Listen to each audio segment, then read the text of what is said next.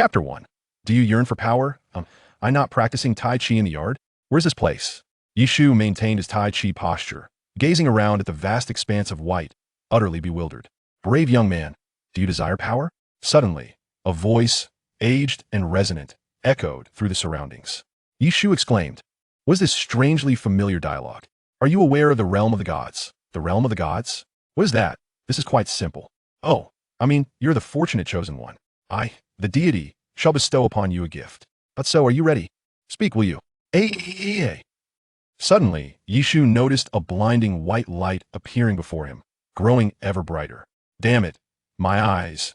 Then a whirlwind of sensations engulfed him, and Yishu gradually lost consciousness.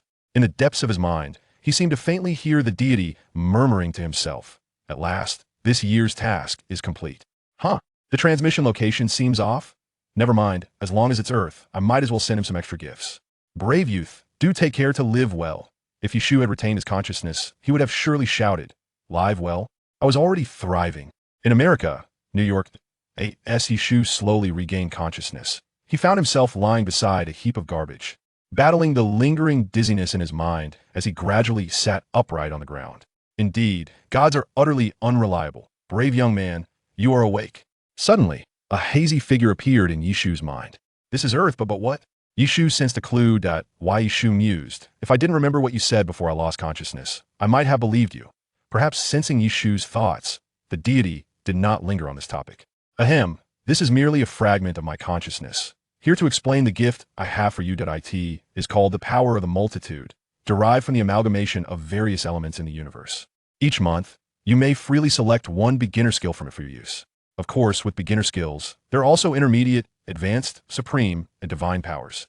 Except for beginner skills, the others can only be obtained through a lottery. Additionally, each month you have one free lottery chance, and you may also expend money to participate. As a responsible deity, I will grant you 2 extra beginner skills to choose from each month." How delightful, is it not? To discover the available skills, simply calm your mind and think of the power of the multitude. You shall see. Now, brave young man, live well. Hey. What does live well mean? You still haven't told me which Earth this is. Truly, utterly unreliable. After some time, Yishu's dizziness subsided. He focused on the power of the multitude. Suddenly, he found himself seeing a book materialize in his mind, its cover emblazoned with the title "The Power of the Multitude." Flipping through it hastily, Yishu discovered that the skills within were categorized into various domains: cultivation, immortal practices, secret arts, magic, special abilities, bloodlines, and daily life skills. Among these, the daily life skills encompassed an array of practical talents, even including peculiar skills like the 18 techniques of enchanting women. Disregarding the oddities, Yishu noted that while he could not select skills beyond the beginner level, he could still view them. He discovered that utilizing intermediate, advanced, and supreme skills came with requirements, and divine power was even more stringent. For instance, the advanced skill, Purple Sky Divine Thunder from the cultivation category, required proficiency in any intermediate cultivation technique to reach 50 with the maximum proficiency for all skills being 100. Utilizing an intermediate cultivation technique necessitated proficiency in any beginner cultivation technique to reach 100. Moreover, it seemed that proficiency correlated with the skill's potency. That deity didn't mention the proficiency requirements truly. The promotional aspects are riddled with pitfalls. With a mindset that cultivation is the true path, Yishu opted for a beginner cultivation technique, the Dragon Soaring 9 Turns, intending to solidify his foundation first. After all, the years spent reading novels were not in vain. Personal strength is of utmost importance. Why not choose an immortal cultivation technique? Because it required Yishu to possess a celestial body, which is an intermediate skill that demands proficiency in any cultivation technique to reach 95. So, do you think becoming an immortal is an easy feat?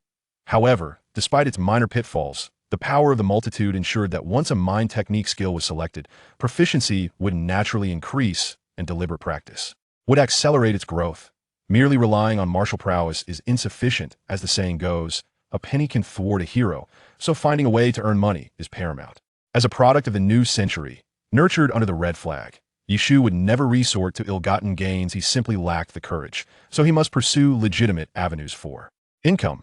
Fortunately, that deity had managed Yishu's identity in this world quite well. An orphan of Chinese descent, bereft of parents and inheritance. Well, let's call it adequate. To ensure his survival, Yishu selected a beginner chef skill from the daily life category, perfectly suited for a connoisseur of culinary delights. All set, Yishu stood up, invigorated, and gazed up at the sun overhead. Damn, it's blinding. Lowering his head to rub his eyes, he suddenly realized a serious problem. He didn't recognize the way.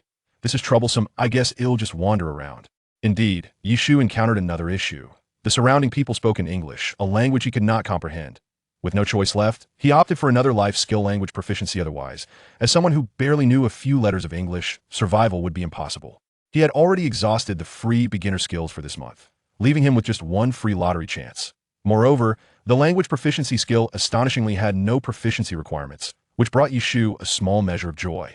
Fortune smiled upon him, emerging from the garbage-strewn alley. He turned a corner and found a fast food restaurant. Although such establishments abroad typically serve either hamburgers or pizzas, Yishu decided to inquire nonetheless. "Welcome. What would you like to eat, sir?"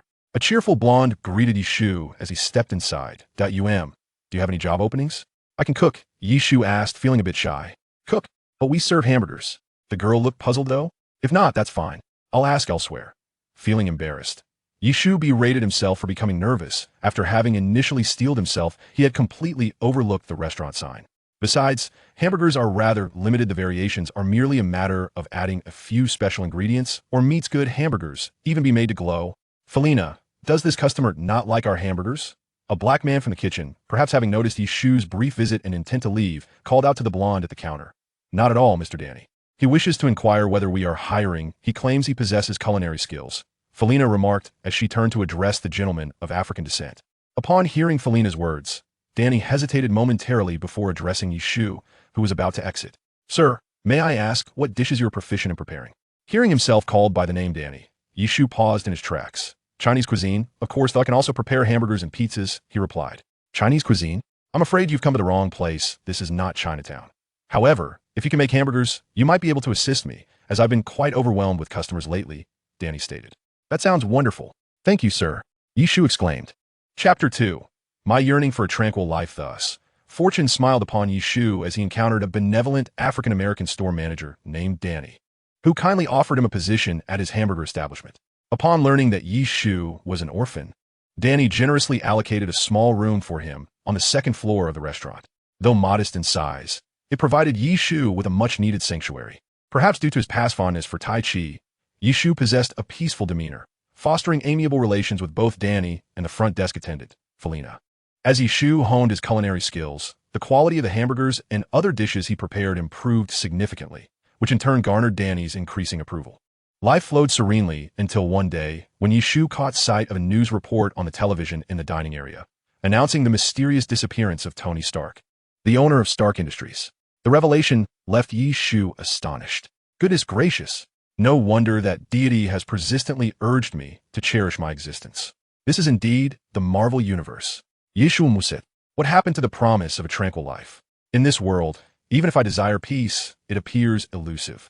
As for Stark's predicament, Yishu recalled that in the films, he managed to escape on his own and subsequently became Iron Man. However, such grand affairs felt distant to him, for he was merely a humble cook in a fast food establishment. "Felina, the meal at table 3 is ready," Yishu announced as he completed the hamburger and placed a box of fries onto the tray. "All right," she replied cheerfully.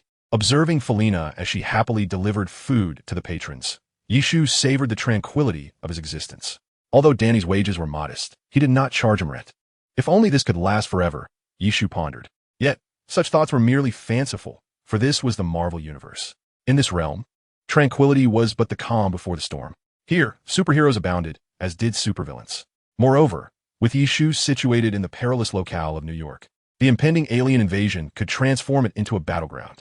As Yishu continued his training, the prowess of the dragon, rising 9 revolutions technique, began to manifest. He noticed a significant enhancement in his physical attributes, including his senses, while the energy within his dantian steadily grew stronger. "Hey, I feel like you've grown taller. Is that just my imagination?" Felina remarked during a lull in their conversation. "Perhaps so. I've been eating well lately, and being young, I might still have some room to grow," he replied. "Really? What do you think you could grow?" Felina asked, her face aglow with a smile. Despite her innocent appearance, which might deceive strangers, Felina exhibited a playful spirit with those she knew well, often teasing Yishu. Yet he understood that this was all in good fun between friends. Whether Felina harbored any deeper feelings remained a mystery known only to her. At that moment, Danny, the boss, was mostly seated in the dining area. perusing the newspaper while listening to their banter with a smile. Occasionally, he would interject with a few words when Yishu became flustered by Felina's playful jests. It cannot be entirely blamed on Yishu, for he was merely an inexperienced fledgling, lacking the resources to practice his skills. Otherwise, he would not have been alone in the courtyard practicing Tai Chi at that moment. A hooded man entered the shop. "Good day. May I offer you something to eat?" Felina greeted the guest with her customary warmth. However, the hooded man abruptly drew a pitch-black handgun from his pocket. "This is a robbery. Hand over the money." To be candid, standing at the front counter alongside Felina, Yishu's expression was somewhat peculiar, as his mind immediately conjured several methods to subdue the man as soon as he brandished the weapon. This bordered on the metaphysical. Although Yishu had practiced Tai Chi, it was merely for health, and throughout his life, he had been the one to cower and fall to the ground during fights. "I say, my friend, are you in a bit of a financial bind, or what? Why rob our fast food joint instead of the jewelry store across the street?" Yishu began to jest with the hooded man, feeling a sense of assurance. "Shut your mouth and hand over the money," the hooded man retorted, advancing and pressing the gun against Yishu's head. Felina, terrified, covered her mouth with her hands, too frightened to scream. Meanwhile, the owner, Danny, dared not make a move, acutely aware of the gun in the assailant's possession. "Hey, I'm saying, buddy, calm down. Look, I'm unarmed," Yishu said, raising his open palms. In that fleeting moment, as the hooded man noticed Yishu's hands, Yishu swiftly unleashed his internal energy, grasping the man's gun hand with remarkable speed. The hooded man instinctively attempted to pull the trigger, but to his dismay, he found it impossible to do so. Yishu's grip had effectively pinned his thumb against the trigger. Subsequently, the hooded man was horrified to discover that his hand felt as if it were ensnared by steel. Utterly immobile, seizing the opportunity amidst the man's astonishment, Yishu decisively yanked him forward, delivering a swift chop to the back of his neck with his left hand. The hooded man immediately felt darkness envelop him and succumbed to unconsciousness.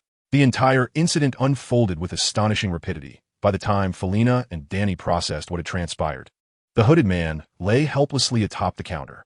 "Oh, my God, Yitian, Iman, Chinese Kung Fu?" Danny was utterly stunned. Felina, on the other hand, gazed at Yishu with admiration. She had witnessed the scene most clearly. In less than a breath, a gun-wielding assailant had been deftly subdued by Yishu, which was undeniably impressive for a young woman in her early 20s. The subsequent events followed the usual protocol for reporting the incident, devoid of any further drama. However, after the police had departed, Yishu found himself besieged by inquiries from Danny and Felina. Typically, he presented himself as an ordinary young man, with decent culinary skills and a touch of shyness. The revelation that he was a martial arts expert astonished Felina as if she had stumbled upon a new world, leading her to incessantly bombard Yishu with questions. What Yishu did not realize was that, although his use of internal energy had been brief, it had not gone unnoticed. The Bureau of Strategic Homeland Defense and Logistics reported a brief anomaly in energy waves detected in New York. Were the energy readings not substantial and rather ephemeral, merely an enigmatic energy? Regardless, it is likely the handiwork of some amateur scientist tinkering with inventions. So let us simply document this energy fluctuation for now. Chapter 3. Life Disallows Serenity. Following the recent robbery, for the sake of his own safety, Yishu decided to utilize the lottery. Though termed a lottery, it was essentially a page from the collective power, featuring the two prominent characters for lottery. A mere thought sufficed to activate it, devoid of extravagant effects or ostentation. 3 seconds later, the outcome materialized directly in Yishu's mind. The thunder control technique. An intermediate skill encompasses 6 thunder manipulation methods: palm thunder, lightning ball, thunder escape, heavenly thunder armor, summon lightning, and thunder domain. Except for thunder domain, the other techniques demand little proficiency in the heart method. Yishu felt fortunate. At least it was not a top-tier skill laden with excessive prerequisites. Moreover, as he was currently cultivating the dragon soaring 9 turns heart method, executing the techniques of the thunder control technique posed no challenge. Recently, Yishu distinctly noticed the increasing frequency of sirens outside the store and on the television news. A figure clad in a tight red suit could occasionally be seen swinging through the city. However, Yishu harbored little interest in such matters. Although he was a transmigrator, he had no desire to draw attention to himself. His aspirations were simple: to safeguard those he cared for during the impending chaos. As for becoming a superhero, he regrettably acknowledged that the author had bestowed upon him a rather mundane role, and he had no intention of resisting it. That evening, Yishu sat cross-legged on his bed, continuing his practice of the dragon soaring 9 turns heart method. Just as his proficiency increased from 49 to 50, he sensed the true energy in his dantian beginning to stir restlessly. What is happening? Is this heart method a counterfeit? Despite feeling tense, Yishu remained unfazed, maintaining his position on the bed. It was not that he was unwilling to move. Rather, he found himself incapable of doing so. As the true energy grew agitated, Yishu lost control over his body. Oh no, this is it. After what felt like an eternity, Yishu observed that the true energy in his dantian was compressing at a visible rate, gradually coalescing into a small orb about the size of pinky fingertip, radiating a golden glow. What is this? Golden core stage? What about foundation establishment? What about chi refinement? Yishu gazed at the diminutive golden orb, rendered speechless. Eventually, he discovered he could regain control over his body. Although this diverged somewhat from his expectations, the sensation was nonetheless quite agreeable. Yishu distinctly perceived a significant enhancement in his capabilities. Indeed, this phenomenon was decidedly unlike the ostentatious and flamboyant exploits he had anticipated. Unbeknownst to him, the formation of the golden core and the agitation of his true energy, imperceptible to most, had nonetheless attracted the attention of a select few. National Strategic Defense Attack and Logistics Support Bureau. A substantial energy fluctuation has been detected. The system is currently matching. Energy intensity suggests a superhuman. Report has been filed. Seated at his desk, Nick Fury gazed somewhat exasperatedly at the plethora of documents before him, pondering whether his appointment as director was indeed a wise choice. Phil Coulson, please come to my office. Director, is there something you need? This is a report on a suspected new superhuman that was just uploaded. Could you investigate it? All right. But when Coulson glanced at Nick Fury's desk, cluttered with documents, he suddenly felt a sense of relief. On the streets of New York, people donned their suits, hurrying along the path of life and livelihood. Occasionally, they would toss a few coins to street performers, a gesture to demonstrate their economic prowess. Not far from a fast food establishment, Coulson sat in his car, perusing the information in his hands. The documents meticulously detailed the supernatural phenomena, along with some conjectures. It appeared that the target was indeed the hamburger shop. It was a perfect opportunity to grab a bite, and he hoped the food would be palatable. As Coulson pushed open the door to the hamburger shop, he noticed a man and a woman behind the counter engaged in conversation. These two were none other than Yishu and Fei Lina. Given that it was a weekday and not a meal time, leaving the shop devoid of customers. Upon seeing a patron enter, Yishu greeted him with a smile. Hello, may I take your order? What specialties do you have? This is my first time visiting your establishment. For specialties, we have a newly introduced huaxia rigiamo, which is somewhat similar to a hamburger. Yishu replied with a mysterious smile. Oh, Yuexia cuisine? I'll have one to try. Coulson's interest was piqued upon hearing about the huaxia food. As an agent, he was well aware of the allure of such delicacies. All right, please hold on a moment, Yishu said before heading to the kitchen to prepare the rigiamo. Coulson surveyed the modest fast food joint, its typical American decor lacking any distinctive features, making it hard to believe they offered huaxia cuisine. With a customer present, Fei Lina felt it inappropriate to join Yishu in the kitchen for a chat, so she sat beside the counter, casually flipping through a magazine. Coulson, however, was curious to observe the activity in the kitchen, for in his experience, the woman reading the magazine was unlikely to be the person he sought. Before long, Yishu emerged from the kitchen, presenting a freshly made rigiamo on a plate. Sir, you are the first customer to try this dish.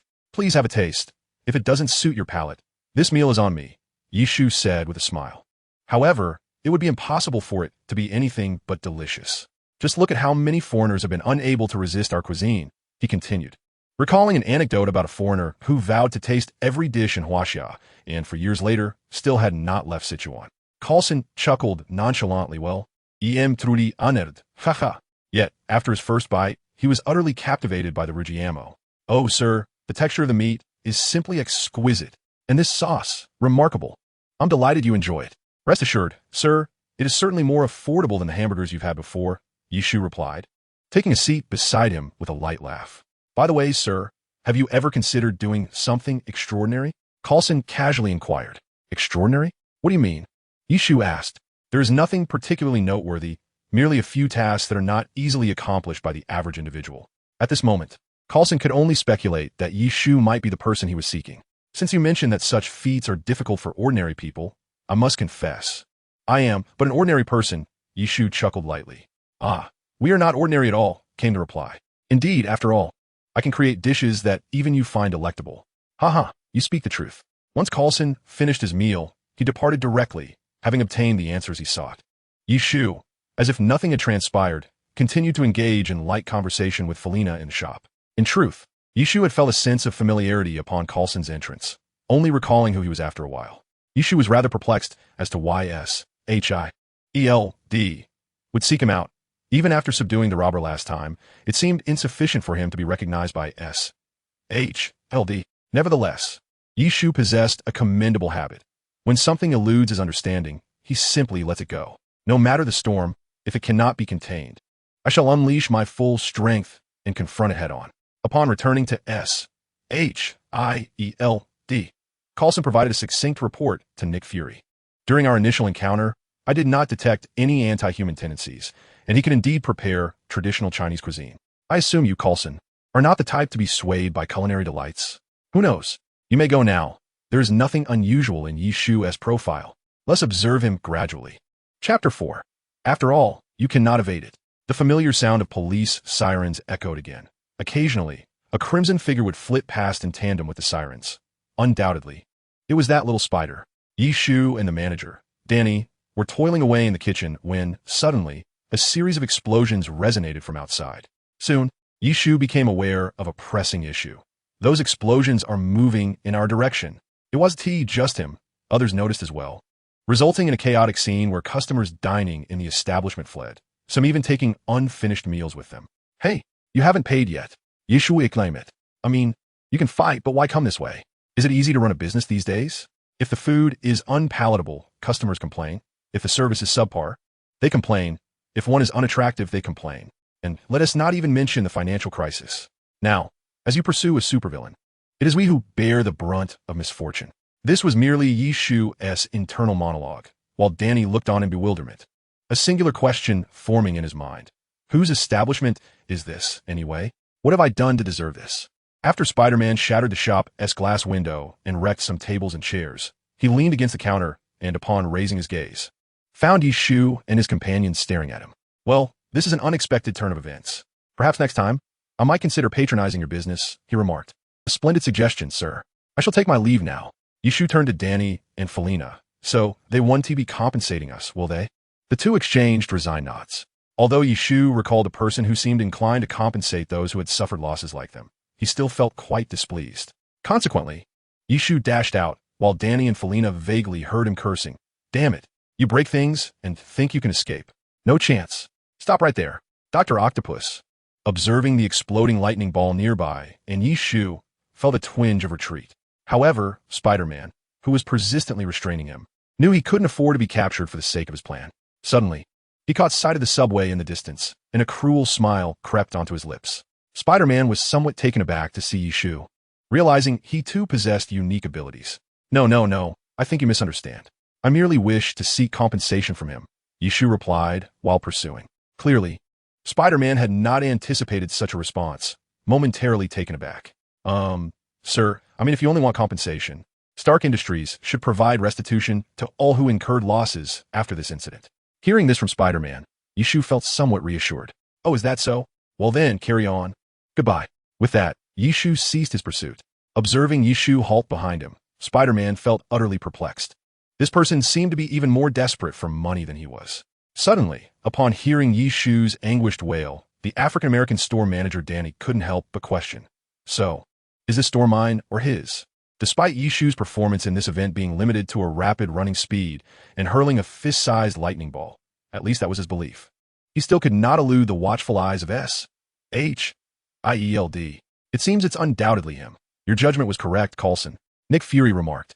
Watching the video, which captured Yishu throwing the lightning ball, you should approach him again. First ascertain whether he is a mutant, then we can discuss the next steps. Understood, sir. Coulson glanced at the towering stack of documents beside Nick Fury's desk, pondering whether they should recruit him into S.H.I.L.D. For the time being, he decided against it, as there were too many pressing matters at hand, primarily concerning Stark, who had remained unresponsive thus far. All right, you may go now. Yes. Chapter 5. I refuse to believe it. The familiar wail of police sirens echoed, occasionally accompanied by a fleeting red figure, undoubtedly that little spider. Yishu and manager Danny were bustling in the kitchen when they suddenly heard a series of explosions erupting outside. Quickly, Yishu realized a troubling fact. What the hell? It's moving towards us. In truth, he was not alone. Others had noticed as well, leading to a chaotic scene where customers dining in the establishment fled, taking their unfinished meals with them. Hey, you haven't paid yet. I mean, you can fight, but why are you coming our way? Is it easy to run a business nowadays? The food was poorly prepared, leading to customer complaints about the subpar service. The aesthetic appeal was lacking, prompting further grievances. Moreover, amidst the looming financial crisis, it seemed that the burden of these misfortunes fell upon the patrons. In a moment of reflection, Yishu muttered to himself, while Danny, perplexed, gazed at him, pondering the ownership of the establishment. Had he inadvertently offended someone? After Spider-Man shattered the storefront's glass and damaged some furniture, he found himself leaning against the counter, only to meet the gaze of Yishu and his companions. Well, this is unexpected. Perhaps I shall consider aiding your business in the future, Yishu remarked. A commendable suggestion, sir.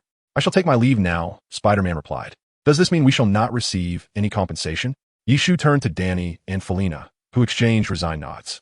Although Yishu recalled someone who often compensated individuals like them for their losses, he still felt quite aggrieved. Consequently, he dashed outside, with Danny and Felina faintly hearing his exclamations. How dare you run after causing damage? Halt right there. Dr. Octopus observed the explosive lightning sphere nearby, and Yishu, feeling a pang of retreat. However, Spider-Man was persistently obstructing him. He could not afford to be captured, not when his plans were at stake. Suddenly, he caught sight of the subway in the distance, a cruel smile forming on his lips. Spider-Man, taken aback to see Yishu, realized he too possessed unique abilities. No. I believe you're mistaken. I merely seek compensation from him, Yishu explained while pursuing Spider-Man. The latter was momentarily taken aback by Yishu's assertion. Sir, I meant to say that if you are solely after compensation, Stark Industries will likely reimburse all affected parties after this incident. Upon hearing Spider-Man's words, Yishu felt a slight sense of relief. Is that so? Very well then, carry on. Farewell, he replied, ceasing his pursuit. Observing Yishu stop in his tracks, Spider-Man felt a mix of exasperation and disbelief, as if Yishu appeared even more financially strained than himself. Suddenly, the bewildered store manager Danny pondered again. So, whose establishment is this? Mine or his? Despite Yishu's performance in this incident, characterized by swift running and the throwing of a fist-sized lightning sphere, at least that was his perception, he could not evade the watchful eyes of S. Akka, is undoubtedly him. Your assessment was correct, Coulson, Nick Fury stated, watching the footage capturing Yishu hurling the lightning sphere. Make further contact with him. Ascertain whether he is a mutant. We shall address subsequent matters later. Understood, sir. Coulson glanced at the towering stack of documents on Fury's desk, contemplating the potential of incorporating Yishu into SHIELD. For the time being, I shall not consider it, as I have too many pressing matters at hand. Primarily, I have yet to receive any news from Stark. So, you may proceed for now. Yes. Chapter 6. A Tranquil Existence. How wonderful. In truth, during quieter times, Felina had a phase where she persistently urged Yishu to teach her Chinese martial arts. However, Yishu explained that such disciplines must be practiced from a young age, and Felina's current age was no longer suitable for that endeavor. This revelation did manage to quell her enthusiasm, albeit only slightly. The daily hustle and bustle imbued Yishu with a sense of fulfillment. Previously, he had been nothing more than a reclusive individual, with little more than gaming, anime, and novels to occupy his time.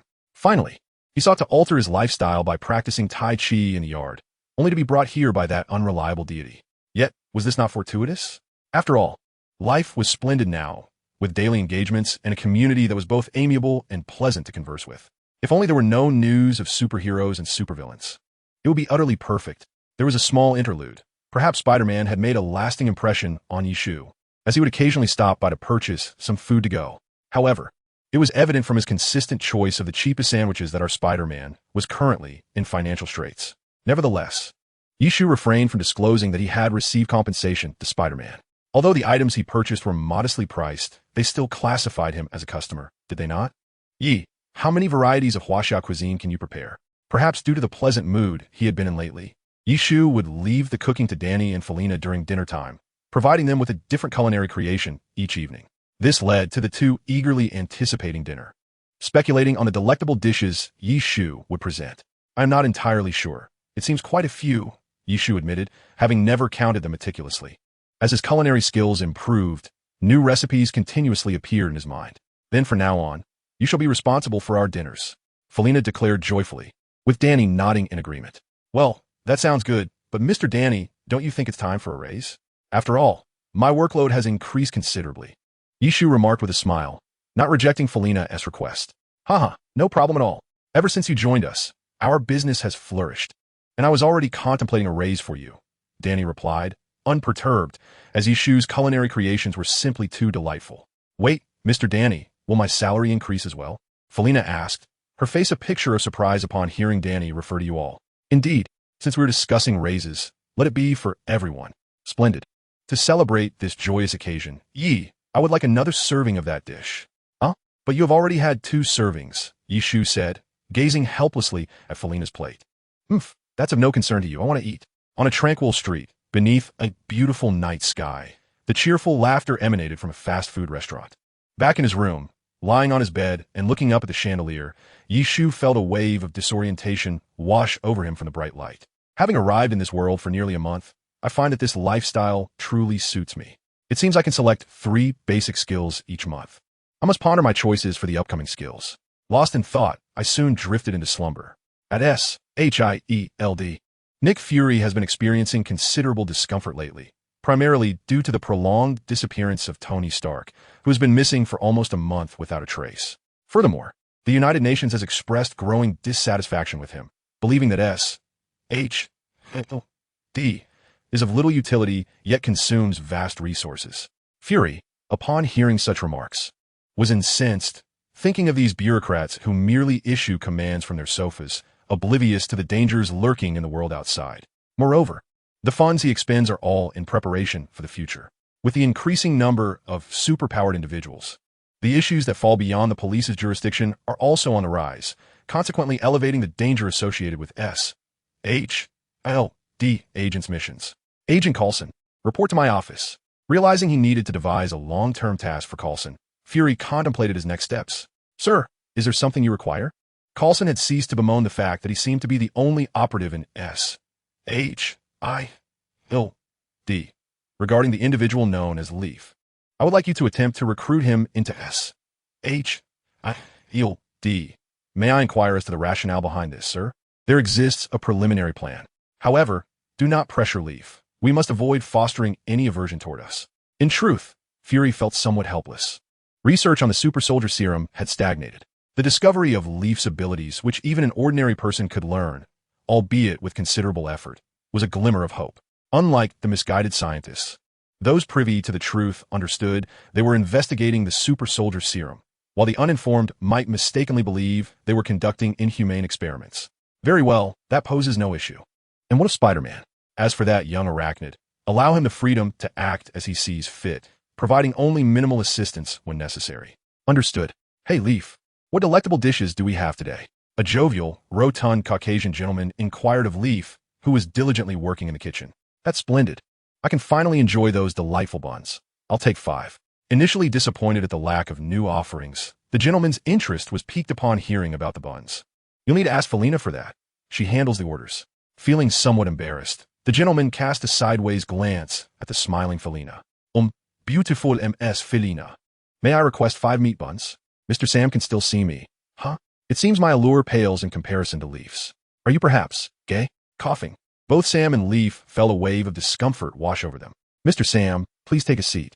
Leaf awkwardly addressed Sam before turning to Felina. Felina, do you still wish to partake in tonight's dinner?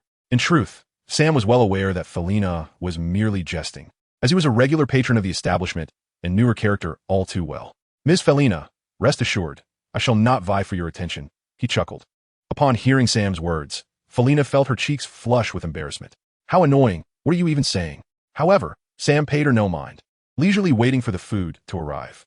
Felina had intended to observe Yishu's reaction, but upon turning her head, she found Yishu engrossed in rolling dough, clearly oblivious to Sam's previous remark. A sigh of relief escaped her lips, yet a tinge of disappointment lingered. Chapter 7. Thus, I may select a life skill once more. Sam, indifferent to the unfolding drama, believed that young people would navigate their own affairs. He decided to focus on enjoying the buns before him. Thus, with Felina lost in her thoughts, the day gradually came to a close. That night, Yishu lay in bed, contemplating the myriad of skills before him. With the stroke of midnight, The next month would dawn. Alas, the abundance of choices proves cumbersome. How was I unaware of my own indecisiveness? Suddenly, he stumbled upon an intriguing skill.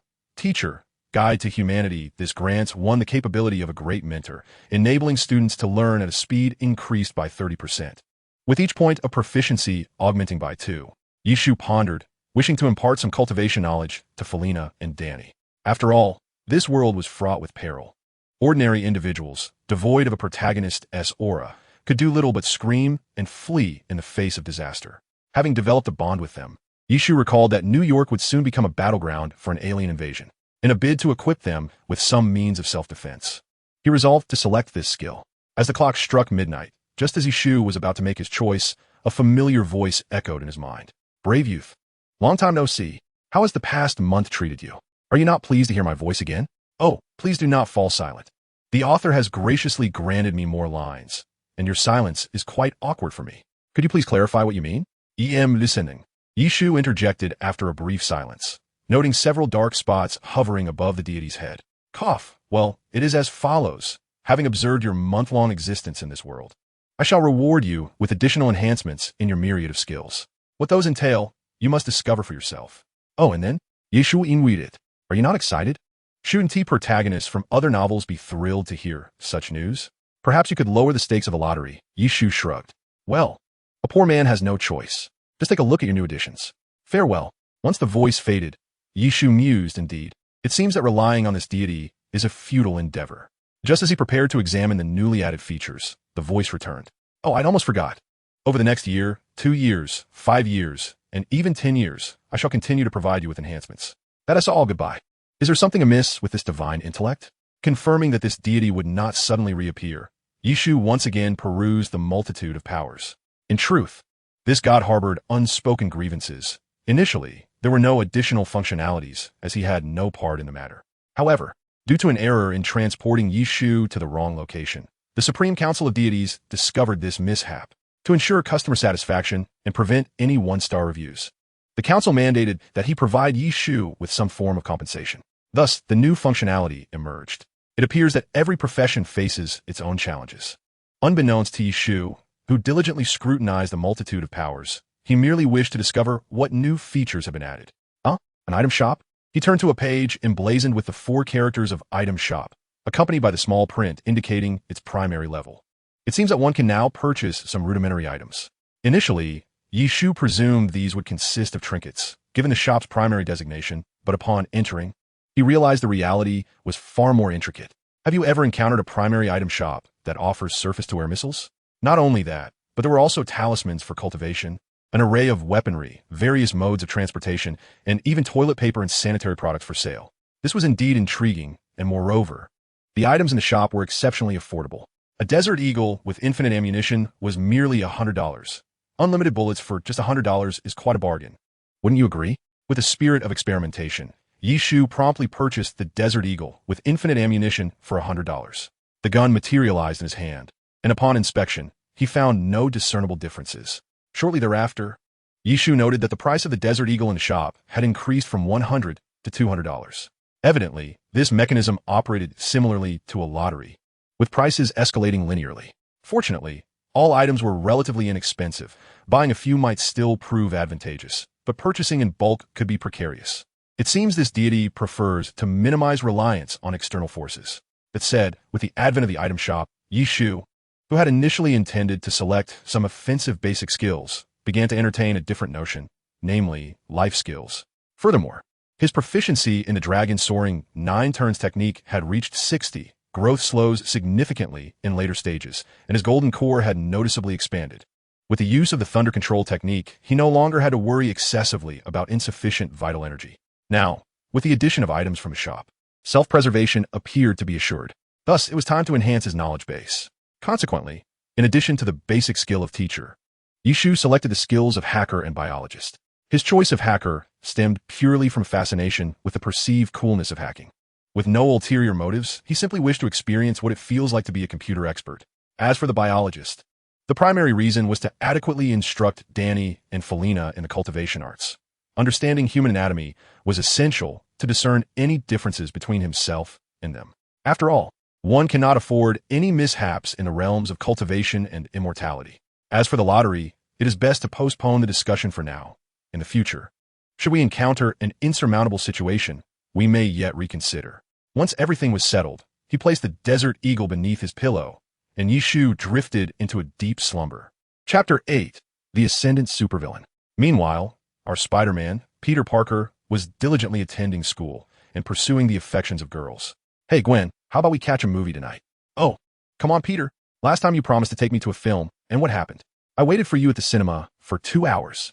That was an unforeseen circumstance, Peter began, but was interrupted by a peculiar tremor emanating from somewhere within the school. Suddenly, a lizard-like creature burst forth from the wall at the end of the corridor. Run, quick, Peter shouted to Gwen upon witnessing the scene. The students in the hallway screamed and bolted towards the exit. This lizard creature was none other than Dr. Connors, whose plans were thwarted by Spider-Man. And upon discovering that Peter Parker was indeed Spider-Man, he sought to eliminate him. Doctor, we need to have a serious discussion. Spider-Man evaded the lizard's claws. Roar. The lizard's roar was abruptly silenced by a web shot from Spider-Man. This seems to be a more effective approach. The lizard, enraged, tore away the webbing from its mouth and lunged at Spider-Man, throwing him against the wall with tremendous force, creating a large hole. You cannot stop me, Spider-Man. In response, a shoe flew towards him, specifically Peter Parker's shoe. As for the battle between Spider-Man and the lizard, Yishu was blissfully unaware, engrossed in conversation with Felina at the shop. Felina, weren't you always saying you want to learn Chinese martial arts? Yes, why? Are you going to teach me? Felina replied, somewhat astonished. Indeed, after closing tonight, I will commence teaching you and Mr. Danny the art of Chinese martial arts. How's that sound? That's wonderful, Yi. Have you spoken to Mr. Danny about it? Not yet. You are the first to know this news. The sight of Felina's joy warmed Yishu's heart inexplicably. Hey, Miss Felina, what brings you such joy today? Let me guess. Is it the charming young man beside you? Just as Sam entered the shop, he caught sight of Felina's elation and decided to tease her. Indeed, Mr. Sam, you have no chance. Felina retorted with pride. Ah, is that so? Fortunata. Sam, unconcerned, being a regular, casually found a seat. Yeah, do you have any meat buns today? Yes, Mr. Sam. Would you like 5 again? Indeed, 5 meat buns, please. Just a moment. Foregoing further chatter with Felina, Yishu entered the kitchen to fetch the buns. At that moment, Sam picked up a newspaper from the stand and began to read. Another monster has appeared in New York. A dinosaur? What a joke. Do they think they're filming a movie? Jurassic Park? As Yishu exited the kitchen with the buns, he overheard Sam's remarks and glanced at the newspaper. It seems to be the creature that appeared on the bridge last night, though it was driven away by Spider-Man. Yishu commented. Such matters do not require our concern, for there are police officers present, not to mention a certain Spider-Man. Yishu expressed his indifference. Indeed, it appears the New York Police Department does not favor Spider-Man, claiming he assaults residents at night. Perhaps Spider-Man simply wishes to do good, albeit with outcomes that may not satisfy the authorities. He chuckled softly. You might be right, he mused. With that, Sam set aside his newspaper and devoted himself to his bowsy. In truth, Yishu's remarks were merely an attempt to slightly alter the public perception of Spider-Man, as he understood that Spider-Man was still just a high school student. Although his well-meaning actions occasionally lead to unfortunate consequences, at least he is a superhero, is he not? Meanwhile, upon hearing the approach of the police, Dr. Connors hastily slipped away from the sewers to avoid jeopardizing his plans. Spider-Man, determined to locate and thwart Dr. Connors, followed suit into the underground tunnels. In the sewers, Peter received a call from Gwen. Peter, where are you? She inquired. I'm in the sewers tracking him. I must stop him before he harms anyone else, but we need the antidote. Do you know how to analyze the serum? That is precisely my job, he replied. Excellent. I need to go to Oscorp and locate the documents on interspecies genetics. It's for the blue serum, document number 12389. Understood. I'll head there right away. With that, Gwen ended the call. As Peter continued his pursuit, he stumbled upon the laboratory of Dr. Connors in the sewers. He observed several empty vials of serum on the table, along with the footage left from the doctor's experiments. Through this footage, Peter learned that the doctor intended to release the serum from the roof of Oscorp, aiming to transform the entire population of New York into lizard people. Meanwhile, the New York police had also detected the presence of a lizard man. Gwen's father, Captain George Stacy, ordered the arrest of Spider-Man. The officers who discovered Dr. Connors immediately opened fire, yet their efforts proved futile. The transformed Dr. Connors exhibited enhanced abilities, and the officers were swiftly overpowered and infected, becoming lizard men themselves. Upon realizing Dr. Connor's scheme, Spider-Man emerged from the sewers and promptly called Gwen. Hey, where are you? Peter, I'm at Oscorp. You need to leave there immediately. I'm working on the antidote. No. Connors will arrive shortly. He requires that dispersal device. He intends to infect the entire city. There are only 8 minutes left, Gwen said, glancing at the countdown on the device.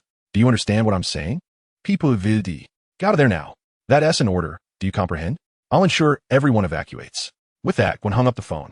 Hello, Gwen. Are you serious? Peter exclaimed in frustration. With no other choice, he raced towards Oscorp at breakneck speed, knowing his girlfriend was in grave danger. However, his conspicuous urgency did not go unnoticed by the police. Immediately surrender, or we will open fire, the officers warned. Their guns trained on Spider-Man as he made his way to Oscorp. Chapter 9. I truly just desire a life of tranquility. Without delving into Spider-Man's situation, it is imperative to mention that the police officers, previously transformed into lizards by Dr. Lizard, have succumbed to the chaotic impulses induced by their monstrous genes, wreaking havoc upon the streets. Although other officers are attempting to manage the crisis, these transformed individuals possess significantly enhanced regenerative abilities, rendering conventional firearms ineffective and resulting in considerable losses for the police force. Meanwhile, Yishu and his companions find themselves in a street under lockdown, prompting the populace to flee. The trio also resolves to vacate the area. What on earth is happening? Why does calamity always strike around our establishment? With the vastness of America, must battles always unfold in our vicinity? Business is already difficult as it is. Indeed, Yishu's lamentations continue, while Danny has grown accustomed to his friend's incessant musings. You all head out first. I'll retrieve something from upstairs. To avert unnecessary complications, Yishu decides to take the Desert Eagle he had previously purchased with infinite bullets, as Danny and Felina are only aware of his prowess in martial arts, oblivious to his electrical abilities. In haste, he ascends the stairs, retrieving the firearm from beneath his pillow. However, just then, a startled cry from Felina echoes from below. Oh my God, get away! You monster! Panic surges within him as Yishu races downstairs at an alarming speed, but he arrives too late. The sight before him renders him momentarily disoriented. Danny lies sprawled in a pool of blood, while Felina is ensnared in the grasp of a lizard man, its claws penetrating her abdomen. Upon catching sight of Yishu, her eyes reveal an ambiguous blend of surprise and sorrow. Release her. In such proximity, Yishu channels his lightning abilities, launching himself forcefully at the creature harming Felina, and conjures a basketball-sized sphere of electricity to hurl at it. This strike, fueled by his fury, sends the lizard man reeling, yet before it can touch the ground, the lightning sphere is already upon it. A blinding flash ensues, vaporizing the lizard man, and leaving the surrounding ground charred by the residual energy. However, Yishu cannot dwell on the aftermath. He hastily lifts the motionless Felina from the ground. Felina, please wake up. Don't frighten me. It seems I can no longer learn martial arts with you. No, Felina, you'll be fine. I'll take you to the hospital.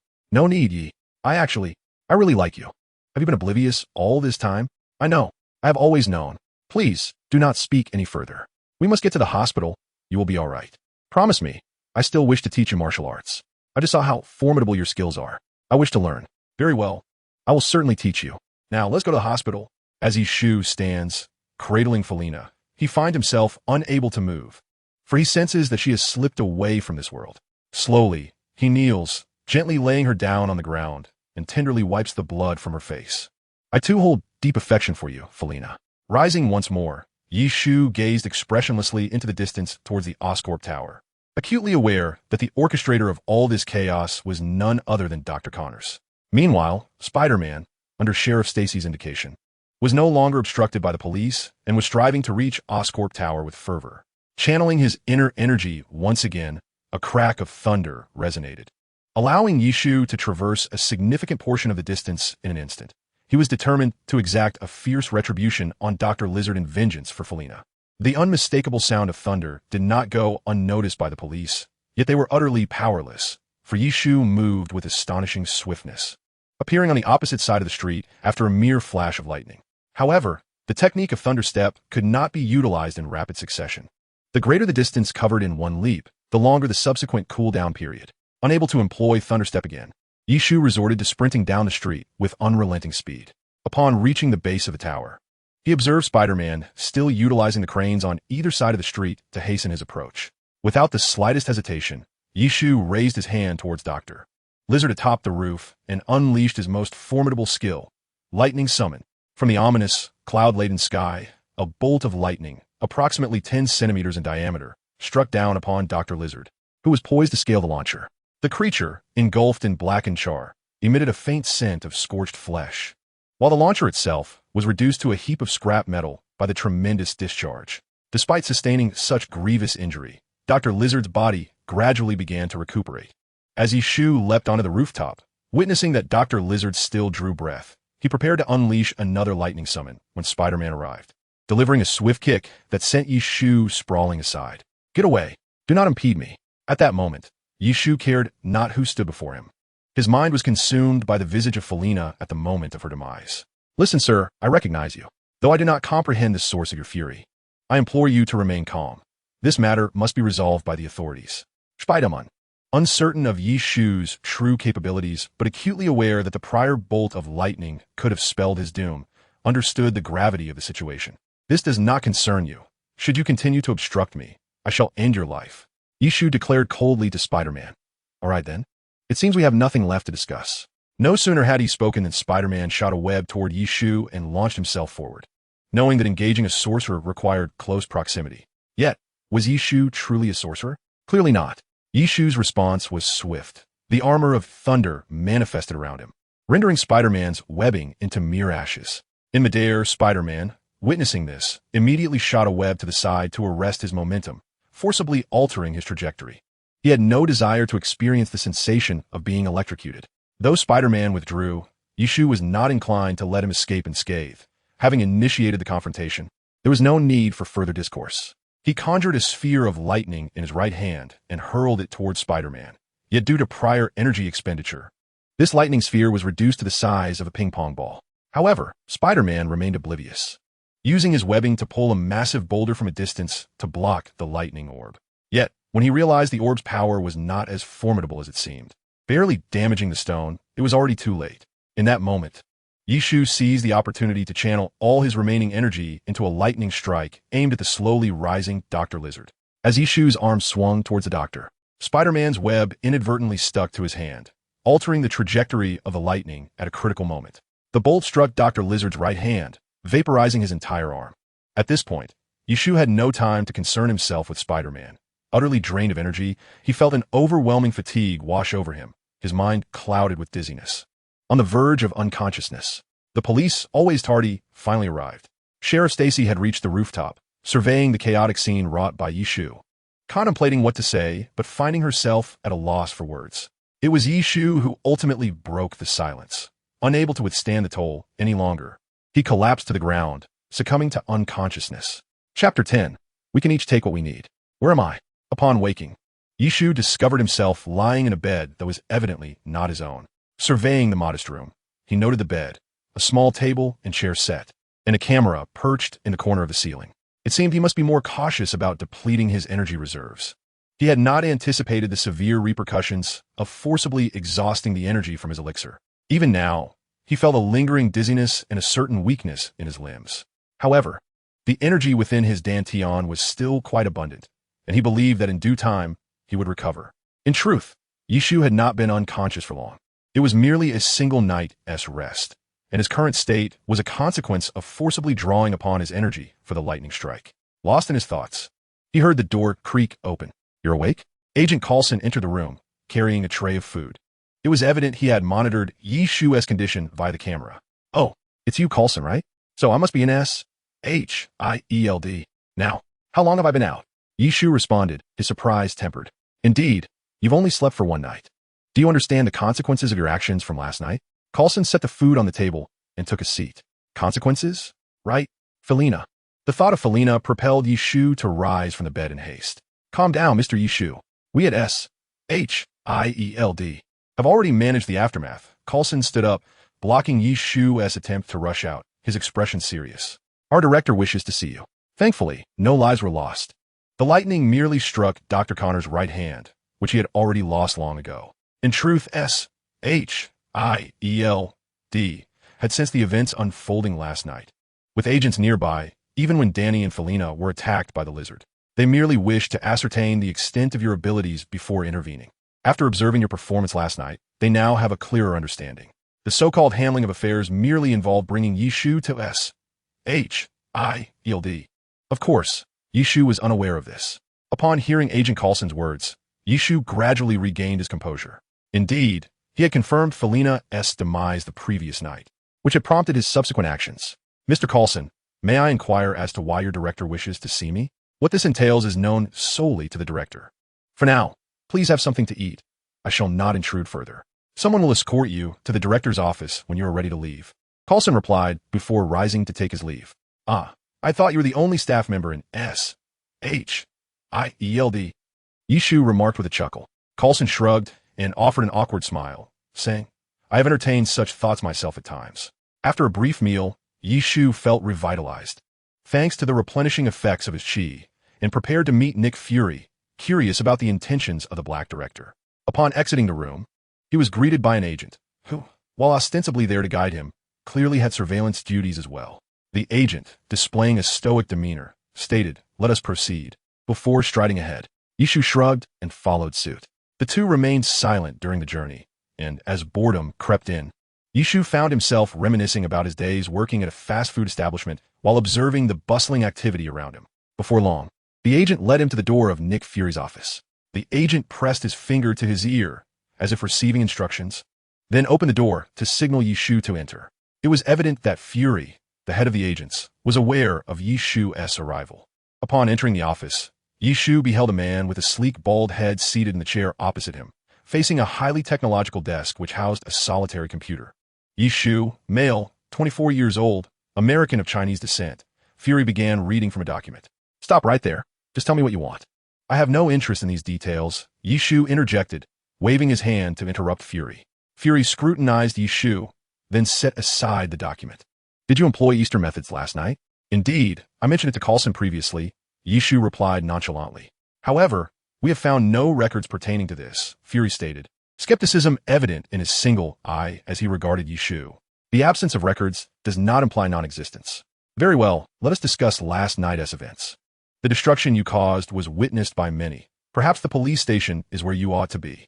But I am currently at S.H.I.E.L.D. Am I not? Yishu retorted. You are astute, yet if you believe S.H.I.E.L.D. is more lenient than the police, you are gravely mistaken. Just as you mentioned, do you think you can retain me? Yishu casually selected a chair in the office. No, based on your conduct last night, I realize I need not force you to stay, Fury remarked, seemingly oblivious to Yishu's actions. Therefore, you have yet to express your intentions regarding my involvement. Working for S.H.I.E.L.D. does not entail being an agent. Rather, I will be contacted whenever my unique abilities are required. Why is that? Is it merely because of the actions you took on my behalf last night? It is a thought that has crossed Yishu's mind, considering S.H.I.E.L.D. is currently in dire need of personnel, especially those possessing extraordinary capabilities like his own. Hearing these words, Yishu was taken aback by the swift response from S.H.I.L.D., which indirectly conferred upon him a significant advantage, one he was reluctant to relinquish. I do expect compensation for my services. After a moment of contemplation, Yishu addressed Nick Fury. We at S.H.I.E.L.D. are never short of funds. Very well, you are indeed affluent. I concede. Suddenly, Yishu felt a sense of ennui, as it seemed his only desires were tied to that establishment and financial gain. Was that truly enough to vex S.H.I.E.L.D.? Clearly it was not. All right then, a mutually beneficial arrangement. However, I must advise against seeking me out for trivial matters, as I reserve the right to decline. Understood. Nick Fury pondered briefly. With that, Yishu stood to leave, but then he seemed to recall something and, with a serious expression, turned to Nick Fury. By the way, is there a vehicle allocation?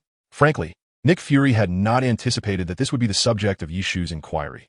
Simply go to the garage and select any vehicle you desire. Very well, farewell. Waving his hand, Yishu exited Nick Fury's office, catching a glimpse of Fury's already darkened expression growing even more somber due to his previous remark. Chapter 11. My store is my indulgence. After inquiring for directions and navigating through a maze to the garage, Yishu found the staff and casually selected a Ford SUV.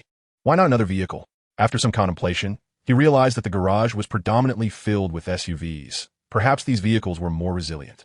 Given the challenging nature of the agent's work environment, where gunfights were an everyday occurrence. Possessing a sturdy and reliable vehicle would undoubtedly provide peace of mind during such encounters. Ahem. Once he had made his selection, the staff provided him with a new phone and a bank card, indicating that this would be the means of future communication. The bank card, needless to say, was for his salary. It appeared Nick Fury had meticulously arranged everything. After parking the vehicle in front of his shop, Yishu opened the door and found that there was no trace of the previous altercation. The interior was furnished with new tables and chairs, precisely mirroring the previous layout. Gazing upon the familiar surroundings, despite the mere passage of a single night, the notion of things of change struck him. Danny and Felina were no longer present. As the first two individuals he had encountered upon arriving in this world, they had bestowed upon Yishu countless unforgettable memories. For a moment, he stood at the threshold, lost in thought for over 10 minutes. Shaking himself from his reverie, he gently patted his face. All right, let the past remain in the past. After taking a deep breath, Yishu proceeded to the kitchen to assess the available ingredients, for he had a business to run.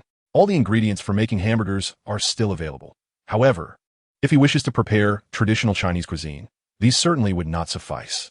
Thus, Yishu resolved to embark on a shopping expedition. Arriving at the ATM, by some strange twist of fate, he inserted his card from SHIELD.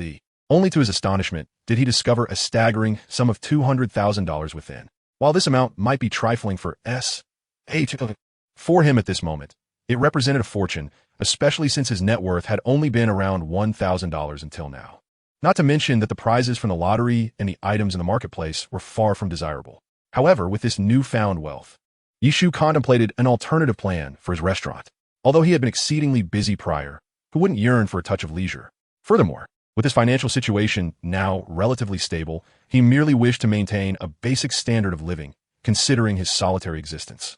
Thus, he decided to offer only dinner at his establishment and to limit the supply, selling whatever he fancied, adopting a relaxed and laissez-faire approach to his business. Yes, it was indeed a matter of laziness. With it still being midday and dinner time far off, Yishu locked the shop and ascended to his quarters on the second floor. There, he noticed the Desert Eagle resting upon the table, and beneath it lay an object. Approaching, he picked it up to find it was a firearm license. Ah, it seems SHIELD has truly taken care of everything. Fortunately, they had not scrutinized the weapon too closely, as the matter of unlimited ammunition would be challenging to explain. Though he was unafraid, some complications were inevitable. Through the events of the previous night, Yishu recognized that his current strength was somewhat lacking. After all, individuals like Dr. Lizard were relatively formidable within the Marvel Universe, and his endurance in combat was rather insufficient.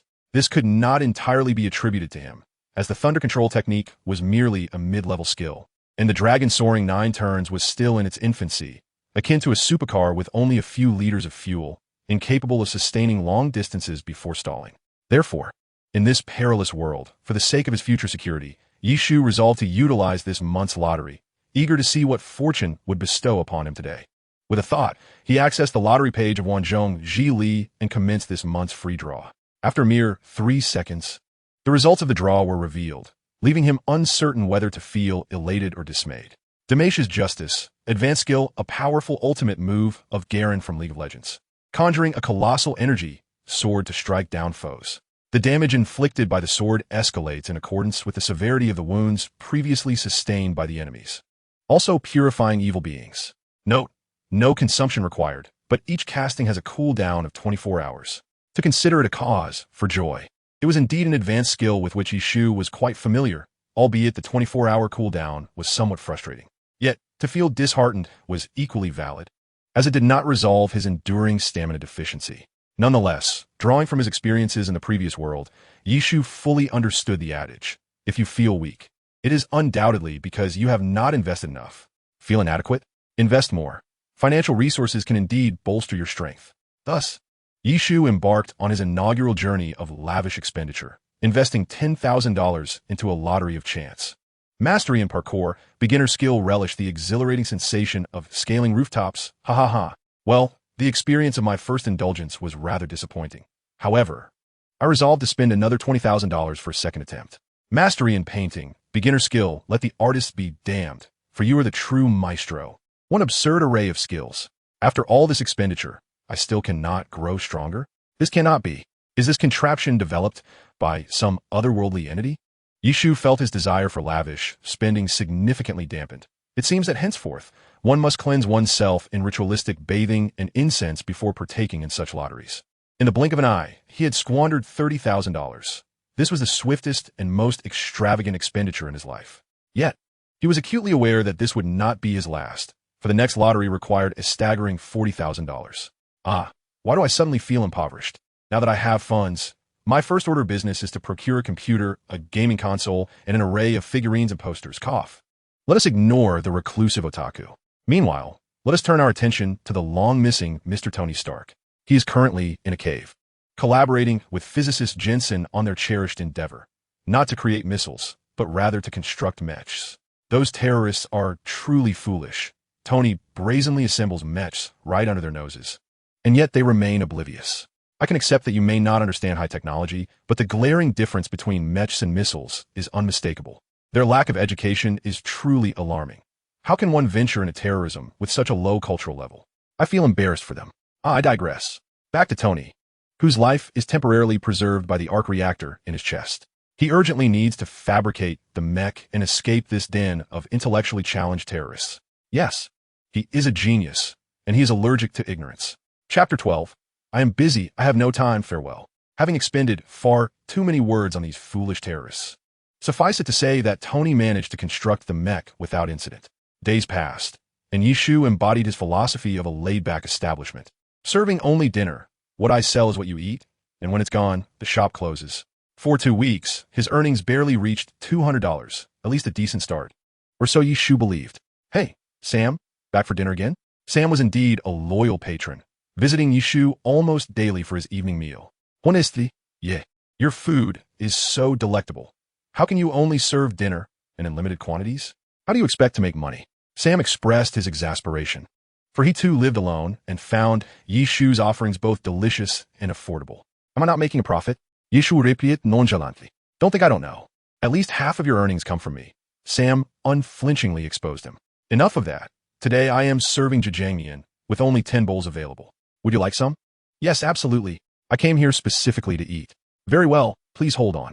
Having spoken, Yishu proceeded to the kitchen to prepare a bowl of fried sauce noodles for Sam. In a short while, he emerged with 2 bowls in hand. Is it buy one, get one free today? You weren't like this before, Sam remarked, somewhat astonished. No, this is also my dinner. Since we are both solitary souls at the moment, would you mind dining together? Yishu replied with a smile. Of course I wouldn't mind. Sam paused, then added, I apologize for bringing up sad memories. It's quite all right. As you can see, I'm doing just fine, Yishu reassured him, taking a seat across from Sam and handing him one of the bowls along with a fork. I suggest you learn to use chopsticks, as this dish is traditionally eaten with them. Enough of that. Spare me. I simply cannot master those things. I find forks to be quite satisfactory. With that, Sam picked up the fork and began to eat the fried sauce noodles. Just as Yishu was reminiscing about the past, his phone rang. Excuse me, I need to take this call. Noticing it was S.H.I.L.D. calling, he apologized to Sam and made his way to the kitchen. Hello, what can I do for you? He answered, his expression devoid of emotion. We have a mission that requires your assistance, came Coulson's voice from the other end. Is it regarding a superpowered individual? No, it's not that. We need you to rescue someone. Apologies, but I'm currently busy during business hours. I must decline. After delivering a trio of rejections, Yishu hung up the phone. On the other end, Coulson was met with a busy signal, feeling powerless, while Nick Fury, standing nearby, had anticipated this outcome. If he is not going, so be it. Let the military deal with this headache, he mused. In truth, Nick Fury had hoped Yishu would assist in rescuing Tony Stark, but it seemed he was not inclined to help. Nick Fury understood. After all, this was a military matter, and S.H.I.L.D. had already extended a generous offer of assistance. Had Yishu known that the person in need of rescue was Tony Stark, he might have given it careful consideration, particularly since Stark was quite affluent. Stepping out of the kitchen after hanging up, Yishu noticed that Sam had finished his meal. Hey, the main reason is that this dish is simply delectable. What was that call about? But if it's not convenient to discuss, feel free to skip it. Sam grinned, showing no hint of embarrassment. Nothing significant, really. Just someone offering to send me money, which I have no intention of accepting, Yishu replied as he resumed eating. Oh my God, you must be joking. Someone is offering you money? If that were true, I'd eat this bowl. Sam clearly found it hard to believe. Upon hearing Sam's last remark, Yishu looked up at him with a glint of mockery and pity in his eyes. Why are you staring at me like that? Sam felt somewhat unnerved by Yi Shu's gaze. Ahem, it's nothing. I was merely contemplating what expression you would wear while eating that bowl. Huh, trust me, that day will never come. It is quite incomprehensible for an ordinary person like Sam to fathom the life experiences of Yi Shu. Who would have imagined that the individual preparing meals for himself each night was, in fact, a superhuman with ties to S.H. L.D.? Would you care for another bowl? Yi Shu had no intention of delving deeply into this matter with Sam, as he wished to keep this ordinary man uninvolved. No, I cannot indulge in such delectable food all at once. What? What did you just say? Are you certain those words came from your lips? Yi Shu gazed at Sam's plump figure, unable to reconcile how he could utter such a statement. After speaking, Sam placed his money on the table and waddled out, his ample form swaying as he departed. Yi Shu stared at the bowl, licked clean, unsure of what to say. The establishment was devoid of patrons. Sam was the sole customer, yet Yi Shu had no intention of closing early today. Holding his chopsticks, he savored his noodles, while the once bright lights now appeared dim. Meanwhile, the military was tirelessly searching for Tony's whereabouts. Tony, on the other hand, had received an ultimatum from terrorists demanding the completion of missile production by the following morning. Fortunately, with the assistance of Ensign, the armor was nearing completion, awaiting the day's end to escape this wretched place. He had an imperative task to undertake, one that could not be overlooked. Chapter 13, Another Flyer in the Sky. It was only on the following day's news that Yi Shu learned of this development. His initial reaction was, well, it seems another flyer has joined the ranks. What a troublesome world we inhabit. Although Yi Shu had acquired a rather satisfactory ability through a lottery, energy absorption, imperfect, intermediate skill derived from Sebastian Shaw of the X-Men. It allows the user to absorb any form of energy for personal use, with a cap not exceeding 300 times one's maximum energy. And the absorbed energy gradually dissipates after 5 minutes. In other words, since all of Yi Shu's abilities were bestowed by the collective power of the masses, he could replenish his own vital energy through energy absorption. The underlying principles of this phenomenon elude him. Despite the imperfection of this energy absorption skill, it has the advantage of not being classified as an XG mutation. Thus, Yi Shu, even with this ability, remains a non-mutant. As for the 3 elementary skills, Yi Shu began to gradually address his shortcomings. Master of Combat, elementary skill U, proficient in various martial arts, are a veritable nemesis to ordinary individuals. Driving proficiency, elementary skill navigating a vehicle is a trivial matter. With enough audacity, you could pilot a spacecraft. Lightness technique, elementary skill a spell that reduces body mass, lasting for 10 seconds with a 20-second interval between uses. The choice of the lightness technique stemmed from Yi Shu's inability to fly. The interval for thunderous steps was excessively lengthy, and vehicles in the Marvel Universe are notoriously volatile, prone to explosion with the slightest carelessness. Thus, there are times when one must rely on their own 2 feet, especially considering the potential of falling from the sky. Wouldn't you agree? After a period of relentless effort, Yi Shu has finally achieved a proficiency level of 89 in the Dragon Soaring 9-turn skill. Perhaps today he will break through to level 90, as he can distinctly feel the increase of true energy within him. However, his culinary skills have stagnated due to his habitual laziness, resulting in Dragon Soaring 9 turns becoming his most mastered skill. He wonders what it would be like upon reaching a proficiency of 100. Without much hesitation, Yi Shu resumes his meditation practice, which is not particularly challenging. He simply needs to sit in stillness, and, if fatigue sets in, he can always rest. In the latter half of the night, a tremendous vortex of energy forms around Yi Shu, with him at its center, and the visible energy swirls around him at an accelerated pace. Unfazed by this phenomenon, Yi Shu recalls a similar occurrence when his proficiency broke past 50, albeit the energy was not nearly as intense then. He remains composed, although he finds himself unable to move. Time passes, and he notices cracks appearing on the surface of the golden elixir within him. Suddenly, the external energy seems to find its mark and swiftly penetrates through these fissures into the elixir. As the energy increases, the cracks expand and multiply. Yi Shu vaguely hears a pop, and the heavily cracked golden elixir finally succumbs to the pressure, exploding within his dantian. The overwhelming energy accumulates, making him feel as though he might burst under its force, yet he remains unable to regain control of his body. Before long, the energy in his dantian begins to collapse, gradually coalescing into a small blue sphere, approximately the size of a mung bean. At this point, Yi Shu is utterly bewildered. Logically, shouldn't the period following the golden elixir lead to the nascent soul stage? Is this peculiar object his nascent soul? This cannot be right. What should he even call it? The blue elixir? As his dantian stabilizes, Yishu examines the strange blue sphere. But no matter how he looks at it, nothing seems particularly remarkable. It feels similar to the previous golden elixir. Yet the energy contained within is more than double that of its predecessor. The dragon's soaring 9-turn skill has advanced from a beginner to an intermediate level, with proficiency now at 90. 1 precise to 1 decimal place. Upon reflection, it seems that gaining an additional 0.1 proficiency now takes longer than previously required for a full point. He decides to take it slow, not wanting to dwell on the confusion. Yishu opts not to continue his cultivation, as the recent breakthrough has been quite taxing. Sitting on his bed, he contemplates that such explosive energy surges during each breakthrough are impractical. He resolves to seek a formation within the myriad forces to shield against such disturbances in the future. After a quick shower, he lies down and falls asleep. Given the magnitude of the disturbance, it goes without saying that Shield must have detected it. Upon learning that Yishu is likely the cause, they refrain from further investigation. However, the intensity of this energy is significantly greater than the last, prompting Nick Fury to take a keener interest in Yishu. During the day, Coulson received a task concerning Tony Stark to engage with Pepper and schedule their next meeting. It appears that Shield still harbors some intentions regarding Tony Stark. Following a press conference, Tony secluded himself in the underground laboratory of his villa, diligently refining his suit of armor. Having narrowly escaped death, the sight of numerous weapons produced by his company in the hands of terrorists, resulting in the deaths of countless innocents, compelled him to take action to atone for his past misjudgments. Chapter 14. Guns? I fear no such thing.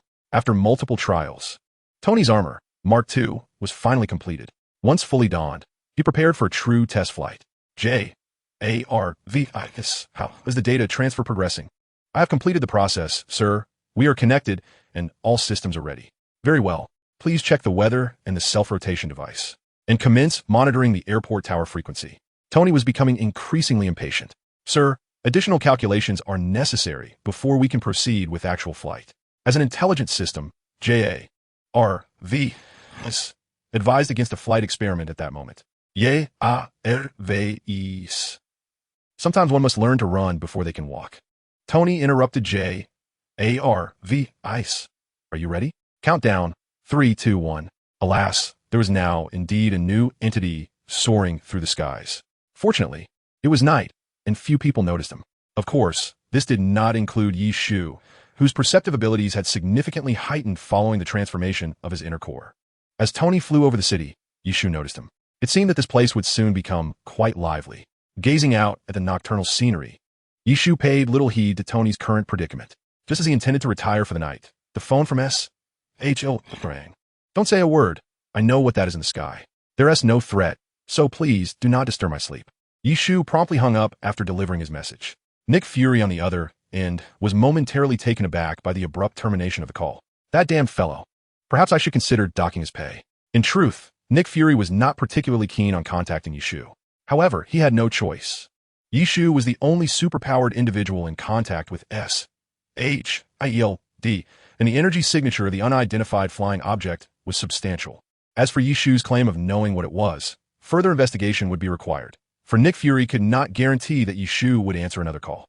Once Nick Fury's call was ended, Yishu felt an immediate sense of relief. Why must they always seek me out? I'm not their caretaker. Yishu suddenly felt a twinge of sympathy for Coulson. It seemed that SHIELD had a dearth of agents. This was not entirely his fault, for among all of SHIELD, Nick Fury's most trusted individuals were only Coulson and Hill. What? You mentioned Yishu? Nonsense. He is merely a hired hand, a mercenary, if you will, who does not even offer a pleasant demeanor to his employer. One might also inquire about Spider-Man. However, he is still in high school, and to SHIELD, Spider-Man remains merely a child. On this evening, Yishu's shop fell victim to a thief. Shortly after finishing a phone call, and just as he was about to drift into slumber, he sensed the presence of someone entering through the ventilation shaft downstairs. What a day it had been!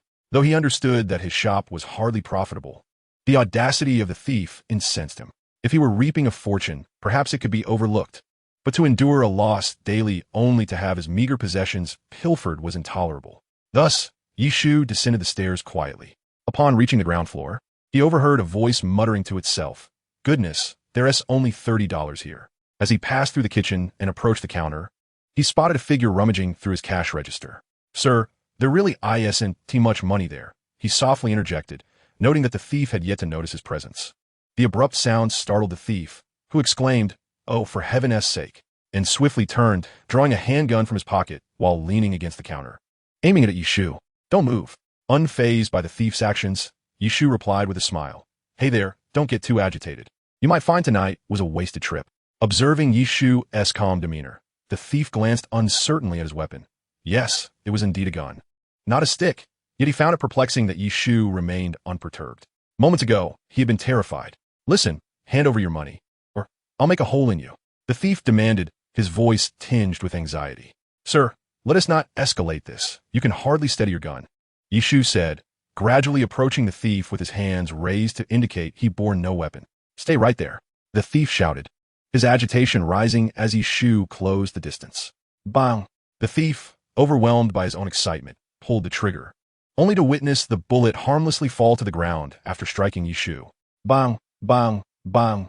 The thief continued to pull the trigger in desperation, yet each bullet, upon contact with Yishu, fell lifelessly to the floor. By now, Yishu had reached the thief, brushing off non-existent dust from his attire. "See? I told you to remain calm. Devil.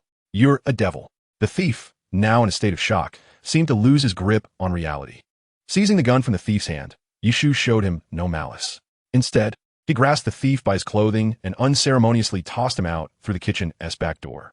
With a casual clap of his hands, he addressed the thief lying on the ground. "If you're hungry, come through the front door when I'm open for business."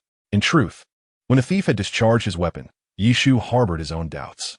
Although his energy absorption ability claimed to assimilate any form of energy, including the kinetic energy of bullets, he was keen to test its efficacy. Now, it appeared the skill functioned as intended. The kinetic energy from the bullets had been absorbed, causing them to harmlessly drop to the ground without inflicting any injury on him, and he felt a slight increase in his vital energy. Yet Yishu also discovered a significant flaw in this skill.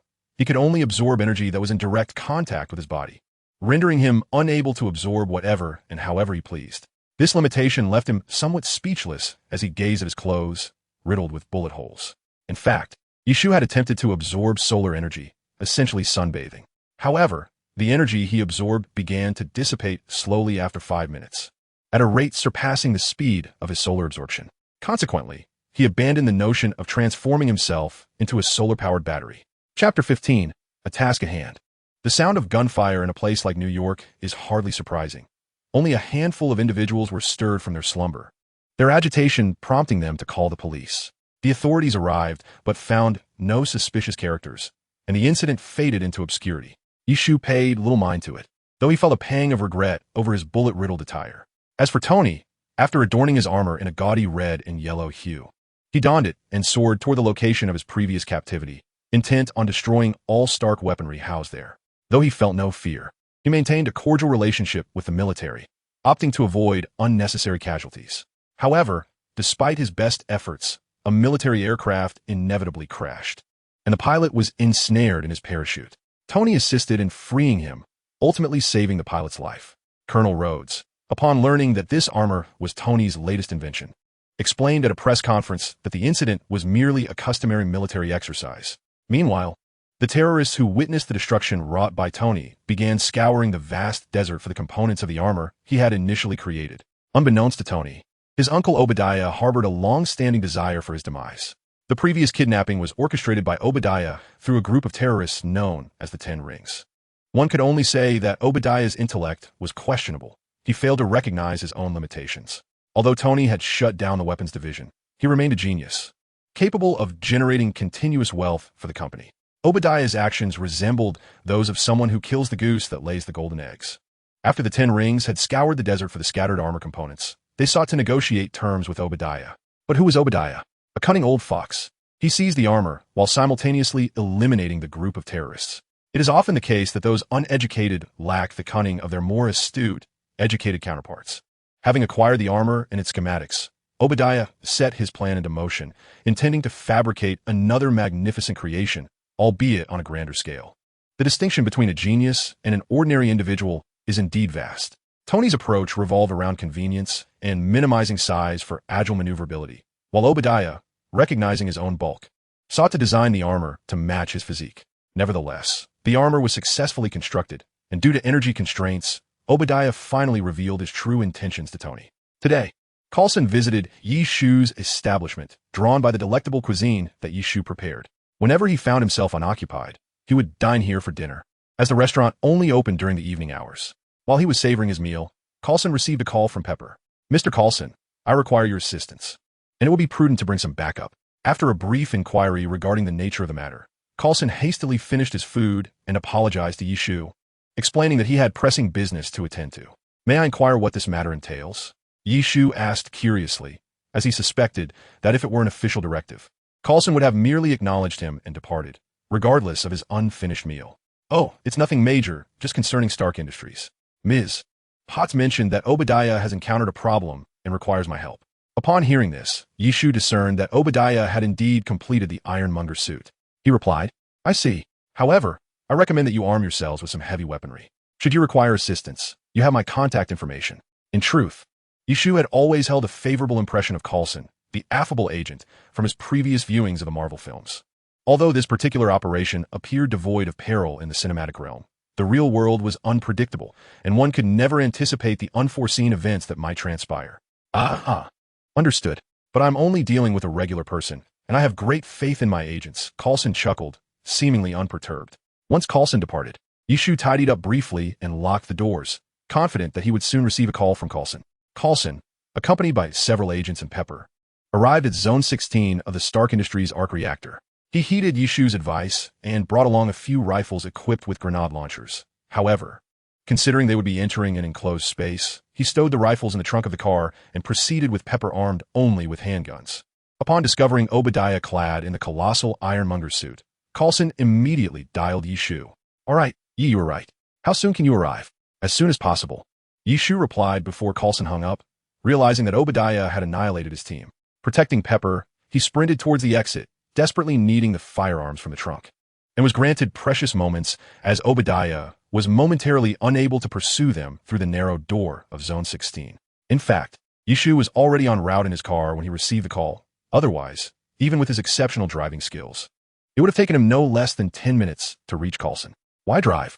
Despite Yi Shu's enhanced abilities allowing him to traverse greater distances with his lightning speed, it was still limited to approximately 500 meters in a straight line and could not be used consecutively. Driving would ensure a swifter arrival. Just as Coulson retrieved the firearms from the trunk, he witnessed the Ironmonger emerging from the ground. Without hesitation, he launched a grenade, resulting in a violent explosion that toppled the newly surfaced Ironmonger. However, aside from some char marks and scratches, the suit sustained minimal damage. "Perhaps I should have brought heavier artillery," he mused. Upon witnessing the scene, Coulson felt a profound sense of helplessness. His only option was to engage in a protracted struggle with the colossal adversary before him, stalling for time until a tree could arrive. Meanwhile, Tony, for reasons unknown, had only just taken flight from his villa. Obadiah, rising from the ground, cast a cruel smirk towards Pepper and Coulson, fully aware of the capabilities of his armor, but first aimed to eliminate these two individuals. Just as Obadiah leveled his weapon at Coulson, a tree, from within the vehicle, sensed the imminent danger. As he leapt from the car, he activated his lightning technique, instantaneously materializing beside Obadiah and slamming him against the wall. Seeing a tree's timely arrival, Coulson exhaled in relief and remarked, "You arrived a minute early. I wouldn't mind a delay, but you must assist me with the situation over there." A tree gestured towards the direction he had come from. It turned out that upon a tree's ejection from the vehicle, his unattended car had caused a traffic mishap. Emerging from the rubble, a furious Obadiah seethed, incensed that he, clad in the Ironmonger armor, had been bested not once, but twice by a mere insect. However, the tree had no intention of engaging in idle chatter. He raised his hand and hurled a sphere of lightning at Obadiah.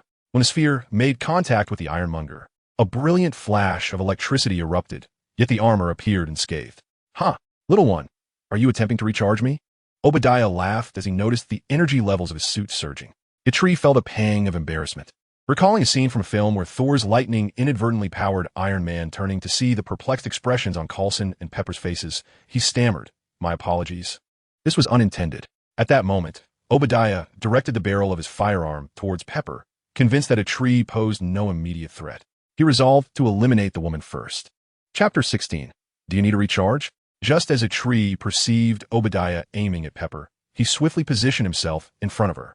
In that instant, Obadiah fired. All the bullets that struck a tree merely fell to the ground.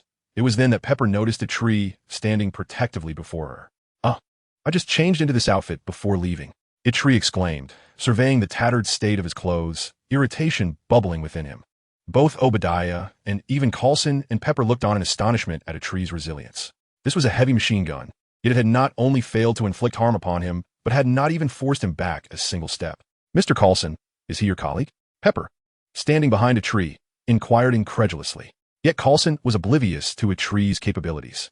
With the ability to absorb energy, a tree felt a significant increase in his internal vitality. After all, the power of a heavy machine gun should not be underestimated.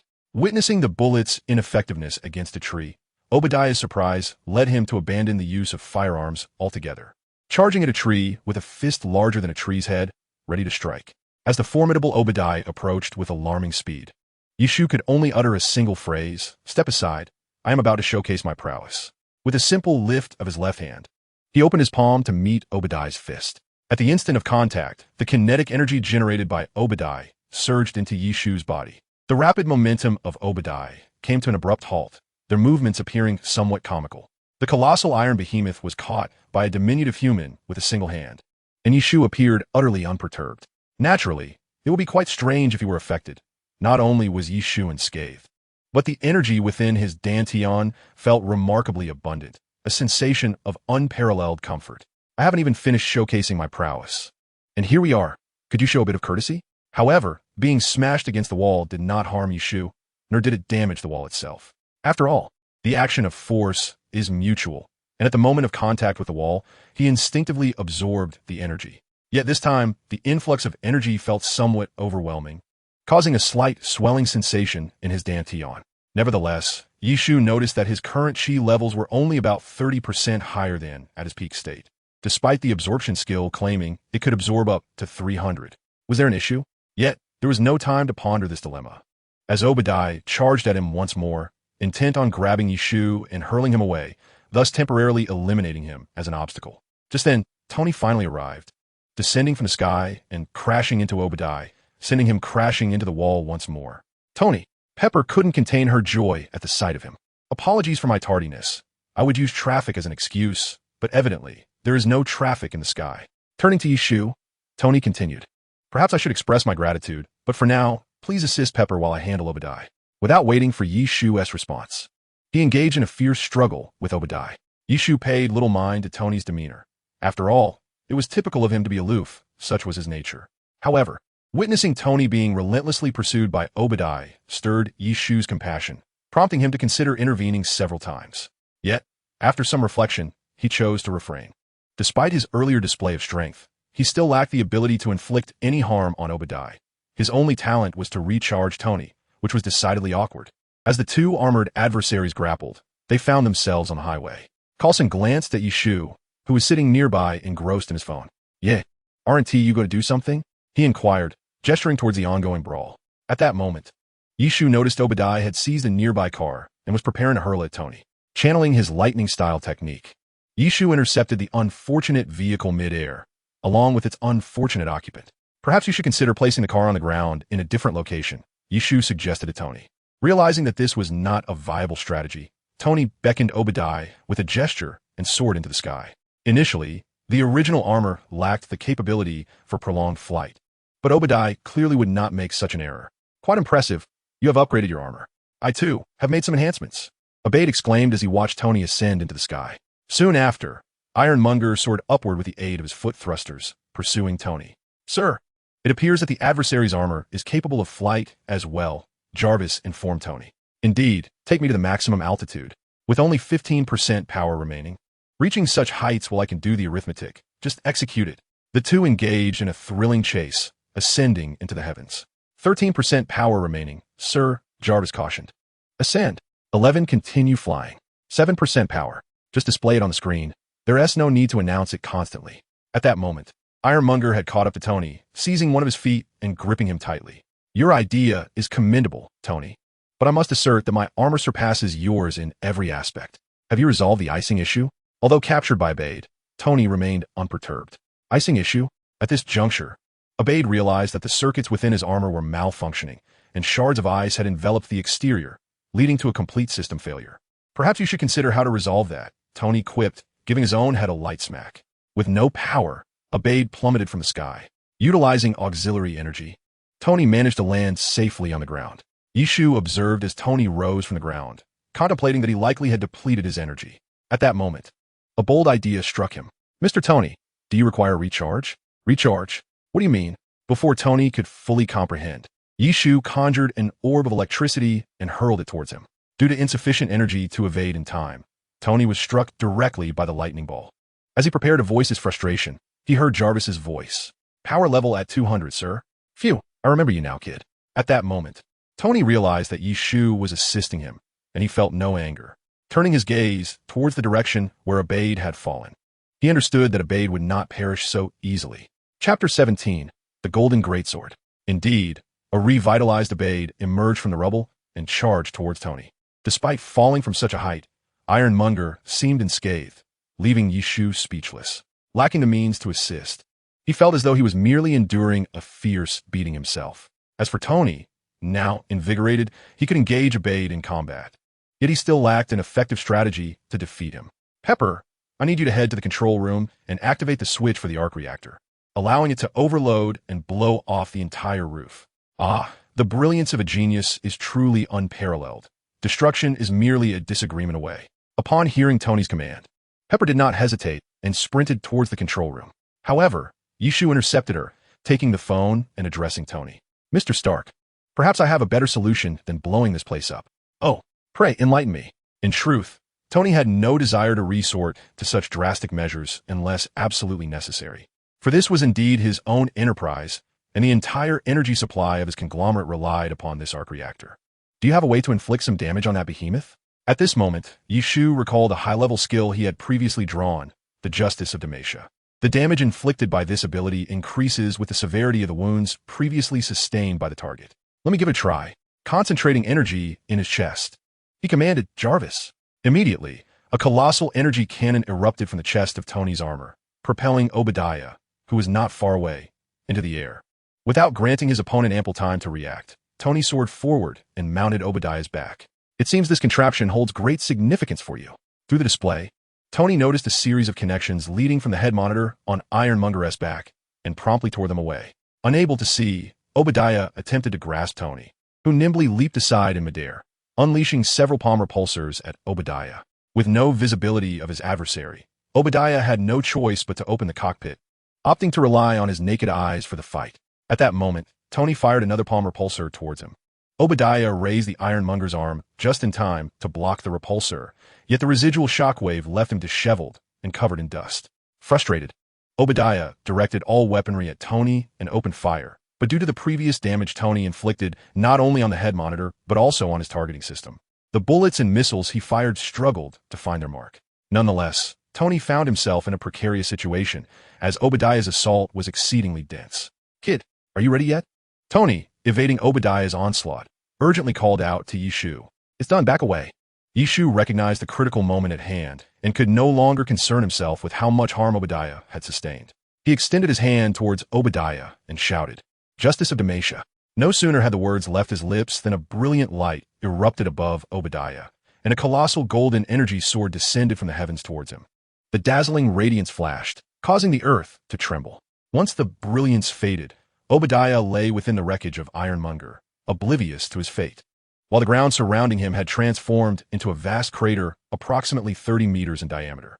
The next day, Yishu, care to explain that enormous sword from last night? In S-H-I-E-L-D. Nick Fury spoke to Yishu, his expression devoid of emotion. What kind of explanation are you seeking? Or rather, which explanation would you prefer? Yishu sipped his coffee, savoring the taste. Regarding Yishu's demeanor, Nick Fury found himself at a loss. He needed to ascertain that Yishu would not undertake actions detrimental to humanity. So you believe a fast food restaurant owner is capable of such deeds? Yet, the proprietor of this fast food establishment created a massive crater in the ground last night. Rising from his chair, Nick Fury addressed Yishu. Perhaps you should confront the inventors of the atomic bomb. Their craters are significantly larger than mine. At this point, Agent Coulson, noticing the situation spiraling out of control, hurried to mediate. Director Yishu, I believe it would be prudent for you both to remain calm. At the very least, we can take solace in the fact that last night did not result in any casualties. Wouldn't you agree? Moreover, Yishu even saved both me and Ms. Pepper. Upon hearing Coulson's words, Nick Fury settled down and coolly addressed Yishu. After finishing his coffee, Yishu rose to leave. Coulson, I need to procure a vehicle. As you know, my car was totaled last night. With a nod to Coulson, Yishu exited Nick Fury's office. Once Yishu departed, Nick Fury calmly inquired of Coulson, "What is your assessment of him?" The tone was markedly different from earlier, clearly a facade put on for Yishu's benefit. His abilities are enigmatic. I cannot ascertain their nature, but at the very least, he does not seem intimidated by firearms. Aside from wielding lightning and that golden greatsword, I have yet to observe any other destructive capabilities. Coulson pondered briefly, concluding that, for now, there were no signs of any anti-human tendencies. Very well. Continue to monitor him closely, Nick Fury advised, but did not elaborate further regarding Tony Stark, instead falling into contemplation. As Yishu drove away from S.H.I.L.D., he received a call from Tony. "Hey, how's it going?" It was evident that Tony was aware of Yishu's departure from S.H.I.L.D. "Mr. Stark, believe me, they cannot hold anything against me," Yishu replied nonchalantly. He was unfazed by Tony's surveillance, considering who Tony Stark was. "You can just call me Tony. By the way, thank you for last night." Tony expressed his gratitude, acknowledging that without Yishu, Pepper would have been killed by Obadiah. "Oh my, our Mr. Stark actually said thank you. If I were to record this call and send it to the media, tomorrow's headlines would sell like hotcakes." "Yishu Yokit. Haha, you and T have a recording of our conversation," Tony responded, unfazed. "By the way, there's a party tonight. Care to join for a few drinks?" "Forget it. I'd rather not be surrounded by beautiful women fawning over you while I sip my drink alone," Yishu replied, resigned to Tony's playboy nature. "In that case, let us connect another time," Tony said, promptly hanging up as he was not one to beg. Chapter 18, Psionic Blade Spear. With everything in place, Yishu finally embarked on his third lottery draw, requiring a sum of $40,000. He did not seek any remuneration from S.H.I.E.L.D. for last night's events, asserting that it was a personal undertaking. 3 seconds later, the results emerged.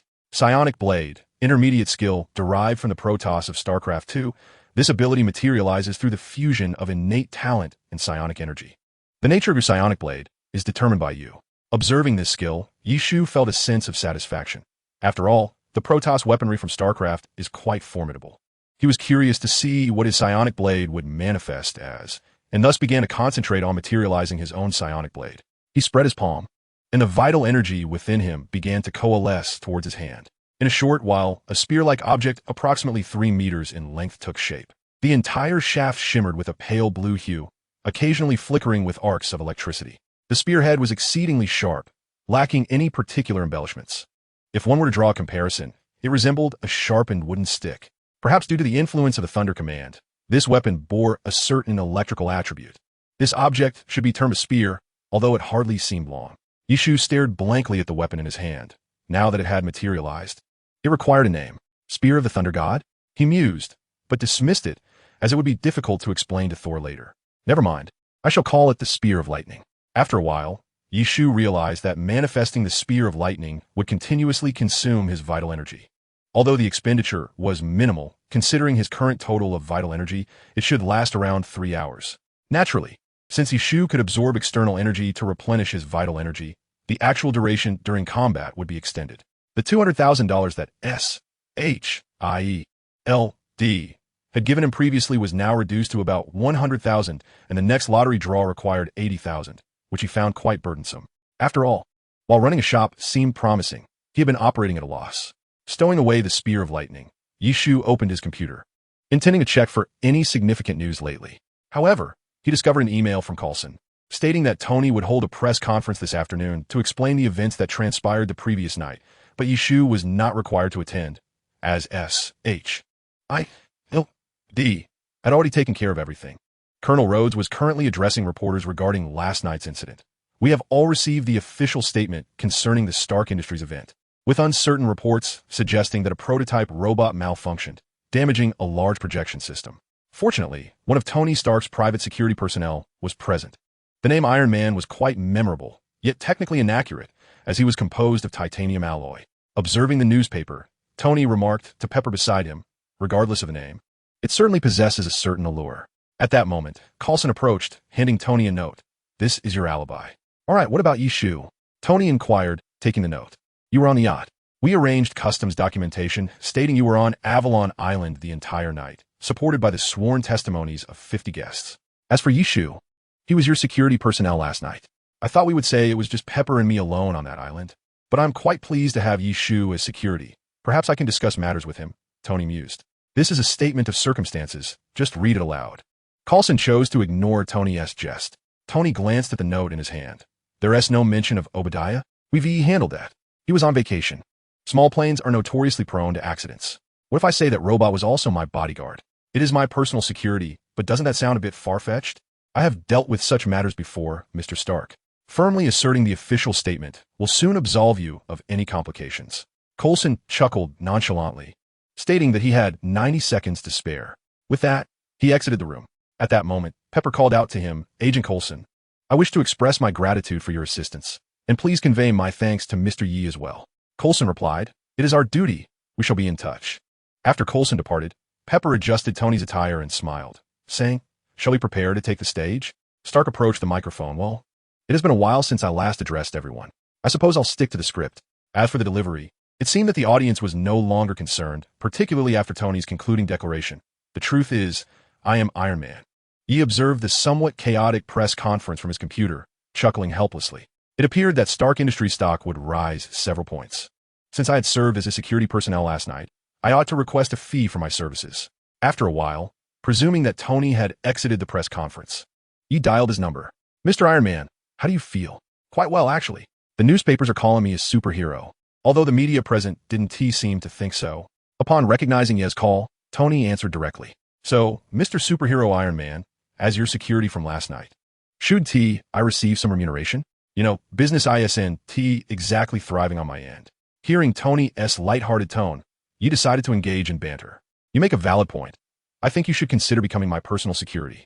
How does $1 million annual salary sound? You're a superhero. Do you really need me to protect you?" "But Pepper does not, you understand." "Never mind, I still prefer being the boss. Besides, I trust you can manage these matters. Can't you? If you need assistance, feel free to reach out. Of course, more than that, I would appreciate it if you could tend to my business, haha. That is no problem, but if it doesn't suit my taste, I won't be paying. Trust me, you won't regret it." After hanging up, realizing it was still before business hours, Yi intended to resume his training. Shortly after, he received a text message, revealing that Stark had deposited $1 million into his account. Smiling as he set down his phone, Yi settled into a lotus position on his bed to begin his meditation. That evening, upon returning to his villa, Tony discovered an unexpected guest. "I am Iron Man. Do you think you're the only superhero in the world? This is merely the beginning of your entry into a larger universe, of which you are still unaware." "Who are you?" Tony inquired, astonished. "Nick Fury, director of SHIELD. I am here to discuss the Avengers initiative." Chapter 19. The Avengers? Not interested.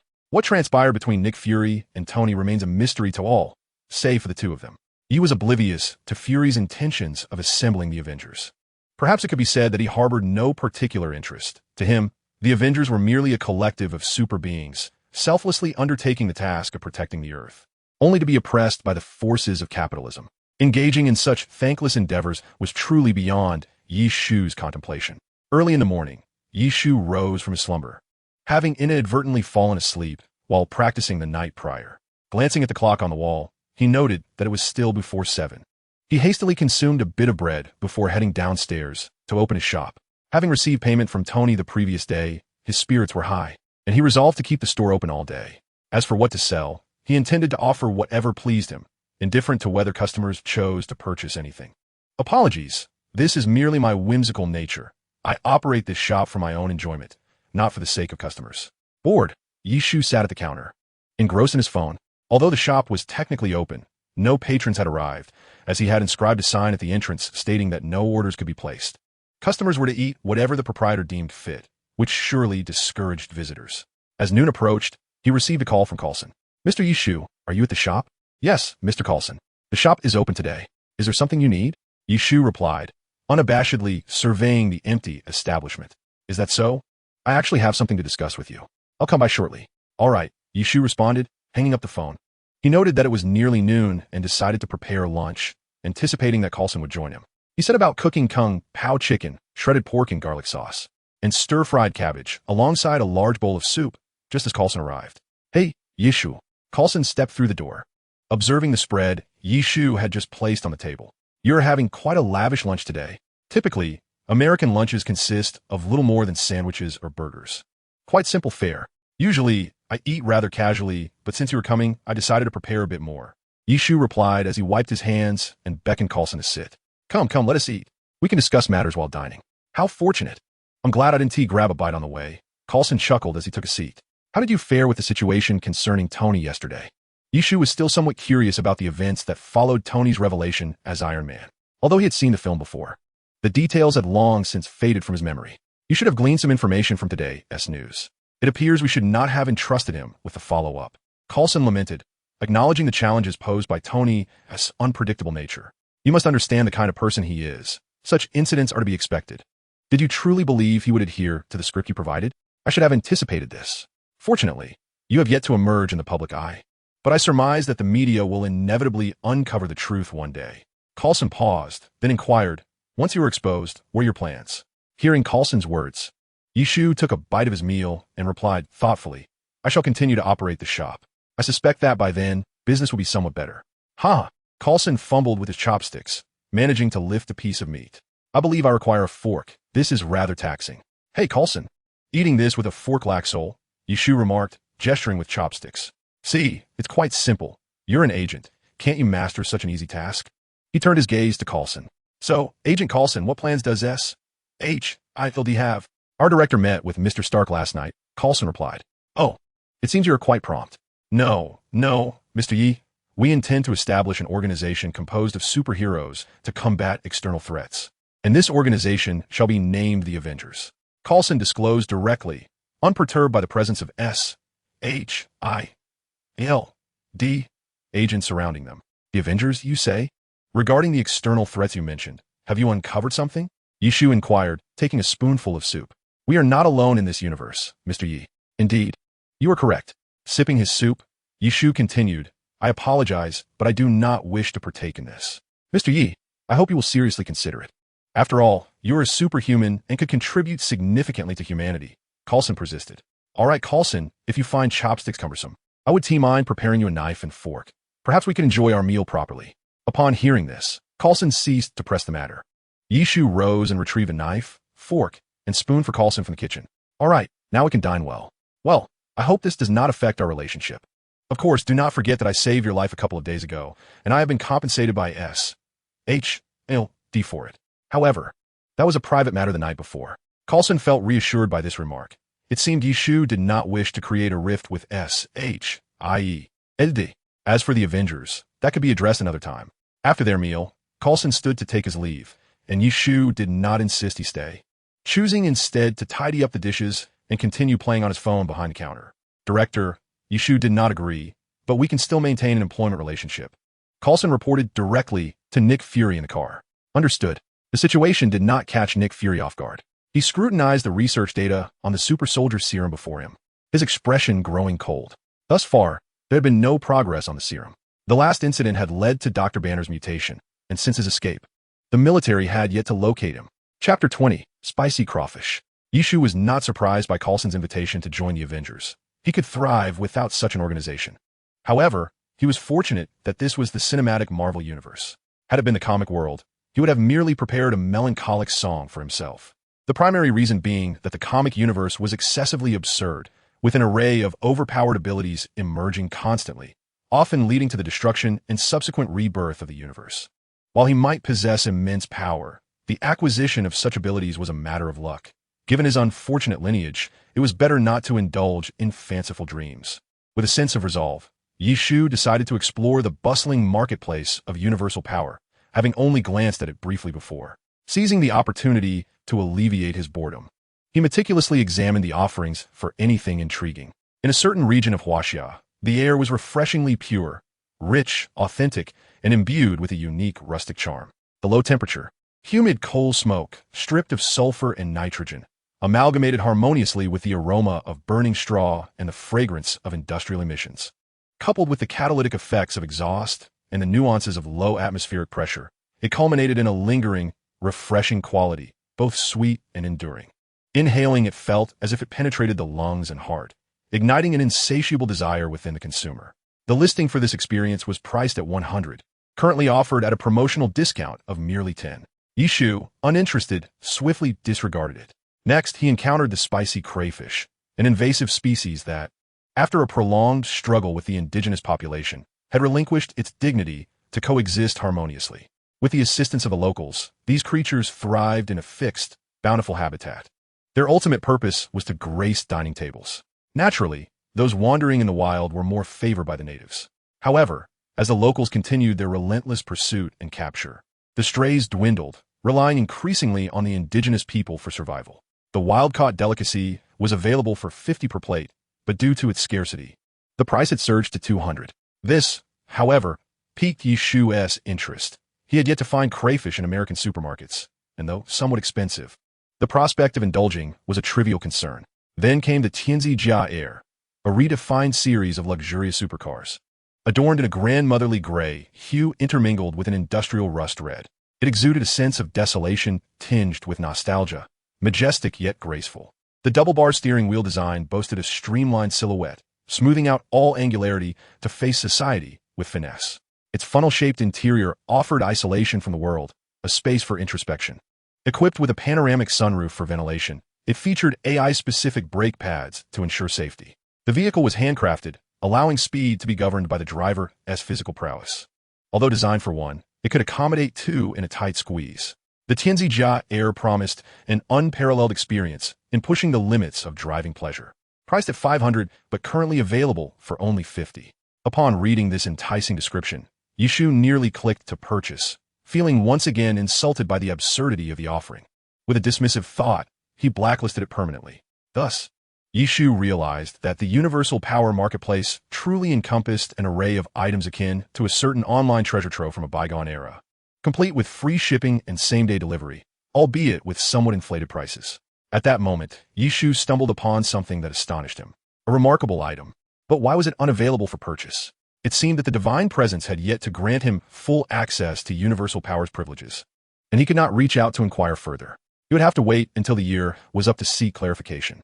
However, given the marketplace's nature, the cost for subsequent purchases would increase linearly. Yet, the prospect of rebirth offered an additional life, a concept far beyond mere monetary value. In the marketplace, Yishu casually purchased some cooking ingredients that were unavailable in the United States, and thus withdrew from the collective effort. As dinner time approached, he added a new dish to the sign at the entrance, spicy crawfish. Indeed, inspired by the collective effort, Yishu decided to prepare the spicy crawfish himself. As the pre-packaged versions sold in the marketplace were rather expensive, while purchasing the crawfish alone was quite economical. Whether customers would arrive was not a concern for Yishu. His sole intention for making the spicy crawfish was to satisfy his own appetite, nothing more. After finishing the dish, no customers came in. Consequently, Yishu began to indulge in the meal himself, having prepared an ample pot. Finally, a familiar customer, Sam, entered the shop. "Hey, Yi, have you made something new today?" Sam exclaimed upon seeing Yishu savoring the crawfish.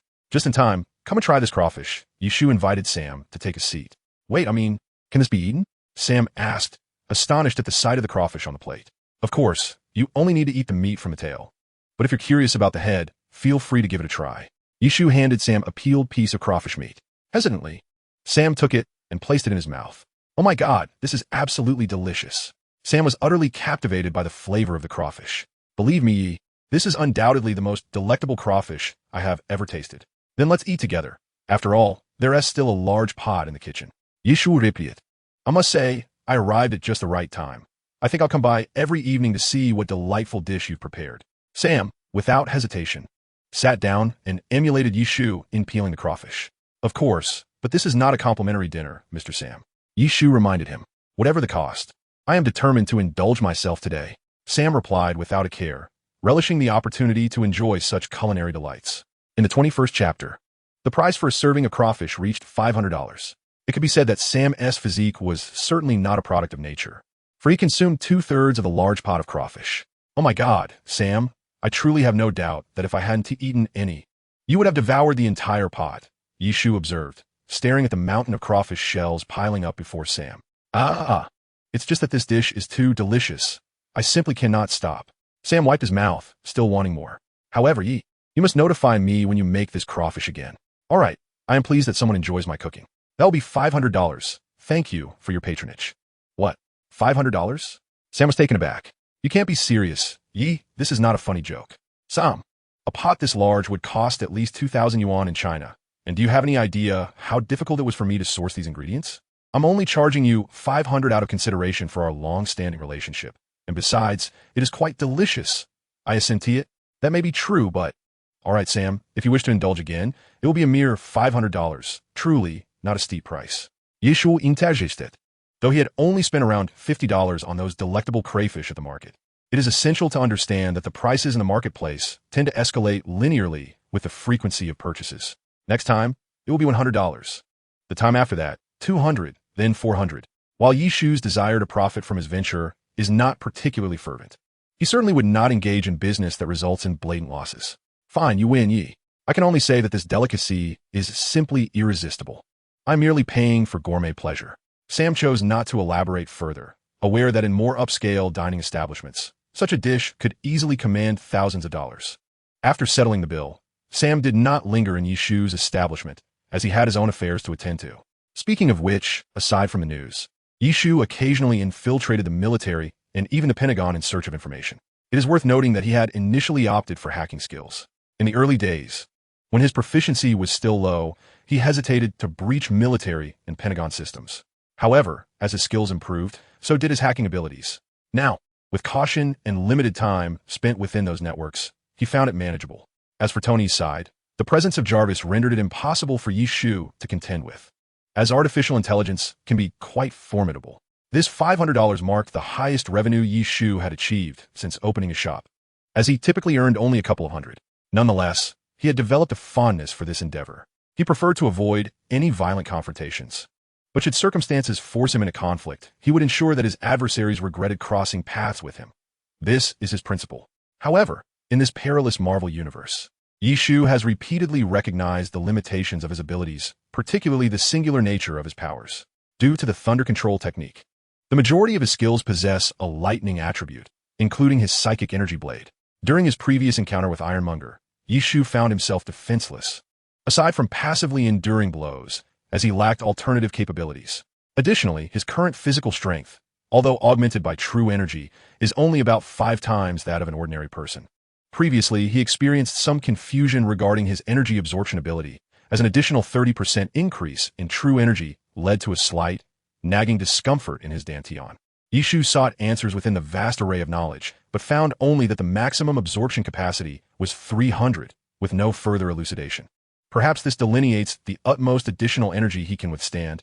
It appears that this skill does not render him invincible. Should he encounter an attack of exceptionally high energy intensity, he may be unable to absorb it fully, risking a catastrophic explosion of his own energy. Yet, Yishu has not drawn any suitable skills and prefers to minimize his expenditures on the lottery. His current financial resources amount to the $1 million Tony had awarded him. While this sum may seem substantial, one must consider that the cost of lottery draws escalates significantly over time. Should an urgent need arise to gamble on luck, and he finds himself short on funds, it could lead to considerable trouble. After relentless cultivation, Yishu finally increased his proficiency in the dragon soaring 9 turns to 9-1 one fateful night. This endeavor had indeed become increasingly arduous. Despite the noticeable surge of vital energy within him, Yishu felt that his strength was progressing rather slowly. Moreover, he remained unable to utilize the final move of the thunder control technique, the thunder domain, and was perplexed by the reason behind this limitation. Unbeknownst to him, at the moment his proficiency reached 91, the small blue orb within his dantian deepened in hue, with a faint glimmer of purple emerging. As time continued its inexorable march, Tony was diligently updating his Mark series of battlesuits. Meanwhile, Nick Fury was preoccupied with the Super Soldier program, acutely aware of the threats that loomed over the Earth. As the director of SHIELD, he yearned for sufficient power to confront these threats when they emerged, willing to go to any lengths. Despite his failures to replicate the serum used by the first-generation super soldier, Captain Steve Rogers, and the continual mishaps that arose. He remained undeterred in his pursuit of the super soldier program, for it represented one of the few existing successes in the creation of superhumans. Naturally, Nick Fury also contemplated Yishu's mention of the mystical arts of Wuxia. However, due to the peculiar nature of Yishu's abilities and the lack of any documented information related to them, he could not confirm their authenticity at that time. Consequently, the Avengers initiative was set into motion. Since they could not currently create their own superhumans, they would gather the superheroes of Earth to address any imminent crises. Yet, the superheroes possessed their own pride, making it improbable for them to heed the commands of S, H, I, L, D, or other heroes. A dilemma that plagued Nick Fury's thoughts. At present, although Iron Man, Tony, and Yishu had both declined this initiative, Nick Fury remained resolute, continuing his search for other potential superhumans who could meet the necessary criteria. Chapter 22. The Real World in a Modest Room Somewhere in Moscow. A television broadcast revealed Tony's confession of being Iron Man Ivan. This glory should have belonged to you. An elder on the brink of death said to another person before him, "Do not heed their nonsensical claims." Ivan replied, a trace of concern evident in his voice. "I am sorry. Apart from knowledge, I can offer you nothing," the elder uttered with great difficulty before departing from this world forever, devastated by the loss of his father. Ivan perused his father's documents and discovered various materials related to the arc reactor. At that moment, he became convinced that Stark had stolen his father's research, prompting him to seek vengeance against Tony. The shrill ringing of a telephone roused Yishu from his slumber. Groggily, he rose from his bed and glanced at his phone, realizing it was a call from Tony. "Hey, I plan to come over for dinner today. How about you prepare something delicious for me?" He heard Tony's audacious voice as soon as he answered. "Pray tell, is it truly appropriate to call me at this early hour of 7 a.m.? Yishu glanced at the clock, realizing that it was indeed just 7 o'clock. For someone like him, who usually rose late, this hour was the most enchanting moment. Immersed in the ocean of dreams. "Now I understand why your shop only opens in the evening," Tony jested. "All right, I shall call you before I arrive." As Yishu observed the disconnected call, he pursed his lips, pondering why this fellow had come to visit him instead of Pepper. However, since he was already awake, he had no intention of returning to slumber. After a brief wash, he began contemplating his plans for the day, including what to prepare for dinner. Ordinarily, barring unforeseen circumstances, he would have awoken around noon, dedicating the afternoon to dinner preparations, which was perfectly timed. But now, waking so early left him with little to occupy his time. Since that is the case, I might as well venture out. It has been quite a while since I last stepped outside. Although Yishu was well acquainted with the layout of New York City, having previously hacked into government systems to download a remarkably detailed planning map, he felt the need to remind himself that his current existence was not merely a scene from a film, but a genuine world where each individual was a living, breathing entity rather than a mere NPC. Despite his lack of enthusiasm for business operations, Yishu placed great importance on the cleanliness of his shop, attending diligently to both its interior and exterior. This was a daily ritual he performed before closing, as he had no intention of hiring staff. Standing on the street, Yishu exhibited no signs of the monstrous assault that had occurred mere months prior. Everything had returned to its former state, with some areas even having undergone renovations. As for the distant Oscorp Tower, its current condition remained uncertain. Following the destruction wrought by Dr. Connors and himself, Oscorp had faced severe repercussions from the government. Observing the hurried passers-by, it was evident that this was the peak hour for commuting. They seemed anxious about being late. Some hastily shoved sandwiches into their mouths while adjusting their briefcases, making their way into towering edifices. Occasionally, Yishu spotted a homeless man reclining beside a heap of refuse, smoking a crumpled cigarette, his eyes devoid of color, lacking even the slightest hint of despair or anguish. These individuals were, in one way or another, cast aside by life, or perhaps had suffered some mental affliction for reasons unknown. Every world mirrors this reality. There are those like Yishu who enjoy a leisurely existence, the diligent office workers who labor each day for survival, and the wanderers who have relinquished their struggle and surrendered to fate. While we often envy others for possessing what we covet, we must also consider that we, too, may be the objects of envy for others. Perhaps Yishu's current state of living is one that the busy workers yearn for, yet he finds himself without friends, walking the streets unnoticed. Even he himself was unaware of his destination, with only Tony, Coulson, and Nick Fury as acquaintances, and the latter three were not individuals one could casually meet. Tony was relatively accessible, yet he was perpetually occupied with his own affairs, and Yishu did not wish to impose upon him. As for Coulson and Nick Fury, It was best to avoid entanglements with S.H.I.E.L.D. After wandering aimlessly for an indeterminate period, Yi Shu was engulfed by a sense of ennui, feeling perpetually estranged from the world around him. After some contemplation, he suddenly thought that hot pot might be a delightful option.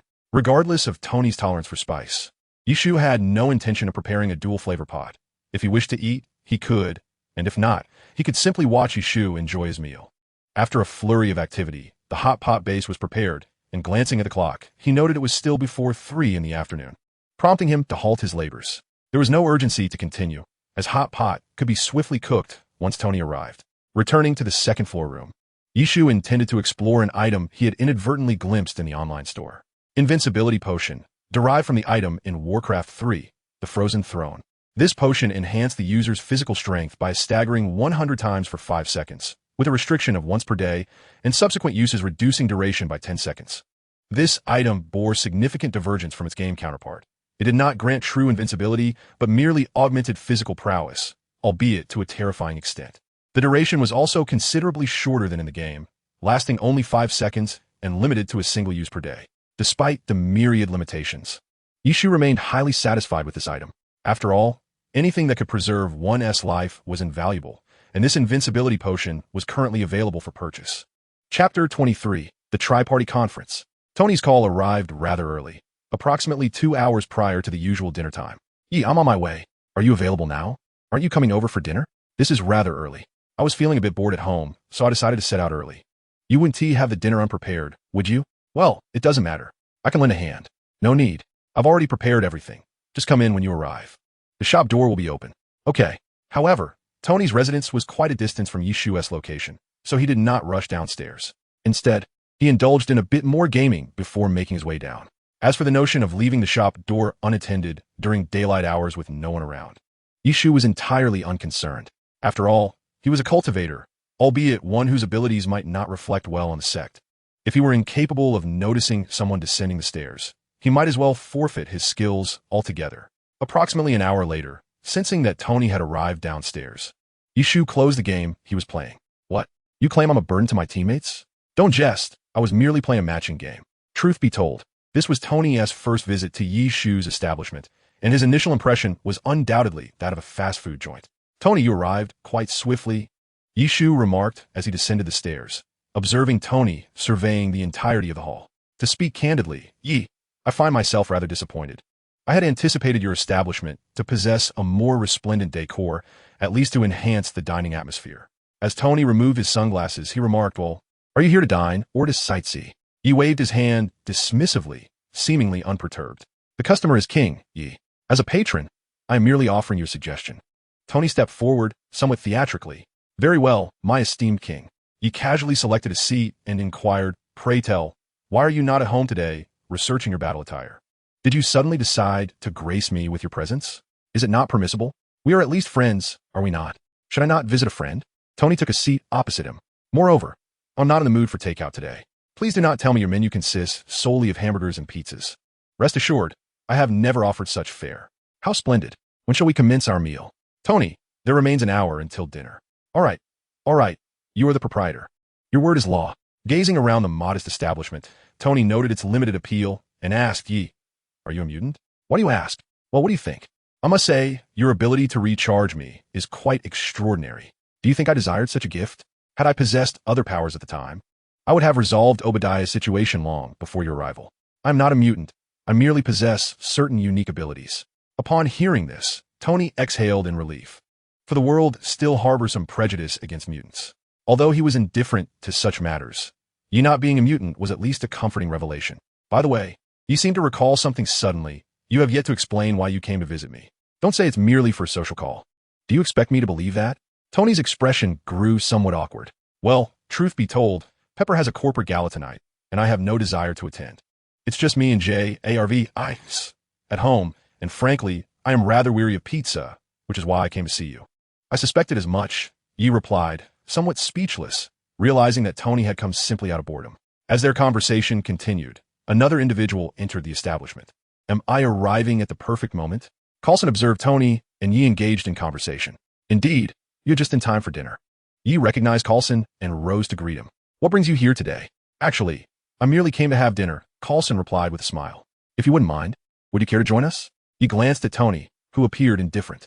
That would be splendid. After taking a seat, Coulson addressed Tony, Mr. Stark. Your presence here is somewhat unexpected. To be honest, I was supposed to arrive first and had a reservation. Tony leaned back in his chair. You are, if I recall correctly, Mr. Coulson? Indeed, Mr. Stark. Then why don't we engage in conversation whilst we dine?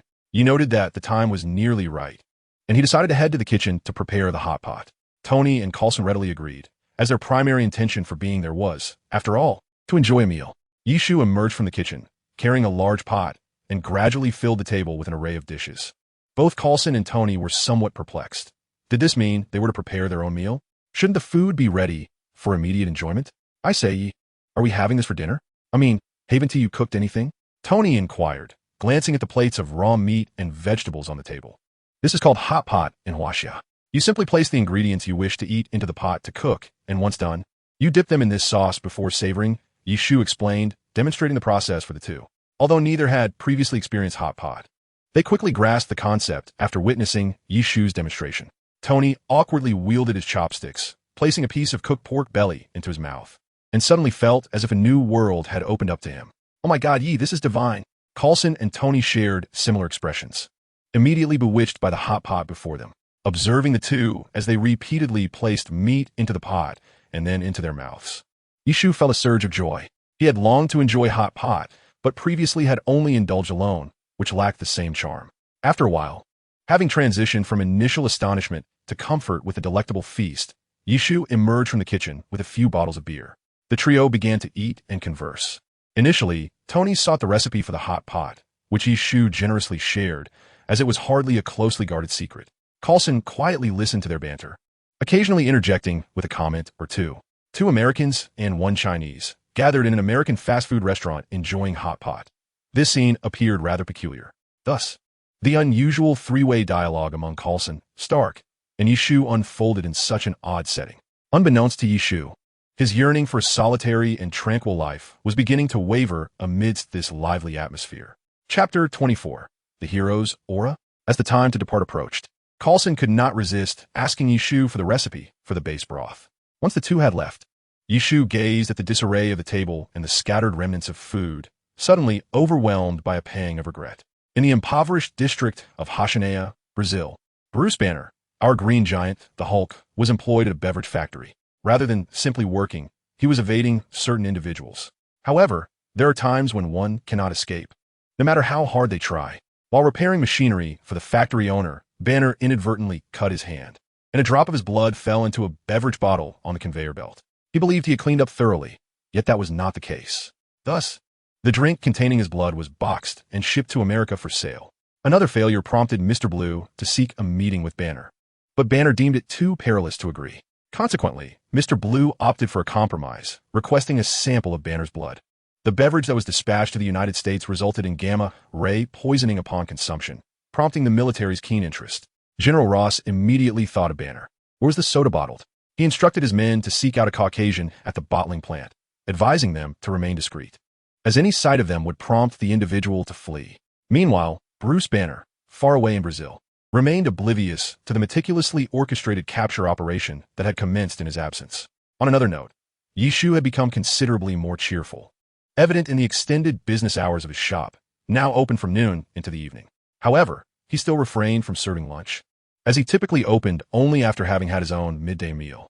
Perhaps due to a shift in his mindset, he felt that the pace of his cultivation in the dragon turning 9 transformations had noticeably accelerated.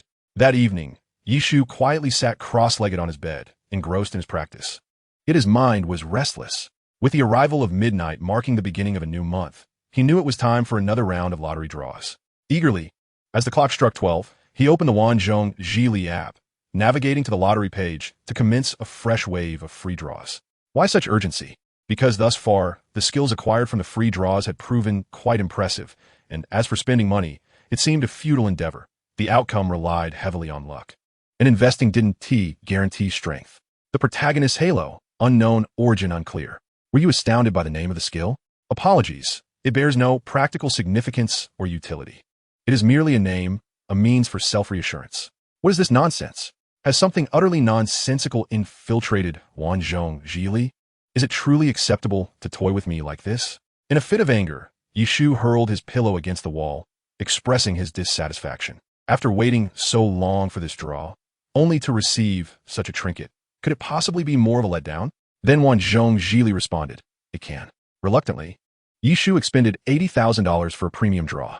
The blessing from the divine power, O brave youth. I wish you happiness and joy, and most importantly, to live well. Once again, he was met with this familiar phrase, and as he drew this skill, he could hear that peculiar, disconcerting voice echoing in his ear. Curse you. I was doing just fine before encountering you. In short, this month's lottery left Yishu feeling profoundly dissatisfied. Ignoring his cultivation, he picked up his pillow and collapsed in a bed, seeking solace in sleep. In an unknown location, a somewhat disheveled figure was bent over, engaged in peculiar activities. Suddenly, he paused. It seemed that the boy had indeed drawn my blessing. I hope he can sense my concern for him. Haha. As for whether Yishu felt this concern, it was beyond the deity's consideration. For that night, Yishu's sleep was far from restful. Mr. Blue, upon receiving the blood samples sent by Banner, informed him that the experiment had been successful as the gamma ray levels in the blood had significantly decreased. Upon receiving this news, Banner was ecstatic, yet Mr. Blue stated that further data was required to assist him adequately. This left Banner somewhat at a loss, as all the data resided in General Ross's laboratory. At this moment, the individuals tasked with capturing him had already arrived. It was evident that the mission to apprehend Banner was doomed to failure. The emergence of the Hulk had resulted in significant casualties among the team led by Blonsky, the Special Forces operative dispatched by General Ross to capture Banner, who found himself immensely dissatisfied with his own capabilities. In his own words, he remarked that this was the most powerful creature he had ever encountered, capable of hurling a hydraulic press like a baseball. However, upon learning that General Ross possessed the super soldier serum, Blonsky requested to be injected with it. Though this serum could be deemed a diluted version, it did enhance physical attributes, albeit to a limited extent. It could not compare to Captain America, let alone the Hulk. Nevertheless, after receiving the serum, Blonsky noticeably felt a substantial boost in his strength, instilling him with the confidence to confront the Hulk. In possession of this crucial information, Banner intended to seek the assistance of Mr. Blue, hoping he could help him achieve a complete cure. The arrival of the Hulk was something S.H.I.E.L.D. preferred not to intervene in, given that it was a consequence of General Ross's actions. The situation he had created was one he must resolve himself. S.H.I.E.L.D. as a prestigious organization would not come to his aid. Chapter 25. Perhaps I can do something. Ever since drawing 2 laminable skills last time, Yishu had been in a state of gloom for several days. A staggering $80,000 had gone to waste. A devastating blow for someone whose business was continuously operating at a loss. It seemed he had forgotten that he was a millionaire. However, after being provoked twice by the power of the masses, Yishu's cognitive abilities appeared to have diminished significantly. This was particularly evident the following day when he opened his shop without having lunch, primarily due to his poor mood. Now, Yishu had come to realize that the power of the masses contained many deceptive elements, and he learned not to trust the notion of lotteries. Let us momentarily set aside the unfortunate Mr. Yishu and turn our attention to Bruce Banner. After obtaining the data from his girlfriend Betty, he was filled with delight. But he was unable to engage in any physical activity, as his heart rate would escalate beyond 200, causing him to transform into the Hulk. At that moment, Banner would morph into the Hulk, whose intellect could be likened to that of a child. One cannot expect a child to continue with tasks that Banner had left unfinished. Can they? Even if he could, Betty would certainly not be able to endure it, would she? Originally, events were supposed to unfold smoothly, but the screenwriters had other plans. Just after Banner left his girlfriend, before he could meet Mr. Blue, he was once again discovered by General Ross. At this point, Blonsky had already been injected and was feeling quite inflated in his own confidence, believing he could take on 10 men, leading the charge to capture Banner. Initially, Betty was unaware that Banner would transform into the Hulk, but due to General Ross's interference, Banner ultimately turned into the Hulk before her eyes. Given that the Hulk had already emerged, General Ross had temporarily subdued him with sonic weaponry. But who is the Hulk? He is characterized by the intriguing notion that he grows stronger with each surge of anger. Banner sought out Mr. Blue, hoping that the information he provided would aid him in reverting to his normal self, for it is in that state that he could engage in intimate moments with Betty. Now, to return to the main narrative. The serum concocted by Mr. Blue proved ineffective, or rather, its efficacy was limited. It did not heal Banner. Instead, It merely subdued the Hulk's formidable power temporarily. Meanwhile, Blonsky, after coercing Mr. Blue into injecting him with a serum containing Banner's blood, transformed into the Abomination. However, unlike the Hulk, he retained his consciousness. As the Abomination wreaked havoc, it exemplified the consequences of human arrogance.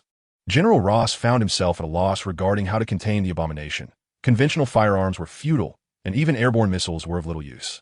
It would be imprudent to unleash high-yield tactical missiles in a bustling urban area, for such an act would spell the end of his military career.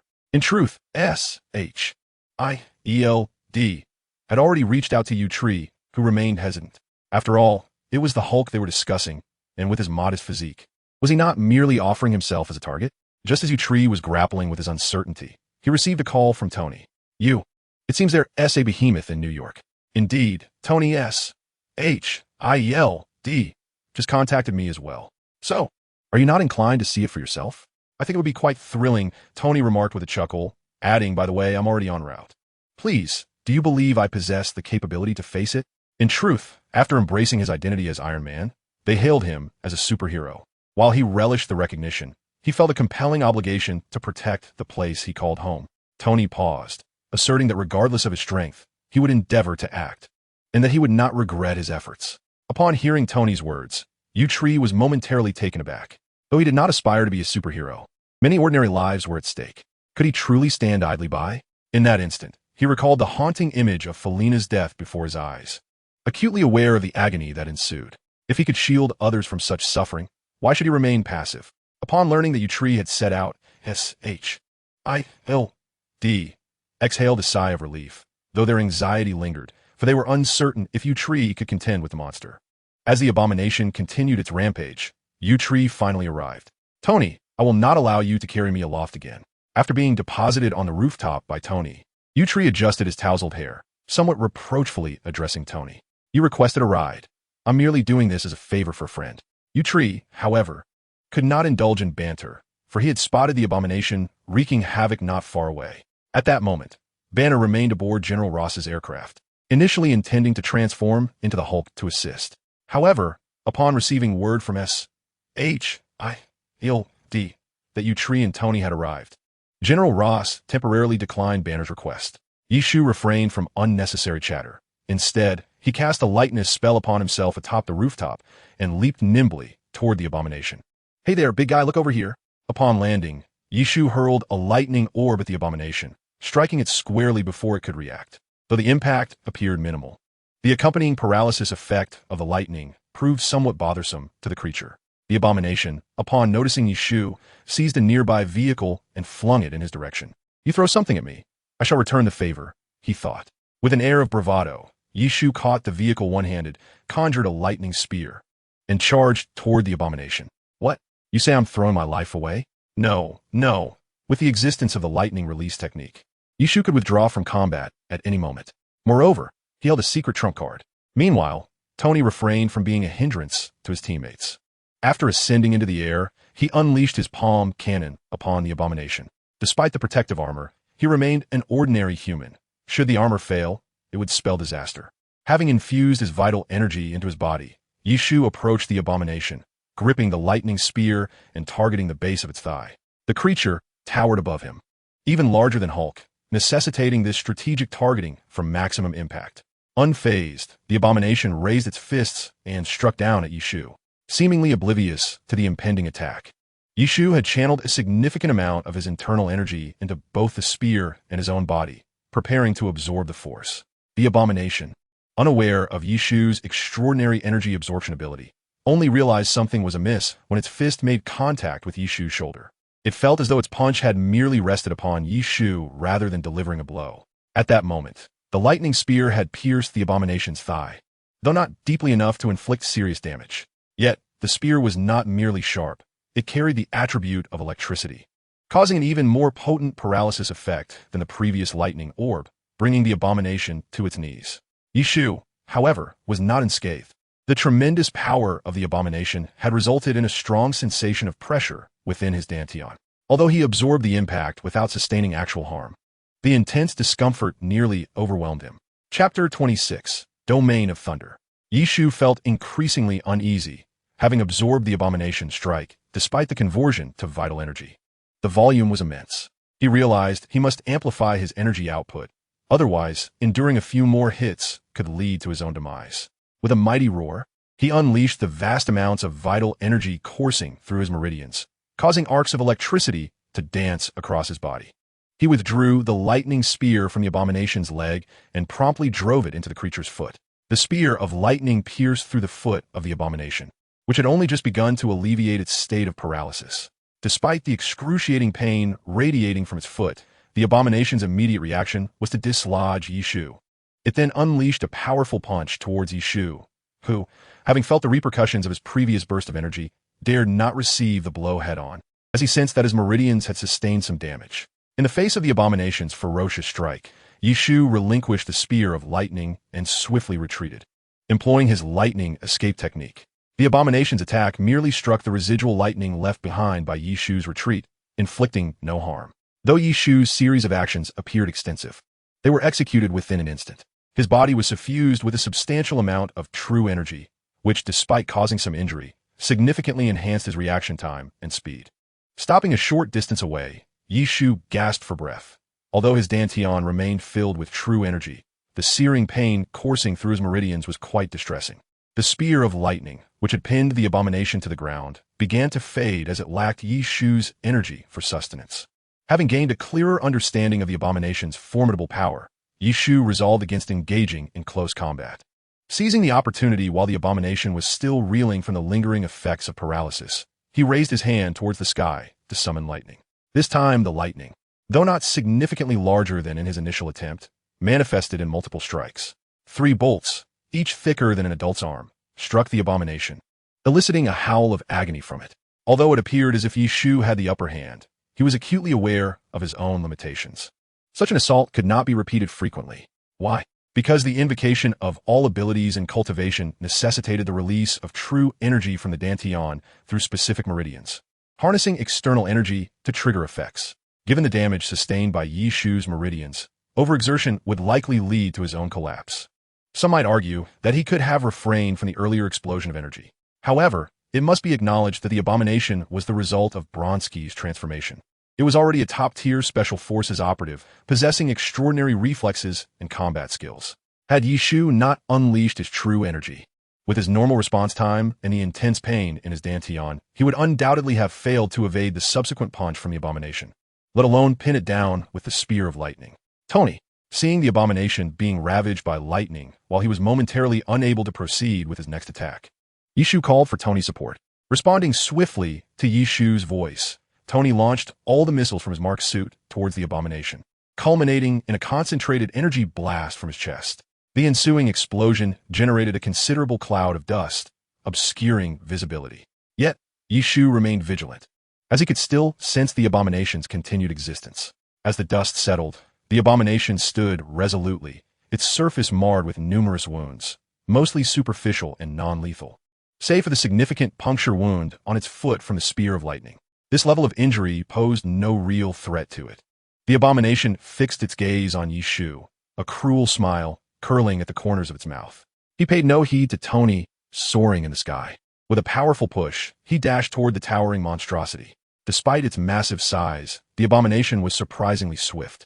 Given that the tree had only retreated a short distance after using the lightning escape, it would only take a few seconds for the grotesque creature to reach him. As the distance diminished, the tree did not remain stationary. He cast a lightweight technique and summoned a spear of lightning, then began to retreat. Moreover, he discovered that the spear of lightning could also serve as a projectile. Although it would not last long once thrown, it was effective at short distances. Thus, he sprinted ahead, periodically hurling a spear of lightning at the pursuing abomination. In response, the creature desperately chased after him, swatting aside the projectiles with its massive hands. Meanwhile, Tony descended from the sky, intending to assist, but after being sent flying by a punch from the abomination, he became far more subdued. "You carry on. I'll observe from the sidelines," he muttered. However, the tree knew he could not maintain this pace indefinitely, for the lightweight technique lasted only 10 seconds before the abomination would inevitably close the gap. With no other options, he was compelled to resort to his final trump card. In the last second of the lightweight technique, he purchased an invincibility potion from the marketplace. Indeed, This was his ace in the hole. The invincibility potion, derived from the lore of Warcraft 3. The Frozen Throne granted the user a 100-fold increase in physical strength for 5 seconds, with a daily limit of 1 use. Subsequent uses would diminish the duration by 10 seconds each time. The tree was particularly interested in this enhancement, as he reasoned that the upper limit of energy absorption was tied to his total chi, capped at 300. If his physical body could withstand the increase, could this limit be extended? In a single gulp, he consumed the potion, and a faint golden aura enveloped him. At that moment, the abomination swung its massive fist toward him, but he merely extended his left hand to block the blow. Feeling no abnormality in his dantian, the tree realized his assumptions were correct. Unbeknownst to him, the blue orb within his dantian was absorbing the chi, and its surface was becoming increasingly adorned with purple patterns. Thus, he stood his ground, engaging the abomination in combat. It was crucial to note that he possessed the skill of master of combat. Therefore, he refrained from defending against the creature's strikes, allowing the blows to impact him, which then transformed into his own chi. However, the invincibility potion only lasted for 5 seconds, compelling him to devise a strategy to subdue the abomination within that time frame. As the chi accumulated in his dantian, the blue orb was soon enveloped by the purple hue. Just as the purple completely covered the blue orb, he suddenly felt an inexplicable surge of power. The Thunder Control Technique, Thunder Domain. This was the most potent skill of the Thunder Control Technique, one that he had been unable to utilize until now. Yet he found himself capable of wielding it. Without a moment to spare, he unleashed the Thunder Domain. His eyes emitted a brilliant purple light, and torrents of purple lightning erupted from his body, forming an electrified zone with a radius of 10 meters around him. At that moment, Yishu felt an overwhelming ability to summon lightning at will within this area, while the invincibility potion's effect had already waned for 3 seconds. There was no time for Yishu to savor the sensation. As he raised his hand, a multitude of electric arcs flickered around him, and it seemed as though the lightning within the Thunder Domain responded to an unseen call, all surging towards the abomination.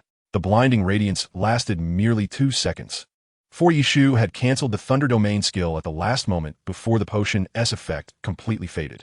Any astute observer would recognize that the Thunder Domain could only be unleashed due to the invincibility potion. To continue its use beyond the potion's duration would be akin to courting death. Fortunately, the Thunder Domain had consumed nearly all the vital energy Yishu had absorbed earlier. Otherwise, his dantian would surely have erupted under the strain of such an immense quantity of energy. Chapter 27. Reinforcements? Hulk. Yishu gasped for breath as he gazed towards the abomination. The potency of the Thunder Domain required no elaboration, although its full potential was not realized due to the limited vital energy. Yet Yishu could sense that if he had possessed even a modicum more of energy, the Thunder Domain's expanse would have been considerably greater.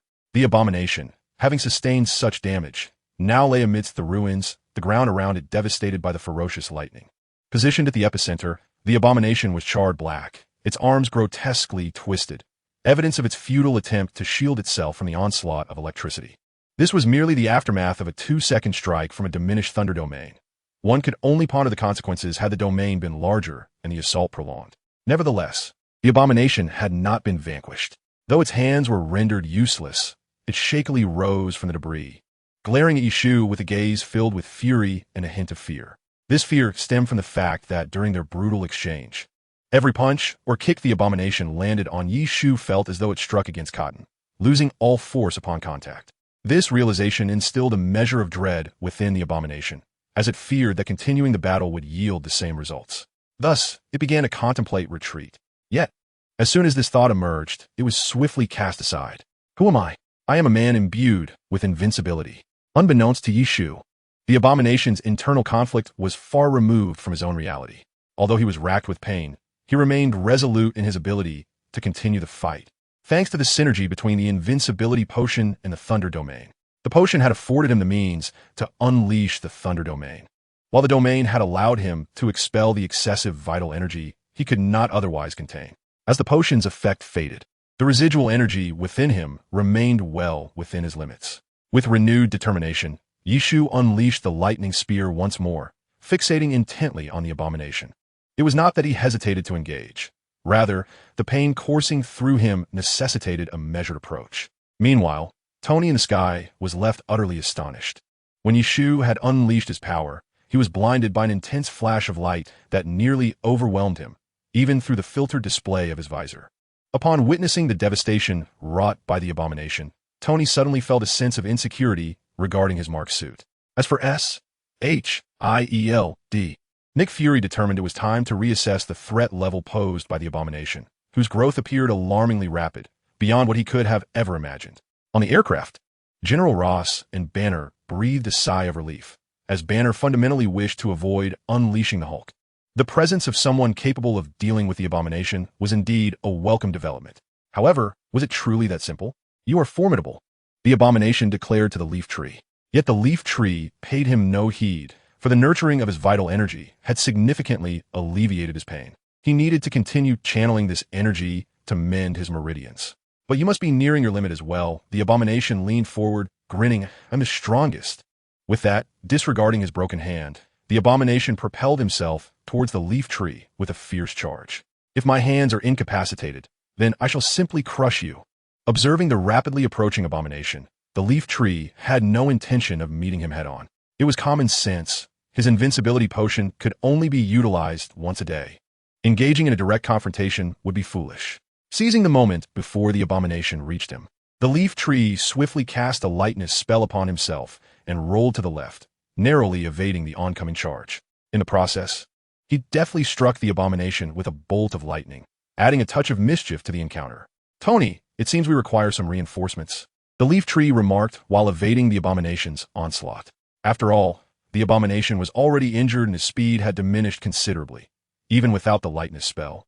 The leaf tree could now contend with him, yet lacking the ability to wield the thunder domain, he still lacked sufficient offensive capability. Exhausting the abomination would prove to be a cumbersome endeavor. "Am I not your support?" Tony thought to himself, feeling somewhat irked by the leaf tree's words. After all, he was a superhero too, yet here he was, relegated to the sidelines.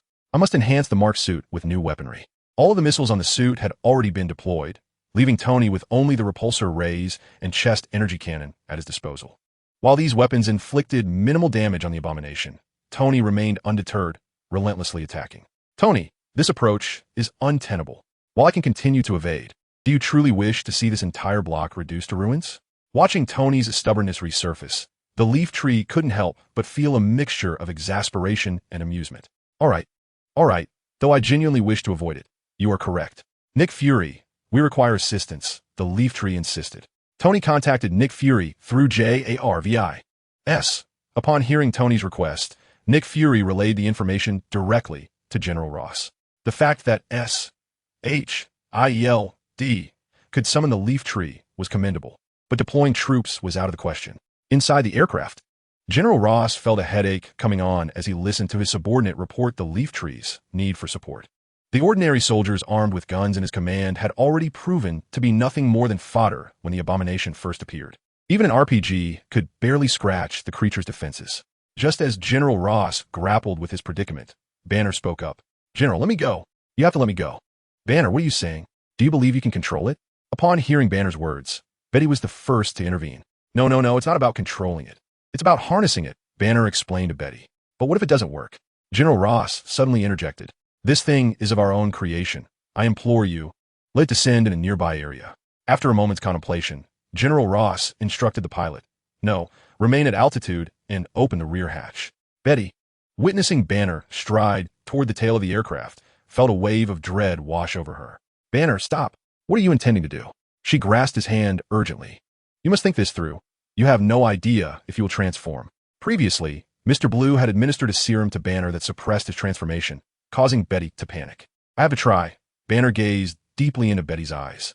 Then, with a leap of faith, or rather, a routine jump from the plane, he plummeted toward the ground, creating a crater upon impact, the pain of which remained unknown. While the crew aboard the aircraft fretted over Banner's safety, a massive green hand suddenly emerged from the pit. Banner had successfully transformed. Let the celebrations commence. However, as the Hulk climbed out of the hole, he appeared slightly dazed, indicating that Mr. Blue serum still had some residual effect. Once the Hulk regained his composure, he let out a furious roar at the abomination, who was entangled with the yew tree not far away. Why do they always shout before a fight? Is it to boost morale? On the other side, the abomination paused, eyeing the newly emerged Hulk. Despite his hands being incapacitated, his gaze emanated a fierce desire to engage in battle. as he had orchestrated everything in pursuit of defeating the Hulk. Chapter 28. Strength, oh strength. The yew tree noticed the Hulk's arrival, though slightly surprised. It was within the realm of reason, as the original narrative featured a clash between Hulk and the Abomination. The remainder of the battle lacked substance. Initially, due to the effects of the serum, the Hulk was somewhat disoriented. However, it soon devolved into a one-sided massacre, details of which shall remain unelaborated. Eventually, when the Abomination lay on the ground, groaning helplessly, the Hulk took off again. This time, General Ross refrained from issuing orders to pursue the Hulk. The aftermath of the Abomination was enough to occupy his thoughts. Following the battle, General Ross did not linger to question the yew tree. Recognizing him as someone summoned by S.H.I.L.D., likely one of their own. Meanwhile, Tony Stark departed silently, revealing a troubled demeanor. Seated cross-legged on his bed, the yew tree observed the small orb in his dantian, now transformed from blue to purple. Its size remained unchanged. Yet he could sense that the quantity of vital energy contained within had increased several-fold, and it seemed capable of further growth. Upon consulting Omnipotence, the yew tree discovered that his proficiency in Dragon Ascendance had reached 99, just a single point shy of achieving a perfect score of 100. Furthermore, due to the orb's transformation to purple, he was now able to utilize the skill Thunder Domain, although he would have to wait until his meridians were fully restored. This revelation filled the yew tree with immense joy. Thus, he decided against sleep, opting instead to restore his vital energy to its peak state. Thus, a night passed. Early the next morning, Yishu awoke from his meditation, feeling the substantial amount of true energy within his dantian, which greatly elevated his spirits. His meridians, nourished by the true energy throughout the night, had nearly recovered. The small orb in his dantian had transformed into a deep purple hue, having expanded considerably during the night. It could be said that Yishu's true energy was now approximately 8 times greater than when it was merely a blue orb. Whether this was due to the invincible potion he consumed during his battle with the Abomination yesterday, he could not ascertain. Nevertheless, he reasoned that as long as he possessed formidable strength, the specifics mattered little. In truth, there was some connection to the invincible potion, but unbeknownst to Yishu, when he activated the Thunder Domain, a skill he previously drew from the power of the masses flickered with divine blessing. This might have been a reason for his increased strength, or perhaps not. After all, the reliability of such a deity remained uncertain. He chuckled. Suddenly, Yishu seemed to recall something. Oh no, I completely forgot about the Dalmatian justice. With that state against the Abomination, a single strike from the great sword would finish the battle in an instant. At that moment, he received his payment from S.H.I.E.L.D., $2 million, which felt rather meager. Aside from that, there were no other matters at hand. What he did not know was that last night, while General Ross drowned his sorrows at a bar, Tony had sought him out. General, we are forming an alliance, Tony stated directly, breaking his usual habit of ordering drinks. We? General Ross inquired with curiosity. However, the specifics of their discussion remained a mystery to all. Perhaps Tony realized that his individual strength was often limited, prompting his agreement to Nick Fury's earlier proposal. Or perhaps he had already entertained this notion independently. Who could say? In truth, Tony had not yet decided how to broach this topic with Yishu, as S.H.I.E.L.D. had previously approached him. But Yishu's reaction had been less than enthusiastic, bordering on rejection, which left Tony quite conflicted. With spirits high, Yishu opened his shop early. Naturally, business was not feasible, but having risen so early with nothing to occupy his time, he merely opened the door to let in some fresh air. The television news regarding last night's events failed to convey the truth, instead resorting to absurd excuses that anyone with common sense would find implausible. It was evident that this was the outcome orchestrated by S.H.I.E.L.D. and the military. After all, should such matters be disclosed to the public, the ensuing panic would be a conservative estimate, and a more severe reaction could lead to widespread protests demanding governmental accountability. Yishu was not surprised by this. He did not cling to the notion of the public's right to know. Some things were better left unknown by ordinary people. For many had perished from knowing too much. Wouldn't you agree? Now, Yishu noticed that ever since his true energy had surged, he struggled to control it. Walking felt as if he might float away. Of course, this was merely an illusion, as he had yet to acclimatize to his newfound power, and his control over it was still unrefined. Yet, who could say that in the future he might not soar through the skies? Therefore, Yishu decided to gradually acclimate to his current strength within the shop, unperturbed by the prospect of others discovering his abilities, for the shop was currently empty. Moreover, Yishu was utterly convinced that there were no less than 10 agents of S.H.I.E.L.D. surrounding the vicinity of the store. This conclusion had dawned upon him during moments of idleness in the past. As for whether there were more individuals present, he deemed it unworthy of his concern. Yishu was determined to keep himself engaged. Even in the absence of pressing tasks, he would either practice his skills or indulge in gaming. He feared the memories of Felina, the playful moments they shared, the haunting image of her demise before his eyes. Previously, he had been unable to avenge her due to his lack of strength, but now, with enhanced abilities, Professor Connors had long since been relocated by S.H.I.E.L.D. Initially, Yishu contemplated pressuring S.H.I.E.L.D. to surrender Professor Connors, yet upon further reflection, he relinquished that notion. His current power was insufficient to contend with the entirety of S.H.I.E.L.D. Time was on his side. It became apparent that he had always been the victim in this narrative, possessing great power, yet failing to protect those closest to him. This realization was precisely why he had refrained from forging new friendships. He could not bear to witness the anguish of separation or the death of those he cherished. However, through the battle of the previous night, he understood that the perils of this world were not easily evaded. It was only when one possessed overwhelming strength that such dangers ceased to pose a threat. As long as he wielded sufficient power, no deluge could shake his resolve. Felina. Chapter 29, Dragon, My Enemy Devours. He swiftly adjusted his mindset, dismissing the sorrowful thoughts. The immediate priority was to enhance his strength as quickly as possible. Thus he opened the lottery system once more. Today, he intended to indulge himself. With over $2 million in savings, Yishu felt a twinge of arrogance. Yet, it appeared that he could only afford a few attempts, with the next being 160,000, followed by 320,000, then 640,000, and finally 280,000. Perhaps 3 attempts would suffice. He would refrain from becoming overly ambitious, lest he find himself suddenly impoverished. As he navigated to the lottery page, Yishu was unaware that the deceptive lottery system had expanded with numerous new items. Among them was the explosive talisman, beginner item, 1,000 pieces, magically enhanced version sourced from the world of Naruto, devoid of any chemical components, requiring no synthesis, and causing no environmental pollution. Ready for immediate use. It was indeed an essential item for home, travel, and even nefarious activities. To activate it, one merely needed to tear off the 4 corners, leading to an explosion in 10 seconds, as per the revised rules of the world. In other words, he had spent over $100,000 acquiring a multitude of grenades. Yishu pondered over the heap of explosive talismans in his hands. What on earth was the purpose of this? Originally, the power of the explosive talisman was akin to that of a standard grenade, but after magical modifications, its potency equated to that of 2 RPGs. It primarily harnessed the energy stored within the talisman, instantaneously generating immense heat and pressure to inflict damage. Moreover, it possessed the advantage of evading detection during security checks and required minimal space for storage. In essence, this item was not merely a replica, it was an upgraded version. Well, if I cannot utilize them myself, I could sell them to S.H.I.E.L.D.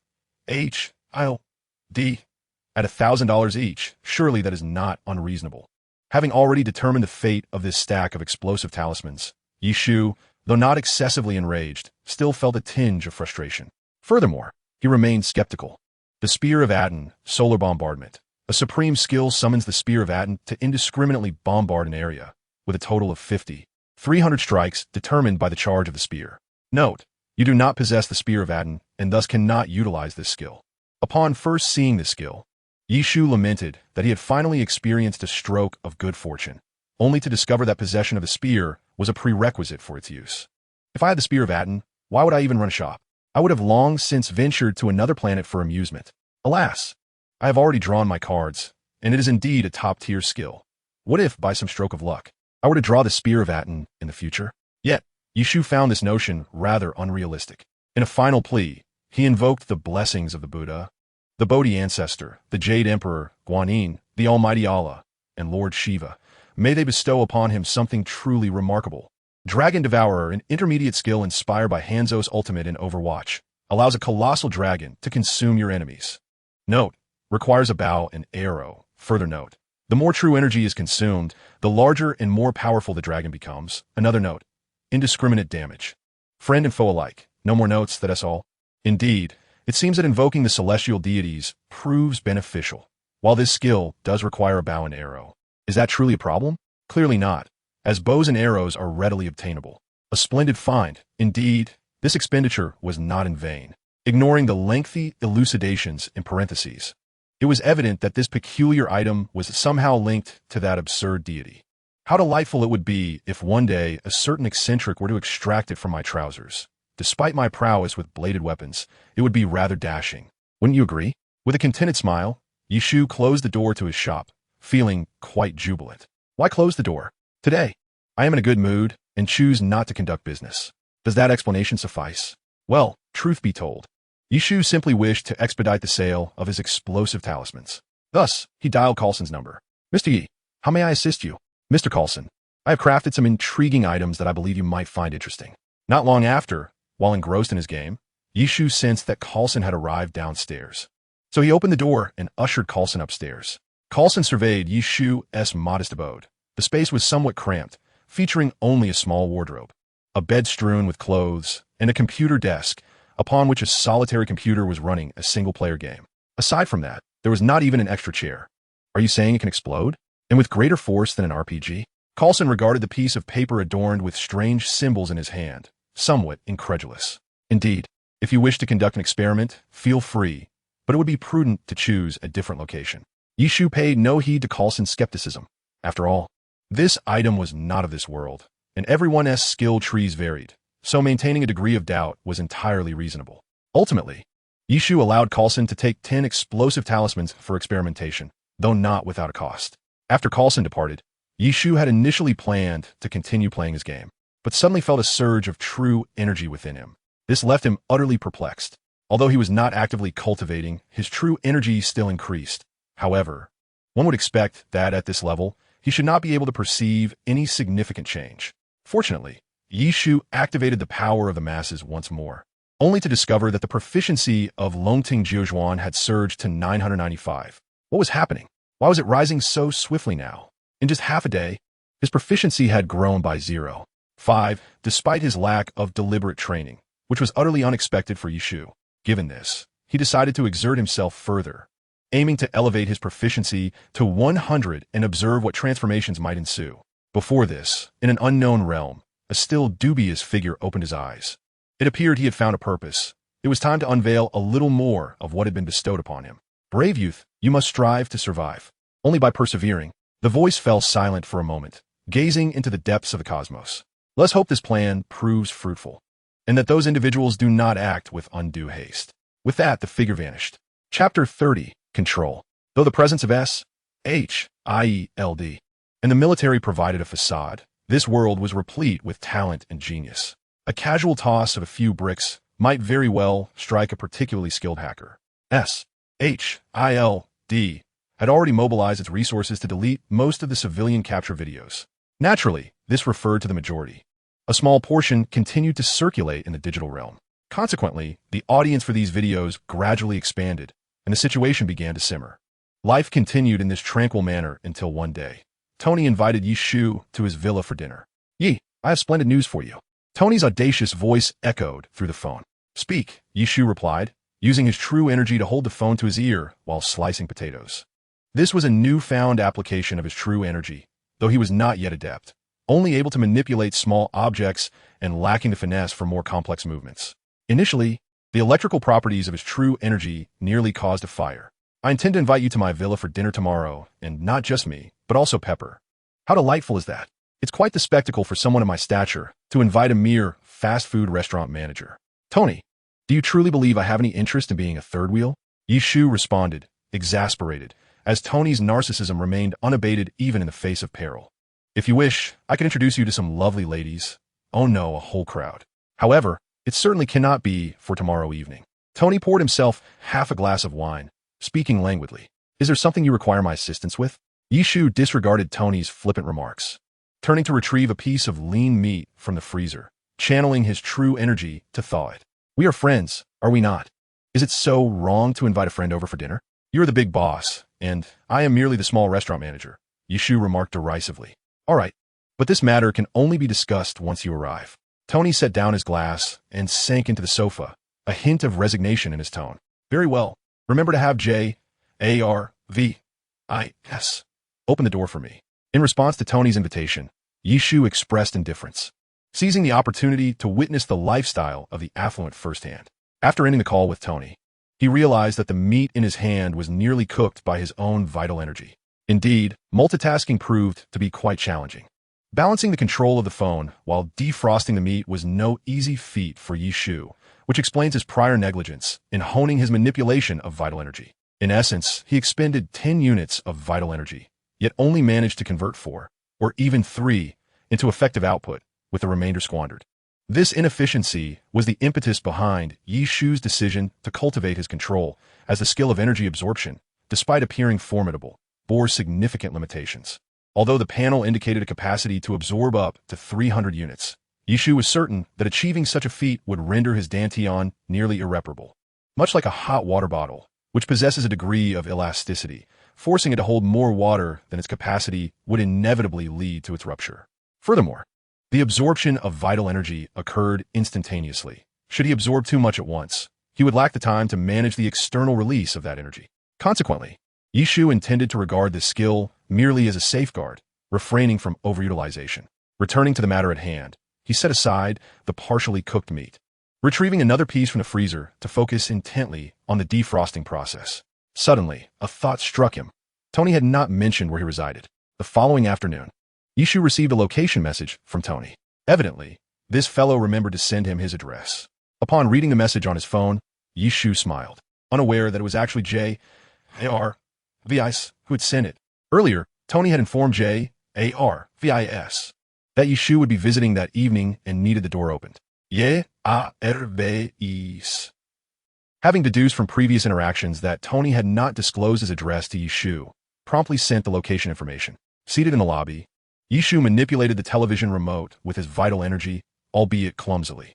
Several times, he nearly lost control, almost crushing the remote, which ended up displaying several cracks. At that moment, the news reported yet another act of heroism by Spider-Man. Our good citizen, Spider-Man, had encountered a group of thugs selling marijuana in an alley one night. Could he stand idly by? Swiftly, he subdued them and notified the police. However, the police later revealed that one among them was an undercover officer, attempting to infiltrate a drug ring. Thanks to Spider-Man's intervention, the trail had gone cold. The news segment debated the righteousness of Spider-Man's actions. While he had indeed assisted some individuals, more often than not, his efforts complicated matters. In this instance, the New York Police Department was eager to apprehend Spider-Man. It appeared that our superhero was entangled in troublesome affairs.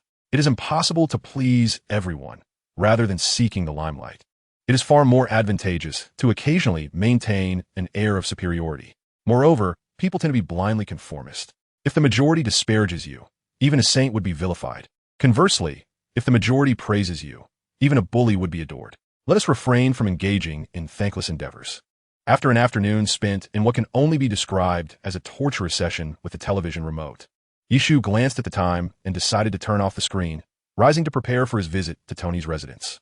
As for the nearly deformed remote, it suggested that it could still be salvaged.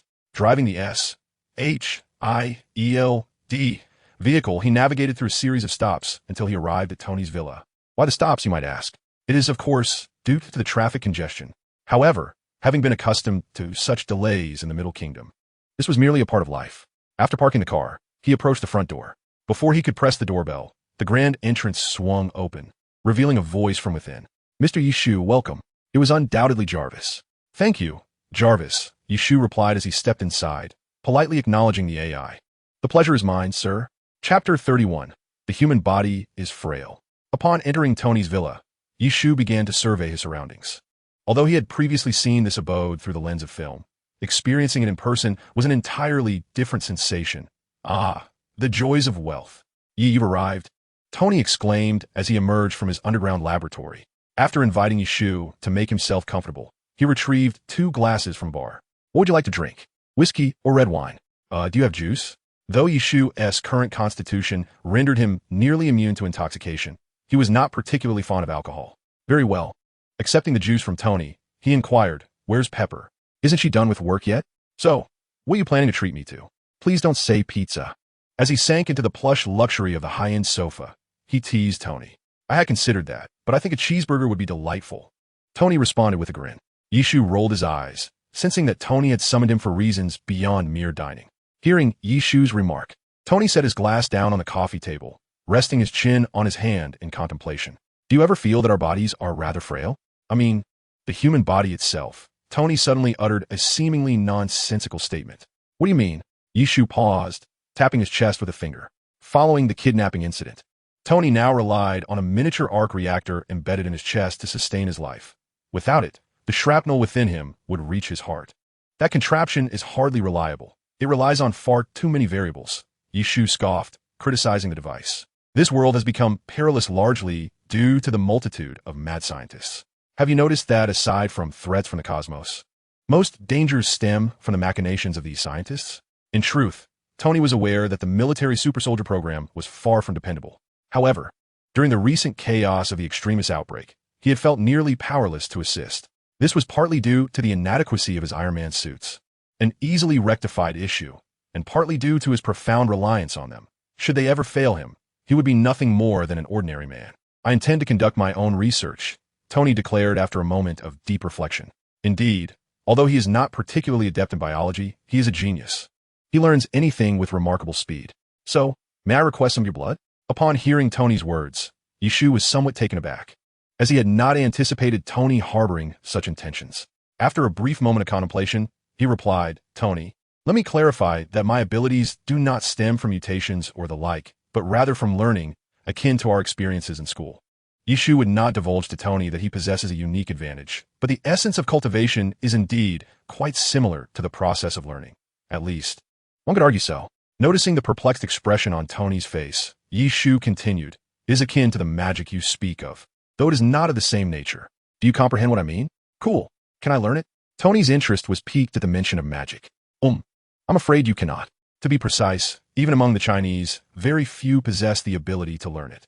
Observing Tony's eager eyes, Yishu suddenly felt a bit overwhelmed. That's all right. I am a genius, Tony replied, undeterred by this so-called challenge. The truth is, my master transferred his abilities to me at the cost of his life, so I regret to inform you that I cannot assist you. Yishu wiped away the non-existent sweat from his forehead and fabricated an excuse. To put it plainly, if I were to teach you, it would necessitate my demise. So it is a moot point. Upon hearing this, Tony's spirits visibly deflated. All right, then could you at least provide me with some of your blood?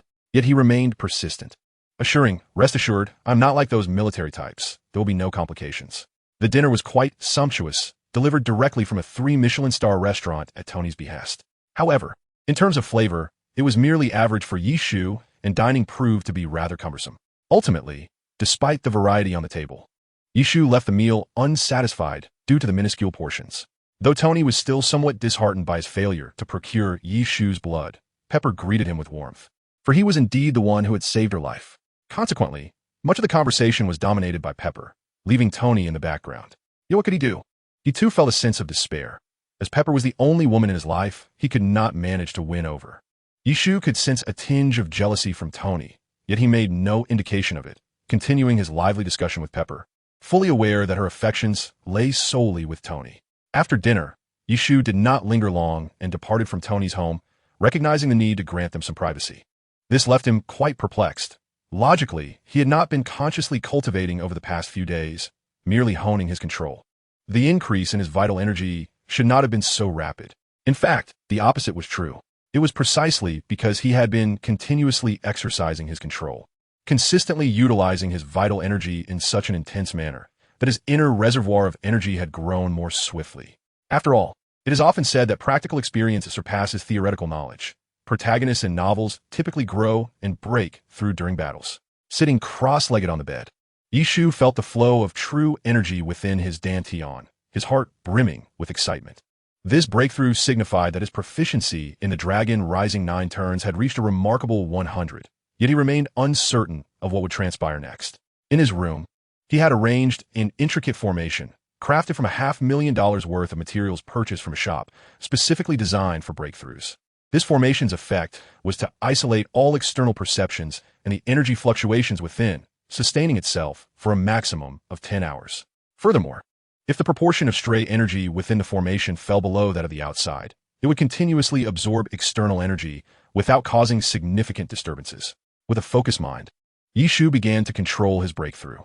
Just like before, the true energy scattered in his dantian began to converge toward a small purple orb, subsequently absorbing energy from the surroundings. Energy swirled around him in a vortex, and arcs of electricity began to manifest on the surface of his body. Before long, the arcs multiplied, and the vortex's speed intensified. At that moment, Yishu felt not only a painful pressure as Dantian, but also a tearing sensation throughout his entire being. Helplessly, he found himself immobilized, cursing the demanding nature of his cultivation method. As the pain and tearing sensation intensified, he felt his capacity for thought diminish, consumed by an overwhelming sense of agony. The energy vortex did not relent due to his suffering. Rather, it accelerated, ultimately forming several luminous rings. Upon closer inspection, one could see energy continuously departing from these rings and entering Yishu's body. By the time the rings formed, he had lost all sensation. Feeling as though he were being shattered into pieces, his soul detached from his corporeal form, devoid of all five senses, unaware even of his own existence. Time became an abstract concept as he lost track of its passage. Eventually, the purple orb began to undergo transformations. It was as if an abundance of cracks appeared on its surface, only to heal again. Yet the rate of cracking soon outpaced that of healing due to the influx of energy. Before long, as the surface of the orb became riddled with fractures, it suddenly exploded, scattering innumerable fragments throughout Yishu's Dantian. In that moment, he felt the pain in his Dantian morph into a sensation akin to countless blades scraping against him. And he noticed that cracks had begun to appear on the surface of his body, revealing a mysterious black energy within. The fragments of the purple orb darted about within his Dantian, and under the influence of the abundant true energy, their sharp edges softened. A larger fragment began to move towards the center of the Dantian, transforming into a small sphere upon arrival. Subsequently, the other fragments seemed to find their place, gradually rotating around it.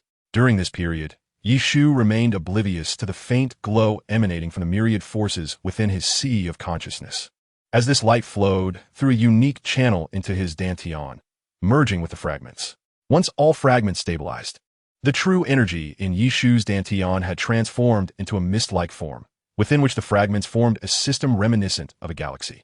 Subsequently, the central star began to absorb an immense amount of surrounding vital energy, its hue darkening progressively from purple to black.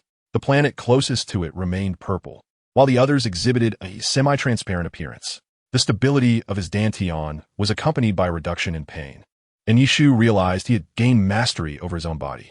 His first sight was the celestial-like entity within his Dantian, yet he could only control the central black star and the nearest purple planet. As for the nearly 100 other planets, he could sense their existence, but lacked the ability to control them, allowing them to orbit the star freely. Upon immersing his consciousness into the purple planet, Yishu discovered that the concentration of vital energy within was astonishingly double that of his state prior to the breakthrough. However, when he turned his awareness to the larger black star at the center, he felt no trace of vital energy, which left him perplexed. The other semi-transparent planets were equally devoid of any vital energy. Yishu struggled to comprehend the situation and, in frustration, opened his myriad powers. Though he failed to notice that the color of the myriad powers had slightly faded, albeit imperceptibly. To his surprise, the section indicating primary skills had vanished after the 9 dragons ascend, leaving only the words first turn. It seemed that this technique consisted of 9 levels, and surpassing a proficiency of 100 was merely the first tier. However, with the absence of proficiency indicators, he found himself at a loss regarding future breakthroughs. A manual would have been most helpful. After all, he had no prior experience in the realm of cultivation. Nevertheless, myriad powers did not offer any guidance in response to Yishu's complaints, implying that he would have to navigate this path on his own. Fortunately, he still possessed the ability to cultivate. He would take it slowly. Upon withdrawing his consciousness, he found himself seated amidst ruins. Not quite ruins as within the formation. Besides himself and the floor, there was nothing left, not even his clothes. My bed, my desk, my computer, he lamented. He could only be grateful for the protective formation, or else the house would have suffered dire consequences. Even so, the formation was riddled with cracks, appearing as though it might shatter with the slightest touch. Rising from the floor, he rummaged through the remaining third of his wardrobe to find a shirt and pants, which turned out to be the last garment. Albeit missing a sleeve, anyone with a modicum of understanding of cultivation would know that breakthroughs typically occur in desolate locations or designated chambers. This is not only for one's safety, but also to avoid damaging personal belongings. It was a testament to the perils of ignorance. After scouring the room, Yishu discovered that not only had his computer and bed vanished, but also his phone, bank card, and car keys. Ah, misfortune seldom comes alone. Now, The only cash he had left was probably a mere handful of coins in the register downstairs. Truly, adding insult to injury. As the saying goes, in times of trouble, seek the police, but in this world, the police, if they could even be called that, were nowhere near as reliable as the S.H.I.L.D. agency. With a decisive resolve, Yishu opted against the conventional entrance, instead leaping through the window, harnessing his lightning speed as he surged toward the S.H.I.E.L.D. headquarters. However, preoccupied with the lingering thoughts of the data on his computer, he momentarily forgot that he had just undergone a breakthrough, and his control over his newfound powers was still unrefined. As a result, upon emerging from the lightning state, he found himself disoriented, beads of sweat trickling down his forehead. Previously, his lightning speed had not covered extensive distances, but now it seemed to transcend mere doubling. After all, the S.H.I.L.D. headquarters was not in close proximity to his store, and he had inadvertently overshot his destination.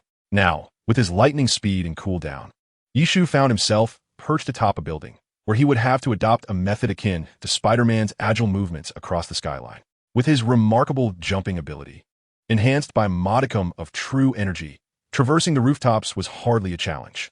After approximately 2 minutes, Yishu finally arrived at S.H.I.E.L.D., a clear indication of how far he had overshot. Lacking his identity card, he stood at the entrance for 20 minutes before an agent, having received permission from higher-ups, finally granted him access. Next time I come here, will I still be barred at the entrance? Do you believe I will still use the front door? Upon entering Nick Fury's office, Yishu expressed his frustration toward Fury, who was seated at his desk. Nick Fury, bewildered by Yishu's outburst, thought to himself that it was indeed Yishu's negligence for not carrying his identity card, and his agents were merely following protocol. However, when Fury noticed Yishu's attire, which was missing a sleeve, he nearly burst into laughter. Ahem, what brings you here? Due to the protective formations in place, S.H.I.E.L.D. was unaware of the incident during Yishu's breakthrough. Otherwise, they would not have detained him outside. I accidentally ruined my clothes during my training last night, along with my phone and bank card that were in my pockets, Yishu explained as he accepted a cup of coffee delivered to Fury by an agent. Downing it in one gulp, the agent stared in astonishment at Yishu before glancing back at his superior. Go fetch another cup.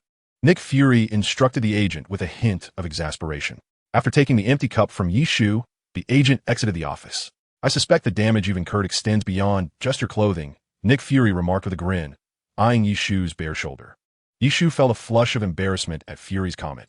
He could hardly admit that not only his clothes, but nearly his entire residence was at stake, or he would truly be facing an embarrassing situation. Chapter 33, Business. Indeed, S.H.I.E.L.D. had taken an interest in the explosion talismans. If utilized wisely, these could yield unexpectedly potent effects, as the inhabitants of this world would never suspect that a mere piece of paper could wield such formidable power. 2,000 each.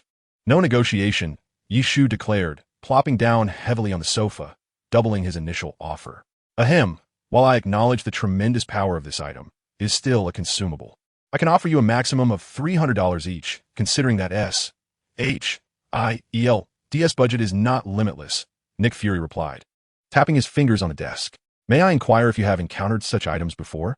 Upon hearing Fury's offer, Yishu sprang to his feet. No, he stammered. Do you understand how it operates? Well, I do not. Of course. I too am a loss. Do you think that if the enemy were to encounter this for the first time, they would deem it a hazardous item? Unlikely. Furthermore, you must have conducted your assessments. Do you believe that, given your capabilities, you could manufacture it? No. In that case, what price can you offer me? Do you think it is easy for me to create this item? Last night, in the process of crafting it, I nearly lost my house, and here you are, attempting to negotiate. However, I am confident that even if you were to decline, many others would be eager to acquire it. Ahem, let's remain calm. We are currently engaged in a business transaction, and in business, one does not establish a fixed price at the outset. Nick Fury wiped the sweat from his brow.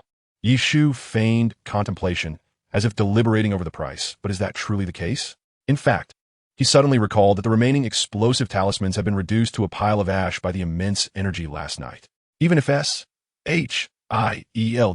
were to offer him money, he could not procure them, which was rather unfortunate. Fortunately, he decided to check if the marketplace had any available. To his surprise, he indeed found them in a variety of types.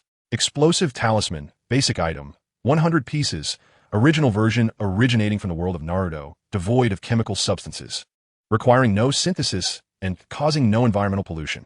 Ready for immediate use. Is an essential item for home travel and for those inclined toward destruction. To be detonated. It requires guidance through true energy, possessing an explosive power comparable to standard grenades. Price, $1. Explosive talisman, basic item, 100 pieces. Modified version also from the world of Naruto, free from chemical substances, requiring no synthesis, and causing no environmental pollution. Ready for immediate use. Is an essential item for home travel and for those inclined toward destruction. To activate, simply tear off the four corners, and it will detonate after 10 seconds, as per the explanation of Altered World rules. Price, $10. Upon seeing the prices, Yishu realized how unfortunate it was to have drawn 1,000 explosive talismans previously. For merely $100, he could have obtained 1,000 modified talismans. Yet he had squandered a staggering 16,000. Unbeknownst to him, new items only appear in the marketplace upon being drawn, and such items do not increase in price with multiple purchases. However, if one is unable to draw them continuously, it becomes a matter of fate. He decided to disregard the first original version for now, as it seemed that no one else in this world possessed true energy besides himself.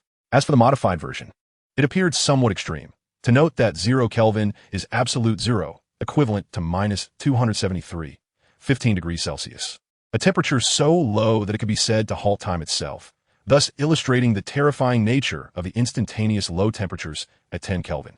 Since the modified explosive talisman at 100 pieces is available for merely $10, if I were to sell them at $1,000 each, why not profit immensely?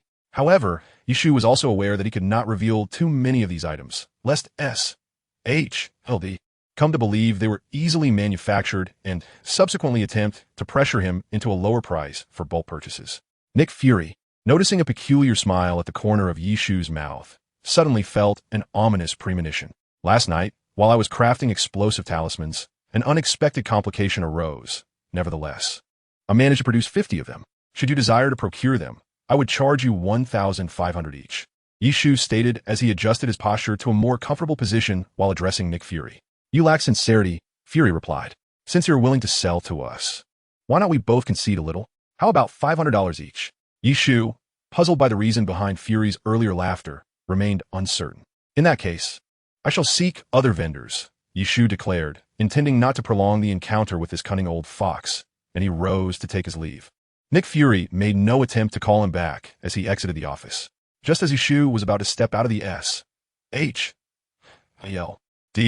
headquarters, he unexpectedly received a file folder from an agent, accepting it without a second thought. Upon opening it, he discovered a new phone and several cards inside. It appeared that SHILD acted quite swiftly. When he powered on the phone, a message appeared. 1,001 each, otherwise, we will ensure this item never reaches anyone beyond SHILD. Scoffing, he switched off the phone and, feigning to retrieve something from his pocket, began purchasing explosive talismans online. Counting out 50 from 100 was a trivial task, easily accomplished by filtering through them with his genuine energy. He placed the 50 explosive talismans into the file folder and called over the agent from earlier. Deliver this to your superior, Nick Fury. He is aware of its contents. Yishu had no fear of the Hydra within SHLD intercepting the package. Even if they obtained it, they would glean nothing from it. After all, the technological trees of the two worlds were entirely distinct. If they could replicate it, he would stream himself consuming exotic delicacies. While withdrawing cash from the ATM, Yishu received a transfer of $50,000 from SHILD. It seemed Nick Fury had already verified the authenticity of the explosive talismans. Otherwise, the funds would have been transferred much earlier. That old fox. Yishu was aware that the phone likely contained tracking and listening devices, but did he fear? He had already transformed. He could confidently withstand any disdain, even eliminating it within 10 minutes, if necessary. Previously, after utilizing lightning release, he noticed that his genuine energy remained entirely unscathed, still abundant. Later, while traveling, he experimented further and discovered that as the genuine energy within the purple planet diminished, the black star would begin to rotate slowly, continuously replenishing the purple planet with genuine energy. When the planet reached saturation, the star would cease its output. This was akin to possessing a self-sustaining generator, one that required no consumption. Thus, Yishu felt emboldened. As long as his genuine energy was ample, he could vanquish any adversaries from SHILD or any other agency that dared approach. After retrieving his funds, he purchased several outfits from store. As for furniture such as beds and tables, Yishu simply requested the vendor deliver them, providing a small tip for their service. By the time everything was in order, it was nearly 5 in the afternoon. He decided it was time to open for business. Having written the evening's menu on the sign outside, Yishu settled behind the counter, engrossed in his phone. Initially, his establishment attracted few patrons aside from familiar faces like Sam, but today, an unfamiliar customer entered. Chapter 34. A grand encounter. A figure clad in a white robe and hood entered the establishment. "Greetings, what would you like to eat?" the proprietor inquired, though. "Even if you order, I may not fulfill it, for the menu displayed outside merely indicates what is available." "Let me think. It seems the only option is bamboo shoots with beef," Leaf Tree remarked, noticing the arrival of a guest and setting aside his phone with a smile. "I believe I might have more choices," the hooded figure replied, nonchalantly, taking a seat without revealing their face. No. It is my duty to make choices for the patrons, and trust me, you shall not regret it," Leaf Tree responded, resuming his attention to the screen. "Oh, I am quite curious," the hooded figure said, their fingers interlaced on the table, head bowed.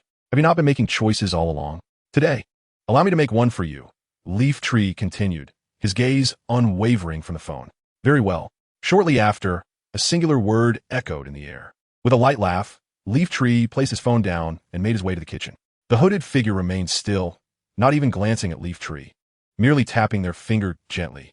Before long, Leaf Tree emerged from the kitchen, presenting a steaming plate of bamboo shoots with beef. Placing it on the table before the hooded figure. Having lingered outside for too long, one ought to indulge in some hometown cuisine, he remarked, almost as if speaking to himself. Upon hearing this, the hooded figure lowered their hands and removed the hood, revealing a gleaming bald head before Leaf Tree. It was none other than the illustrious Master Gu-Yi, leading Leaf Tree to ponder the significance of his humble establishment. Ignoring Gu-Yi's inquiry, Leaf Tree continued, as if he had already discerned the identity of the individual before him. "I cannot perceive you, nor your very existence. We see me lit faintly," fixing his gaze upon Leaf Tree. "Yet, you see me seated here, do you not?" Leaf Tree pulled up a chair and sat beside him. "Often, I find it difficult to trust my own eyes. Indeed, there are times I, too, struggle with belief, such as now, with you," Leaf Tree said, leaning back, his left hand resting on the chair's back. "I trust that you cannot consume the beef before you. Yet I can still avert certain occurrences, such as threats. We repeat." As soon as he finished speaking, Leaf Tree unleashed a surge of vital energy, generating a shockwave that dispersed Gu-Yi's form.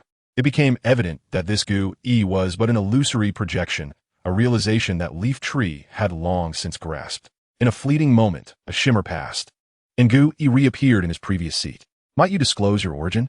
Gu-Yi inquired, seemingly unfazed by Leaf Tree's earlier display. "At times, knowing too much can be detrimental. Yet I can reveal that the threat you must confront is not I," Leaf Tree stated, deftly placing a piece of beef into his mouth with chopsticks.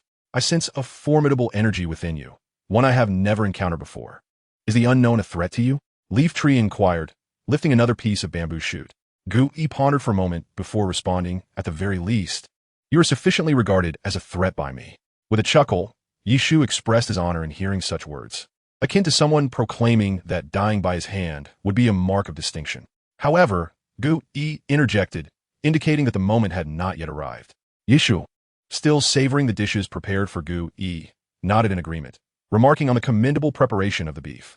His gaze remained fixated on Earth, save for the day of her arrival. Upon finishing her sentence, Gu-Yi rose, donning her hood as she ventured outside. "Some entities, even when banished, may return.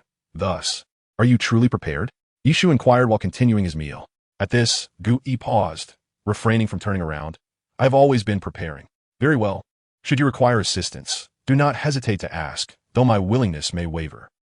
Today's bravado is quite remarkable. Once assured that no suspicious individuals lurked nearby, Yishu reclined on his bed. Fortunately, it was merely an illusory doppelganger. Had the true self arrived with intent to engage, he would have stood no chance. Gu-Yi acknowledged the immense energy within Yishu that even she could not ignore, stemming from the Black Star. While Yishu mistakenly believed she referred to the true Qi in his dantian. The sudden encounter with Gu-Yi reminded him of the impending arrival of the formidable Dormammu following her demise. Aware that although Doctor Strange had utilized the Time Stone to negotiate Dormammu's retreat in the film, this was the real world where anything could transpire, and any unforeseen event could spell doom for Earth. Yishu harbored doubts about his ability to contend with Dormammu. Moreover, Gu Yi's overuse of energy from the dark dimension led to her physical demise, relegating her to a state of spirit. Aside from occasional chats, her utility was severely limited. It was precisely her existence that deterred Dormammu and Thanos from wreaking havoc on Earth. After calming his tumultuous thoughts, Yishu realized that the meal he had just consumed felt insufficient, leaving his stomach still yearning for sustenance. Had his appetite increased recently? Pondering this, he descended to the kitchen, intent on preparing more food. What is going on? After finishing an entire pot of rice and a large bowl of braised beef, he still felt no sense of fullness. He gazed at the empty plate before him, lost in contemplation. This is not right. I certainly felt as though I had eaten, yet it seemed to digest at an alarming rate.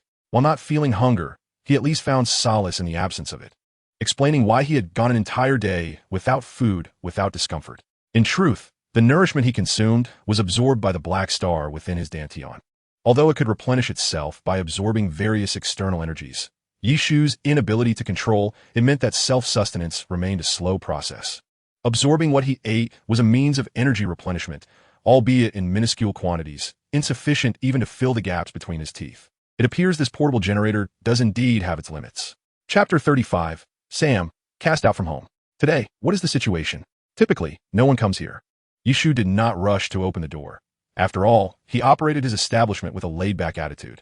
Since he had already closed, he had no intention of reopening. It was simply too bothersome. Through his perception, Yishu noticed that the visitor outside was none other than Sam. What brings you here?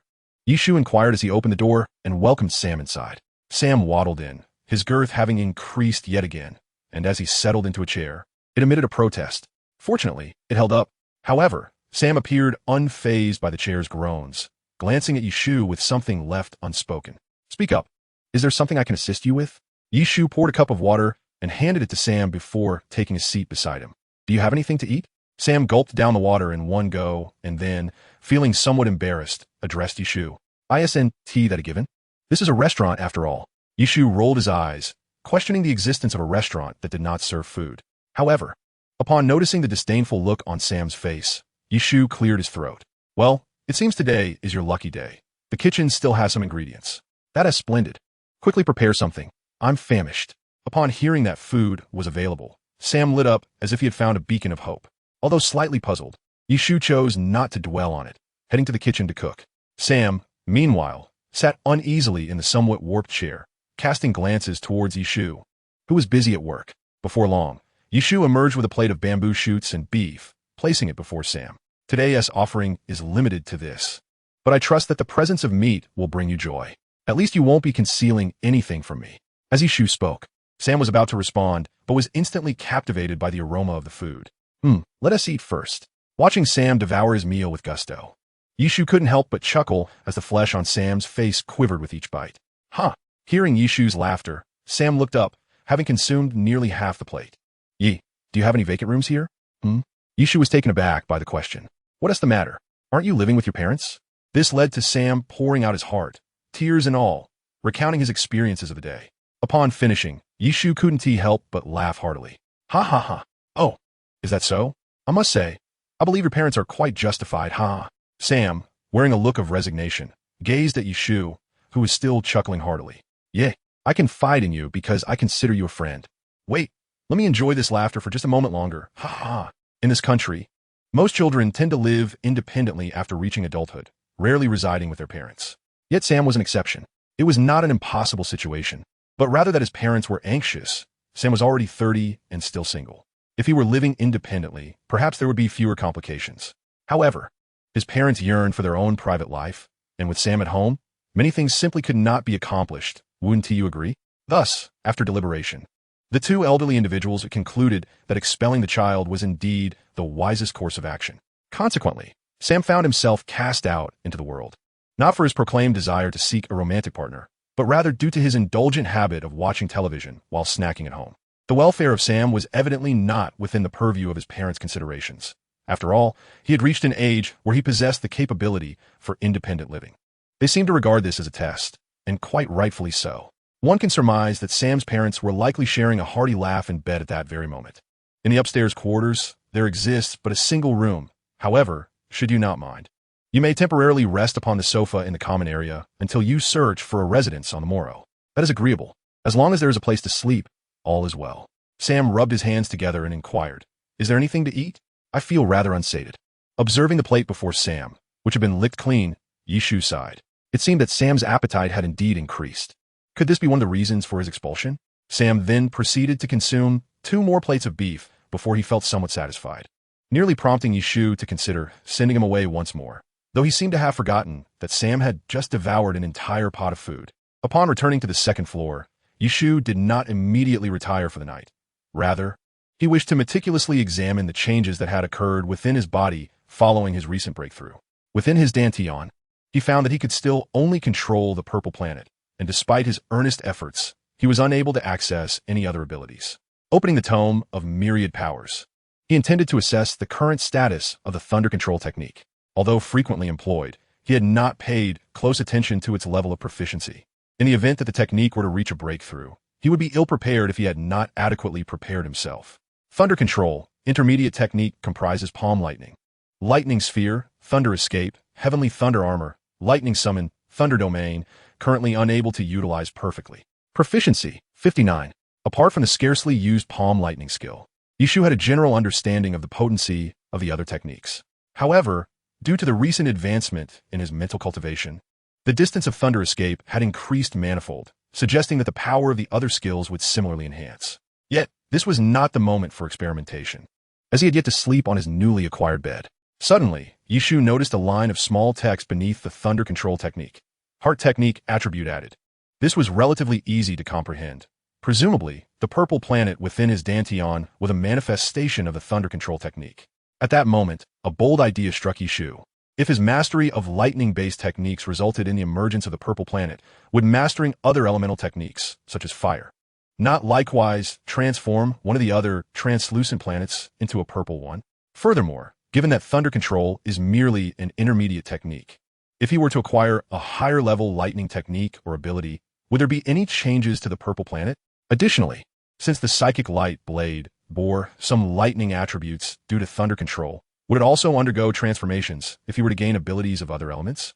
These queries flitted through Yishu's mind, and the more he contemplated, the more he believed in the likelihood of such possibilities. If this is indeed the case, then, judging by the condition of his dantian, the true energy of various attributes should be stored separately, with the generator positioned right in the center. Even if the lightning attribute's true energy is temporarily depleted, he can still utilize the abilities of other attributes. Once the black star replenishes the lightning attribute's true energy, he'll be able to continue using it.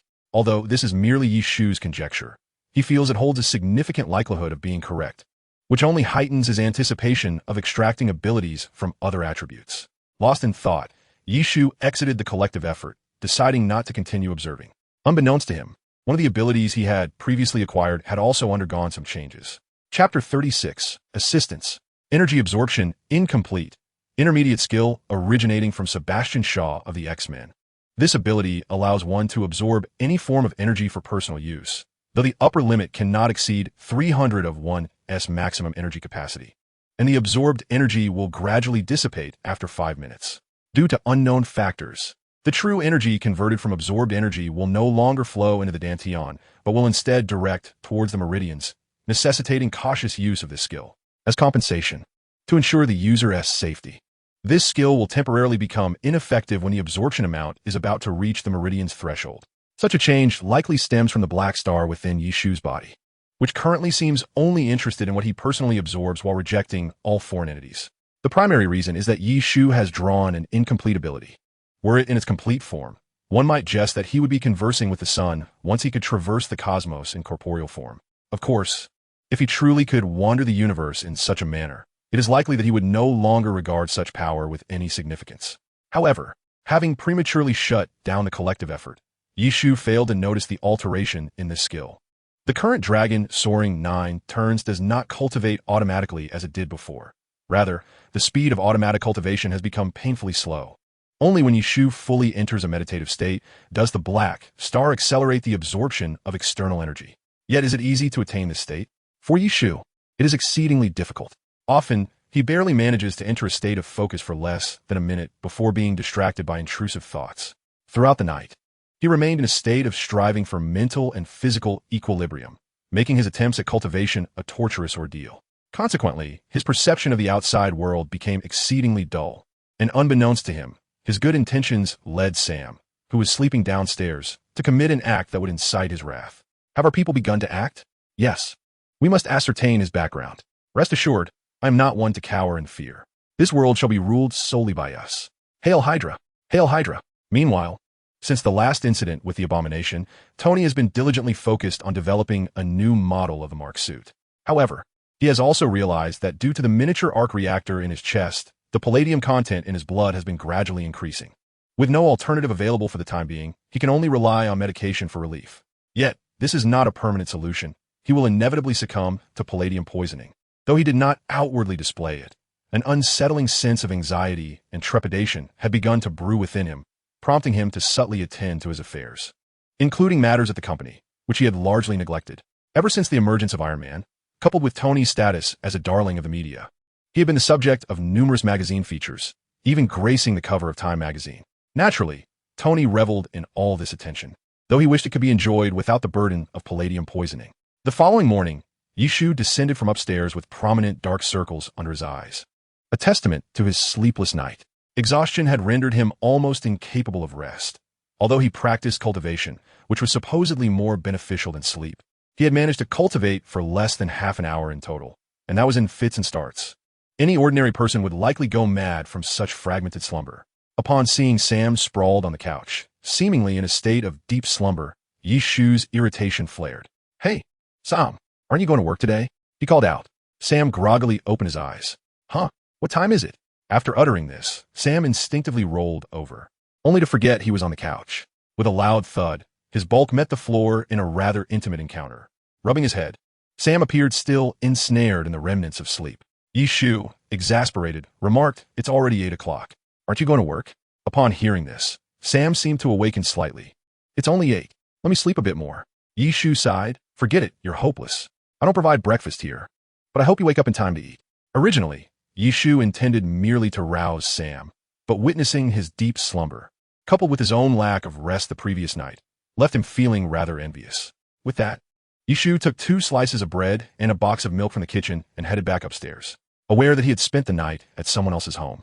Sam hastily gathered his things through the back door of the kitchen, though there was little to tidy up, just slipping on his shoes and coat sufficed. He avoided the front door because he lacked a key and could not open it. Noticing Sam had departed, Yishu did not dwell on it. Instead, he contemplated whether to continue his cultivation or catch up on sleep. After a night of diligent practice, he had gradually grasped the technique, increasing his time in a meditative state from mere seconds to over a minute. At least there was some progress, although he would soon find his thoughts wandering. Disrupting his concentration, Yishu persevered, attributing his dedication to the perilous nature of the world around him. Ultimately, he resolved to take a nap first. While dark circles could be alleviated with his energy, the fatigue of his spirit could only be remedied through sleep. He had never experienced a loss of control during cultivation, but what if he forced himself and succumbed to it? With this rationale in mind, he snacked a little before comfortably lying down on his bed, drifting off into a deep slumber. This nap lasted from 8 in the morning until 5 in the afternoon, providing him with considerable comfort. In fact, had his phone not rung, he could have easily slept even longer. Without getting up, he summoned his phone from the table using his inner energy, and was surprised to see it was Tony calling. He answered, placing the phone comfortably against his ear while lying on the bed. Please tell me you're not still asleep. Came Tony's voice from the other end. What do you think? He glanced at the clock on the wall and sat up. All right, do you have time today? Tony's tone sounded somewhat somber. What's wrong? You seem off today. Indeed, Tony was different today. He usually filled the air with laughter and jokes. I think you might be able to assist me if you possess any magical abilities. Fine, I'll come over shortly. Tony was reluctant to elaborate, and Yishu chose not to pry. He would find out in due time. Instead of using the front entrance, Yishu tidied himself up briefly and leapt out of the window. Ever since he became accustomed to soaring through the air, he rarely used the front door when leaving, as jumping from the window was simply exhilarating. Approximately 5 minutes later, he arrived at the entrance of Tony's villa. Chapter 37, Tony's Dilemma. Welcome, Mr. Yishu. Mr. Tony did not expect you to arrive so swiftly, Jarvis greeted as he opened the door. I didn't drive, Jarvis. Yishu replied with a smile as he stepped inside the villa. He admired the artificial intelligence, feeling a twinge of envy, though it was merely envy. He was content with his own extraordinary abilities. On his way, Yishu pondered the reason for Tony's summons until a memory struck him. In the film Iron Man 2, Tony had suffered palladium poisoning due to his chest reactor, ultimately finding inspiration from a model of a futuristic city left by his father, leading him to create a new element to replace palladium and resolve the issue. It seemed likely that Tony sought his help regarding the same predicament, as Yishu had previously mentioned that his abilities were cultivated through rigorous training, even drawing a comparison to Western magic. It appeared that Tony wished to see if Yishu could assist him in overcoming palladium poisoning. With these thoughts in mind, Yishu refrained from directly heading to the basement where Tony was likely conducting experiments. After all, Tony needed his help. At least for the time being, Tony was not in any immediate danger. Although Yishu had not thoroughly examined the various potions in the marketplace, he believed he could manage the antidote. While waiting for Tony to emerge from the basement, Yishu began searching for suitable remedies in the marketplace. Restoration Scroll, beginner item upon use. It continuously heals physical injuries for 10 minutes, with the effectiveness depending on the severity of the wounds. Consecutive uses do not extend the healing duration, lasting a maximum of 10 minutes. Price, $100. Life Potion, beginner item upon use. It instantly heals physical injuries, with the effectiveness depending on the severity of the wounds. Using again within 1 hour will reduce the healing effect by 50. Price, $1,000. Healing Stone, beginner item. Wearing it can enhance the body's recovery speed. It can also be used to instantly heal physical injuries, with the effectiveness depending on the severity of the wounds. The effects of wearing multiple items do not stack. Price, $2,000. Purification Potion, intermediate item upon use. It instantly removes all negative effects from the body and increases resistance to negative effects by 80 for 24 hours. Repeated use will diminish its effectiveness. After 10 uses, it becomes ineffective. Price, $10,000. To be honest, there are indeed numerous items in the shop. After searching for a while, Yishu felt that only the medical stone and the purification potion were suitable for Tony. Poisoning can also be considered a form of injury, albeit not one involving bodily harm. The human body possesses its own immunity. Wearing the medical stone can enhance the speed of recovery, which means it can slightly slow down the rate of Tony's palladium poisoning. The purification potion, on the other hand, can directly eliminate the current state of poisoning and temporarily boost Tony's resistance to palladium. However, as long as Tony continues to use the miniature arc reactor, complete recovery from his palladium poisoning is impossible. For now, it is best to delay the situation. Yishu cannot simply tell Tony that the city model his father left him is the new element he needs to synthesize to resolve his problem. If he were to say that, Tony would undoubtedly become suspicious. I am my father's son, and I don't even know. How do you know? Not long after, Tony, notified by Jarvis, emerged from the underground laboratory. You actually arrived this quickly. Tony was somewhat surprised by Yishu's speed, although he could move faster in his suit. Yishu was on his own. I didn't drive. You know the traffic in the city is terrible, Yishu replied, sitting on the plush sofa with a smile. All right, would you like something to drink? All right, you don't drink alcohol. Juice. Tony approached the bar and poured himself a glass of wine. Let us have a drink. I imagine you must have something urgent for me to assist with. It would be remiss not to indulge in a bit of your cherished wine. Hearing Yishu's words, Tony paused for a moment, then a smile crept across his lips. All right. After pouring a glass for Yishu, Tony settled onto the sofa. Do you remember the last time I asked for your blood? Yishu took a small sip of the wine. The flavor was peculiar, not as strong as Chinese spirits, with a hint of sweetness. He nodded, signaling Tony to continue. What if I told you that if you knew when you would die, what would you do? Tony, just say what you need to. All right, actually, I mean to say that I might not have much time left. Are you aware of palladium poisoning? Oh, you and T know? As you're not a genius like me. As Tony spoke, he habitually made a joke, but upon seeing Yishu's electrified hand, he immediately sat up straight and said seriously, this thing in my chest. Tony tapped the arc reactor embedded in his chest, which saves my life while simultaneously dragging me towards death. The palladium content in my blood is exceeding safe levels. As long as I continue to use it, I want to live long. After speaking, Tony wiped his face with both hands and downed the contents of his glass. I haven't told Pepper. In fact, no one else knows about this. Yishu observed Tony's current state. Although he knew that Tony would ultimately resolve the issue, he was acutely aware of the difference between a fictional character and a living, breathing individual, albeit a genius. He pondered that if it were indeed poisoning, he could offer some relief.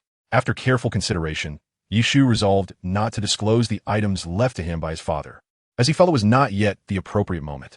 Some matters were better left for Tony to discover and address on his own. Unbeknownst to Tony, who was oblivious to Yishu's inner thoughts, he eagerly inquired upon hearing that Yishu had a solution. What solution? Is it your magical powers? I mean your spells? No, No, I possess more than mere spells. Yishu retrieved a purple vial from his jacket pocket. I call this the purification potion. It can neutralize all toxins within you, and for the subsequent 24 hours after consumption, it will enhance your resistance to these poisons. While it may not completely resolve your predicament, it will grant you ample time to seek a remedy. Wow. Cool, Tony exclaimed, accepting the purification potion. How much of this do you have? Unquestionably, Tony believed that if he had a sufficient supply, he could cease worrying about palladium poisoning. At least it was preferable to daily consumption of chlorophyll juice. Don't get too excited. This potion is quite difficult to produce, and with repeated use, your body will develop an immunity, rendering it ineffective, Yishu retorted, rolling his eyes at Tony. Well, at least it is good news for me at the moment. Tony carefully placed the purification potion in a cabinet, deciding it was best to save it for when the palladium levels became critical. Noticing that Tony's mood had slightly improved, Yishu chose not to linger, wary of Tony potentially saying something that might irritate him. When do you plan to inform Pepper? What about informing Pepper? Oh, that. Let me think. At least not right now. Never mind, you decide for yourself. Observing Tony's hesitance, Yishu felt a sense of resignation. I have only managed to produce one vial of the purification potion for now. If you require more, seek me again. With that, Yishu stood to take his leave, and Tony did not insist on him staying for dinner, as he preferred not to share a room with another man. As for mutants, I personally wish to refrain from involvement, as they are quite troublesome. Those Omega-level mutants are capable of annihilating everything in their path. It would be impossible to contend with them. The earlier mention of mutants may have been somewhat thoughtless, but one could view it as though this were not Earth 199999 with a wry smile. Chapter 38. Reflections and Conversations. Nevertheless, this matter requires careful deliberation, as the prices of items in the marketplace increase linearly with repeated purchases. If sold in excess, one might find oneself in a predicament should the prices escalate in the future. Selling is still feasible, but only in limited quantities to ensure personal needs are met while maintaining reasonable prices for the items. Given that Tony's villa is situated in a relatively secluded area, Yishu strolled leisurely along the path, taking in the scenic views. This world has made commendable strides in combating environmental pollution, as one can gaze upwards and behold the stars in the sky. Though the cutting-edge technology here is remarkably advanced, reminiscent of Tony's transparent phone. The realm of civilian technology remains strikingly similar to that of the original Earth, and in some aspects, even inferior. This disparity perplexes Yishu. As the heir to the doctrine of GCism, he recognizes the significance of the populace. It is undeniably true that military technology progresses at a faster pace than civilian innovations. Yet the gap in this world is simply too vast. The reasons for Yishu's contemplations may stem from idleness or perhaps from the frustration of having wandered for an extended period without reaching the bustling city center. With his heightened senses, he can hear the jovial sounds of a family dining together nearby, a child recounting to his parents how he was bullied at school. Alternatively, he can perceive two elderly individuals seated on a sofa, watching television and reminiscing about the blissful moments of their youth, including the joy of parenthood. Or perhaps it is an impatient couple engaged in their intimate pursuits. And he faintly overhears two robust men, a testament to the exuberance of this nation. Having once lived a solitary life as a recluse in his previous existence, he did maintain connections with friends online, engaging in discussions and gaming sessions, bantering with one another. They often spoke of cultivating immortality, yet he was invariably the first to falter. Now endowed with abilities many have longed for, he finds himself bereft of the joyous camaraderie he once shared with friends. Pausing, unconcerned with the reactions of passers-by, and noting the street is relatively empty, Yishu channels his vital energy into his legs and leaps onto the rooftop of a nearby building.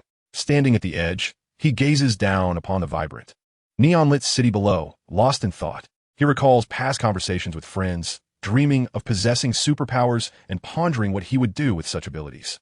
Some desired invisibility, allowing them to unabashedly admire the breathtaking cosplays at conventions. Others wished for teleportation, eliminating the need for train tickets and enabling world travel at will. A few aspired to immense wealth, akin to that of Batman. Yet Yishu expressed a wish for his loved ones to attain immortality. Having recently embarked on the path of cultivation, Yishu can distinctly sense his physical capabilities growing stronger.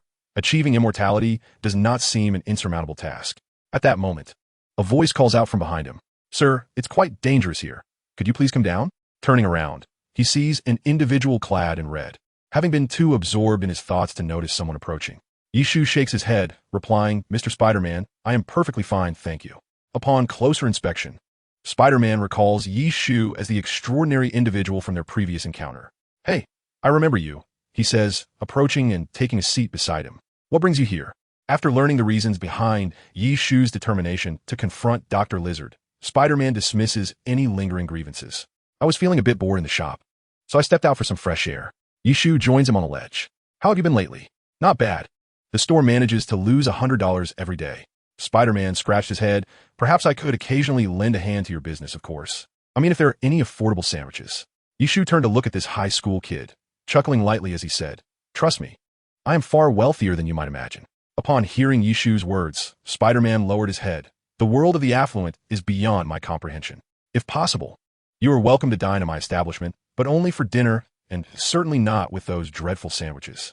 Yi Shu recalled that Spider-Man was still juggling part-time work to earn some money, and sometimes lunch could be complimentary. "Really? That's wonderful. Why would you do such a thing?" Observing his cheerful demeanor, Yi Shu smiled as well. "Do what?" "What you're doing right now." Yi Shu gestured toward Spider-Man's attire. "This." Spider-Man glanced at his own hands. "I possess this ability, do I not? And don't you think it feels magnificent to help others?" Yi Shu pursed his lips non-committally.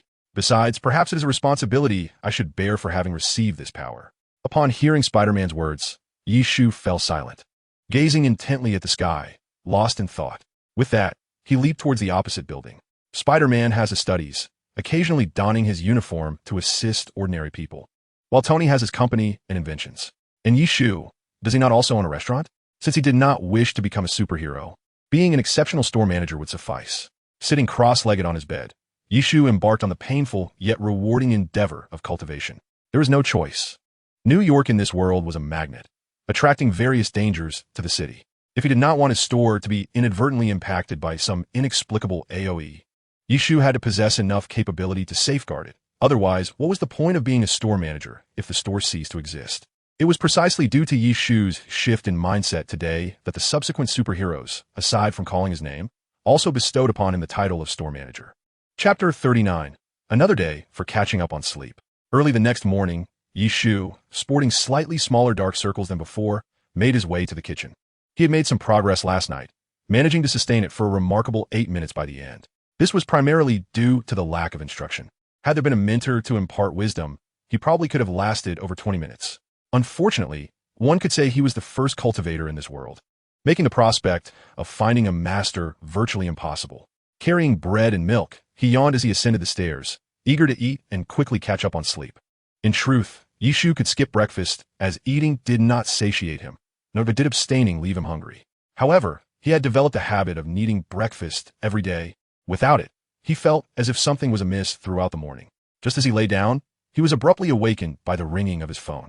Grabbing his phone, he discovered it was Tony once again. "Hello, Tony. Unless it's an urgent matter, I hope that lightning rod at your villa proves useful." "Yeah, last night, I tested that purification potion you gave me. And yes, this substance can indeed neutralize all known toxins in this world." Tony seemed oblivious to Yi Shu's unfriendly tone and excitedly remarked, "You called me just to discuss this matter?" Yi Shu tilted his head slightly, replying, "If there is nothing else, trust me, my previous words were not a jest." "Just now? What did you say?" Tony paused for a moment, then continued, "Oh, right. How much of that purification potion do you possess?" I attempted to analyze the substances within it, and, to be frank, aside from water, I encountered many components I had never seen before, and some I could not even identify. Well, the phone rang again, and it was still Tony.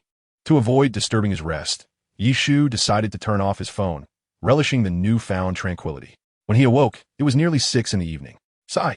When will I ever return to a normal state of cultivation? Rising from his bed and glancing at the clock on the wall, Yi Shu felt that his biological clock was utterly disordered. Although his cultivation had been intermittent, perhaps due to the unique nature of his technique compared to other flashy forms, he sensed that his true energy had become slightly denser than before. While the overall quantity remained unchanged, the energy consumed for skills of the same potency was somewhat reduced. After organizing his thoughts, Yi Shu made his way downstairs to open the shop. As for why he did not cultivate during the day, it was simply because the nighttime offered a quieter environment. Any stray thoughts could easily disrupt his meditative state.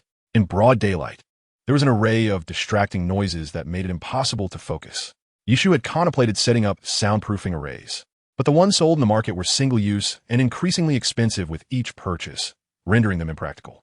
Yishu refrained from writing down the menu outside, as he did not intend to conduct business that day. The ingredients he had left in the kitchen were not particularly fresh due to his recent lack of procurement.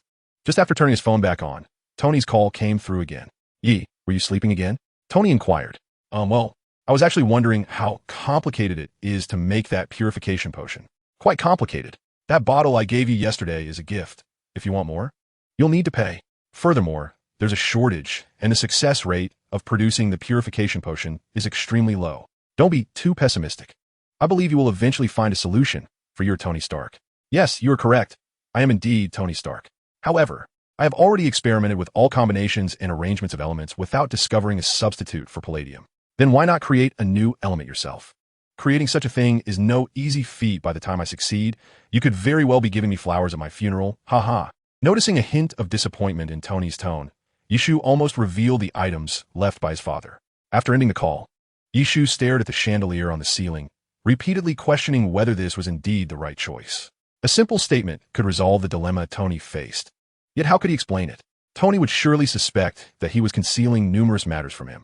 Upon introspection, Tony has indeed regarded Yishu as a friend, having confided in him solely about his palladium poisoning, albeit motivated by a need for assistance.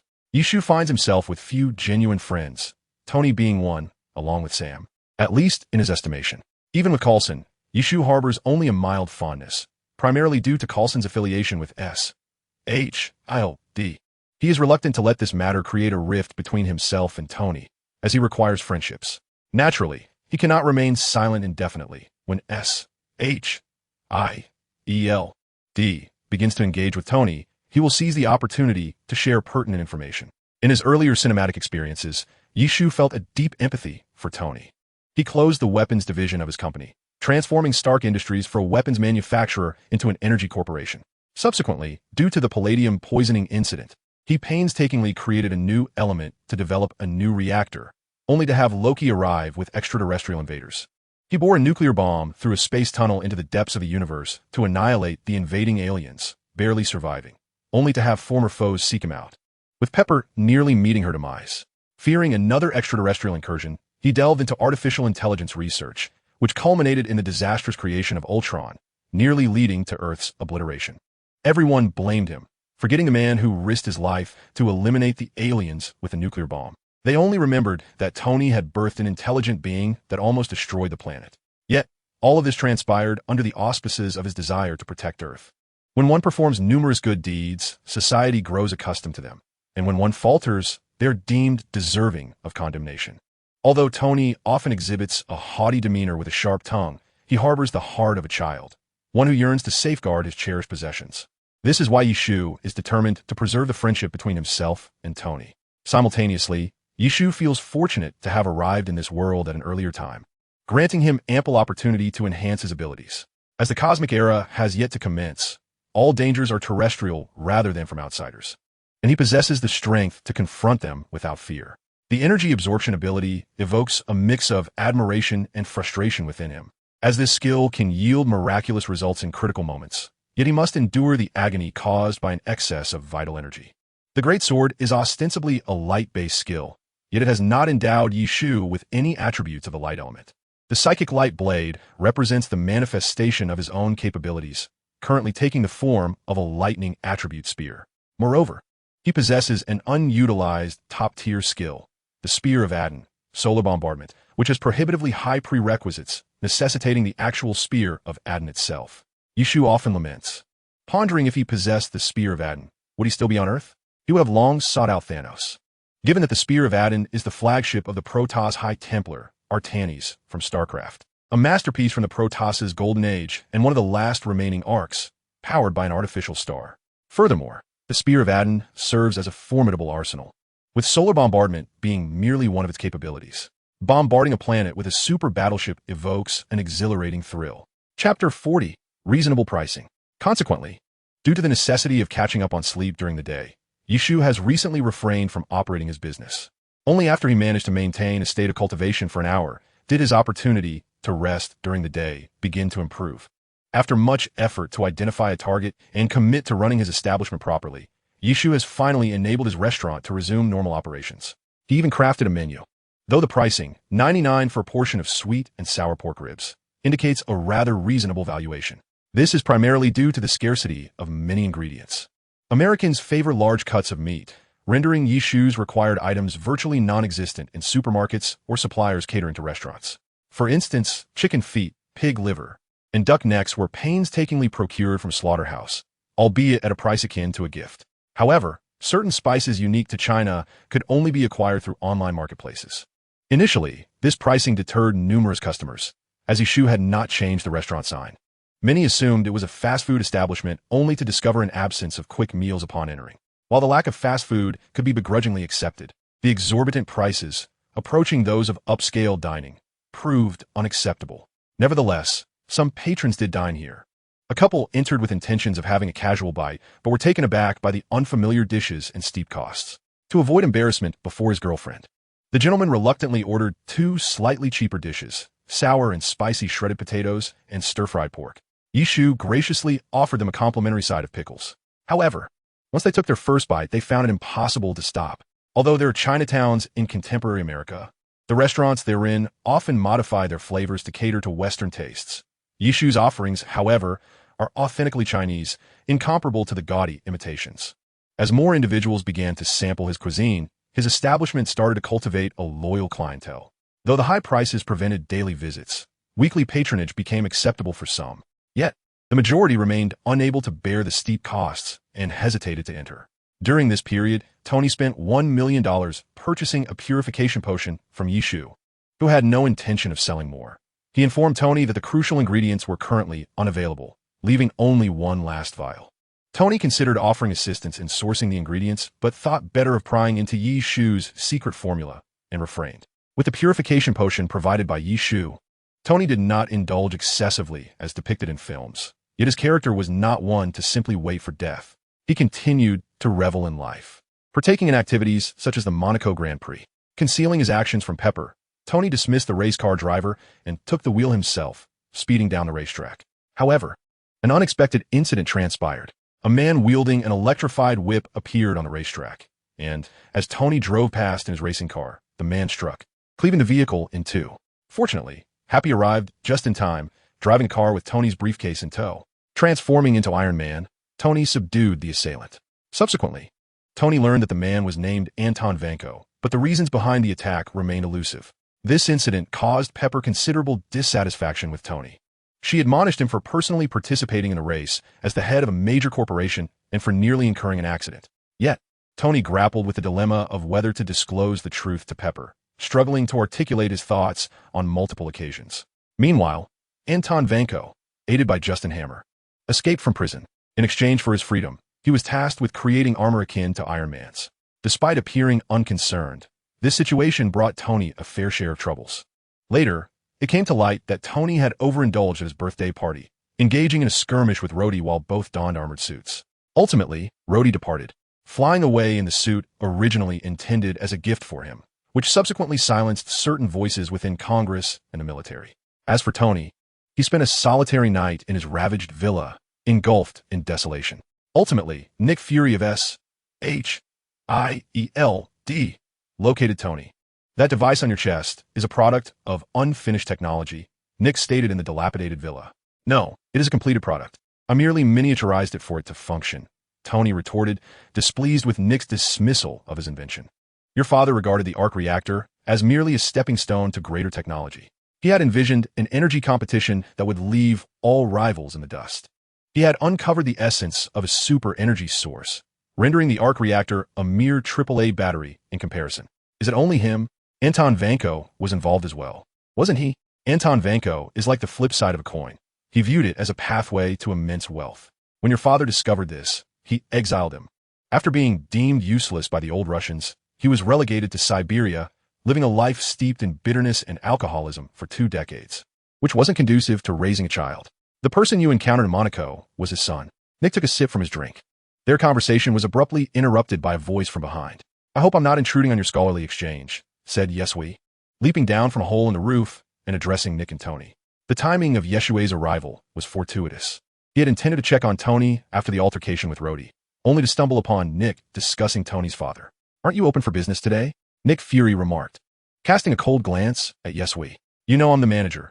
I can dictate the hours of operation. Yesui replied nonchalantly as he found a place to sit.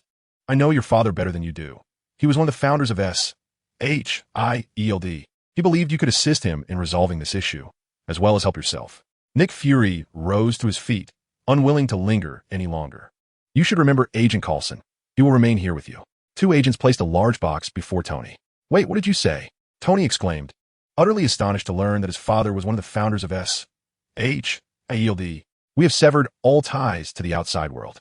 Good luck, Natasha said as she approached Tony. So, will you watch me be imprisoned here? Tony inquired after Fury's departure. Of course not, but I think it would be prudent for you to examine the contents of that box. Perhaps you will find answers within. Yi shrugged, indicating his reluctance to interfere, yet willing to assist if Tony required anything. Oh no, I'm in a good mood today and don't wish to conduct business, especially seeing Tony's lavish villa turned into this state. You know, the place I reside in is likely smaller than his bathroom. Yi chuckled. If you wish, I could provide you with 10 bathrooms. Initially pleased by Ye's refusal to conduct business, Tony's expression darkened upon hearing the latter's remark. Never mind. I rather like my little nook. You all carry on without me. With that, Yi stood, made his way to the bar, and poured himself a drink, indulging in it alone. Coulson shook his head at the gesture from his subordinate. After all, Yi was not someone they could easily handle, and Shield certainly did not wish to create animosity with him. Chapter 41. The Hammer of Thor. Yi casually sipped his drink, feeling somewhat bored, and decided to bid farewell to Tony and take his leave. Mr. Yi, how have you been lately? Coulson approached with a smile. Relieved that Yi had not interfered with his efforts to help Tony escape, Coulson felt at ease. As you can see, I plan to open a somewhat more conventional restaurant. Yi said, brushing his hair back. It could use a trim. So what plans does that one-eyed ball man have for Tony? Upon hearing Ye's designation for Director Fury, Coulson wiped non-existent sweat from his brow and adjusted his sleeves. As I mentioned last time, oh, right, the Avengers, is it? Yi interrupted, pouring himself another drink. Yes, and it seems I recalled something. Coulson's expression brightened momentarily before he concealed it. Apologies, some matters are rather classified. I hope you don't mind. Of course. I understand your organization has many protocols, Yi replied nonchalantly. Although Coulson had masked his excitement well, Yi sensed it. Likely news regarding Captain America, whom Coulson was a fervent admirer of. Don't mind them. They're merely doing what they ought to do, Coulson said with a smile, waving his hand dismissively. Yi then leaped through the opening he had entered. Watching Yi depart, Coulson pressed his finger to his ear and said, Director, he has left. Understood, came the response. As for the reason behind the journey to New Mexico, Yishu vividly recalls that a deity wielding a hammer is destined to arrive there, and he yearns to test whether he can lift the hammer of Thor. However, due to the considerable distance between New York and New Mexico and his inability to fly, Yishu is left with no choice but to board an airplane. This predicament weighs heavily on him as he stands in line at the airport, feeling quite helpless. In other novels, practitioners of cultivation soar through the skies, yet here he is, needing to rely on air travel for a mere excursion. He momentarily doubts the authenticity of his own celestial prowess. Yishu harbors no secrets about his whereabouts. He is acutely aware that he is under the watchful gaze of Shield. But what of it? He is eager to travel to New Mexico, where he might serendipitously encounter the hammer of Thor and, out of sheer curiosity, become involved in the unfolding events. As Yishu dozes on the plane, Coulson receives notification to prepare for his own journey to New Mexico. Before departing, he learns of Yishu's plans to head to the same destination. Initially taken aback, he secretly hopes that Yishu might be of assistance. Disembarking from the plane, weary and unable to find rest, Coulson even fantasizes about a hijacking to pass the time. Upon exiting the airport, Yishu suddenly finds himself at a standstill. Where exactly does the hammer of Thor manifest? Bewildered, he observes the bustling traffic. Just as he contemplates his next move, his phone rings. Mr. Yishu, greetings, comes Coulson's voice from the other end. It's Coulson. What brings you to call? Yishu Inuitis. May I ask where you currently are? I'm traveling in New Mexico. Splendid. I've just arrived in New Mexico as well. How about we share a drink? Upon hearing Coulson's invitation, Yishu feels a flush of embarrassment.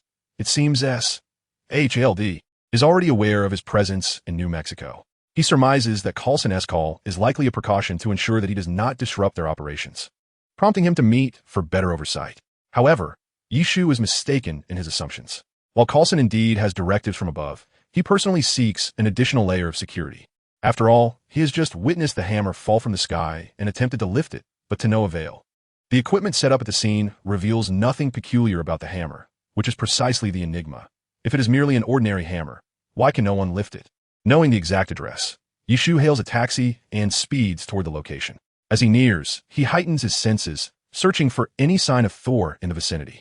Yet, having never encountered Thor before, he would fail to recognize him even if he were nearby. After all, the current Thor possesses no divine strength, appearing instead as a remarkably robust ordinary man. Upon arriving at the outskirts, the taxi was halted by two armed individuals. After handing over some money, Yishu encountered an incident involving the credentials of S.H.I.L.D., but the two men, after a brief communication via their radio, permitted him to proceed. As he walked, Yishu surveyed his surroundings, which offered little in terms of beauty, resembling a desolate wasteland devoid of human presence. He mused that he hoped this location was part of your travel itinerary as well. Not long after, Yishu observed Coulson emerging from a makeshift structure, greeting him with a smile. It is time. Given the current circumstances, Yishu had anticipated this moment. Thus he felt no sense of unease. I believe you are aware of the strange occurrence here. Indeed, I am quite curious about that anomaly. Before we delve into it, allow me to introduce someone. Coulson spoke into the radio, Barton. Almost immediately, a figure descended from an elevated platform via a rope, wielding a technologically advanced compound bow and adorned with a quiver full of arrows. This is Agent Barton, Coulson introduced to Yishu. You may call me Hawkeye. Barton stated with an impassive demeanor, seemingly indifferent to Yishu's presence. Hawkeye, a fitting name. Yishu, unfazed by the cold reception, turned to Coulson. May I inspect the object? Of course. Coulson guided Yishu into the temporary facility, and after passing through several doors, they arrived at a massive pit, within which stood a hammer, silently imposing. Approaching it, Yishu refrained from hastily seizing it. Instead, he channeled his inner energy to envelop Thor's hammer with a protective aura. Chapter 42. We are not alone. The hammer, originally named Mjolnir, was forged from the core of a dying planet, with its handle crafted from the wood of the World Tree. Currently, Mjolnir is ensorcelled by Odin, the All-Father, making it possible for only the worthy Thor to wield it and reclaim his divine powers. Furthermore, only those of pure heart can lift the hammer. Noting that his energy did not provoke any response from Mjolnir, Yishu decided to cease his probing. He extended his right hand to grasp the handle, and the purple orb within his dantian began to whirl rapidly, emitting a substantial amount of energy outward. Meanwhile, Coulson observed arcs of electricity dancing across Yishu's body, with the hand gripping the hammer enveloped in lightning. The arcs leaped across the ground, occasionally transferring to Mjolnir itself. Feeling the moment was right, Yishu gradually exerted force, causing lightning to coil around the hammer. Not sensing any movement from Mjolnir, he intensified his effort. Coulson, now positioned outside the chamber, retreated, wary of the tempest of electricity that filled the pit. He had no desire to experience the sting of lightning. At that juncture, Mjolnir began to lift from the ground, a soft glow emanating from its head. As he held it, Yishu suddenly perceived the image of a one-eyed elder in his mind. Child, relinquish it. It is not meant for you. Are you Odin? Indeed, it seems you are acquainted with me. Therefore, you should also recognize to whom it belongs. But is it not Thor's after all? Within you resides a powerful energy I have never witnessed before, yet it appears you are unable to harness it. Trust me, that energy is truly meant for you. Let Mjolnir be left to Thor. Very well. Unbeknownst to Yesh, as he grasped the hammer of the thunder god, a vast expanse of storm clouds gathered above him, only to dissipate the moment he released the hammer.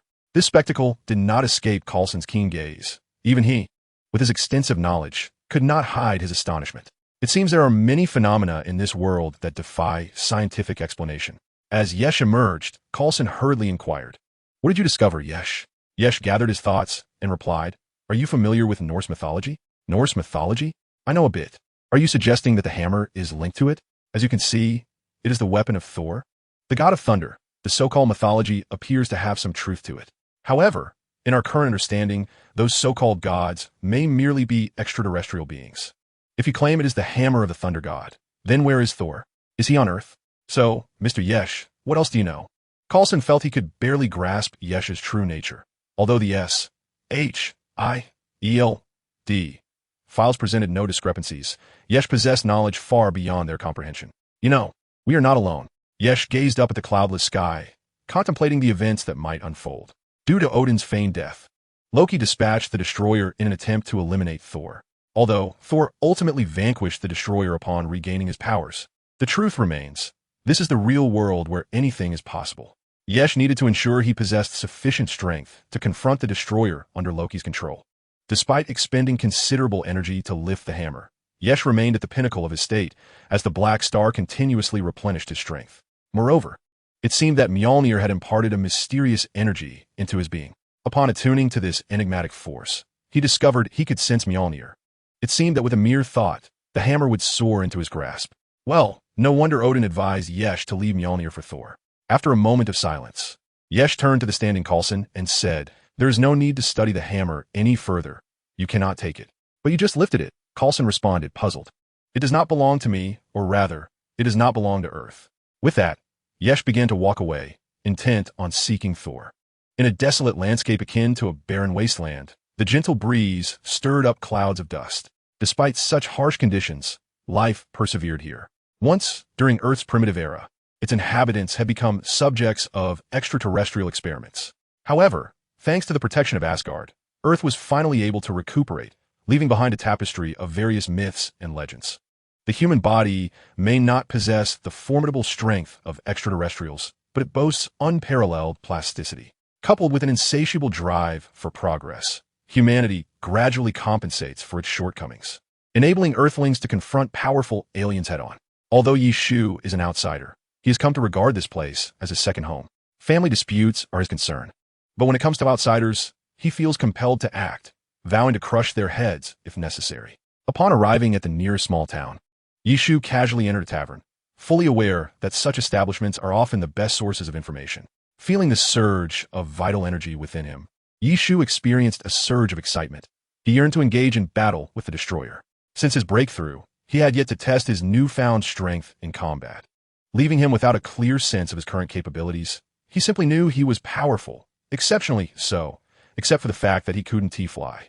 Suddenly, a loud crash echoed from the tavern as a glass shattered, followed by a man's booming voice declaring, "Another round." It seemed fortune favored him, as Yi Shu retained some recollection of his guardian customs. Turning his gaze, he spotted the source of the voice, a burly blond man, flanked by two women who were conversing with him. With a faint smile curving his lips, Yi Shu took a sip of his drink and noted that Thor, indeed, exhibited no trace of divine power, merely possessing superior physical attributes akin to an ordinary human. Chapter 43. Thor. Although Yi Shu had located Thor, he had no intention of approaching him just yet. He needed to bide his time for a more opportune moment, such as when Thor was apprehended by Coulson. At that juncture, Loki would undoubtedly arrive to relay the false news of Odin's demise, and Yi Shu was eager to witness Loki's true nature. The farce instigated by Thor did not persist for long. After compensating for the damages, he was led away by his companions. Exiting the tavern, Yi Shu took out his phone and called Coulson. "Hello, Yi, what's the matter?" "Coulson, I found Thor," Yi Shu began, delivering a significant revelation. "What? The Thor you mentioned?" Coulson responded, astonished. "Where is he now? Is there a threat?" "Whoa, calm down, Coulson. This isn't like you," Yi Shu chuckled. "Apologies. It's just that knowing a figure from the mythological tales of my childhood is real and right here, anyone would react similarly. By that logic, I should have been a part of those myths too, haha. All right, Yi, is that the reason you called me?" "Of course not. I merely hope you can expedite the evacuation of the townsfolk before tomorrow. Unfriendly guests are expected to arrive." Yi Shu had no desire to personally inform the residents of an impending alien visitation, fearing he would be deemed a fool for suggesting they flee. Coulson still harbored some skepticism towards Yi Shu's words. "Well, I've said what I needed to say, but I can't guarantee that tomorrow's guests will adhere to Earth's customs." After finishing the call, Yi Shu hung up without regard for how Coulson might feel. His actions were merely an attempt to satisfy his own conscience. If I have issued a warning and you choose to ignore it, then I am afraid I am powerless to intervene. It is merely a testament to the fate that awaits those individuals. Consider it a sacrifice to the heavens. As night descended, the sky was devoid of stars, and the moon was shrouded by thick clouds. Not far from the temporary outpost established by S.H.A.L.D., Yi Shu lay on a hillside, a plant root held between his teeth, with his hands cradling his head as he gazed into the inky void above. In this moment of tranquility, he pondered what he would do if he were to be overpowered by the destroyer. Loki certainly would not spare the lives of mortals. The good news was that he did not currently have to worry about a lack of vital energy, even if he were to falter in battle. Escape would not pose a problem. For now, he awaited Thor's arrival to retrieve his hammer. Shortly thereafter, a figure began to approach the S.H.I.E.L.D. compound slowly. Thor had arrived. Due to the exceptionally tight defenses, it was no surprise that Thor was detected. After engaging a few agents, he found himself beside Mjolnir. Hawkeye, positioned at a vantage point, could have struck Thor at any moment, yet Coulson hesitated to issue the command. Excitedly, Thor grasped the hammer's handle. But when he attempted to lift Mjolnir, he discovered that no matter how hard he tried, it remained firmly in place. The heavy sky, finally unable to bear the burden of the clouds, erupted with low rumbles of thunder before rain began to fall. Exhausted, Thor knelt beside Mjolnir, allowing the rain to drench him, still incredulous that he could not lift the weapon that had accompanied him in countless battles, his own. No, there was no one to explain this to him. Although Odin watched over him, the Thor of the present was not the leader Odin envisioned for Asgard. Disheartened, Coulson approached with a cadre of agents, and the defeated Thor allowed them to carry him away, clearly affected by this tremendous blow to his spirit. How are things? Yeshu intagistet, adresink Coulson. Oh, by the way, Yeshu had consciously enveloped his body with vital energy to avoid the rain. If any practitioners of the mystical arts were to learn of this, they might well wish to reprimand him for using such exalted energy as a mere raincoat. Coulson found himself at a loss for words, struggling to reconcile the image of the despondent man he had just witnessed with the legendary god of thunder. The disparity was staggering. Now stripped of his divine power, Thor was reduced to a robust mortal. If you doubt this, you may inquire tomorrow. Thus, Coulson resolved to take a well-deserved rest. He had expected to encounter a god of legend, only to find himself in this disheartening situation, and had been drenched for his trouble. The thunder ceased, and the downpour did not last long. Following the rain, the sky lifted its oppressive veil. The stars finally emerged, twinkling in the night sky. The rain had banished the dryness from the air, and the damp earth seemed to exude the fresh aroma of verdant grass. The night passed in this manner. The following day, Coulson arrived at the room where Thor was confined. Who are you? Where do you come from? What do you intend to do? One might imagine a philosophical triad, yet Coulson refrained from such inquiries and simply asked Thor about his identity. After a while, realizing he was not eliciting any substantial information, Coulson exited the room. Shortly after his departure, a figure materialized before Thor. Loki? My brother, I bear unfortunate news. What news? Father has passed away. No, that cannot be true. Listen, brother, father is quite disappointed in you. Is that so? Before they could converse further, Itri entered the room, but Loki vanished the moment the door opened. Greetings, sir. Itri smiled at Thor. However, Thor paid him no heed. The news of his father's demise from Loki had already plunged his heart into despair. Well then, I believe the gentleman behind me can reveal himself now. Oh wait, I forgot. This is merely your projection. Itri, observing the despondent expression on Thor's face, couldn't help but find it amusing. Midgardian, you seem somewhat different, Loki materialized, his expression void of emotion as he addressed Itri. I know you, Loki, is it? Oh, it appears you are quite knowledgeable. Upon encountering a god, you ought to kneel and pray to me. Itri scoffed dismissively. A god? To me, you are merely an extraterrestrial. Nothing more. Chapter 44, The Calm Before the Storm. It seems you have forgotten the teachings of your ancestors, Midgardian. Loki continued to smile, seemingly unfazed by the taunt of an ant. Firstly, Mr. Loki, let me correct you. This is Earth. Secondly, gods can indeed be slain, cannot they? Itri opened his left hand, electricity crackling from his palm. Just as Itri and Loki exchanged barbs, Thor suddenly shouted, Enough! Loki, leave me be, I wish to be alone. Upon hearing Thor's words, Loki merely shrugged, flashed a wicked smile at Itri, and then vanished. So, Thor, do you intend to settle on Earth? Itri turned to Thor and inquired. Very well, suit yourself. I suspect your companions will arrive soon to escort you away, and you may as well enjoy the life of a human. Itri refrained from informing Thor that Odin was not dead, for even if he did, Thor would not believe him. Brotherly affection is no trifling matter. Leaving Thor to ponder alone in his chamber, Itri exited to find Coulson. How are things on Tony's end? Itri asked Coulson, who was engrossed in his computer screen. Tony? You might want to ask Natasha about that. Should I call her for you? Coulson turned to Itri after closing the page he was viewing. No need. Just provide me with Natasha's phone number. Itri could have called Tony directly, but since his previous attempt had reached a deadline, he sought Coulson's assistance instead. After obtaining Natasha's number, Itri dialed. Hello, little brother Itri. Upon hearing Natasha's alluring tone from the other end of the line, Yeshu nearly hung up the phone in irritation.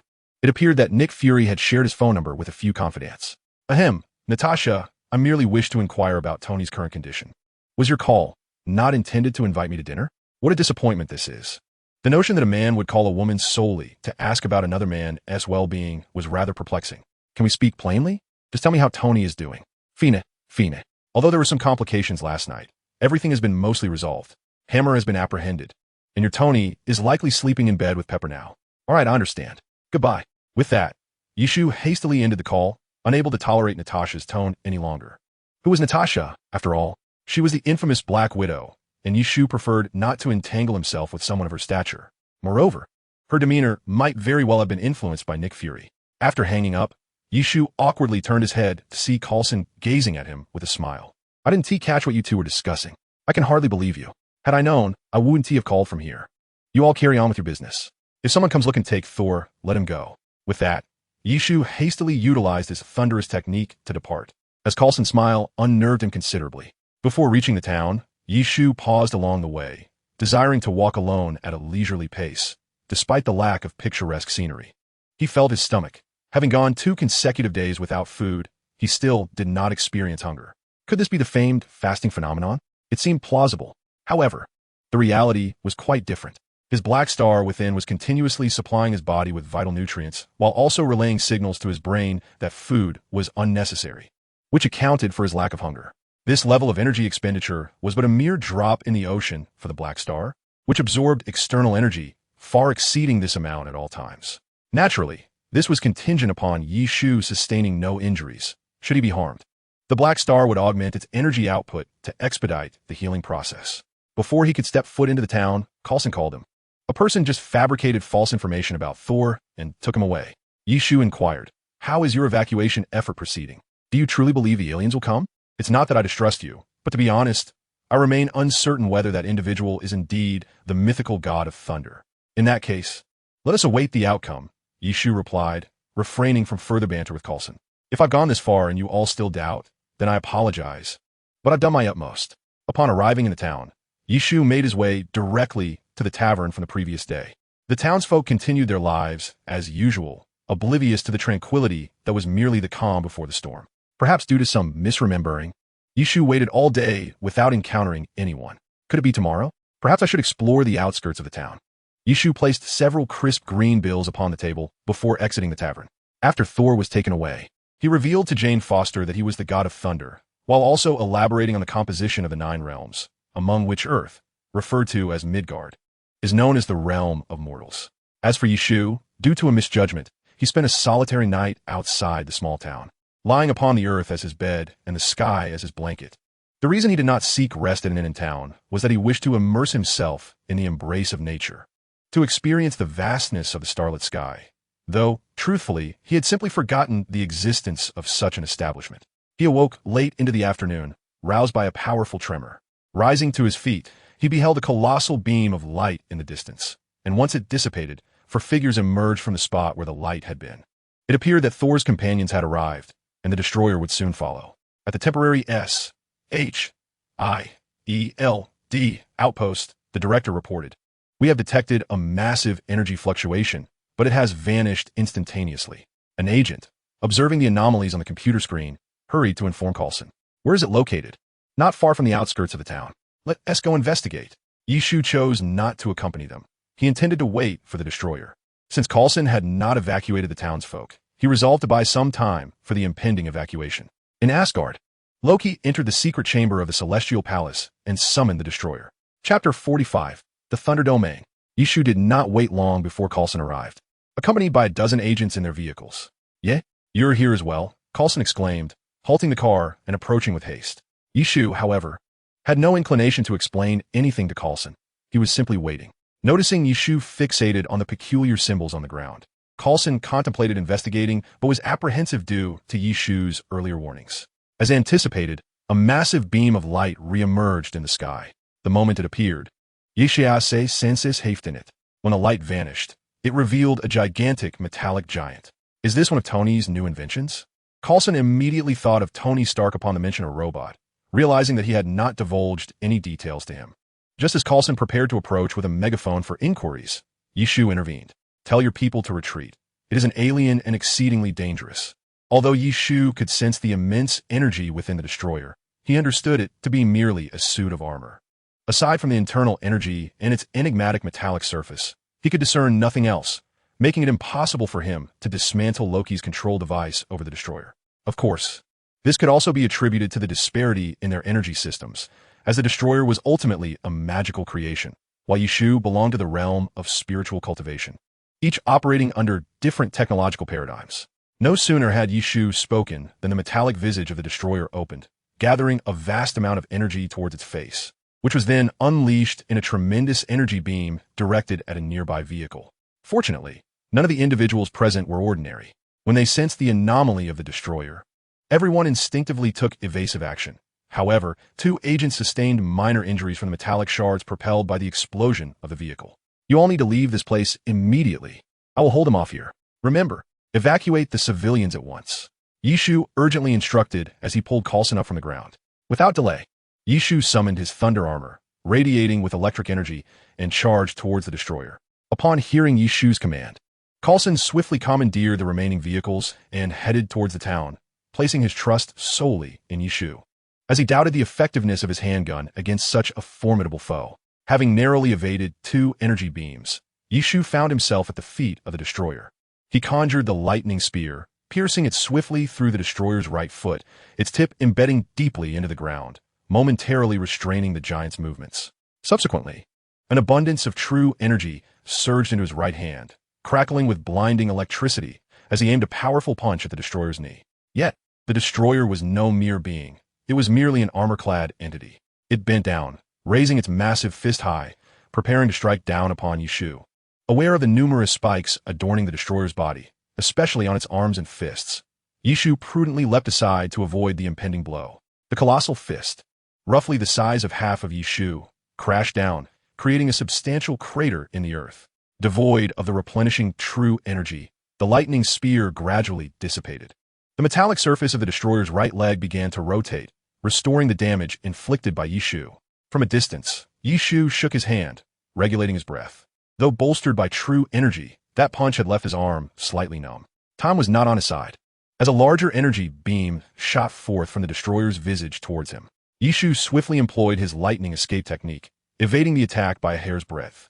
No sooner had he regained his stance than another energy beam hurtled towards him. Yishu enveloped his hands in true energy and crossed them defensively before him, attempting to absorb the incoming energy with his skill. Upon impact, he felt a searing pain coursing through his meridians, and he was violently propelled backward. After rolling several times, he finally came to a halt against a massive boulder. The destroyer, perceiving that Yishu had lost most of his combat strength, began advancing towards the town. Intent on eliminating Thor, Yishu felt as though his body was on the brink of collapse. He was unaware that his energy absorption skill had undergone a transformation. Had he realized this sooner, he would have opted to retreat further during his lightning escape rather than endure the destroyer's energy beam head-on. However, hindsight is invaluable, and now Yishu found his meridians damaged, his body riddled with wounds. Just as the destroyer approached the town, Yishu finally caught up with it. Suddenly, a bolt of lightning streaked across the sky, striking the destroyer atop its head, yet it seemed to inflict no harm.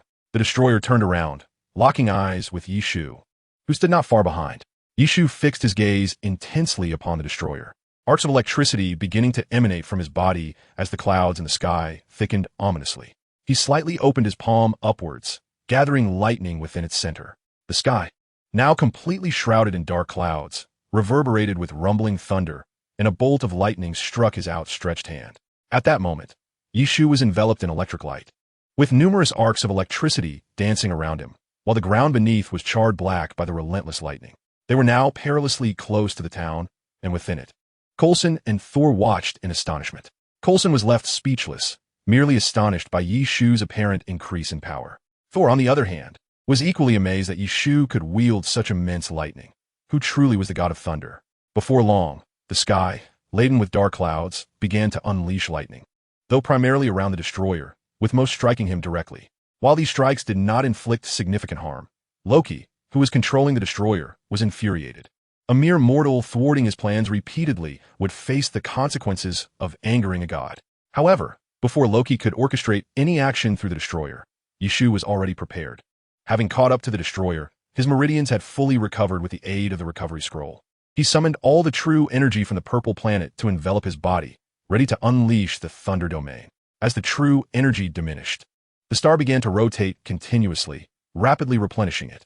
Originally, the thunder domain's range was not extensive, But with the scroll's duration still active and the star augmenting his true energy, this thunder domain was far more formidable than the last. A torrent of lightning surged forth from Yishu's body into the thick thunderclouds. With a mere gesture towards the destroyer, the clouds appeared ignited, and hundreds, if not thousands, of bolts of lightning descended upon him. Instantly, the world transformed into an ocean of thunder, a cacophony of electric fury reigning supreme. The earth was gouged by the divine roar of thunder, creating a colossal pit. Chapter 46. You are Odin's son. The onslaught of lightning persisted for a mere minute before it began to wane, not due to Yishu's desire to diminish the impact on the destroyer, but rather because he was nearing his limit. Although he had considerable true energy at his disposal, the rapid flow strained his meridians, causing excruciating pain, while the scroll's restorative effects could not keep pace with the damage incurred. Gradually, the sky ceased its bombardment of lightning, and the pitch-black clouds began to disperse. The areas ravaged by the lightning were cloaked in a thick haze, rendering the current state of the destroyer indiscernible to the naked eye. Kneeling on the ground, Yishu halted the thunder domain, gasping for breath, his garments soaked in sweat. Yet, this minute felt interminable to the onlookers. Even Thor believed that under such overwhelming lightning, the destroyer had no chance of survival. Was this indeed the case? Yes, it was. As the smoke cleared, Yishu had nearly regained his composure. In the midst of a vast chasm, the shattered metallic carcasses of the destroyer lay strewn about, devoid of any energy fluctuations that Leaf Tree could perceive. In truth, the destroyer had been utterly dismantled after enduring over 30 seconds of relentless thunder, though Leaf Tree had been oblivious to this at the time. Far away in Asgard, Loki was equally astonished. He had never anticipated that a mere mortal, whom he regarded as insignificant, could vanquish the destroyer. Despite the destroyer's considerable might, it was still not something an ordinary human could withstand. Leaf Tree gazed at the fractured metal in the distance and inhaled deeply, relieved to have dealt with this menace. However, he pondered the fate of Thor. In the films, Thor had sacrificed his life to earn the recognition of Mjolnir, the hammer of the thunder god, in order to protect his friends. Yet now, with the destroyer vanquished by his own hand, Thor's life was spared. Would Mjolnir remain unclaimed? While Leaf Tree could indeed lift the hammer, he had promised Odin to leave it for Thor. At that moment, an idea struck him. Perhaps it would work. But he could only try. With that thought, he began to walk slowly towards Thor. It was not that Leaf Tree wished to move slowly. Though he bore no serious injuries, and his meridians had largely healed, the immense power he had wielded had left his mental faculties somewhat fatigued. Thor watched Leaf Tree approach without an ounce of trepidation. He was the god of thunder. Even as a mere mortal, the glory of the thunder god was undeniable. Just then, Leaf Tree extended his hand towards a certain direction. Suddenly, Mjolnir soared swiftly back from where it had fallen. This sight shattered Thor's composure. He could accept that Leaf Tree commanded formidable lightning, but the ability to wield Mjolnir was beyond his comprehension. As the hammer flew into Leaf Tree's grasp, he regarded it for a moment before offering it to Thor. A thunder god ought to embody the essence of a thunder god, he declared. Do you truly believe that without Mjolnir, you are nothing? You are the son of Odin. If you think that losing Mjolnir renders you unworthy, then you do not deserve the title of thunder god. Indeed, Mjolnir was merely a powerful weapon. Thor himself was Odin's son and the future ruler of Asgard. Reflecting on his past actions, Thor felt a flush of shame. He had arrogantly assumed invincibility due to Mjolnir, recklessly seeking to engage the frost giants in battle. While such an attitude might be expected of a warrior, it was a grave error for a ruler of Asgard. For war brings sacrifice. Though a warrior may fearlessly confront death, a ruler who neglects the lives of his subjects is unfit to govern. With these revelations, Thor's gaze grew resolute as he extended his right hand to accept Mjolnir. Upon grasping the hammer, a tremendous bolt of lightning struck him from the sky. Yet he emerged unscathed. This is the divine power sealed within Mjolnir. Shortly thereafter, Thor, adorned in splendid armor and wielding the hammer of the thunder god, appeared before the crowd. Upon witnessing this, Yeshua breathed a sigh of relief. If Thor could not regain his divine strength, it was likely that Odin would seek him out for trouble upon awakening. Thank you, Thor expressed sincerely, gazing at Yeshua. In Thor's heart, he had already regarded Yeshua, who aided him in restoring his divine might, as a lifelong friend. However, Yeshua turned to glance at Jane, and Thor approached her. Would you like to see the rainbow bridge I mentioned earlier?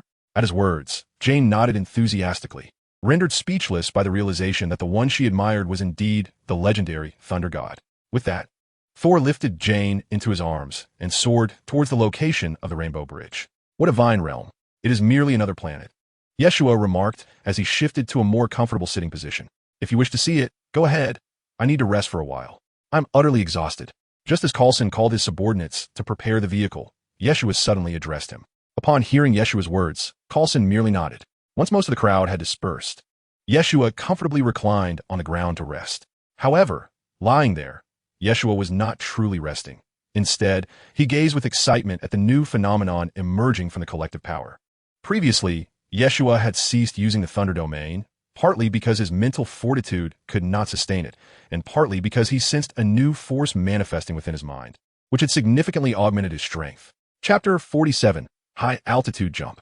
Thunder Tribulation, Self-Created Skill. Level Unknown gathers all the lightning power from the thunder domain and unleashes it in a momentary explosion, delivering a fatal blow to the enemy. As this is a self-created skill, there is no requirement for proficiency, nor is there a cooldown period. Note, according to the calculations of the collective power, using this skill will inflict a certain degree of damage on the body. Use with caution. Indeed, this was a new skill Yeshua had comprehended earlier. At that time, he merely intended to unleash all the lightning within the thunder domain upon the destroyer, but unexpectedly, he had developed a new skill. However, he had felt himself nearing his limits, and regarding this unfamiliar ability, Yeshua had opted to refrain from utilizing it for the time being. Now, upon seeing the skill's description, he felt immensely grateful that he had not employed it, for using this skill would surely inflict considerable harm upon himself, as indicated by the 3 exclamation marks emphasizing the need for caution. Although his current use of the thunder domain had a limited range, its power was immense. Just the thought of gathering all the lightning together was terrifying. Yeshua, are we leaving? Coulson inquired as he approached Yeshua, who lay on the ground. Oh, let us go. Yeshua responded to Coulson's words, withdrawing from the collective power and rising to brush off the dust. What a truly extraordinary journey this has been. His statement conveyed to Coulson that his presence here was merely coincidental, and he wished to avoid being questioned by he again. Coulson raised an eyebrow and pursed his lips, knowing that all occurrences here must be reported to Director Fury. How they would be handled would be a concern for the director alone. Seated in the aircraft, Yishu had been resting with his eyes closed, feeling the considerable drain on his mental energy from the thunder domain.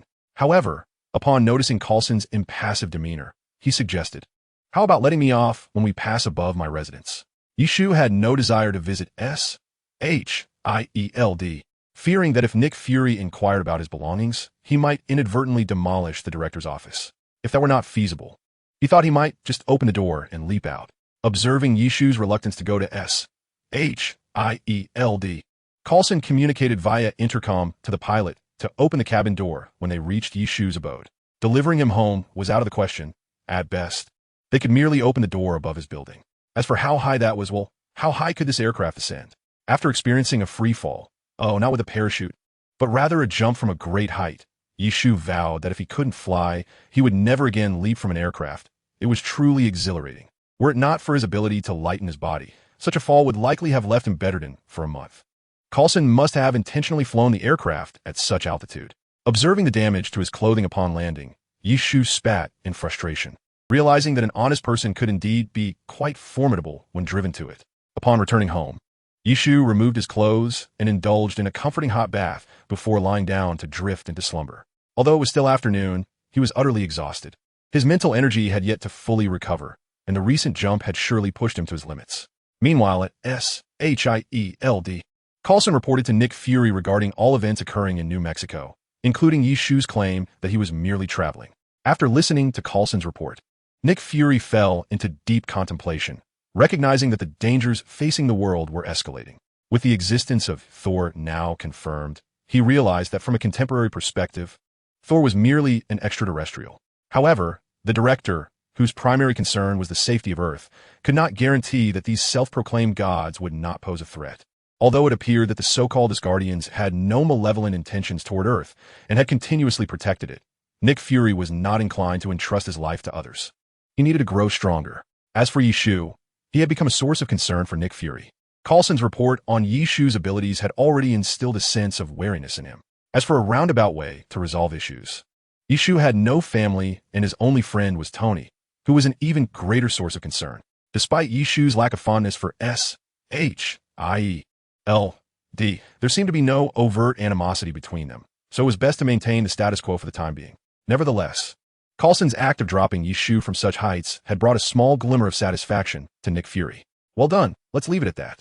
Of course, the information still needs to be contained. Nick Fury cast a glance at the documents beside him regarding the scientist named Jane Foster and instructed his team to keep a close watch. Shortly after Coulson departed, Fury rose and made his way outside. Awakening at 9 the following morning, Yishu felt a renewed sense of comfort enveloping him.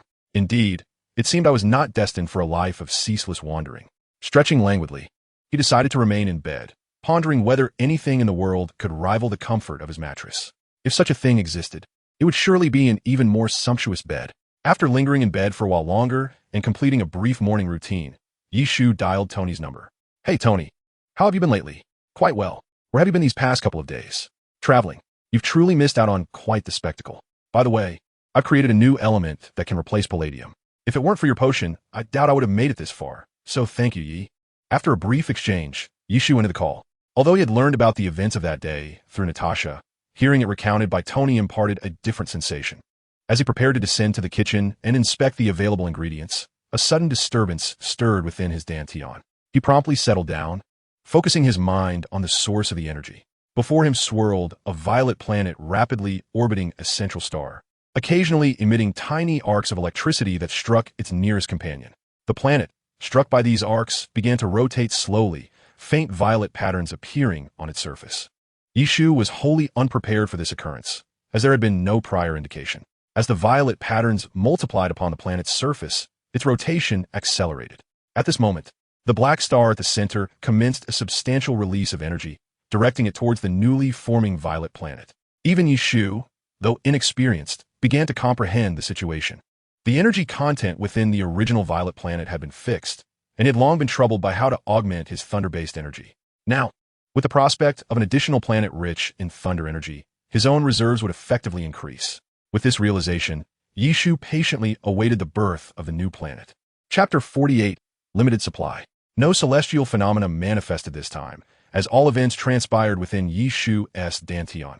Even the energy was sourced from the black star. Before long, as the rotation speed of the newly formed planet matched that of the previous violet planet, the black star ceased its energy output. The newborn planet had transformed entirely into violet, though its surface exhibited varying shades, occasionally sparking small arcs of electricity. At this juncture, Yishu discovered that the number of planets under his control had increased from 1 to 2. Without a moment's hesitation, he focused intently on the newly formed violet planet. Under his guidance, its rotational speed began to decelerate, and the internal energy started to stabilize. Once equilibrium was achieved, Yishu felt that the volume of energy he could control had effectively doubled. If only future breakthroughs were always this effortless, sighed Yishu sincerely upon opening his eyes. Yet, is reality truly so? In fact, this particular advancement was largely attributed to fortune, a nuance of which even Yishu remained oblivious. He had previously maintained a faint connection with the Mjolnir. As long as he was within a certain proximity, a mere thought could summon the hammer to his hand, provided Thor did not intervene. However, the mysterious energy from the black star that absorbed Mjolnir's essence facilitated his breakthrough, subsequently rendering him incapable of wielding the hammer with intent. Without the energy imparted by Mjolnir, the prospect of such a breakthrough would have been deferred. Post-breakthrough, Yishu's chi had doubled, but this did not simply equate to an increase in power. Due to the nature of his cultivation method, the chi within him would continuously bolster his physique, albeit at a gradual pace. The higher the chi content, the swifter the enhancement. This augmentation was not limited to his corporeal form, but also encompassed his mental fortitude. Furthermore, should he employ the Thunder Domain, its effects would become significantly more enduring. In essence, this was the crux of the matter. Unbeknownst to Yishu, his psychic energy blades had also received a modicum of enhancement. In summary, Yishu had grown stronger. With his spirits lifted, what should he do next? Naturally, he would open for business, as this old profession could not be forsaken. What? You suggest he seize the moment and devote himself to training? Regrettably, that is an impossibility. For the next few weeks, training would remain out of reach. Having just experienced a breakthrough, he felt a surge of exuberance, and only by running his shop and indulging in games could he find tranquility. Admittedly, it was also a matter of laziness. After returning from a distant journey, Yishu found himself rather fond of this lifestyle, Exploring the beauty of nature proved far more enjoyable than languishing in a city rife with towering edifices. However, he did not plan to venture out anytime soon, so he purchased a PlayStation to pass the time with games during his leisure. After all, as the proprietor of the establishment, who could question the shopkeeper's pursuit of gaming? Moreover, he was the sole employee, and the foot traffic was minimal. Nevertheless, Yishu's gaming experience was marred by the arrival of customers, as the shop still boasted a handful of loyal patrons. After several days of closure, those customers could hardly resist the allure of delightful cuisine upon Yishu's reopening. While he busied himself preparing food for them in a subterranean base, Dr. Selvig was queried regarding the progress on the Tesseract by Nick Fury, who maintained an impassive demeanor while addressing the elderly man beside him. This is a colossal source of energy, the magnitude of which we are unable to quantify precisely. However, it is evident that this energy is vast beyond imagination. I require additional time for further research. Currently, we can only extract a minuscule fraction of the energy from the cosmic cube through the morphological changes induced by certain accelerated particles. Whenever the cosmic cube is mentioned, Dr. Selvig seems to open a floodgate of discourse, speaking incessantly. All right, Doctor, I am merely concerned with whether this artifact can be of use to us, Nick Fury interjected, furrowing his brow. At present, we can only analyze the energy emanating from the cosmic cube, and the progress is exceedingly slow. Though I have a rudimentary understanding of the energy's operational principles, while I understand, please continue with your research, Nick Fury hastily replied. Not wishing to delve into the intricacies of the process, he was solely interested in the results. With that, he departed, having merely come to assess the research progress, not to endure an enthusiastic scientist's academic lecture. After a long night, Yishu finally locked the door of his establishment and let out a long sigh of relief. Although the dishes he prepared were exceedingly popular, which brought him joy, he could not fathom why he was unable to smile. Rubbing his shoulders, which had grown sore from constant stirring, he pondered whether he had set the prices too low. The turnout that night had been unexpectedly large. Nonetheless, the outcome was quite satisfactory. The patrons praised Yishu's culinary creations, assuring him they would return frequently. Consequently, Yishu found himself overwhelmed that evening. It is worth noting that he was the sole worker in the establishment, responsible for cooking, serving, and even collecting payments. After the customers departed, he was also the one who cleared the tables. It seemed that not even exorbitant prices could deter food enthusiasts. To prevent a recurrence of the evening's chaos, he resolved to limit all food supplies in the future and to cease taking reservations. This approach, while reducing his daily workload, paradoxically attracted an increasing number of diners to his restaurant. There exists a particularly delectable eatery on this street, offering limited food supplies each day and serving only dinner. Despite the high prices, it remains perpetually packed. Typically, within half an hour of opening, the day's offerings are completely sold out. This news spread not only throughout Yishu Street, but also across several neighboring blocks. Coupled with the rise of the internet, an ever-growing number of individuals expressed a desire to sample the dishes that had garnered rave reviews online. Naturally, Yishu found this situation quite agreeable. After all, with limited supplies, his daily workload was manageable, and the number of patrons was inconsequential. Chapter 49. Prophets are rolling in far away on an unknown planet deep within the cosmos. Our haughty Mr. Loki is engaged in conversation with an alien race of peculiar appearance, discussing the machinations of villains. At that moment, Loki wields his new weapon, which can be described as the mind scepter bestowed upon him by Thanos. In simpler terms, it is a metallic rod embedded with the Mind Stone, its tip adorned with a slightly curved blade, albeit with an imposing design. Why bestow the Soul Stone upon Loki rather than retaining it for personal use? Perhaps the pressure exerted by a certain bald sorcerer on Thanos was rather formidable, rendering him hesitant to personally set foot on Earth. Moreover, it seems that the ever-watchful Dormammu has also kept the Ancient One preoccupied, leaving her unable to attend to these matters. Certainly, mobilizing an army is no trifling task. It requires ample time to devise meticulous strategies. In this era, there is no such thing as mobile payments. All transactions are conducted through cash or credit cards. If only a string of numbers were at stake, it is likely that Yishu would remain indifferent. However, what lay before him was a substantial amount of greenback currency, perhaps fearing that he might inadvertently damage his bank card one day. Yishu did not hasten to deposit the money, but instead secured it in a locked cabinet beneath the counter. Yet, the sheer volume of cash exhilarated him, and in the process of stowing it, he failed to notice a discreet area at the top of the cabinet flickering with a faint red light. Unbeknownst to Yishu, his words within the shop were being eavesdropped upon. Of course, even if he were aware, it would matter little. He had not engaged in any peculiar activities. Shall we say, Has there been any monitoring of the target's recent endeavors? Ah, he is counting money. Counting money? Indeed, it appears he has reached a sum of $23,000. Is this confirmation that he is indeed counting money? Absolutely. Amidst the counting, there are sounds of spitting. Let us continue monitoring. Why would one spit while counting money? Is he concealing something? It seems our dear Yi Shu has caused quite a stir for some individuals. As for the spitting, this action is well understood by anyone who has frequented a farmer's market, but these foreigners are oblivious. Alas, poor lad. Since Yi Shu's establishment gained notoriety, Tony has visited a couple of times, yet each encounter has been met with the same refrain. Today's dishes are sold out.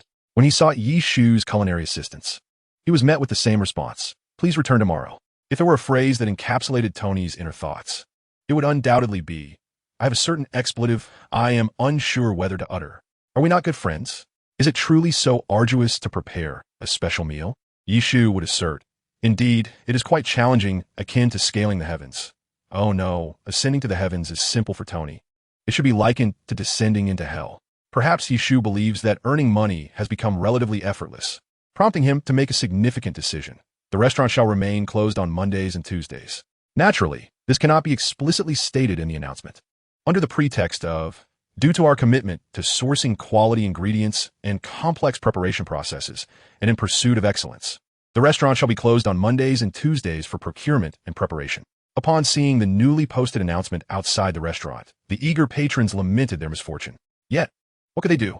Is there anything wrong with the restaurant procuring ingredients and preparing meals? Absolutely not.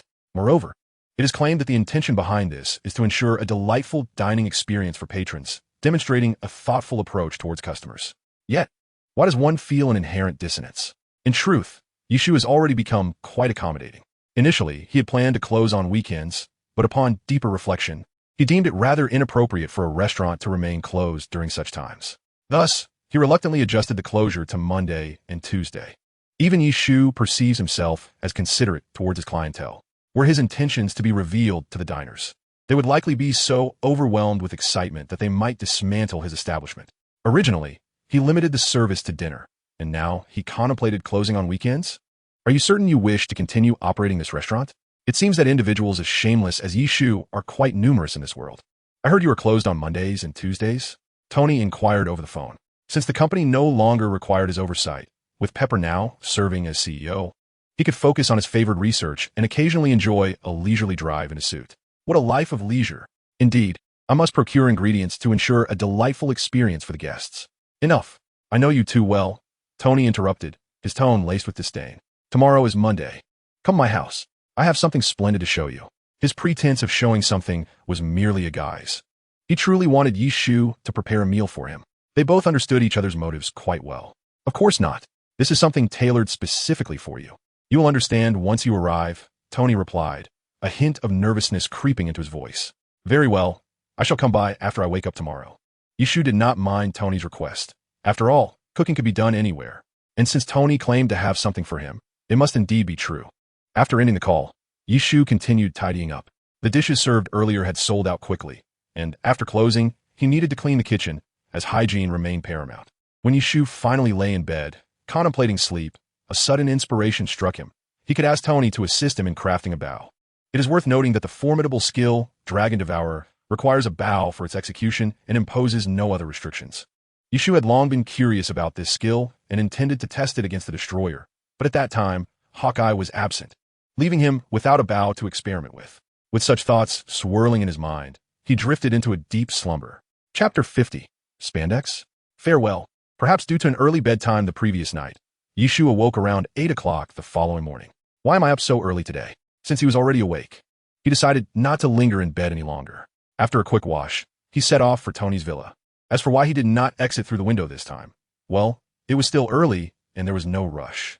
Speaking of cars, this marked the fourth vehicle Yi Shu had acquired from Shield. Its predecessors had all met their honorable demise, and this one remained oblivious to its impending fate.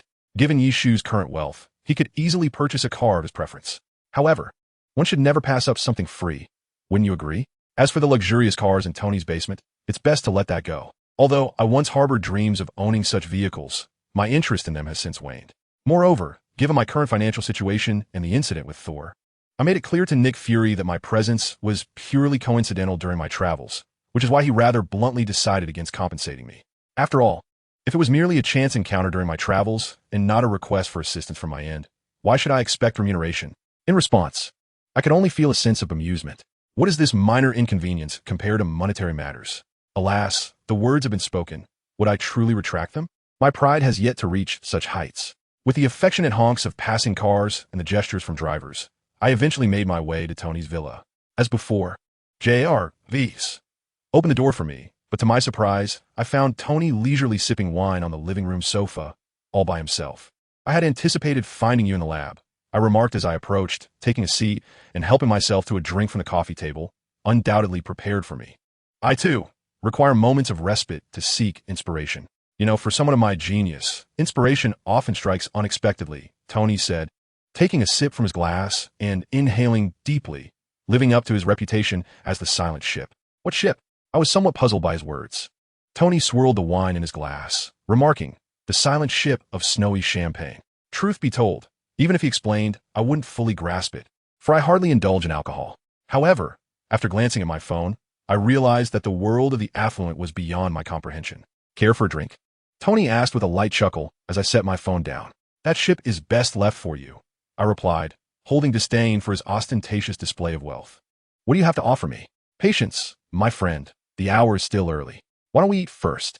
Tony had summoned me not merely to bestow gifts, but primarily for a meal. Yet, upon noticing the arcs of electricity flickering around my hands, he promptly stood up, exclaiming, I believe this device could be incredibly beneficial for you. Come, let me show you. I shrugged. Indeed, Tony remained unchanged despite the myriad dangers he had faced. Upon arriving at the underground laboratory, my eyes were immediately drawn to the several sets of Mark series armors adorning the walls, alongside a dozen luxury cars parked nearby. Tony retrieved a box and opened it to reveal a tight-fitting suit predominantly black, accented with deep red highlights. A combat suit custom-made for you, featuring excellent conductivity. While its defensive capabilities are not particularly high, it can certainly withstand a bullet from a handgun, though I suspect you are not overly concerned with such weaponry. At the wrist, there's a ring that functions as a miniature computer. Then, Tony produced a pair of glasses resembling eyewear, equipped with a retinal display that projects information directly onto your retina without obstructing your view. Oh, and if you're interested, this suit is also equipped with an electric-powered parachute system on the back, though you'll need to provide the power for it. What do you think? Upon finishing his words, Tony turned his gaze towards Yishu, yet throughout the exchange, Yishu's expression remained unchanged, save for a fleeting interest in the electric-powered glider. Although the suit appeared rather stylish, lacking the ostentatious colors of Mark's armor, the notion of engaging in combat while clad in a tight-fitting outfit felt somewhat embarrassing. Was it that the people of this world held a peculiar affection for form-fitting attire? Most superheroes don such designs.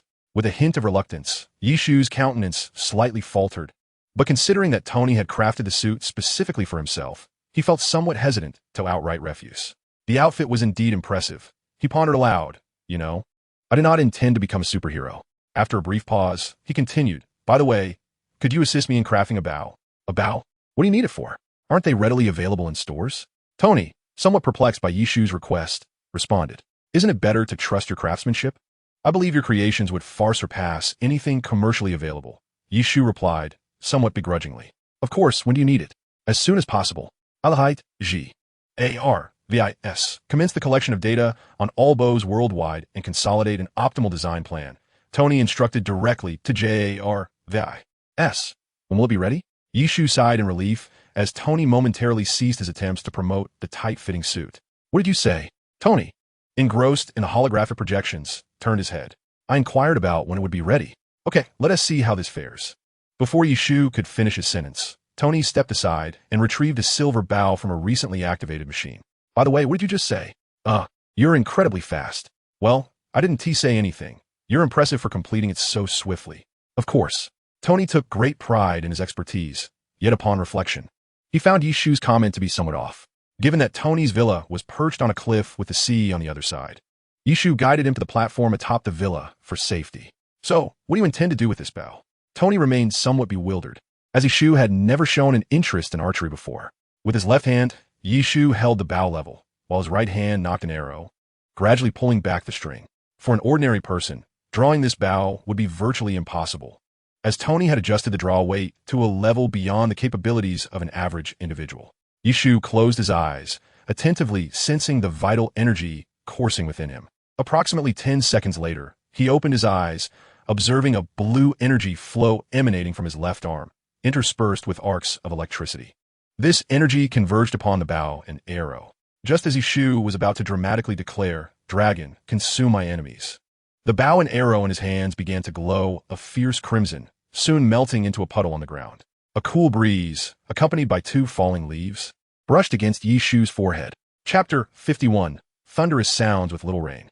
Yishu awkwardly gazed at the puddle of liquid on the ground, turning to Tony and remarking, "So, is this truly your finest material?" Tony initially believed that the bow crafted from alloy would sufficiently meet the requirements set by Yishu. However, it has become evident that it falls short.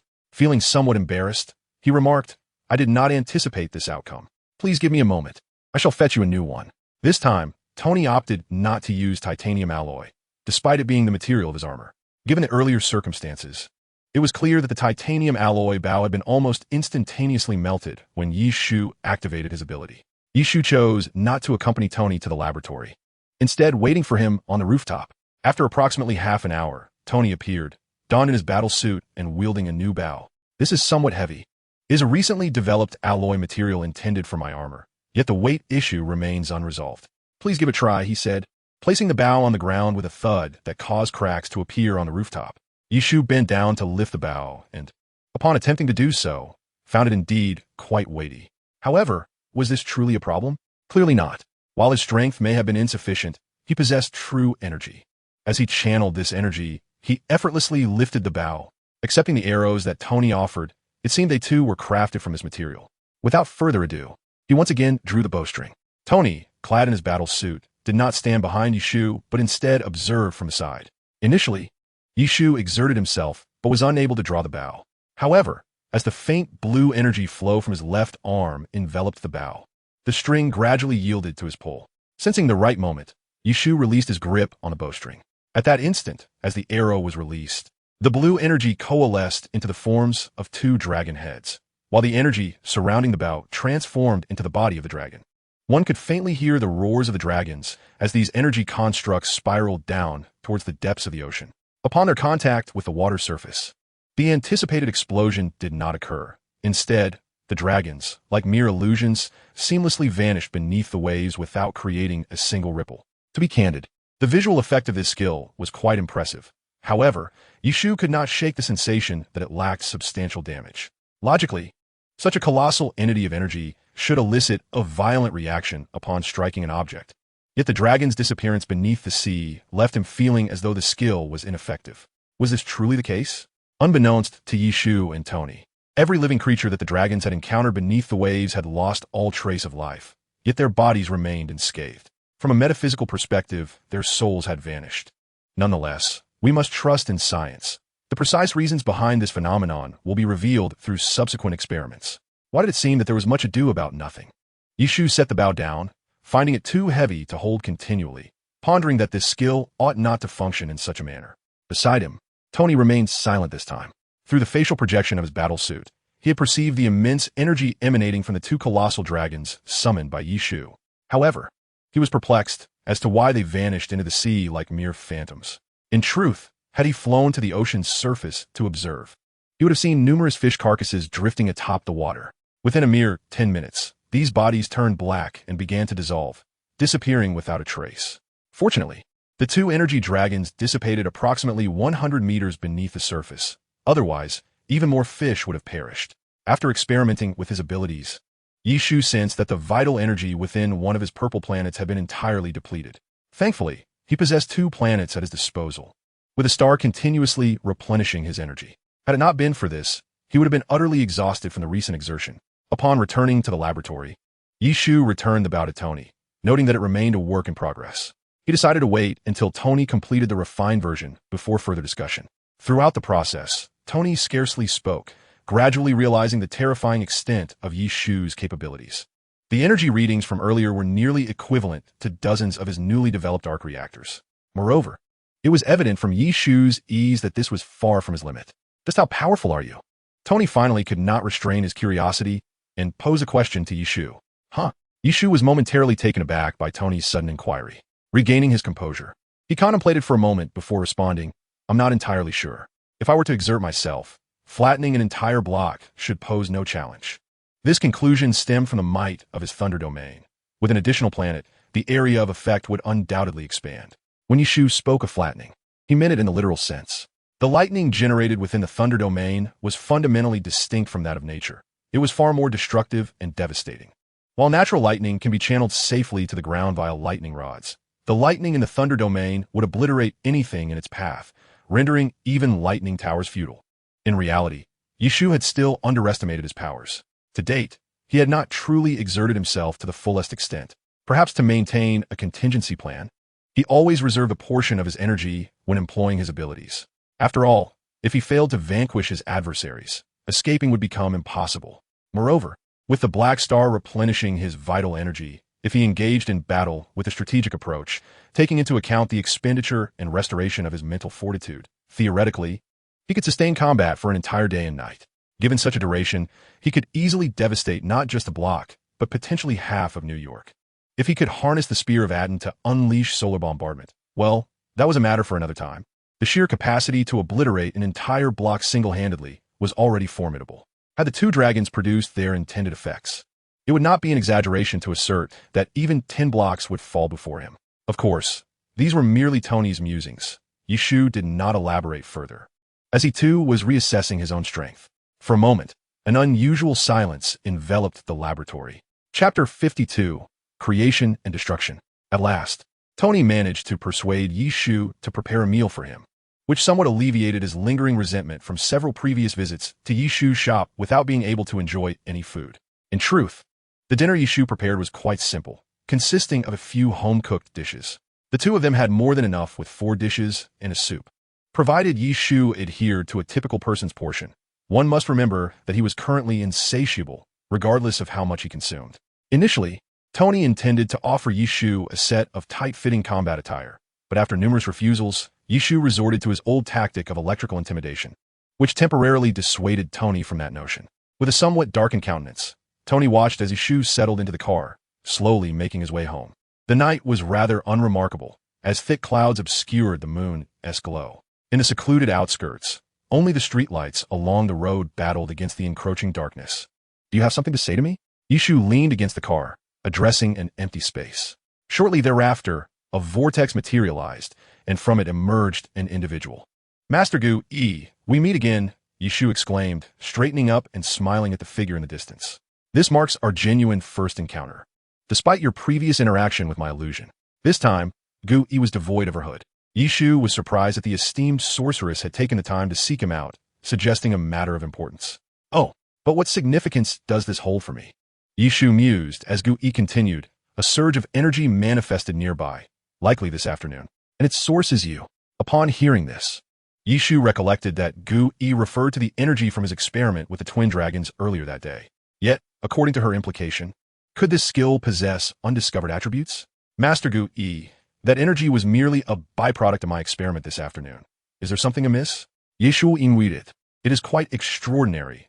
Within the same energy, it seems to embody both creation and destruction, Gu noted, falling silent as if deep in thought. However, during my experiment, it did not appear particularly formidable, Yishu replied, still puzzled. The twin dragons, though visually striking, struck him as lacking in potency. My definition of destruction is not indiscriminate, but specifically targets living beings, Gu remarked, her expression turning serious as she contemplated other similar phenomena. Creation gave rise to 2 colossal dragons. Destruction annihilates all living entities that the dragons encounter. No wonder the twin dragons could plunge into the sea like apparitions without disturbing a single ripple. They were inherently energies that did not affect inanimate matter, hence causing no disruption to the water. Yishu could easily envision the unfortunate creatures beneath the waves, likely meeting their demise. It dawned on him that the phrase regarding the indiscriminate nature of collective power held a deeper meaning. A chill ran down his spine, thankful that he had not conducted his experiments within the city. Since you inadvertently created this energy, and the emergence of all things is inevitable, I implore you to exercise caution in its use. Gu observed Yishu's prolonged silence, and assumed he was contemplating gains and losses, so she relaxed her stern demeanor. In truth, the energy of the twin dragons was markedly different from her understanding, which was why she refrained from confronting Yishu immediately. After speaking, Yishu noticed the world around him shattering like glass, yet his immediate surroundings remained unchanged. Is this the mirror space? He found himself yearning for this ability, for all battles that transpired within the mirror space bore no repercussions on the real world. Unexpectedly, Gu-Yi uttered a statement that caught Yishu off guard. After a brief moment of astonishment, he smiled and replied, I am indeed from Earth. Yes, I am an Earthling, but I never claimed to be from this particular Earth. Upon hearing this, Gu-Yi nodded slightly before vanishing into the portal. At this moment, Yishu had only the game's settings as reference. This was the real world, and he was uncertain of any other transformations the twin dragons might possess. Setting aside these thoughts, he suddenly found himself intrigued by the energy of the twin dragons. If he could harness and utilize it at will, his power would ascend to new heights. This was a force of annihilation specifically targeting living beings. Yet, he remained at a loss regarding its mastery. All would require time. Moreover, the existence of the twin dragons had not gone unnoticed by the S.H.E.L.D. They kept a vigilant watch over Tony's villa, aware that any disturbance would not escape their notice. However, upon discovering that Yishu was the source of the two colossal dragons, Nick Fury ordered the information to be sealed. What other abilities do you possess? In his office, Nick Fury stared intently at the computer, repeatedly watching the footage of Yishu wielding the twin dragons.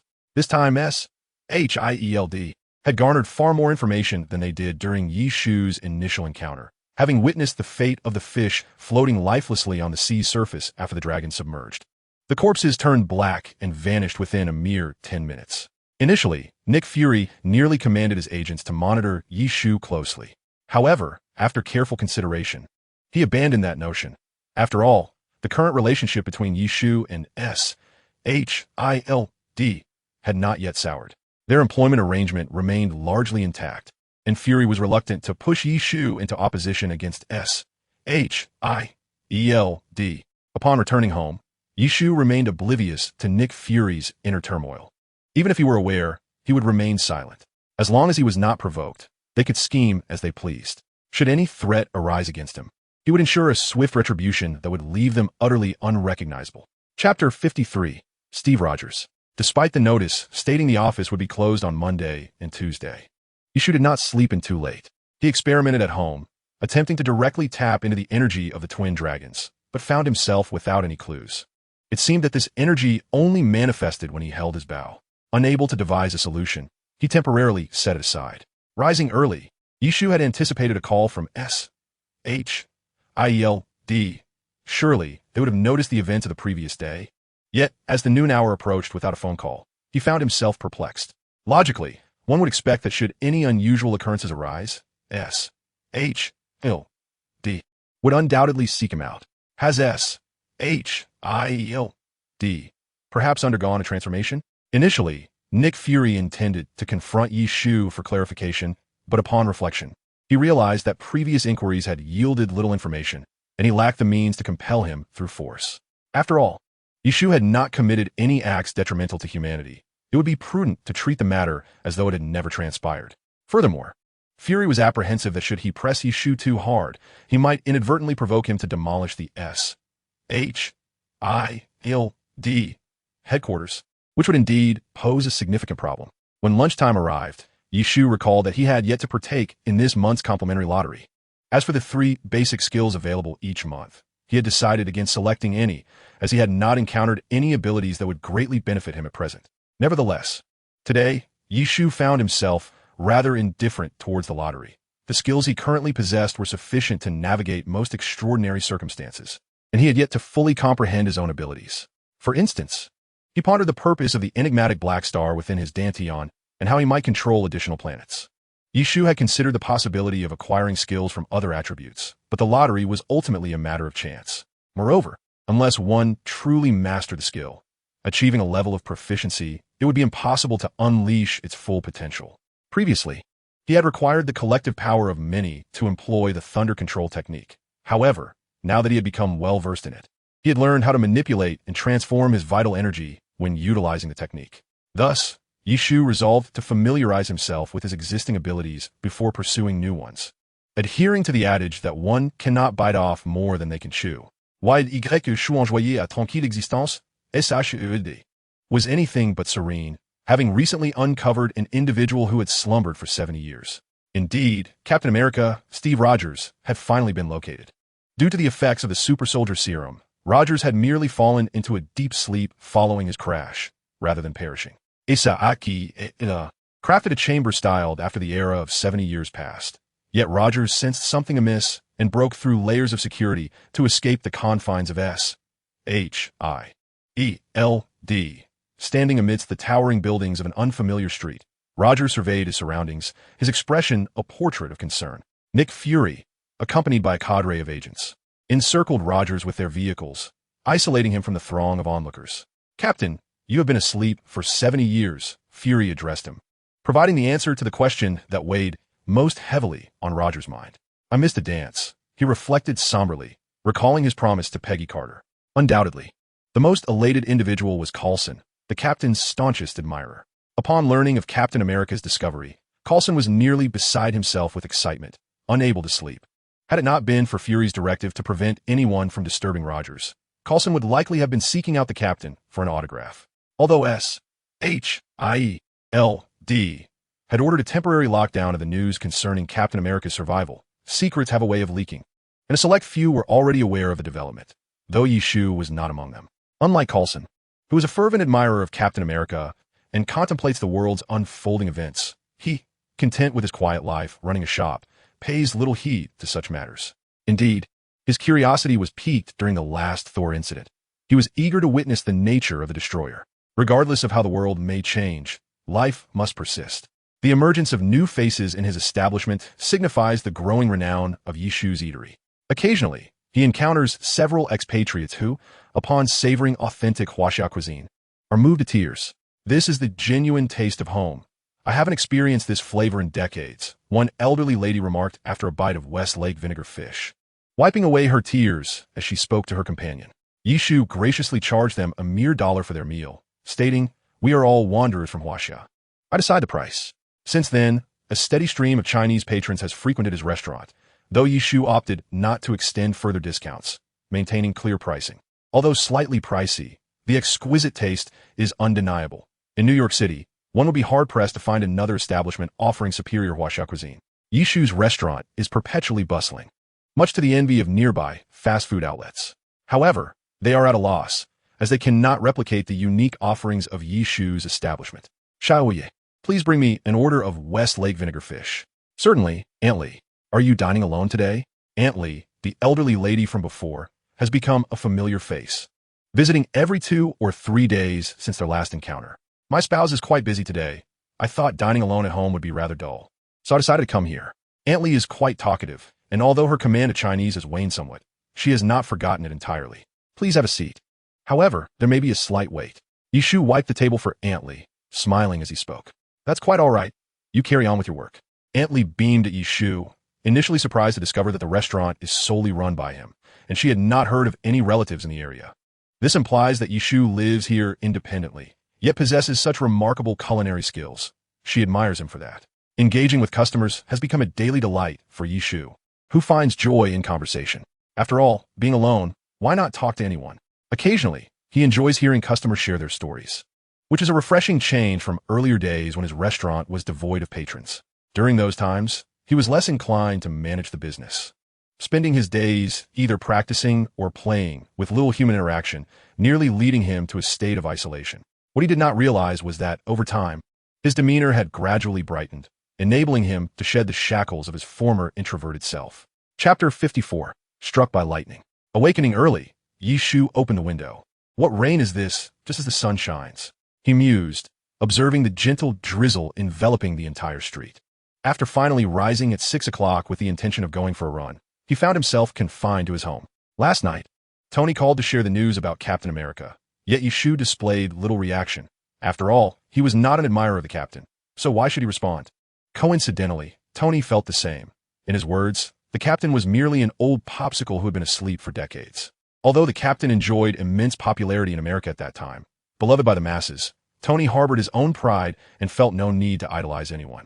Informing Yishu of this news was primarily a pretext to arrange a culinary delight. Observing Tony's demeanor, Yishu felt reluctant to continue declining. He prepared his own ingredients. This was Yishu's statement before hanging up. As for Tony's reaction, it mattered little to him, as he had already made a significant concession.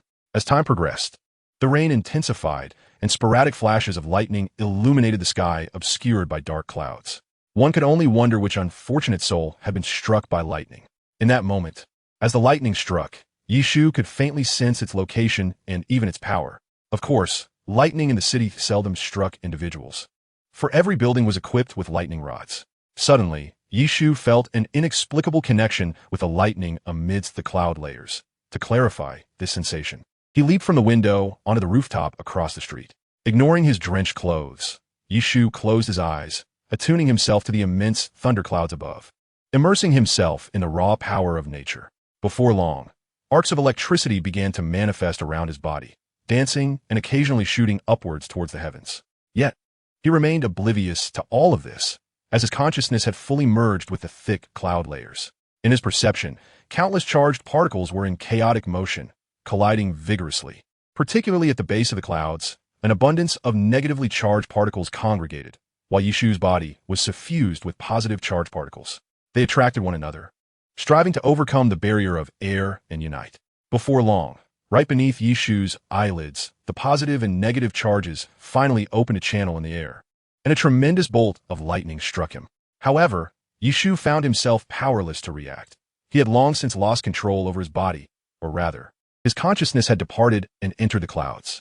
The anticipated injury did not materialize. The energy accompanying the lightning was absorbed by his body, even drying his rain-soaked clothes without scorching them. An increasing number of charged particles gathered above Yishu's head, and with each successive strike of lightning, he could not discern how many times his clothes had oscillated between being drenched and dried.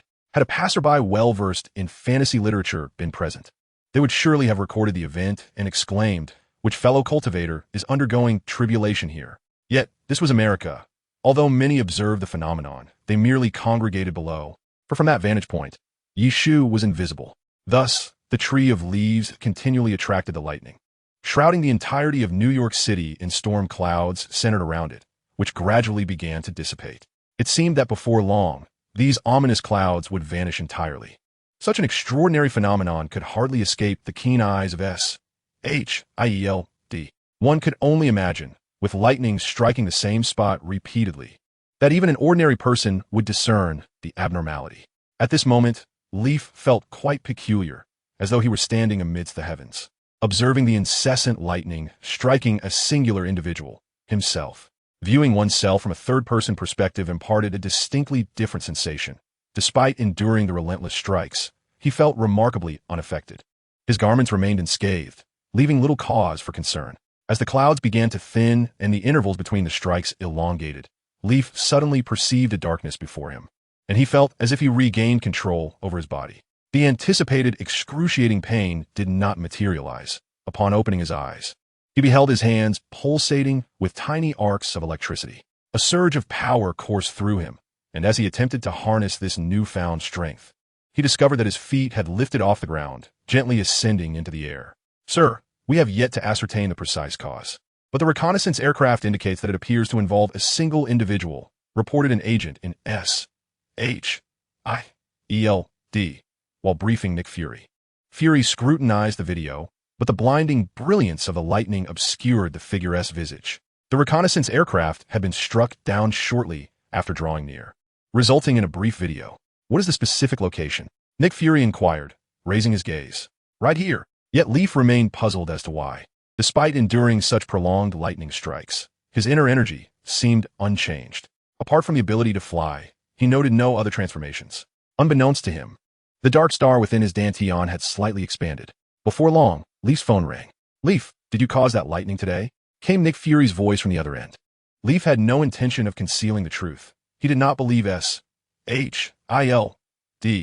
would seek trouble over this incident. "All right," Nick Fury, foregoing further discussion, promptly ended the call. As for what actions he might take, Leaf remained indifferent, even welcoming the prospect of S.H.O.D. seeking him out, as it would add a touch of excitement to his life. On Fury's end, after hanging up, he contemplated several matters before elevating Leaf's security clearance once again. Chapter 55. Let us see who flies faster. Recently, Tony had not been stirring up any trouble. His days were consumed with developing new iterations of the Mark suit and frequenting Leaf's home for meals. Ever since a serendipitous occasion when he arrived, just as all the patrons had departed Leaf's establishment, he made it a point to show up around dinner time. Thus, since that day, Leaf prepared dinner for two every evening, just in case Tony happened to drop by. As for trouble, it was Leaf who sought a tranquil existence, that inadvertently found himself embroiled in plenty of it. It is not merely because he has gained the ability to soar. The tree, now capable of flight, revels in this newfound freedom like a child who has received a long-coveted toy, eagerly taking to the skies each day for a few exhilarating laps. One day, a video-sharing platform unveiled footage of an unidentified object, crackling with electricity as it glided through the heavens. On another occasion, a group of onlookers gathered in a restaurant to discuss the luminous entity that had recently appeared atop a skyscraper. Yet another day, three mischievous children inadvertently sent a football soaring onto the rooftop, only for a flash of lightning to return it to the ground. This spectacle led many to speculate whether a new superhero or a supervillain had emerged. However, there was little evidence to support either claim, while he was neither a hero, as he had not deliberately aided anyone, nor a villain, as he seemed to have done nothing beyond eliciting gasps of astonishment. Nick Fury had contemplated having a serious discussion with the tree more than once, but truth be told, the tree had not committed any acts harmful to humanity. What would there be to discuss? Should he admonish him for flying about, risking harm to children, or even to the delicate flora? With reason ineffective and force not an option, Nick Fury reluctantly reached out to Tony, hoping he might convey a message to the tree. You should focus on being a proper shopkeeper instead of flitting about in the sky. It's rather distressing to behold. As fate would have it, Tony conveyed this sentiment to the tree in his own unique manner. Upon hearing Tony's words, the tree could sense an authentic excitement emanating from him. Indeed, it was excitement. Tony had completely disregarded Nick Fury's caution. With Tony's encouragement and after much practice, the tree was eager to test the limits of his speed. And thus, a scene unfolded that nearly caused Nick Fury to slam his hands on the table. From the starting point of Tony's villa, two figures, one red, one white, burst forth, trailing vibrant streaks of flame behind them, reminiscent of a pair of long chopsticks thrust into the ground. Upon reaching a sufficient altitude, they ceased their ascent, for the real competition was about to commence. Initially, Tony maintained a lead, gradually widening the gap between them. Looks like you're falling behind, haha. Tony's boisterous laughter echoed in the headphones. I believe that suit of yours was designed specifically for racing. Are you brave enough to stop and engage in a duel? After the tree made his retort, silence filled the headphones. This led to the situation where Tony swiftly left the tree in his wake. Today, we are racing for speed. Upon hearing Tony's nonchalant remark, the tree chuckled. It seemed today would require him to showcase his true abilities. A week ago, the tree might have found himself at a loss, trailing behind Tony, inhaling his exhaust. Although he had mastered his flight capabilities, his speed remained unremarkable. However, he had recently devised a method that would allow him to fly faster, though it was still in its nascent stages and not yet perfected. While his speed had indeed improved, maneuverability posed a challenge. Nevertheless, as Tony had just stated, today was a race of speed. A series of circular arcs began to manifest on the exterior of the leaf tree, commencing from the apex and advancing toward its roots. As the arcs proliferated and accelerated, the leaf tree appeared ensconced within a cocoon resembling a shuttle. Once the lightning had fully enveloped the leaf tree, the tail of the shuttle erupted with a resounding explosion. The cocoon surrounding the leaf tree surged forward at an astonishing speed, creating sonic booms that reverberated through the sky. Sir, an unidentified object is rapidly approaching from behind. 50 kilometers, 20 kilometers, 1 kilometer. Closing in. Tony had yet to comprehend the situation when he witnessed a dazzling streak pass by him. What was that? Based on calculations, it should be Mr. Leaf Tree. Surely, this speed is unattainable for a human? Setting aside Tony's existential doubts, the leaf tree was not faring much better. Let us first explore the reason behind its remarkable velocity. The rapid flow of arcs heated the air surrounding the leaf tree and directed it toward the tail. Simultaneously, the leaf tree manipulated the magnetic field generated by the current at its tail to compress the rapidly expanding air. When the timing was right, it opened a gap in the magnetic field, allowing the air mixed with charged particles to erupt outward, generating a propulsive force that propelled the leaf tree forward at great speed. Thanks to the continuous heating of the air by the flowing arcs, there was no need for recharging after each thrust. The arcs generated at the front sliced through the air, creating a vacuum channel that significantly reduced air resistance. However, this channel could not be as large as the cocoon formed by the arcs. Otherwise, it would fail to absorb the heated air, meaning that air resistance could not be entirely eliminated. This was also the reason behind the sonic booms. While this method allowed for extraordinary speed, it had its drawbacks, namely steering. From the moment the vacuum channel formed, it could only fly straight ahead. To change direction, one would have to decelerate or come to a stop, and then proceed in a new direction. Furthermore, due to the arc enveloping it, the interior of the shuttle, where the leaf tree resided, was also in a vacuum state. It had to cover itself with a layer of vital energy to prevent the pressure from causing its body to burst. Thus, this method of flight was exhausting, truly taxing. One had to control the vacuum channel at the front while managing the expansion of air at the tail, all while providing oneself with an additional protective layer. After less than a minute of flight, the leaf tree felt as though it might not endure much longer. Moreover, there was another drawback. Stopping was not instantaneous. It required a gradual process. Otherwise, remaining under the constraint of the magnetic field would expose one to the peril of self-detonation. Chapter 56. Circular Propulsion. By the time the leaf tree managed to come to a halt and gradually dissipate the currents surrounding its body, it was drenched in sweat. Straining to hover in the air and prevent itself from descending, it took a moment to recuperate, quietly awaiting Tony's arrival. Approximately 20 minutes later, Tony finally appeared, exclaiming in frustration through the headset, "Hey, that's cheating. You're not there yet. Then remove your battle suit, and let us compete once more. This time, I shall take it slow," Yishu gasped, addressing Tony, who had flown beside him. "What was that earlier?" Tony naturally sidestepped the subject. "Did you not see it?" Yishu replied, "I hope so. However, I need a moment to rest. I'm utterly exhausted." He now realized that being in the sky was not as splendid as he had imagined, as there was no place to land for a respite. On their return journey, Yishu, cautious not to fly too swiftly, and Tony, unhurried, descended to a lower altitude, leisurely admiring the scenery while engaging in conversation.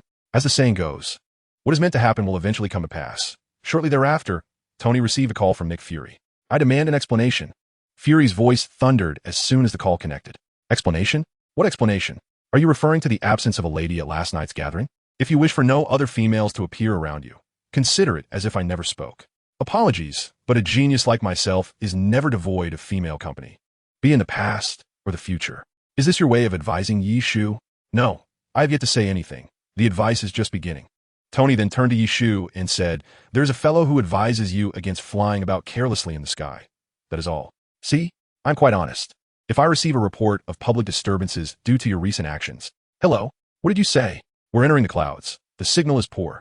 Did you hang up on him?" Yishu overheard their exchange, or rather, Tony had not shielded Yishu's earpiece. "No, it was merely a bad signal." "I find that hard to believe." Nick Fury, on the other end, appeared rather displeased, though his naturally dark complexion made it difficult to discern. Fortunately, both Yishu and Tony maintained a degree of discretion, flying at a height where even if observed, the onlookers would mistake them for an aircraft, thus sparing Fury from any reports. Upon returning to the villa, Yishu promptly sank into the soft couch in the living room, adjusting himself into a comfortable position. Lying down is indeed pleasant. After all this, I find myself indifferent to flying. Tony, having shed his battle suit, gazed at Yishu reclining on his sofa. "Now you can finally tell me what that was all about." "It's nothing of great significance. It's merely an idea I recently conceived." Yishu proceeded to explain the ability he had dubbed circular propulsion along with its associated advantages and disadvantages, eager to see if Tony might devise a method for achieving swift turns. However, Tony expressed that he currently had no solutions, as the concept was fundamentally unfeasible in the realm of physics. Yishu's success, he noted, was attributable to his chi and ethereal mental prowess. Upon hearing this, Yishu felt no disappointment. After all, circular propulsion was a recent creation, and there was ample time for refinement. "Although I cannot replicate this phenomenon, you could develop it using your remarkable abilities. I suggest you consider employing a different substance as the propulsion source rather than relying on air," Tony mused after a moment of contemplation. As Yishu contemplated the reasons behind his musings, he suddenly realized that there was no air in the cosmos. If he were to rely solely on air as a source of propulsion and perfected this ability, what would happen once he ventured into the vastness of outer space? It appeared that Tony had long since transcended the confines of Earth, setting his sights on the boundless universe. A mere mortal, albeit an exceptionally gifted one, had already directed his gaze toward the cosmos. Thus, as a practitioner of the mystical arts, and a remarkable one at that, Yishu could not allow himself to be outdone by someone like Tony, perhaps due to their prolonged companionship during their casual conversations. Aside from Tony's incessant chatter about soirees, fine wines, and women, Yishu had sought Tony's counsel on various aspects of electrical engineering. This knowledge, combined with Yishu's unique insights derived from his own abilities, culminated in the development of a circular propulsion system. Nonetheless, it was still a work in progress, requiring further refinement. Yet with the power of countless possibilities at his disposal, Yishu embodied the essence of potentiality. "Yi, what are you pondering?" Tony called out, noticing Yishu lost in thought. "So, what shall we have for dinner?" Tony had once again broached that quintessential query. Each time Yishu visited his villa, Tony made every effort to persuade him to stay for dinner. Following Tony's gaze toward the entrance, Yishu observed a lady clad in professional attire entering through the door. "Hey, Yi, has Tony summoned you again?" "I sincerely apologize," Pepper approached, embracing Yishu warmly. She then turned to Tony and remarked, "What's this? Bored at home alone? Why not drop by the office? I've been swamped all day." Caught off guard by Pepper's admonishment, Tony displayed an awkward countenance, unsure of how to defend himself. He merely hugged her and replied, "You are now an executive, a successful woman, while I am merely the man behind that remarkable woman. Let us have dinner first." "I hope Tony doesn't lead you astray," Pepper insisted, attempting to keep Yishu from leaving, as she too yearned for his culinary creations. Yishu discreetly glanced at Tony, who was signaling him from behind Pepper.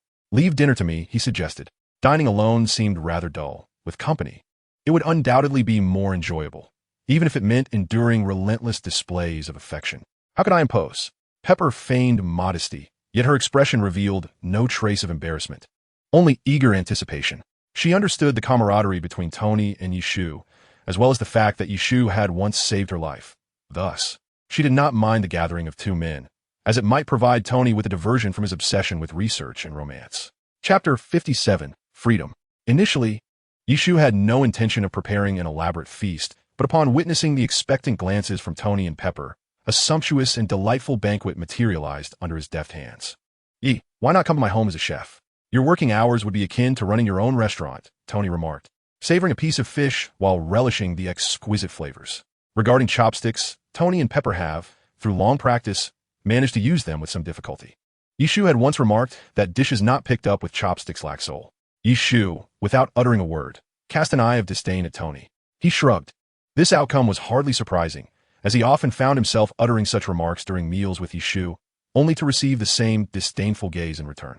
As for the plan at hand, Yishu could easily surmise it without Tony's input. Essentially, it involved Captain America leading the Avengers. In the hearts of many, Captain America holds significant weight.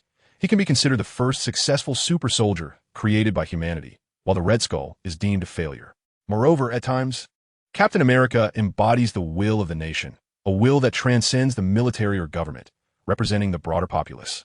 There is nothing inherently problematic about Nick Fury's intention for Captain America to lead the Avengers. He is currently engaged in persuading Captain America to join their ranks. However, the newly awakened Captain's primary concern is to acclimate to this society and grapple with the guilt of his past failures. After all, having been in slumber for over 70 years, even if Peggy Carter were to live a long life, she has already entered her twilight years, while Captain America remains perpetually youthful, making him hesitant to visit her in the hospital. Thus, amidst Captain America's intricate emotional turmoil, Nick Fury's persuasion proves to be quite challenging.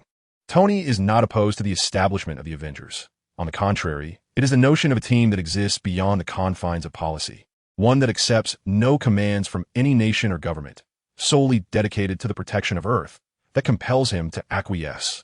Superheroes are inherently proud beings. Yet Yishu does not regard himself as a superhero, nor is he particularly enthusiastic about the idea of becoming one. He thinks, let those who revel in combat take care of that. Can I, unlike in the movies, triumph over those extraterrestrial beings?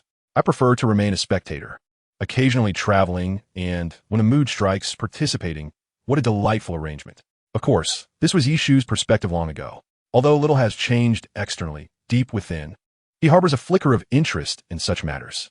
Now, with his significantly enhanced abilities, he finds that engaging in occasional skirmishes, as long as his life is not at stake, is beneficial for both body and mind. To be honest, Tony, I have little desire to join the Avengers. Nor do I wish to become a superhero, Yishu declared, placing his chopsticks down and fixating intently on the bowl before him. For even if one were to become a superhero, they could not bring back the deceased. Tony could distinctly detect an inexplicable sorrow in Yi Shu's voice as he uttered this sentiment. But we can prevent more people from dying, can't we? Tony pressed on, hoping to convince him. He was, apart from Yi Shu himself, the second individual with a concrete understanding of Yi Shu's prowess. If Yi Shu were to join, the Avengers would significantly bolster their strength. I'm sorry, Tony. If you need my assistance, I will be there. With that, Tony ceased his persuasion. Receiving such a response from Yi Shu was a commendable outcome. I made some improvements to the combat suit I specially designed for you. Tony, please forget about that combat suit. Hey, I have invested considerable effort into that contraption, and some devices have yet to be integrated into the Mark suit. Mention that bodysuit again, and I might just dismantle your laboratory. Pepper observed the two engaged in their usual banter, chuckling softly as she continued to savor her meal. The fish is truly delightful. This bun tastes distinct from the ones I've had before. I never anticipated that ribs could be prepared in such a delectable manner. What began as a harmonious dinner devolved into a culinary competition, as Yesui and Tony's playful exchanges allowed Pepper to consume most of the exquisite dishes. Yesui had aimed for perfection, thus the portions were modest, and by the time the two realized, the table was nearly bare. Consequently, they abandoned their repartee and embarked on a new round of food rivalry. It is only in such moments that Yesui allows himself to be ordinary. Otherwise, Tony would never stand a chance in their playful skirmishes. After Yesui departed, Tony embraced Pepper on the sofa. Surely, there must be something compelling Yesui to refrain from joining the Avengers. In the video, a young man cradles a bloodied girl, weeping hysterically. The scene shifts to this man atop a building, crackling with electricity. With a mere gesture, a bolt of lightning strikes a nearby monster.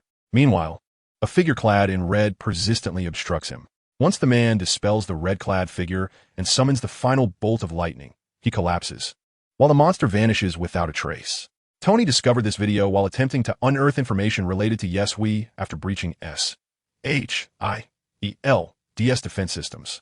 The footage is somewhat grainy, unmistakably a compilation from roadside surveillance and SHIELD's own recordings, yet Tony instantly recognized the lightning summoning man as Yesui. Had he not been impeded, Yesui would certainly be in a different situation now. The monster, identified as Dr. Skona, was ultimately apprehended by SHIELD. With his fate unknown, Tony could find no information pertaining to him. Tony does not believe that Yesui is unaware of the individual he has long sought to eliminate residing within SHIELD. Yet he is perplexed as to why Yesui has refrained from confronting them for so long. From that moment on, no matter how much Tony bantered with Yesui, he refrained from using the term girlfriend. Having been orphaned himself, he is acutely aware of such sentiments, especially given that Yesui, like him, has lost both parents and lacks any relatives, whereas he at least has Pepper. Upon hearing Tony utter a perplexing statement, Pepper fell into contemplation, sensing that there must be some underlying truth, and chose not to press further, respecting his privacy. Yesui resists constraints, even those of minimal severity, as he does not typically engage in reckless behavior. However, when someone encroaches upon his boundaries, should they urge him to consider the greater good during his resistance, Yesui would swiftly respond with a series of lightning strikes to teach them a lesson. The plight of superheroes in this world is indeed awkward, as they must remain vigilant regarding their conduct in public settings. After a lifetime of virtuous deeds, if one day you commit a misdeed due to unforeseen circumstances, the impression you leave behind may be that of a villain. You will face disdain, insults, and slander, and when recognized on the street, someone may shout, "Look, there goes that scoundrel." People tend to selectively forget, and some media outlets may embellish or fabricate your actions merely to elevate their own notoriety, fully aware that you, as a superhero, will refrain from retaliatory attacks. Even if, in a moment of impulse, you react inappropriately towards those journalists, it is precisely this that they relish. Behold, he is a thoroughgoing rogue. Therefore, the notion of being a superhero holds no allure for Yi Shu. He desires only to be a free individual, accountable solely to himself. Chapter 58, An Unexpected Encounter. Antly, are you here alone again today? Just right, there's still a fish left in the kitchen. Shall we follow the usual arrangement? Thank you. Not all. As Yi Shu and Aunt Li conversed in Huaxia language, the patrons in the establishment could not comprehend their exchange. If they were to discover that the typically stringent Yi Shu had made an exception for Aunt Li, they might very well rise in revolt. Due to the modest size of the eatery, there were no available seats, so Aunt Li had to wait behind the counter. This was, of course, a signal from Yi Shu, as it would not be quite proper for patrons to occupy the counter space. More than a few individuals had suggested that Yishu expand the establishment, but he argued that doing so would necessitate an increase in daily food supply, which he could scarcely manage alone. Moreover, Yishu now primarily needed to prepare the dishes in the kitchen and place them on the counter, allowing customers to help themselves. After dining, the patrons would also return their plates and utensils to the counter for Yishu to tidy up. A restaurant where patrons are expected to serve themselves and clear their tables is likely a rarity, and Yishu's establishment is perhaps the sole example of this. Yet, there are no complaints, for the allure of the cuisine reigns supreme. Those who do not wish to partake may simply choose to refrain, as many others are eager to enjoy the offerings. Although Yishu is particularly considerate of Aunt Lee, certain rules must remain intact, such as the necessity of queuing. Yishu cannot leap ahead to prepare dishes for Aunt Lee, lest the other patrons consider demolishing his establishment. Yishu, have you always been alone? Aunt Lee, seated behind the counter and feeling somewhat bored, turned to Yishu, who was intently focused on his culinary preparations. Taken aback by Aunt Lee's inquiry, Yishu paused momentarily, yet continued his task, responding, "Not always. I once had 2 dear friends who accompanied me, and this establishment belongs to one of them." As he served the stir-fried dishes onto plates, he added, "Some unforeseen circumstances arose, and thus I find myself alone now. Consequently, I have been managing this place on my own. As you can see, I have not even changed the sign outside." Upon this realization, Aunt Lee recalled that the sign outside appeared to belong to a fast food establishment, unmistakably an authentic American diner. However, the fare being served within was, in fact, genuine Yuexia cuisine. It turned out that Yishu had not forgotten to change the sign. Rather, he had chosen to retain it in honor of a former friend. Regarding this peculiar circumstance, Aunt Lee could surmise without Yishu's explanation. "My apologies," Aunt Lee expressed with a hint of regret. "It's quite all right. It's all in the past," Yishu replied, emerging from the kitchen with a plate in hand. After placing the dish upon the counter, he muttered, audible only to himself, "And eventually, I shall make them pay." Ultimately, the root cause of all this turmoil was none other than Dr. Lizard. The interference of Spider-Man, coupled with the protection of S.H.I.E.L.D., merely delayed Yishu's plans for vengeance. Yishu felt a sense of inner conflict regarding Spider-Man. For Peter Parker was the type who, under no circumstances, would wish to cause loss of life, thus rendering Yishu unable to act against him. As for S.H.I.L.D., to be candid, although it had been infiltrated by Hydra, their role remained undeniably crucial. Now was not the opportune moment to dismantle them entirely. Moreover, despite Yishu's formidable strength, the prospect of single-handedly obliterating such a global organization felt beyond his reach. Although the world seemed to gravitate towards a notion where might dictated authority, societal opinion still wielded considerable influence, a power firmly held by the government and organizations like S.H.I.E.L.D. After all, how did the Avengers disband? Even Thor, the god of thunder, could not thwart that. Thus, every move must be meticulously considered. Naturally, these matters were not something Yishu could divulge to Aunt Lee. He had no desire for ordinary individuals to be entangled in such affairs. In fact, were it not for these issues, he likely would not have been so driven to enhance his own abilities. Meanwhile, within a subterranean S.H.I.E.L.D. base. "Doctor, are you certain there are no issues?" "Of course. Recently, the energy contained within the Tesseract seems to exhibit certain fluctuations. I have been analyzing the dissipated energy through particle acceleration." "Get to the point, Doctor," Nick Fury interjected, his expression darkening. "I don't grasp what you're saying. Do you expect me to conduct research on this as well?" All right. Power up the device I developed. It should expedite the Tesseract's process, though I cannot predict what will transpire. Just proceed with it." When all was set, upon activating a switch, the Tesseract began to emanate a blinding radiance. Suddenly, it unleashed a beam of energy, opening a portal at the device's terminus. However, the portal did not last long. As the light faded, a silhouette materialized at the site of the rift. This evening, Nick Fury was exceedingly incensed. One of his most valued subordinates had been captured and appeared to be under the control of the enemy. Yet, he failed to reflect upon the fact that it was his own decision that led the Doctor to activate the device. Emerging from a now-destroyed subterranean base, Nick Fury's immediate thought was to summon the Avengers. The extraterrestrial threat had already begun its assault on Earth, making this matter urgent. Yishu did not receive the notification right away. He learned of the situation only when Tony called him specifically. It appeared that Nick Fury's attitude towards Yishu was gradually cooling, which coincidentally aligned with Yishu's own sentiments. "Never mind, you take care of yourself. I shall continue to manage my restaurant," Yishu remarked to Tony on the other end of the line. After hanging up, Yishu muttered to himself, "What is destined cannot be avoided. Let him experience some hardship first." Of course, Yishu's remarks were directed towards Nick Fury. He did care for Tony's safety. Yet according to the film's narrative, Tony faced little peril except during the aerial carrier incident and at the final moments. Moreover, he believed that if something were to happen, Tony would reach out to him immediately, and he would be there in no time. Chapter 59, Convergence. You are playing with fire, Director Fury. This is a force beyond your control. Have you ever been in a war, Senator? A true war. Do you enjoy being controlled in battle? Are you implying that Asgard has declared war on Earth? It is not Asgard, it is Loki. He is not alone. What about his brother, Thor? Our intelligence indicates that Thor harbors no ill will towards us, and he is far away, so we cannot rely on him for assistance. We must depend on ourselves. The Avengers initiative has been terminated. I never emphasized that it was the Avengers. We have reviewed the list. You command the most elite secret agency, and you intend to entrust humanity's fate to a group of misfits? I have no intention of handing it over to anyone. I am merely suggesting the need for a response team. They may act independently and could potentially spiral out of control. However, I believe that if employed correctly, they are precisely who we need at this moment. War cannot be dictated by emotions, Commander. No, war relies on soldiers. Nick Fury concluded his communication with the various senators and stepped out of the room, addressing Agent Hill beside him. Have we reached everyone we needed to? Yes. Natasha managed to persuade the big guy last night, and Coulson will meet Stark tonight. It seems I must also hurry. Prepare a vehicle for me. I need to have a word with Rogers. Director, are we not reaching out to Yishu? Yishu. In a training facility, Steve Rogers was vigorously striking a heavy bag, which swayed with each blow, revealing the toll it was taking. Cannot sleep, can you? Nick Fury's voice resonated from behind as Rogers was about to hang a new bag. I slept for 70 years, sir. I feel I've had enough rest. Rogers glanced at Nick Fury, secured the bag, and continued to unleash his punches. Perhaps you should step outside for a bit and take in the scenery.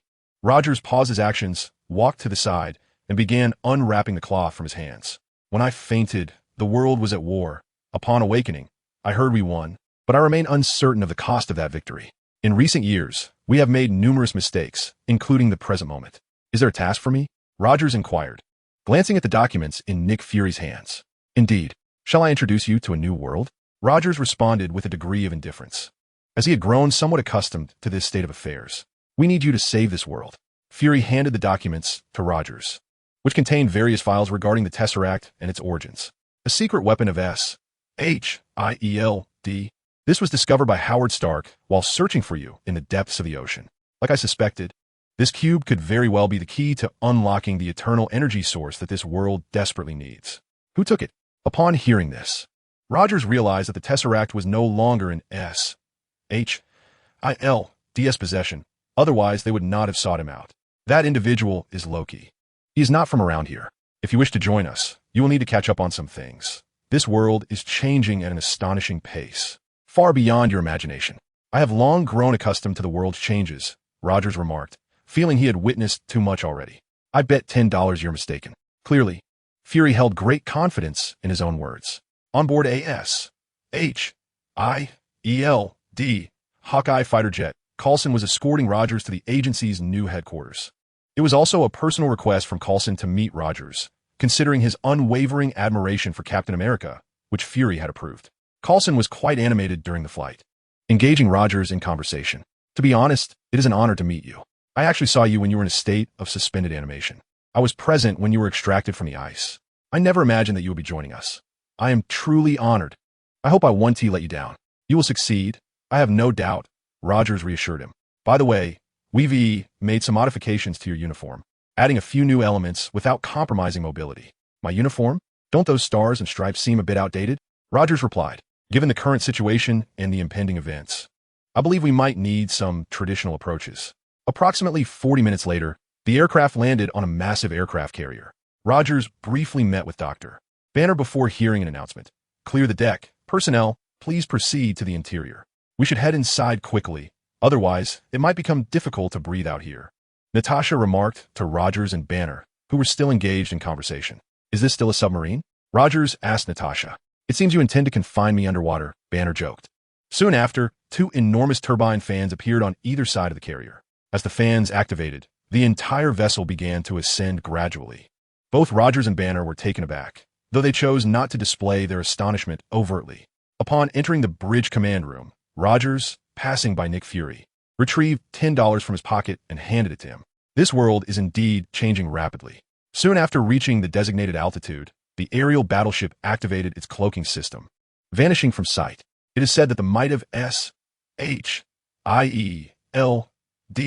is formidable, and this aerial vessel exemplifies how technology has transcended the average standards of this world. Moreover, they possess the capability to surveil every corner of the globe. Anywhere there are cameras connected to the internet, they remain ever watchful. Commander, target acquired, facial recognition matches at 79. Captain, it is time to mobilize. Chapter 60, The Catalyst. Setting aside the activities of S.H.I.L.D. for the moment, Yishu was, as usual, preoccupied with his day. What? It's already 4 in the afternoon?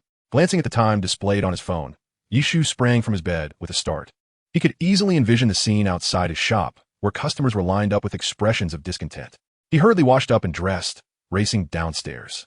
Sure enough, a long queue had formed outside, and the customers at the front displayed excitement upon seeing Yishu emerge from the hallway. My apologies, he said. I was engrossed in researching new culinary delights and lost track of time. He opened the door to welcome the customers, unabashed by his tardiness. Had he confessed to having overslept, he would have undoubtedly faced a wave of admonishment. Yet, upon hearing his mention of culinary research, the patrons instantly shed their grievances.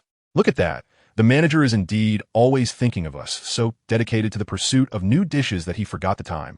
If they understood the language of Huaxia, they would surely regard neglecting sleep and food as the most fitting description of Yishu. Ahem. While it is true that he was neglectful, it was not due to culinary research, but rather because he had been resolutely stuck on a level in a game the previous night. Defying the odds, he had battled with the game until the early hours, finally uninstalling it at 1 in the morning. Whether he had completed the level or not was irrelevant now that the game had been removed. Additionally, having sensed a powerful energy fluctuation a few days prior, he discovered that Loki had arrived on Earth via the Tesseract. To avoid any lingering regrets, he had sought out Coulson that very night after inquiring about his location from Tony Stark, handing him a crucial item as he prepared for his flight. Aside from briefly checking the time upon waking, Yishu had not attended to his phone all day. If he were to glance at it, he would find 2 missed calls from Nick Fury. After failing to reach him twice, Fury decided to cease his attempts, as his impression of Yishu was not particularly favorable. Even if Yishu had answered, Fury would not have adopted the humble tone he used when inviting Captain America. It would have been more akin to a superior assigning a task to a subordinate. However, it was perhaps fortuitous that Yishu did not answer. Had he heard Fury's tone, his aversion to S.H.I.E.L.D. might have intensified. In any case, fate played its hand. The missed call allowed Yishu's relationship with S.H.I.E.L.D. to avoid deteriorating too swiftly. As night fell, and only a few customers remained in the shop, Yishu finally found a moment to relax. Just as he picked up his phone, before he could even check it, Tony called. Guess where I am? Let's not dwell on that. The event tonight was quite splendid. I encountered a charming Bambi and a rock singer, though an elder among us proved to be a bit of a chatterbox. Tony's sharp wit remains refreshingly amusing. Of course, one cannot dismiss the possibility that Loki manipulated his scepter to induce such behavior in them. So, you call me merely to discuss this? No. I was simply feeling a bit bored. S.H.I.V. summoned me for assistance. Technical matters pose no challenge for me, and I am now awaiting the results. As for what Tony has said, Yeshua can easily surmise. His audacity in calling Yeshua suggests he is exceedingly confident in his technology, unperturbed by the possibility of S.H.I.E.L.D. eavesdropping. Since Loki has already been taken aboard the helicarrier, this behemoth will soon face its first injury. It is rather tragic, really. Having just entered service, it nearly fell from the skies, were it not for Tony risking his life to restart the damaged turbine. This exorbitantly costly vessel would have bid farewell to the world. One could argue that Nick Fury ought to express gratitude to Tony. Returning to the matter at hand. With the impending battle on Tony's horizon, Yeshua saw no reason to linger in conversation. Thank you, Tony, but I shall handle my affairs myself. You focus on the immediate issues. What issues? Just as he spoke, Tony observed Nick Fury entering the laboratory with a stormy countenance. Tony Stark, what are you doing? Clearly, Fury had discovered Tony's intrusion into the S.H.I.E.L.D.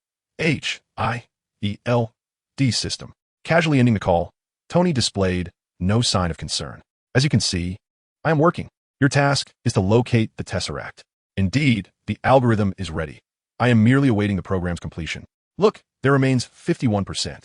Tony gestured toward the screen, displaying the progress bar. Though curious about SHIELD's hidden secrets, Tony remained focused on his work. Yeshua held little interest in the unfolding events. If possible, he wished for the storyline to diverge from cinematic portrayals. For the alien invasion is set in New York, where his shop also resides. Business would undoubtedly suffer, and if fortune were to frown, his establishment might be affected by some inexplicable In any case, he had done what was necessary. Now, all that remained was to wait quietly. As for intervening, I'm afraid resting in bed is far more comfortable. However, the outcome did not unfold as Yeshua had hoped. Due to Loki's scepter, the Avengers engaged in a flurry of banter, allowing Loki to escape amidst the chaos. During this tumult, Coulson was grievously stabbed in the chest by Loki while attempting to thwart him. Banner, transformed into the Hulk, plummeted from the sky, crashing into an abandoned warehouse on the outskirts. Thor was also cast down from the heavens, imprisoned in a sturdy device by Loki, temporarily stripped of his powers. With Tony's assistance, the helicarrier avoided catastrophe, yet Tony's armor was left tattered and torn. This was discovered within Coulson's jacket. He never obtained your signature before his demise. Nick Fury approached the silent Steve and Tony, casting several bloodied Captain America cards onto the table. He had always placed his faith in them, yet now he paused, reflecting, while they may have lost nothing, I have lost a trusted confidant. As Coulson had remarked to Fury before his demise, they require a catalyst. That catalyst is the death of someone familiar. Now, Coulson's aim had been achieved, yet the cost was his life. Tony gazed upon the blood-stained cards before him, and suddenly a realization struck. Loki intended to open a portal at Stark Tower. Following this epiphany, as Tony and the others hurried towards Stark Tower, Hill approached Fury, saying, I recall those cards being stored in Coulson's jacket pocket in his locker. They need a catalyst, Agent Hill. Just as the medical personnel prepared to tend to Coulson's body, they were astounded to discover that the previously confirmed deceased Coulson had inexplicably regained a heartbeat. Chapter 61. Something is amiss. Stark Tower is not far from Yishu's shop. In fact, Yishu can even sense the position of the Tesseract from afar. Yes, it is atop Stark Tower. What is destined cannot be evaded. I shall defend my territory. Yishu retrieved a peculiar light blue crystal and placed it at the center of the room. Then, with the activation of his inner energy, an invisible barrier enveloped his shop. As for the rest of the building, apologies, but this artifact is only so large. You are on your own. Few would likely believe that the barrier precisely encasing his shop is indeed, as Yishu claimed. The doctor activated the device, and a tremendous force surged from the Tesseract through this specialized mechanism, manifesting a stable portal in midair. As the portal opened, the Chitauri alien army began to pour forth, firing indiscriminately. Previously, Yishu had thought the Chitauri at least possessed an army, yet the initial wave was so scant that a handful of Avengers managed to hold them at bay. Shouldn't an army appear as an army, with numbers in the thousands?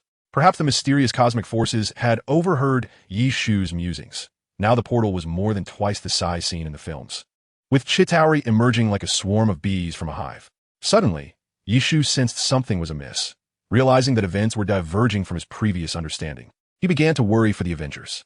In this brief moment, the number of Chitauri that had crossed the portal had conservatively approached 300. Furthermore, the flames of battle had spread to the very street where Yishu stood. He could clearly see the panicked crowds fleeing and energy beams soaring from a distance. He refrained from intervening. After all, one fist cannot contend against many, and New York is a sprawling metropolis. The street where he resides is bustling with a multitude of people, inevitably leading to the misfortune of some hapless soul being struck by an energy beam while fleeing. He may save a few, or even dozens, but he cannot rescue everyone. Occasionally, a beam might strike the outer barrier, merely creating ripples, indicating its commendable resilience against such assaults. Alas, it appears that trouble looms large, for an unexpected number of extraterrestrials have arrived. Just as Yishu was about to step outside and join the fray, the anomaly of the barrier was already detected by the Chitauri, with approximately 20 alien spacecraft hovering outside his establishment. Before Yishu could utter an expletive, a barrage of energy beams struck the outer barrier, enveloping the area in dense smoke. At that moment, Tony was fortuitously hurled from the rooftop by Loki, yet the timely arrival of the Mark 7 suit spared him from a fatal fall. As Tony stabilized himself, he beheld the relentless assault on Yishu's restaurant by the alien forces and immediately soared into action. His shoulder armor opened, unleashing a volley of small missiles toward the group of extraterrestrials. The barrier, already under immense strain, was riddled with cracks, seemingly on the verge of shattering with the slightest touch. Yi Shu, understanding the peril of confronting such a barrage of energy beams head-on, began to gather his strength. At the moment the barrier would inevitably collapse, he planned to utilize a shockwave of his chi to repel the aliens and propel himself outward. He had contemplated an escape through the back door. However, upon opening the kitchen door, he discovered more aliens attacking the barrier from behind, realizing he was encircled.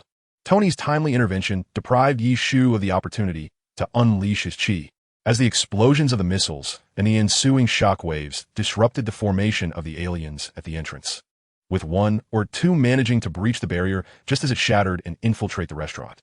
"Why do you enter through the windows?" Yi Shu exclaimed as the two aliens who had just flown and hastily retreated through the shattered glass. He followed closely behind, crackling with electricity, emerging from the establishment to address the fallen alien. "Next time, remember to use the front door." Whether they understood him was of no concern. "It seems you owe me a favor. How about cooking for me at my place tomorrow?" Upon Yi Shu's emergence, Tony flew beside him, offering a small earpiece. "I believe I can handle them alone." Mr. Turtle is often rather stubborn with his words. It appears that Tony's sharp tongue must be addressed, regardless of the circumstances. Due to the barrier's collapse, the beleaguered building was on the verge of total ruin.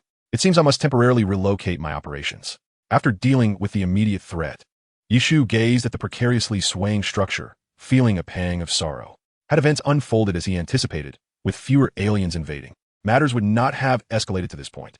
The barrier he employed was impenetrable from both sides, meaning that under normal circumstances, Yi Shu could have sat within his restaurant, contently watching the live spectacle outside.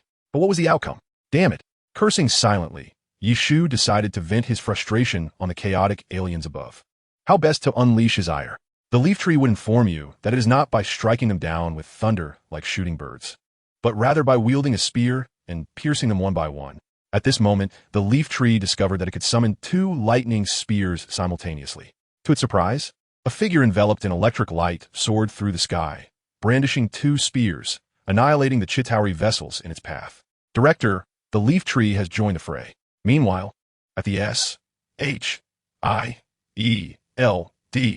airborne mothership, Hill observed the leaf tree's rampage through the surveillance footage. "I see it." On the ground, Captain America and Natasha were engaged in a fierce struggle against the enemy. Although they were formidable individuals, the overwhelming number of aliens posed a significant challenge. The captain fared slightly better, being a super soldier enhanced beyond normal limits, but Natasha found herself somewhat overwhelmed.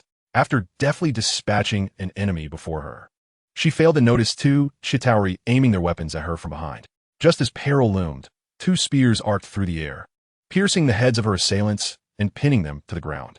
Natasha, long time no see, the leaf tree descended beside her in a flamboyant manner, grinning. Regaining her composure, Natasha realized the leaf tree had just saved her life. She tossed her hair back and remarked, "In another setting, I might have been more pleased." The leaf tree summoned another lightning spear and hurled it at an approaching adversary, stating, "I think this place is quite fine. At least it isn't boring." Natasha picked up an alien weapon, firing as she asked, "So what should we do?"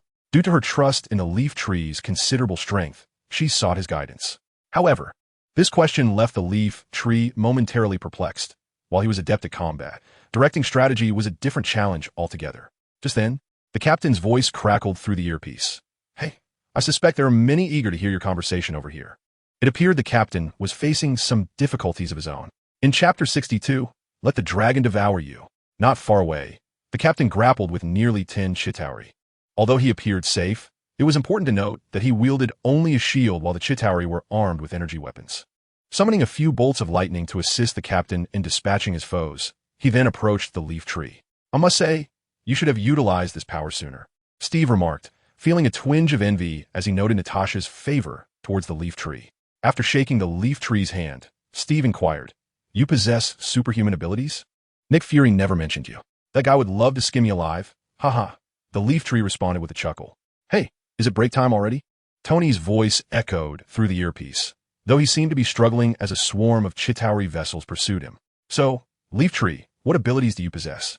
Steve, having served in the military, was a suitable choice for tactical leadership, yet he needed to understand the capabilities of his allies. Something along those lines.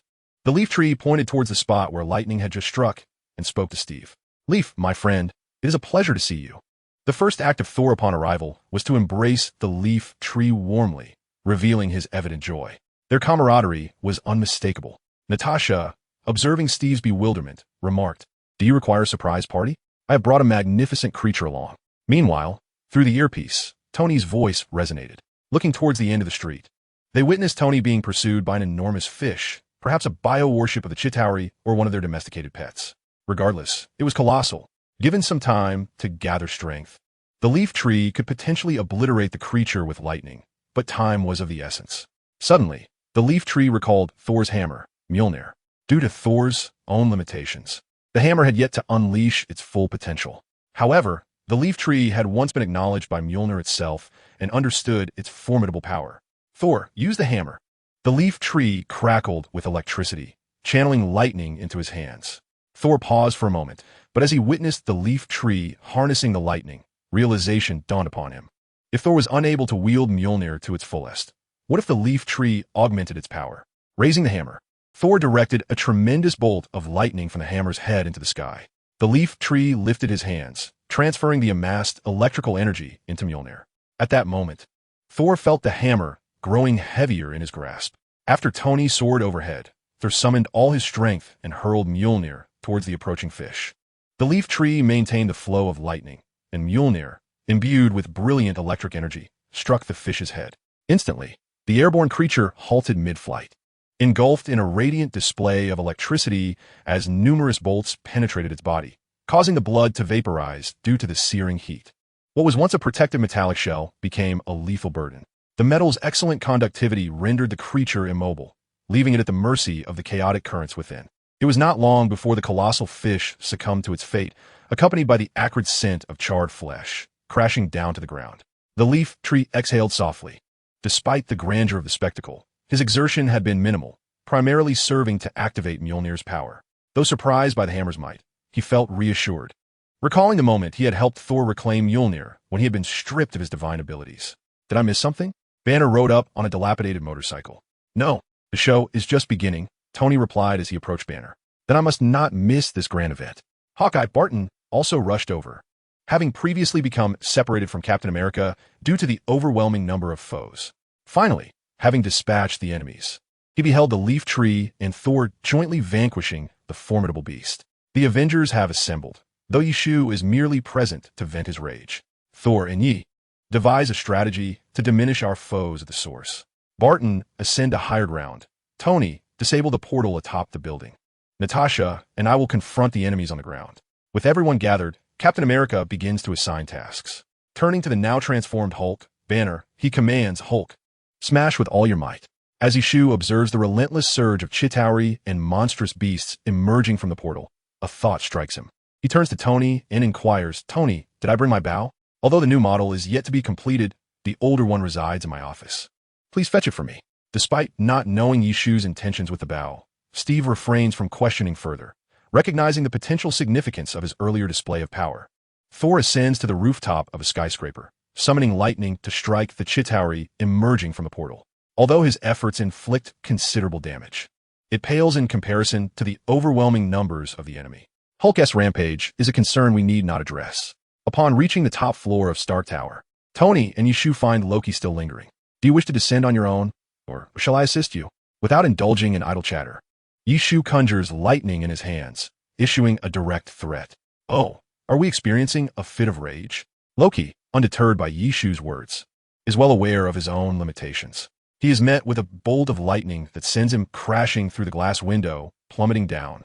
Though he is caught by Chitauri aircraft, Tony shrugs, noting that Yishu seems to prefer communicating through physical expression today. Retrieving the familiar bow from the cabinet, Yishu steps onto the balcony. Tony, handle the approaching enemies for me. Leave it to me. Tony readily agrees, fully aware of Yishu's impending actions, which bode ill for those extraterrestrial foes. Yishu raises the bow high with his left hand, aiming towards the portal above, while his right hand knocks an arrow, gradually drawing the bowstring back. A stream of azure energy flows from his left arm into the bow, enveloping both bow and arrow. Once fully charged, he releases his grip. Let the dragon consume you, he proclaims, uttering the command in his native tongue. Chapter 63. I alone can block your advance. Behold, two colossal dragons, formed of pure energy, entwine and soar towards the portal, annihilating all creatures in their path. The Chitauri that come into contact with the dragons are instantly silenced, including the monstrous beasts, with only those fortunate enough to remain untouched temporarily spared, yet their limbs are already rendered lifeless. Not only the Avengers, but even the grounded Chitauri gaze in awe at the energy dragons advancing toward the portal. All combatants are momentarily distracted, including Nick Fury and others aboard the Celestial Mothership, who are rendered speechless by the unfolding spectacle. At this moment, Nick Fury felt a chill running down his spine, as he recalled witnessing Yishu wield this power before, yet he never anticipated its overwhelming might. Once the colossal dragon had completely traversed the portal, no new Chitauri emerged. "Tony, can we deactivate the portal?" Captain's voice shattered the silence. Upon hearing this, Tony immediately soared towards the device that activated the Tesseract, raising his hand to unleash 2 charge blasts from his repulsor. Meanwhile, Yishu remained fixated on the portal's direction, sensing that shortly after the dragon passed through, it inexplicably dissipated. The Chitauri behind the portal hesitated to advance, fearful of Yishu utilizing that ability once more, lest they incur unnecessary casualties. Yet, they could not afford to wait too long. Without reinforcements, their forces arriving on Earth would inevitably face annihilation. "You cannot shut it down. This is a new world," spoke the doctor, controlled by Loki, addressing the propelled Tony. "Tony, try using Loki's scepter," Yishu suddenly suggested. He was not keen on waiting for too long, as delay could lead to unforeseen changes, particularly with the Chitauri emerging once more from the portal. At his words, Tony did not hesitate. He immediately seized Loki's fallen scepter and inserted it into the device. Ideally, once the scepter made contact with the Tesseract, the portal would close. However, as it approached the Tesseract, it encountered an invisible barrier, resisting Tony's every effort. Believing his aim was off, he repositioned to continue his attempts. Observing the Chitauri continue to emerge from the portal, Yishu readied himself for another dual dragon strike. Yet, as he drew back his bow, energy enveloping its frame, he felt the temperature of the bow rapidly escalate, turning a fiery red. Hastily, he dissipated the energy he had gathered and discarded the bow onto the ground, which emitted wisps of white smoke. He had no doubt that if he did not cease, the bow would melt like its predecessor. It seemed this material could not sustain the dual dragon technique either. Gazing at the bow on the ground, Yishu felt a pang of regret. Meanwhile, Tony persisted in his attempts, yet remained unable to breach the inner invisible barrier. "Huh, foolish earthlings, you cannot close the portal." Loki appeared in a flying contraption, laughing mockingly at Tony's efforts to deactivate the portal. He resembled the quintessential villain reveling in the protagonist's impotence. However, after witnessing Yishu's formidable dual dragon, Loki had felt a twinge of anxiety. He was uncertain of what would unfold beyond the portal.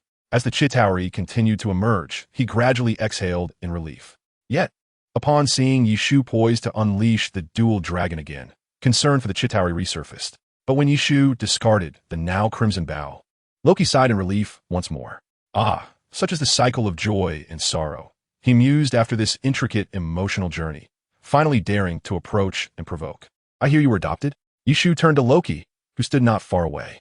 Regarding the inability to close the portal with the scepter, Yishu found himself pondering whether the mysterious cosmic will had taken note of his seemingly effortless existence and decided to present him with a challenge.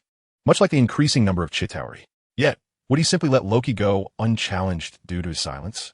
Clearly, that was out of the question. With a swift motion, he unleashed a bolt of lightning that sent the unsuspecting Loki hurtling away, before approaching Tony, who was still locked in a battle of wits with the Tesseract. "What seems to be the problem? This device appears to be rather ineffective," Yishu observed, finally noticing that there seemed to be a barrier within the apparatus that was persistently thwarting the scepter's efforts.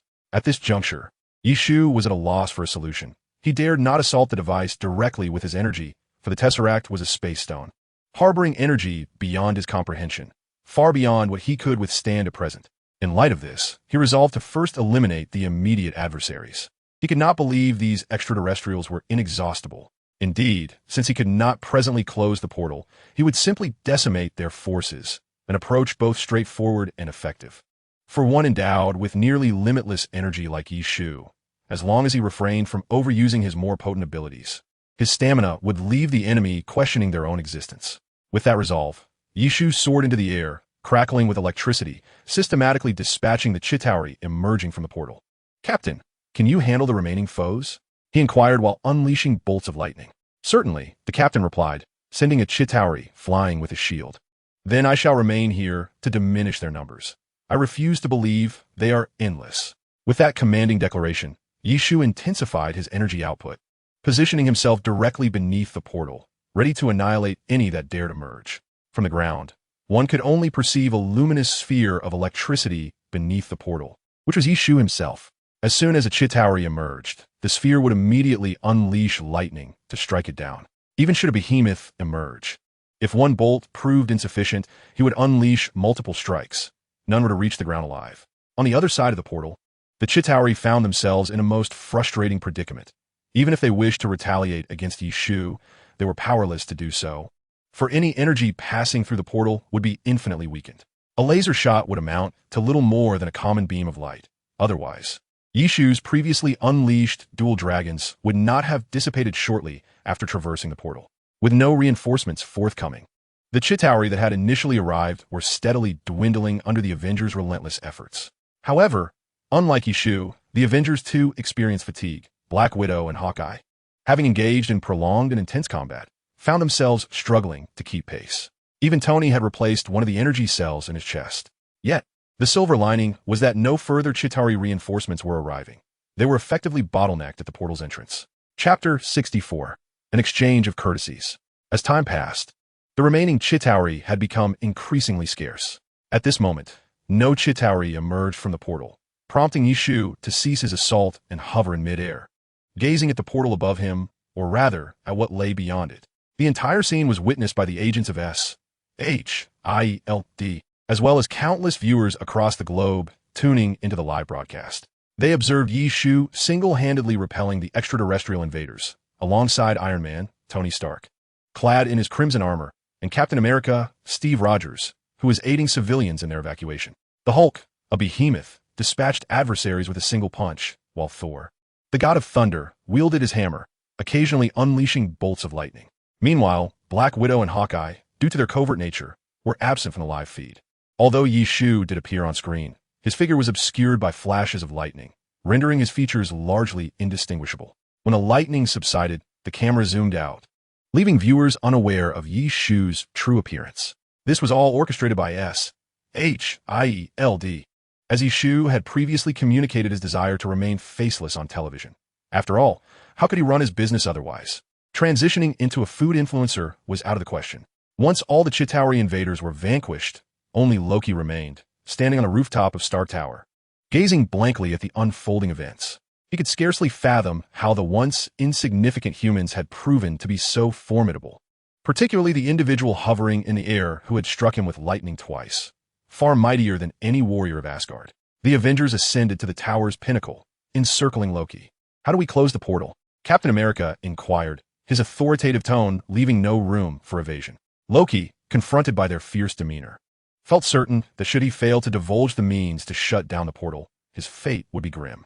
"I do not know," he replied, "for the method of utilizing the Tesseract was divulged to me by another."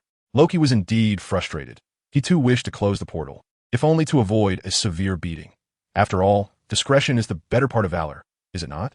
At this, the Hulk nearly lost his temper, but Captain America intervened. "He speaks the truth," he stated. Just then, a voice crackled through the earpiece. "Wait here. I shall investigate the other side." With that, Yishu soared toward the portal. The others wished to dissuade him, uncertain of what awaited on the other side. However, before they could voice their concerns, Yishu had already traversed the portal. Thor turned to Loki, disappointment etched across his face. Loki merely shrugged, as if to convey that he had not urged Yishu to pass through. On the other side of the portal, Yishu, enveloped in his spiritual energy, beheld a colossal spacecraft suspended in the vastness of space. It could only belong to the Chitauri. As he contemplated drawing nearer, a voice echoed in his ears. "Earthling, you are formidable." The entire universe spoke in English, without issue. "Thanos? Oh, I did not expect you to recognize me." "No, in truth, I do not wish to make your acquaintance, especially not here on Earth," Leaftree declared, clearly expressing his disdain for the prospect of encountering Thanos on this planet. "Do you believe you can thwart me?" Thanos' voice betrayed no extraneous emotion, akin to a casual inquiry between acquaintances about whether one has dined. "I merely suggest that you should first attend to the pressing issue at hand." Leaf Tree could easily surmise that the Ancient One was likely on her way to engage Thanos in conversation. It is worth noting that the Supreme Sorcerer, the Ancient One, could contend with Dormammu without the utilization of the Infinity Stones, making her an extraordinarily formidable force. If Thanos were to be devoid of the Infinity Gauntlet, the disparity between him and Dormammu would be insurmountable, which elucidates why Thanos has consistently refrained from visiting Earth. Upon hearing this, Thanos fell silent. For Leaf Tree had struck a nerve. He was presently deliberating on how to navigate the challenge posed by the Ancient One. I am confident we shall meet again soon. You cannot impede the order of the universe, Thanos proclaimed. Following his declaration, Leaf Tree observed as the colossal spacecraft in the distance commenced its slow departure. What? You believe you can come and go as you please? Leaf Tree was displeased. Thanos' subordinate had nearly obliterated his establishment, and now, faced with defeat, he sought to retreat. Such a scenario was simply unacceptable. With determination, Leaf Tree extended his arms forward, electric arcs crackling from his limbs as he emanated his vital energy to manipulate the electrical charges on one side of the spacecraft. A gesture of reciprocity is in order. May your subordinates graciously accept my offerings before departing. It is essential to understand that air is not a proficient conductor of electricity on Earth. Lightning is generated when a massive accumulation of charges in the clouds and on the ground attract one another, piercing the air, resulting in the manifestation of lightning. However, in a vast expanse of space, where air is non-existent, Leaf Tree harnessed his vital energy to control the electrical charges aboard the nearby spacecraft. Before long, a brilliant flash illuminated the scene as one of the spacecraft's wings was suddenly ignited in an explosion. Although the damage was not catastrophic, the vessel would require time for repairs before it could resume its normal course. Leaf Tree scoffed at the notion that a nuclear bomb could obliterate a spacecraft, as any civilization capable of interstellar travel ought not to fear terrestrial weaponry. Surely, such vessels would be equipped with defensive measures. Moreover, in the cosmic arena, missile-type weaponry is inherently susceptible to interception. No matter how swiftly a missile may travel, it cannot outpace light. And for the Chitauri, who have equipped their soldiers with laser weaponry, it is inconceivable that their spacecraft would lack such defenses. Perhaps considering the ramifications, Thanos refrained from ordering the spacecraft to fire upon Leaf Tree, opting instead to remain suspended in space for repairs. Before departing, Thanos kindly imparted to Leaf Tree the method to deactivate the portal, albeit with a tone tinged with urgency, perhaps indicating trouble was imminent. Upon returning to the apex of Stark Tower, Leaf Tree seized Loki's scepter and deftly inserted it into a specific point of the device. The beam of light that opened the portal abruptly vanished, and the portal in the sky, lacking the energy to sustain it, gradually diminished until it was no longer visible. Gentlemen, after such a grand battle, shouldn't we indulge in a feast? The speaker is Tony, who is currently yearning for food, particularly the exquisite dishes prepared by Yishu. Loki is temporarily under the control of S.H.I.L.D., and Thor remains silent. For all of this turmoil is a consequence of Loki's actions. He cannot voice sentiments like asking Earthlings to mind their own business regarding Asgard. This predicament is entirely of Loki's own making. A quiet consolation, Thor offers himself as a devoted brother. While I must admit that I do not oppose Tony's suggestion and am willing to prepare food for everyone, my establishment is precariously situated and could collapse at any moment.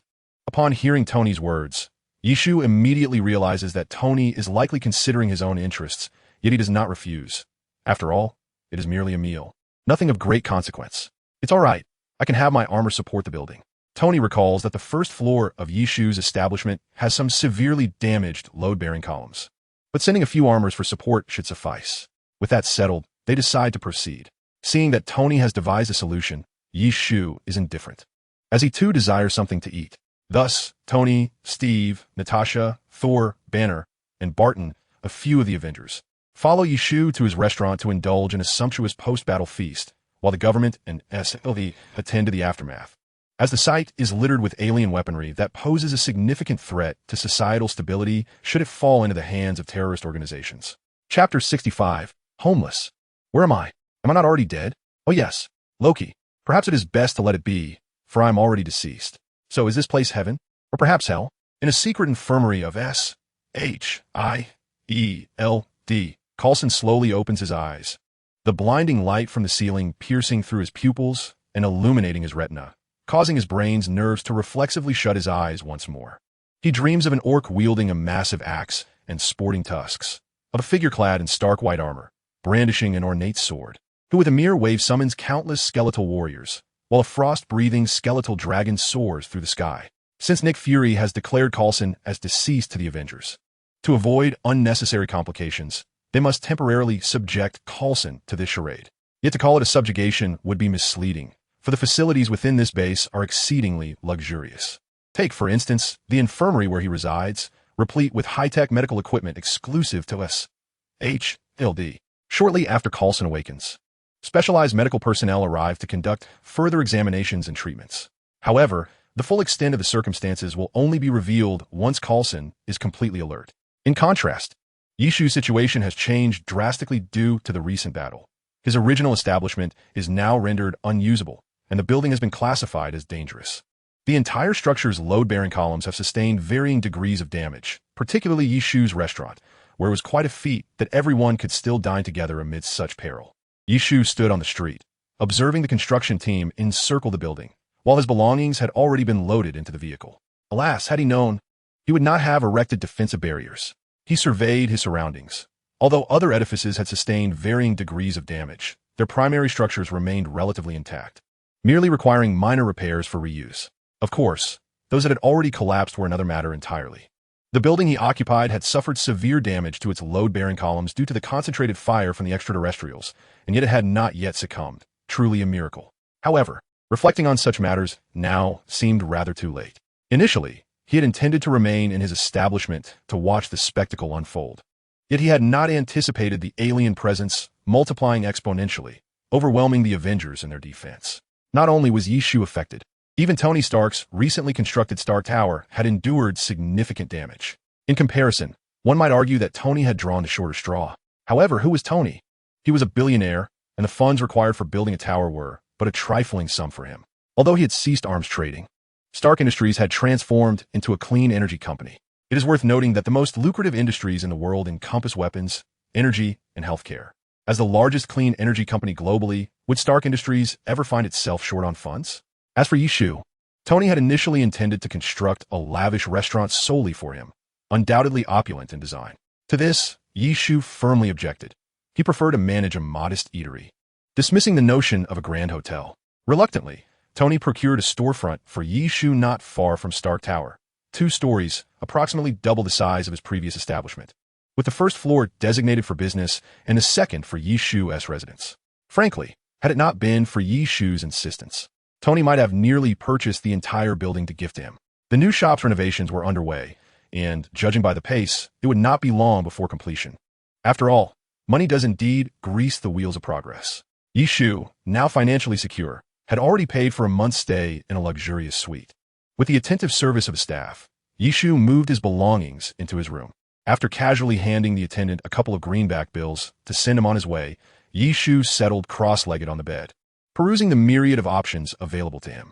It seemed the marketplace had not introduced any new items. However, even if there were new additions, Yishu would have to discover them on his own, as the marketplace did not provide update logs. He now felt acutely aware of his inadequacies.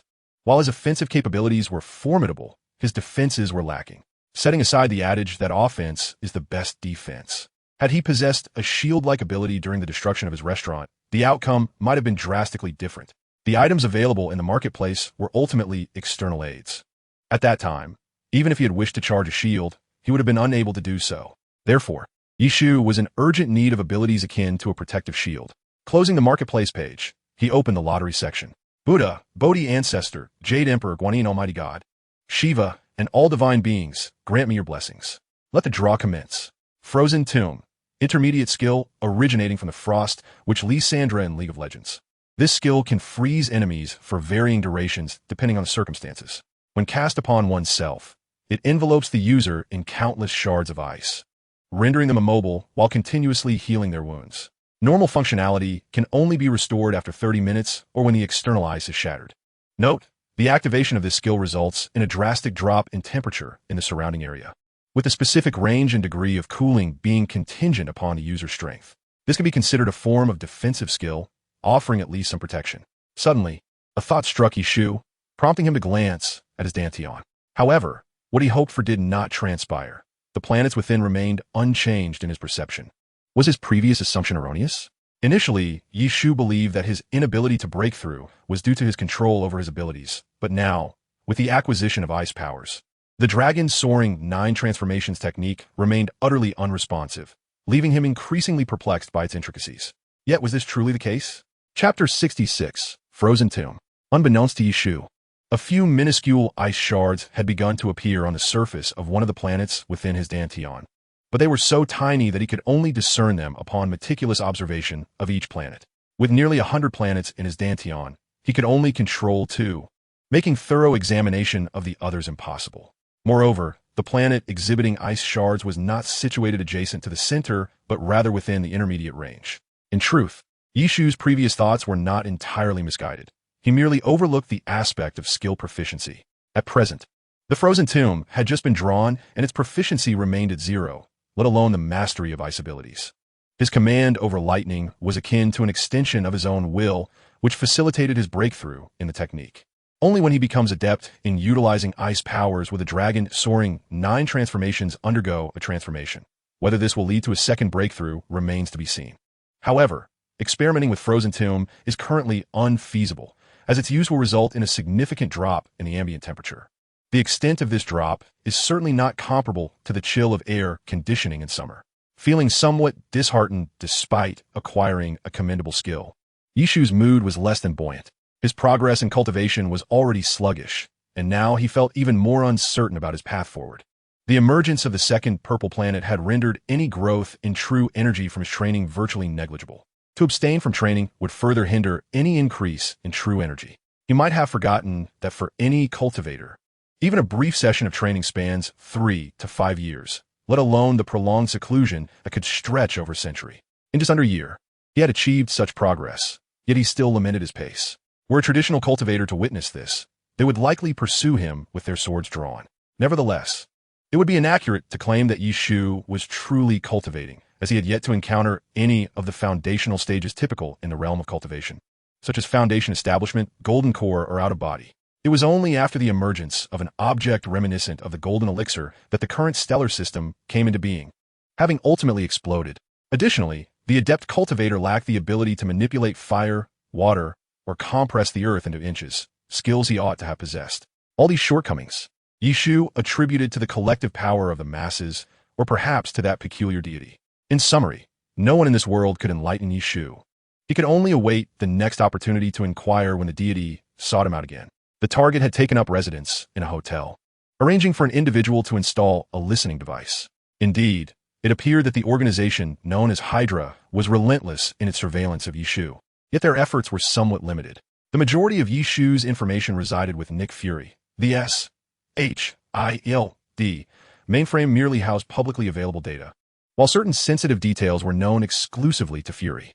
However, this head of agents was no ordinary figure.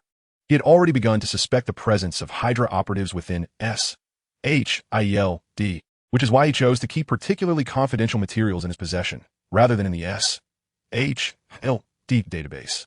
This meant that unless he encountered a personal crisis, Hydra would find it impossible to access such information. Thus, Hydra resorted to this antiquated method of surveillance, hoping to glean something useful from Yishu's daily life. Initially, their attempts were too obvious and were swiftly resolved by Yishu. At that time, he mistakenly believed SHIELD to be the perpetrator, further tarnishing his impression of the organization. One might say that Hydra's unwitting meddling bore unintended fruit. Following that incident, Hydra's operations became increasingly clandestine. As previously mentioned, Yishu differed significantly from typical cultivators, notably in his consciousness. He could only perceive his surroundings when he actively chose to do so, and even then, merely in a vague manner. To discern clearly, he needed to focus his perception. Unfortunately, Yishu had little interest in anything that did not pose a threat, which is why he remained oblivious to Hydra's eavesdropping. That evening, Yishu could not resist the allure of his new skill and flew to a deserted area on the outskirts, intending to experiment with the ice ceiling tomb. During this time, he benevolently called Nick Fury. There will be a special occurrence in an uninhabited area tonight. You need not concern yourselves. There will be no issues, that is all. Before Fury could utter a single word, Yishu hung up, a situation to which Fury had become accustomed. Nonetheless, he was quite curious about the special occurrence Yishu had mentioned, so he opened his computer, eager to discover what it entailed. After a brief flight, Yishu soon found a suitable location, devoid of human habitation for miles, with only grasses and trees surrounding him. Due to Yishu's lack of discretion regarding his form, every movement he made was monitored by satellites at Fury's behest, with 2 drones also approaching from a distance. Yishu, however, remained unfazed by this scrutiny. Let them watch. It poses no detriment to me, and it might just provide Nick Fury with a small surprise, or perhaps a shock. Yet, Yishu encountered a dilemma right from the outset. The frozen tomb embodies the essence of ice, yet the only energy it can manipulate is the lightning energy derived from 2 purple planets. Initially, the energy possessed no attributes. However, following a breakthrough, it acquired distinct properties. As for the twin dragons, their attributes remain somewhat ambiguous, allowing Yishu to harness the lightning energy, which still retains a hint of electrical quality. Nevertheless, employing lightning energy to wield ice capabilities appears rather implausible. With no alternative, Yishu resorted to the collective force of many to unleash the frozen tomb. Just as he prepared to release it, he suddenly sensed a chill emanating from his dantian. Yet this was not the moment for introspection, as a skill had already been initiated. Frost began to envelop Yishu's body, and numerous ice shards rapidly formed, encasing him. In mere moments, a colossal ice sculpture, exuding an aura of extreme cold and standing approximately 10 meters tall, emerged at his location. This ice sculpture resembled a totemic pillar, tapering towards the top, which bore a shape reminiscent of horns. As the sculpture materialized, mist began to envelop the area within a 300-meter radius, and the ground commenced its freezing process. The temperature in the central region plummeted to minus 53 degrees and continued to descend, as reported by the bureau chief. Nick Fury of SHIELD observed the display on a large screen while agents nearby were analyzing the data. Inside the ice sculpture, Yishu felt an odd sensation. Although he was unable to move, his consciousness remained acutely aware. He sensed the frigid temperature surrounding him, yet it failed to affect him in any way. Chapter 67. Lack of Control. Yishu endured a 30-minute wait, completely immobilized, until the ice encasing him suddenly shattered. With the breaking of the ice sculpture, the ambient temperature began to rise. Upon regaining his freedom, Yishu disregarded the persistently cold atmosphere and immediately focused on his dantian. When the skill was activated by the collective force, he had sensed the sudden emergence of that extreme, cold energy within his dantian. Having pinpointed the approximate location of this energy planet, he began to scrutinize each one. Finally, he discovered a distinct planet, its surface already adorned with shards of ice. Although it would take considerable time to freeze the entire planet, Yishu felt that with focused determination, he could continuously control the extreme cold energy contained within. However, due to the recent activation of the skill, the energy levels within the planet were alarmingly low, nearly depleted, rendering it insufficient for another invocation of the frozen tomb. Furthermore, the replenishment rate from the Black Star was exceedingly sluggish. After careful assessment, it became evident that it would take several hours for the energy to reach the minimum requirement for skill activation. It was clear that the current reserves of extreme cold energy could not sustain consecutive uses of the frozen tomb. And should he attempt to release it directly without the collective force, the incantation alone would require several minutes of unwavering concentration. When it comes to battle, it is often the case that victory or defeat can be determined in mere seconds, let alone minutes. However, the collective release of skills has its inherent drawback. Its power remains fixed, consuming a predetermined amount of energy to achieve a consistent effect. Unlike Yishu, who can freely adjust the potency of his lightning abilities, he finds himself limited. Even his solitary attempt at invoking the justice of Demacia can only be executed through collective effort, leaving him bewildered about how to utilize his energy effectively for this skill. Moreover, his energy has now acquired elemental properties, raising doubts about whether he can even unleash this skill at all. As for his mastery over ice abilities, Yishu feels overwhelmed. It is impractical to wait for his energy to fully recharge before attempting to practice the ice tomb technique. Setting aside the feasibility of such an approach, the mere time required would drive him to madness, especially considering the prohibition against using it in urban areas. The situation at SHIELD is already illogical. Nick Fury observes the footage of Yishu employing the ice tomb repeatedly on the screen, noting that he has never witnessed Yishu wielding any ice-related powers before. It appears he has only recently acquired this ability. How many more capabilities do you possess that remain unknown to me?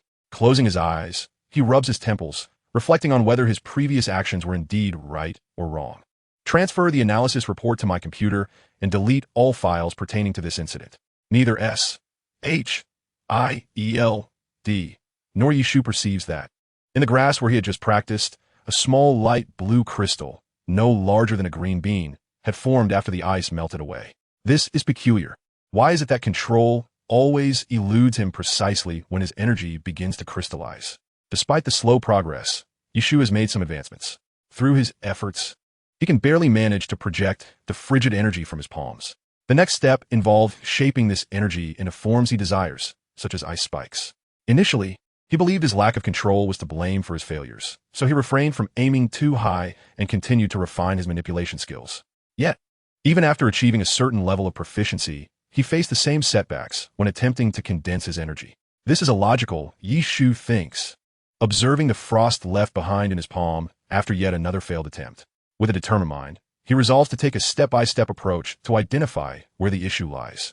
He successfully mobilizes his energy, guides it with ease, and accumulates it in his palm without difficulty. However, the crucial step of condensation continues to elude him. This time, instead of attempting to gather all his energy at once, he decides to proceed gradually. He carefully compresses a small portion of his energy, redirecting his focus to alter the arrangement of its particles, transforming it into ice. Just as the ice is on the verge of forming, that portion of energy suddenly defies his command, as if a colossal repulsive force has emerged between the particles. Once again, it erupts. Now, Yishu understands that every failure occurs just as the ice is about to take shape. Regardless of the quantity, any initial crystallization leads to uncontrollable circumstances. However, as long as he refrains from allowing it to solidify into ice, no issues arise. Yet, a perplexing question arises. If it is impossible for the essence to solidify into ice, how then does the ice encasing the tomb come into existence? This conundrum eludes me. After dedicating considerable time to my research without resolution, I have decided to temporarily set it aside, awaiting a time when I can either accumulate a greater reserve of extreme cold energy or gain more adept control over it. Yishu gazes at the room, now adorned with a layer of frost, a testament to his recent endeavors. Should there be a temperature gauge, it would reveal that this chamber is several degrees cooler than the outside. I have effectively crafted myself a refrigerator. Fortunately, once Yishu's energy recedes, the frost begins to melt away at a visibly rapid pace. As he observes the receding frost, a realization dawns upon him. Logically, frost is indeed a solid, formed from the condensation of energy, yet he finds himself unable to complete the final step of this process. Is it possible that the extreme cold energy, when detached from his control, can autonomously solidify into ice? Does the very act of my control inhibit its success? This thought casts a shadow over Yishu's countenance. What is this treachery? The moment it escapes my grasp, it can crystallize into ice? Are you still my energy? This thought incites a profound frustration within him. Chapter 68. The True Energy. Already irked, Yishu's vexation deepens. The essence indeed embodies genuine frustration. In a fit of anger, he decides to cease his practice of controlling the extreme cold energy, adopting an indifferent attitude toward the matter. Poor child. Perhaps this is the first formidable ability Yishu has chosen to abandon. However, to label it as abandonment may be an overstatement. It is merely a lack of direction, leaving him at a loss for how to proceed. Even seeking guidance from a mentor proves futile. Having gone several days without sleep, Yishu, aside from feeling mentally fatigued, is entirely devoid of drowsiness. Sleep? What a futile notion. His anger has kept him wide awake. Fortunately, the hotel provides wireless internet, prompting him to seek out recent news. Yet, the news he peruses is not from ordinary websites. He possesses the skill of hacking, and what could compare to insights gleaned from the internal networks of government departments. As for accessing S-H-I-E-L-D-S network, Yishu acknowledges that he lacks the capability. He would likely be detected before breaching their firewall. After a cursory review, it appears that no particularly strange occurrences have transpired, aside from the excessive alien weaponry left in New York, which has attracted the attention of opportunists eager to seize a path to wealth. The situation seems mundane. Such incidents merely allow those who survive by thievery to upgrade their arsenal, posing little significant impact, at least from Yishu's perspective. However, for the New York Police Department, this is a grave concern. Their officers are typically equipped with little more than a standard sidearm, with shotguns and rifles being relatively scarce. Should they encounter criminals clad in alien armor wielding energy weapons, the police would be rendered defenseless. Bulletproof vests would seem laughable, Even taking cover behind vehicles would prove ineffective, as one shot could incapacitate them. Thus, the police department regards this matter with utmost seriousness. Despite their vigilance, they remain unable to entirely prevent such occurrences. For this world is not lacking in prodigious talent. Although these extraterrestrial weapons may appear advanced, they can be effortlessly deciphered by certain geniuses who can also devise new weaponry. Do you not require experimentation? Presenting them is akin to showcasing a finished product. In a world teeming with prodigies, the overall advancement of technology remains discouragingly slow. It is only within exceptionally affluent organizations, such as S, H, EL, D, and Stark Industries, that one can distinctly perceive the presence of high technology. As for civilian technology, regrettably, this realm primarily focuses on military advancements. Thus, one could argue that capitalism is indeed a malevolent force. However, the equipment that Yishu currently utilizes is far from the pedestrian devices available on the market. It is all scavenged from Tony. Just as Yishu was preparing to step outside, he stumbled upon a recently transmitted document. The contents were scant, merely stating that an inexplicable accumulation of ice had formed within the sewers of a certain location, resulting in blockages. Yishu paid little heed to it. Although the current temperatures were not conducive to freezing, one could never rule out the possibility of some unscrupulous individual dumping liquid nitrogen into the sewers. In the aftermath of the Great Conflict, New York may outwardly appear tranquil, yet it is rife with undercurrents. Yishu had just witnessed no fewer than 5 incidents of extraterrestrial weapon-related shootings on a government website. However, the footage revealed that the perpetrators primarily wielded intact alien laser guns left behind by extraterrestrials, with no new weaponry in sight. Perhaps those geniuses were still diligently conducting research. Such incidents, while reported in the news, often had footage heavily edited, leaving the public to witness only the robbers brandishing alien weapons. A common trait among these individuals was the conspicuous engraving of the letter D on their weapons, indicating a clear connection to either a single individual or an organization. Yet, Yishu was indifferent. He regarded aliens with disdain, let alone these ordinary individuals wielding alien armaments, who to him were merely children armed with knives. Nevertheless, S.H.I.E.L.D. undoubtedly possessed a considerable stock of these weapons, likely even more than 10% of the total. Given the nature of this world, Yishu surmised that S.H.I.E.L.D. had already begun preliminary development of some laser-type weaponry. Indeed, this was the case. S.H.I.E.L.D. was among the first organizations to acquire extraterrestrial weapons, having long since established well-organized research departments, even hiring personnel for maintenance. The research facility was not located at S.H.I.E.L.D.'s headquarters, but rather at another secret base. S.H.I.L.D. has numerous such concealed locations. The scientists gazed with wide-eyed enthusiasm at the first batch of alien weapons delivered to them. Had they not been mindful of their professional decorum, they might have been tempted to embrace them. Many of these scientists possess an insatiable and fervent passion for scientific exploration, willing to experiment on their own bodies for the sake of progress in science. Certainly, within the ranks of S.H.I.E.L.D., Nick Fury would never permit the presence of such scientists, for they are an organization dedicated to safeguarding the Earth. They cannot allow the reckless endeavors of a few scientists to catalyze catastrophically unstable elements. Of course, weapons are an exception. Here, the unstable elements refer to entities akin to the abomination, while S.H.I.E.L.D. operates under the pretense of protecting the planet. They occasionally disregard the welfare of ordinary citizens. Nonetheless, their intentions are, at the very least, commendable. Nick Fury holds this belief. However, Yishu is acutely aware that S.H.I.E.L.D. has been infiltrated by Hydra, engaging in dubious activities under the guise of the organization, often concealing their machinations from Fury. It remains uncertain how many Hydra operatives are embedded within the Extraterrestrial Weapons Research Department. In a drainage outlet of a sewer on the outskirts of New York City, a thick layer of frost cloaks the surface, emanating a chilling aura. Sewage flows over the ice, interspersed with shards of ice. Upon closer inspection, these are no ordinary ice blocks. They entrap the remnants of various creatures. Should anyone pass by, they might faintly hear the sound of crackling emanating from within the sewer. Yet, this phenomenon remains unnoticed in the sparsely populated suburban area. Chapter 69. Finding something to occupy oneself. Perhaps it is the calm following the storm of battle. After law enforcement has vigorously cracked down on a segment of the alien weapons trade, such incidents have begun to diminish, at least on the surface. In the face of such lucrative ventures, despite the inherent dangers, the desperate souls persist undeterred. The police cannot monitor every individual at all times. Inevitably, some slip through the cracks of their watchful gaze. This group is now brewing yet another tempest of violence.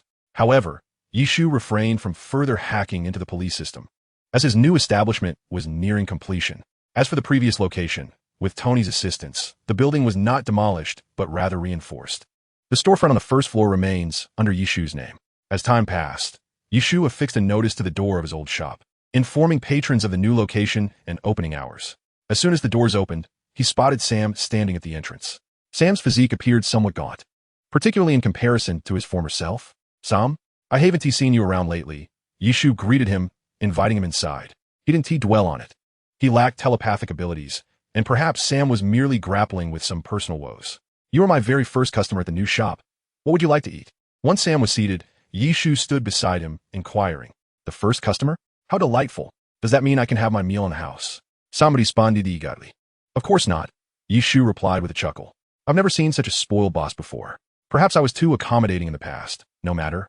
I shall amend that." As they conversed, Sam's eyes roamed the shop, seemingly inspecting the decor. "Previously, when I suggested you expand, you were reluctant.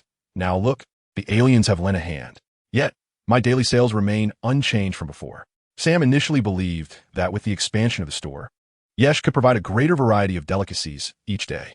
However, upon hearing a certain remark, he was momentarily taken aback, quickly shaking his head and muttering that he should have anticipated this. Yesh, with an indifferent smile, placed the menu on the table, suggesting Sam order whatever he desired, adding that he doubted he could consume the quantity available that day. After Sam placed his order, Yesh returned the menu to the counter and proceeded to the kitchen to prepare the dishes. Yet, he had a nagging feeling that Sam was concealing something from him, perhaps a personal matter, a work-related issue, or something else entirely. Dismissing the thought, Yesh devoted himself entirely to the culinary task at hand. At that moment, apart from Sam, the store was devoid of patrons, as Yesh had opened early, and it was not yet mealtime. Halfway through his preparations, Yesh sensed something amiss. To access the kitchen from the dining area, one had to pass through a side door, with only a service window facing the dining room. This window was located at the far corner of the kitchen, obscuring Yesh from view. Perhaps driven by instinct, Yesh extended his perception throughout the dining area. He observed Sam seated, glancing around nervously, his right hand occasionally fidgeting with his collar. Upon focusing intently, Yesh discovered a miniature camera hidden within Sam's collar. A slight furrow formed on his brow as he began to extend his perception toward Sam.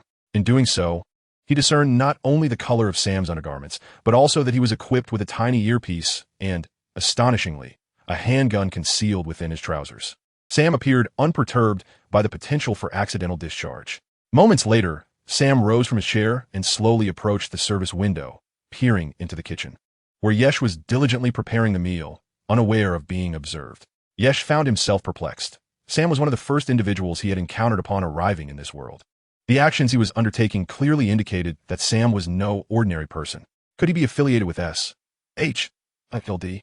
However, this notion was quickly dismissed, for Yesh was aware that S.H.I.L.D. had been monitoring him, and he was certain Nick Fury would not resort to such primitive tactics. So who could it be? Hydra?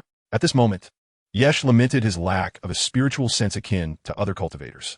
If he possessed such awareness, he could effortlessly detect the slightest disturbances in his vicinity. Even discerning the gender of a mosquito would be trivial. From his perceptive observations, it appeared that the device Sam had discreetly placed was a listening device. Nevertheless, Yesh had no intention of confronting Sam immediately. He was keen to ascertain who was surveilling him. If it truly was Hydra, then Yesh would have to have a serious discussion with Nick Fury about life. He had been minding his own business, running his establishment without causing trouble, indifferent to the ambitions of others, as long as they did not encroach upon his life. Yet, to his dismay, Sam had repeatedly disrupted his peace. Consequently, he resolved that Sam's future days would not be particularly pleasant. Although the presence of a listening device would not directly affect Yishu, it is undeniably unsettling. Anyone would feel irate at the thought of being eavesdropped upon, and Yishu is no exception. After quickly preparing some dishes, Yishu decided to purchase a small tracking device from the marketplace. It resembled the size of a mosquito's head and would swiftly decompose upon entering a biological host, traveling through the bloodstream to the brain, where it would monitor the host's every movement and relay the images to a designated device. However, its functionality was limited to 48 hours before it became inactive and was expelled through urine. This device was not inexpensive, costing Yishu a hefty sum of $500, which might be considered quite dear. After placing the device in a cup and filling it with water, Yishu brought the freshly prepared dishes to Sam's table. As for whether Sam would drink the water, Yishu had intentionally added extra salt to the food. The reason for not directly adding it to the dishes was due to Yishu's concern that Sam might not be able to taste it. After sampling a few bites, Sam found the food peculiar. He picked up the cup and took a sip of water, then tried another bite. Something seems off. Yeah, your dish tastes a bit salty, Sam remarked hastily. It is worth noting that Yishu's culinary creations were typically impeccable, which justified their high price, as many were still eager to savor his delicacies. The meal Sam was currently experiencing was evidently below Yishu's usual standards, and he was reluctant to spend a significant amount on something that did not satisfy his palate. Salty? Really? Yishu retrieved a pair of chopsticks from the kitchen, approached, and sampled a bite of the dish himself. Indeed, my apologies, Sam. Perhaps it's due to the sudden change in environment that you find it unfamiliar. Allow me to treat you to this meal today. The notion of unfamiliarity seemed implausible. It was more likely that the saltiness was an undeniable reality, and Yishu was acutely aware of the quantity he had added. Upon hearing this, Sam finished the water in his cup, feeling the saltiness in his mouth dissipate significantly, and replied, "All right then, I shall return next time." Seemingly recalling something, Sam did not linger and soon took his leave. After tidying up the dishes, Yishu settled comfortably behind the counter, pulling out his mobile phone to see the images captured by the listening device installed on Sam. However, he sensed that the target had begun to harbor suspicions about him. Have you engaged in any peculiar behavior? No. Then there is no need for concern. At least you have known him longer, and he should still trust you. All right, but I can't shake the feeling that something is amiss. You need not worry about these matters. Simply await further instructions. Understood. Long live Hydra. Long live Hydra. It appeared indeed that Hydra had taken an interest in him shortly after his arrival in this world, which puzzled Yishu. There seemed to be no reason for such attention, especially since he had not exhibited any extraordinary abilities at that time. The truth, however, was quite different. Sam was merely an ordinary member of Hydra, who frequently patronized Yishu's establishment for meals. Even the most clandestine organizations require sustenance, after all. Moreover, on the surface, Sam is merely an employee of a corporation. A normal life must be led. After all, there are Hydra operatives within SHIELD, and a simple inquiry could unveil Yishu's identity. Thus, the subsequent events unfolded, far from Yishu's anticipation of being targeted by Hydra shortly after his arrival. Hydra lacked such extensive capabilities. Having discerned his desires, Yishu deactivated his phone. He procured a miniature soundproof array from the marketplace to place at the listening device's location. Dismantling the device at this juncture would undoubtedly signal to Hydra that he had discovered their presence. It was wiser to obscure the listening device's functionality, leading Hydra to believe that the apparatus had malfunctioned, thereby diverting suspicion away from Yishu. Speaking of which, the resurrected Coulson still lay in his hospital bed, recuperating. Nearby, Nick Fury perused the document. You were originally slain by Loki, yet inexplicably returned to life. Is there something you are concealing from me? Director, I too wish to comprehend the reason, Coulson replied. Following various examinations, no anomalies were detected in your physiology, implying that the possibility of superhuman abilities can be dismissed. That is indeed unfortunate news. Strange occurrences? Coulson closed his eyes, pondering intently. It seems Yishu had previously gifted me an object resembling a cross, claiming it would bring good fortune and should be kept close. We found no item resembling a cross among your belongings, Nick Fury remarked. Could it be related to this cross? Fury fell silent. At that moment, Coulson grasped why Yishu had bestowed this item upon him, and it appeared he had intentionally come to deliver it. Did Yishu foresee that Coulson would be in peril? Nick Fury retrieved the document he had previously set aside, glancing at it before producing a lighter to ignite it. This matter is not to be disclosed to anyone, including Agent Hill. Coulson hesitated. I acknowledge that he saved your life, but the ability to resurrect is exceedingly perilous, and I do not wish for others to be aware of this. No, Coulson attempted to articulate further, but was interrupted by Nick Fury's command. Obey the order. Open flames are prohibited here. Coulson glanced at the document, now half consumed by flames, and sighed in resignation. After extinguishing the fire with a glass of water, Nick Fury retrieved the remaining half of the document, his already dark expression deepening. Observing Fury use his drinking water to douse the flames, Coulson held back any further comments. exiting the hospital room with the remaining document. Nick Fury's furrowed brow remained unrelaxed. Inside the hospital room, Coulson reclined comfortably on the bed, indifferent to the lingering scent of burnt paper in the air. For one who has experienced death and returned, such trifles are scarcely worthy of concern. However, the sensation of death is indeed unpleasant. In that fleeting moment, it feels as though an invisible hand clutches you tightly, pulling you from this world. All resistance is utterly futile. One can only accept without the capacity to oppose. Until consciousness fades entirely, this substance may be regarded as another manifestation of vitality, forcibly stimulating the cellular activity of its bearer, mending fatal wounds to the point of mere severe injury. Presently, his thoughts drift to the scenes from the dreams before awakening. Though merely dreams, they feel profoundly real. For reasons unknown, this dream lingers in his mind, as if etched indelibly. Coulson is unaware of what Yi Shu has given him. Yet he knows that this object has saved his life, and that is sufficient. Compared to death, this incessantly haunting dream is trivial. Now, Coulson can proudly proclaim that he is likely the first man in the world to have truly experienced death. Ha.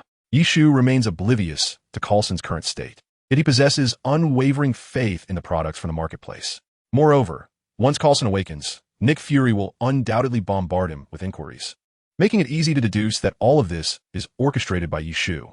Now, they await Nick Fury's arrival. Chapter 71. Nick Fury at Gunpoint.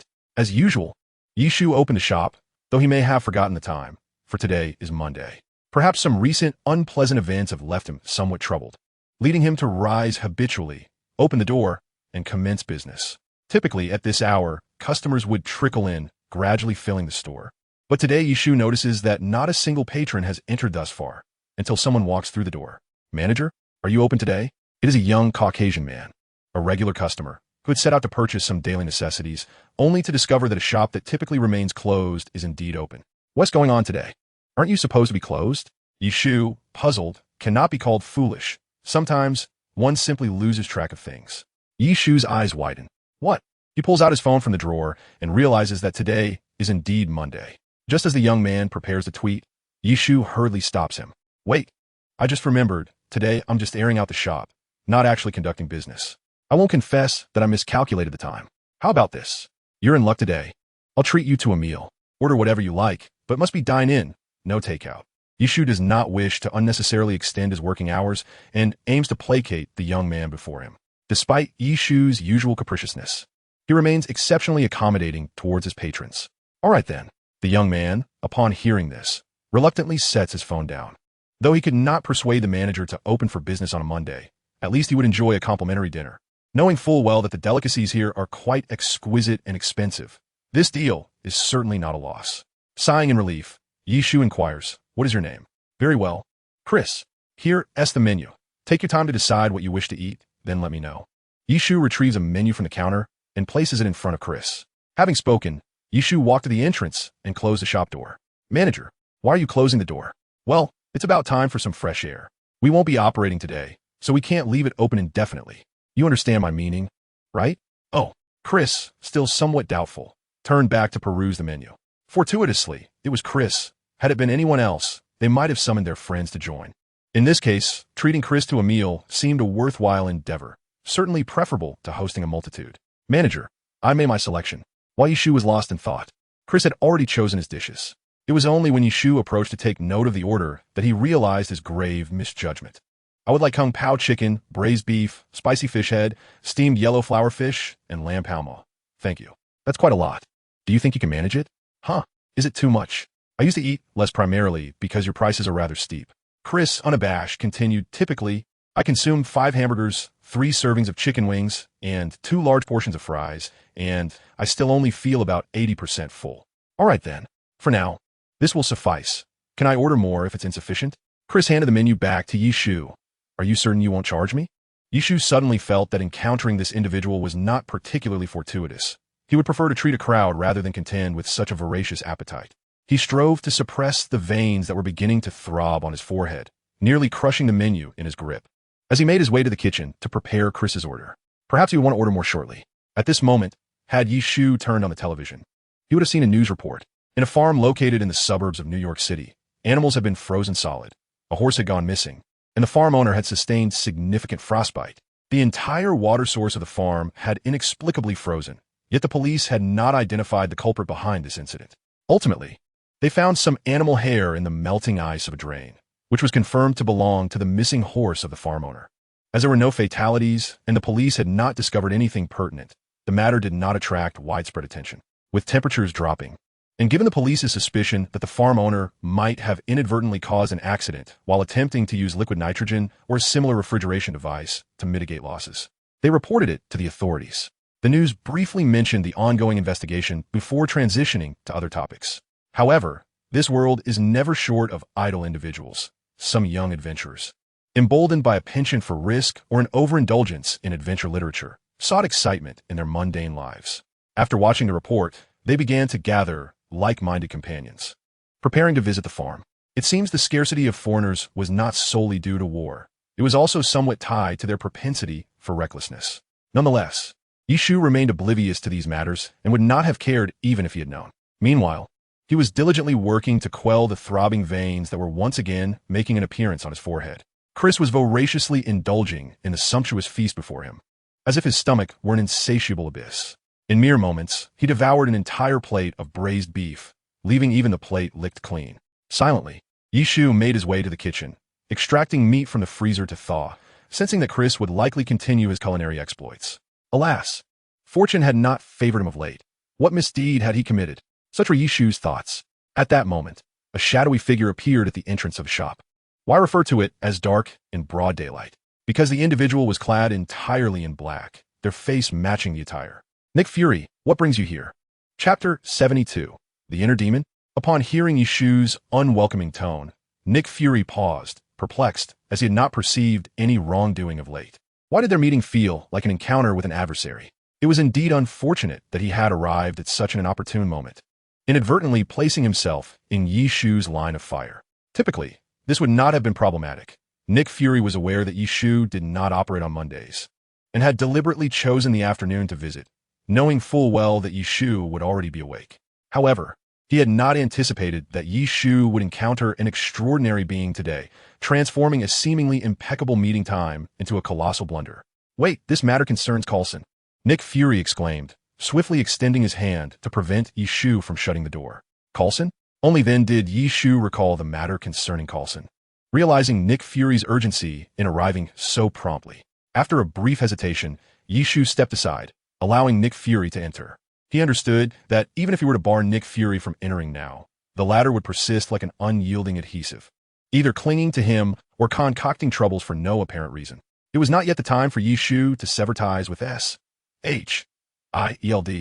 and he had little appetite for complications. Since Nick Fury had come, it was best to resolve the situation once and for all.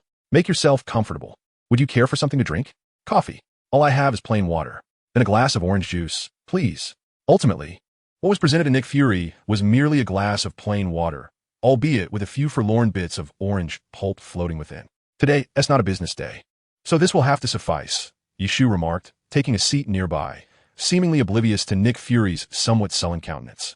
I wish to ascertain whether your ability can be employed frequently. What? Are you attempting to recruit me into S.H.I.E.L.D.? I had considered such a notion in the past, but now... Nick Fury lifted the water glass only to set it down again. I do not require any unstable elements. Speak, what are your terms? Terms? Do you think resurrecting someone is a simple task? Yishu suddenly rose, arcs of electricity flickering from his hair. If it were truly that easy, there would not be just the two of us in this establishment, but four. Upon hearing this, Nick Fury fell silent. Their conversation did not endure long. Shortly thereafter, Nick Fury rose to depart, casually ensuring the door was securely closed behind him.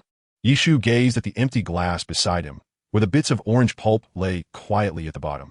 With a flick of his hand, a bolt of lightning shattered the glass, leaving the scattered shards unattended as he ascended to the room on the second floor. As Yishu returned to his room, he noticed that the S.H.I.E.L.D. agents who had been stationed around the establishment were gradually departing, leaving only one or two at a distance. Yishu's mood was dismal, bordering on abysmal. The room lay in disarray from the uncontrollable surges of lightning that emanated from him. He flung open the window and soared towards the sea. Director, Yishu has left the hotel and is heading towards the ocean, one of the agents reported. Let him be. Just observe, Nick Fury replied nonchalantly from his vehicle, listening to the updates. As Yishu flew through the sky, his body crackled with electricity, though he refrained from using his spiral acceleration, gliding through the air instead. Before long, he had crossed the coastline, venturing deeper into the ocean. In the expanse of outer space, DS satellites monitored Yishu's movements, as this was a directive from the higher-ups, and the agents were curious about his intentions. The term superhuman certainly did not encompass Tony Stark, who relied on technology. Although Stark Industries had closed its weapons division, it did not imply that Tony Stark was incapable of creating weaponry. In contrast, superhumans harnessed their innate abilities to inflict damage. The Hulk was categorized similarly. At least S.H.I.L.D. had some means to contain or even subdue the Hulk, but they felt powerless when it came to Yishu. From the onset, they had witnessed Yishu's powers evolve from a state of relative weakness to an alarming level of danger, all within a year. Nick Fury did not believe that Yishu's actual strength was merely as it appeared, which deterred him from confronting him directly. The thought of Yishu suddenly losing control and unleashing a tempest of lightning upon S.H.L.D.'s headquarters was a prospect that could truly drive Fury to madness. Uncertain of how long he had flown above the ocean, Yishu gradually decelerated, hovering in midair. Nevertheless, the lightning that emanated from him showed no signs of abating. In fact, it intensified. Bolts of electricity struck the ocean's surface, sending sprays of water into the air. Perhaps the tumult of Yishu's emotions affected the atmosphere, as dark clouds began to gather around him, flickering with flashes of lightning. Director, we are detecting a significant energy response surrounding Yishu. A storm resembling a lightning tempest is forming. Projections indicate that a massive thunderstorm will occur in this area within 5 minutes. Upon arriving at S.H.I.E.L.D. headquarters, Nick Fury was met with this urgent report. He hurried to the monitoring room, his gaze fixed on the large screen displaying the unfolding scene. What was Yishu doing at that moment? He felt a void in his mind. All he knew was that he needed to vent his frustrations. The remnants of his rationality led him to the uninhabited depths of the ocean. With a roar of fury, dark red patterns resembling symbols began to emerge across Yishu's body. As these markings manifested, the lightning coursing from him transformed from a soft blue to a deep crimson. These dark red bolts struck the ocean, penetrating its depths and crashing down upon the rocky seabed below. The struck reef did not explode. Instead, it melted away like butter pierced by a glowing iron rod, creating a vast abyss. The sky, shrouded in ominous clouds, began to unleash thunder and lightning, seemingly providing a symphonic accompaniment for Yishu.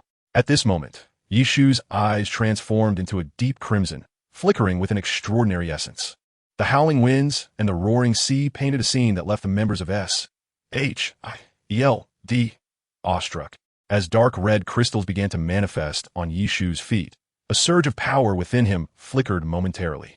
A gentle azure stream flowed from his dantian, coursing through his limbs and body.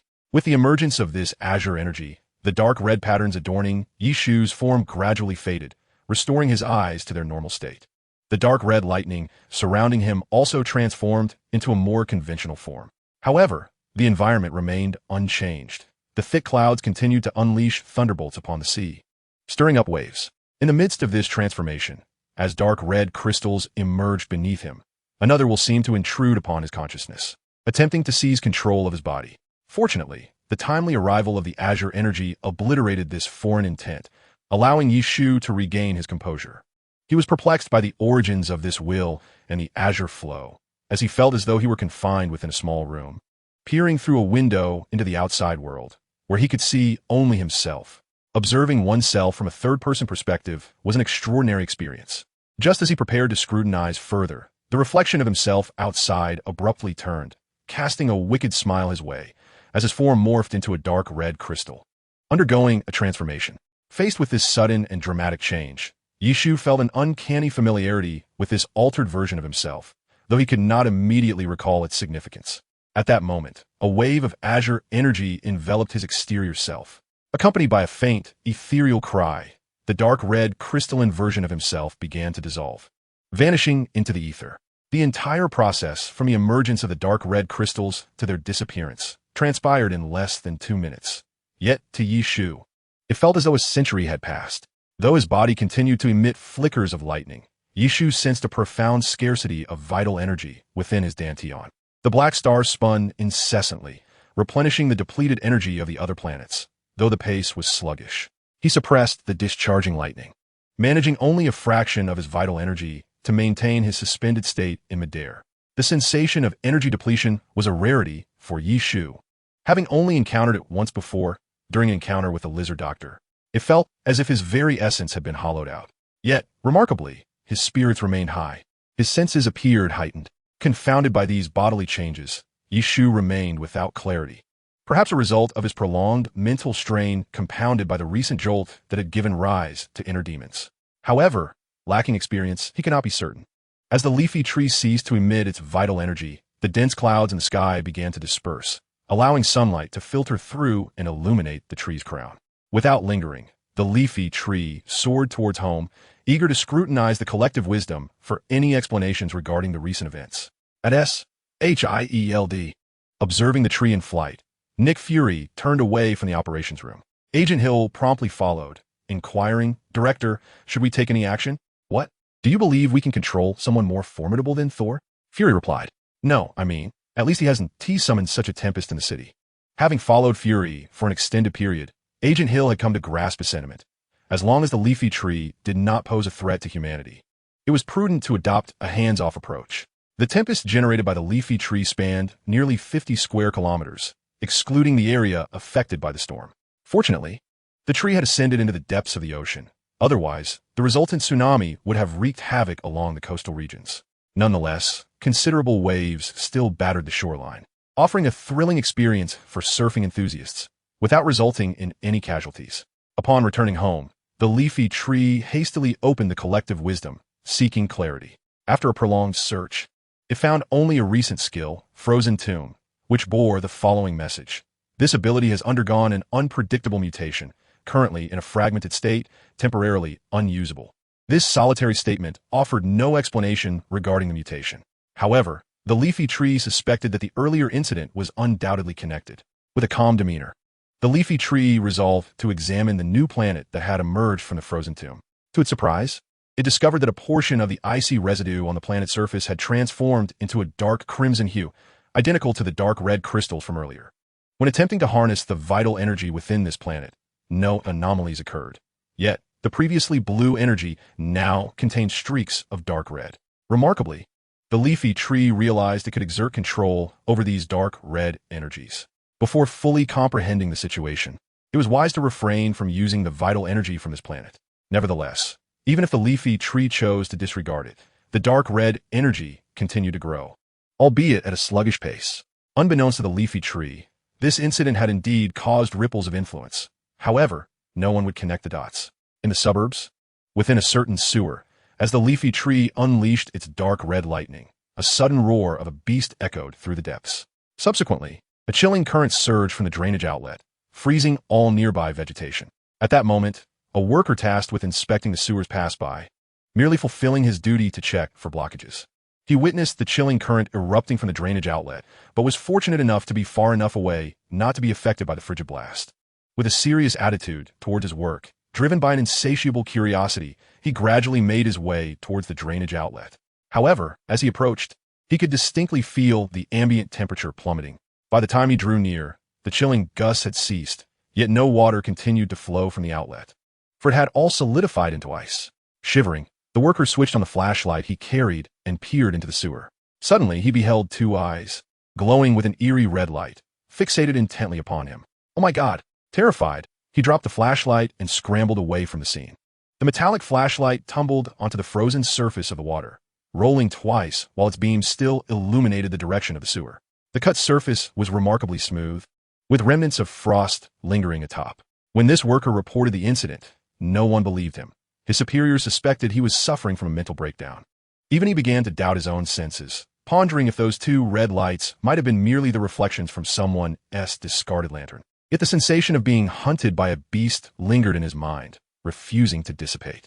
Chapter 74. The Intervention of S.H.I.E.L.D. Recently, the phenomenon of frozen suburban sewers has escalated dramatically, prompting relevant authorities to initiate an investigation. Given the potential for human involvement, the police have also become engaged. Yishu sat behind the counter on the first floor, clutching a plate of freshly cooled fried peanuts, while watching the news on television.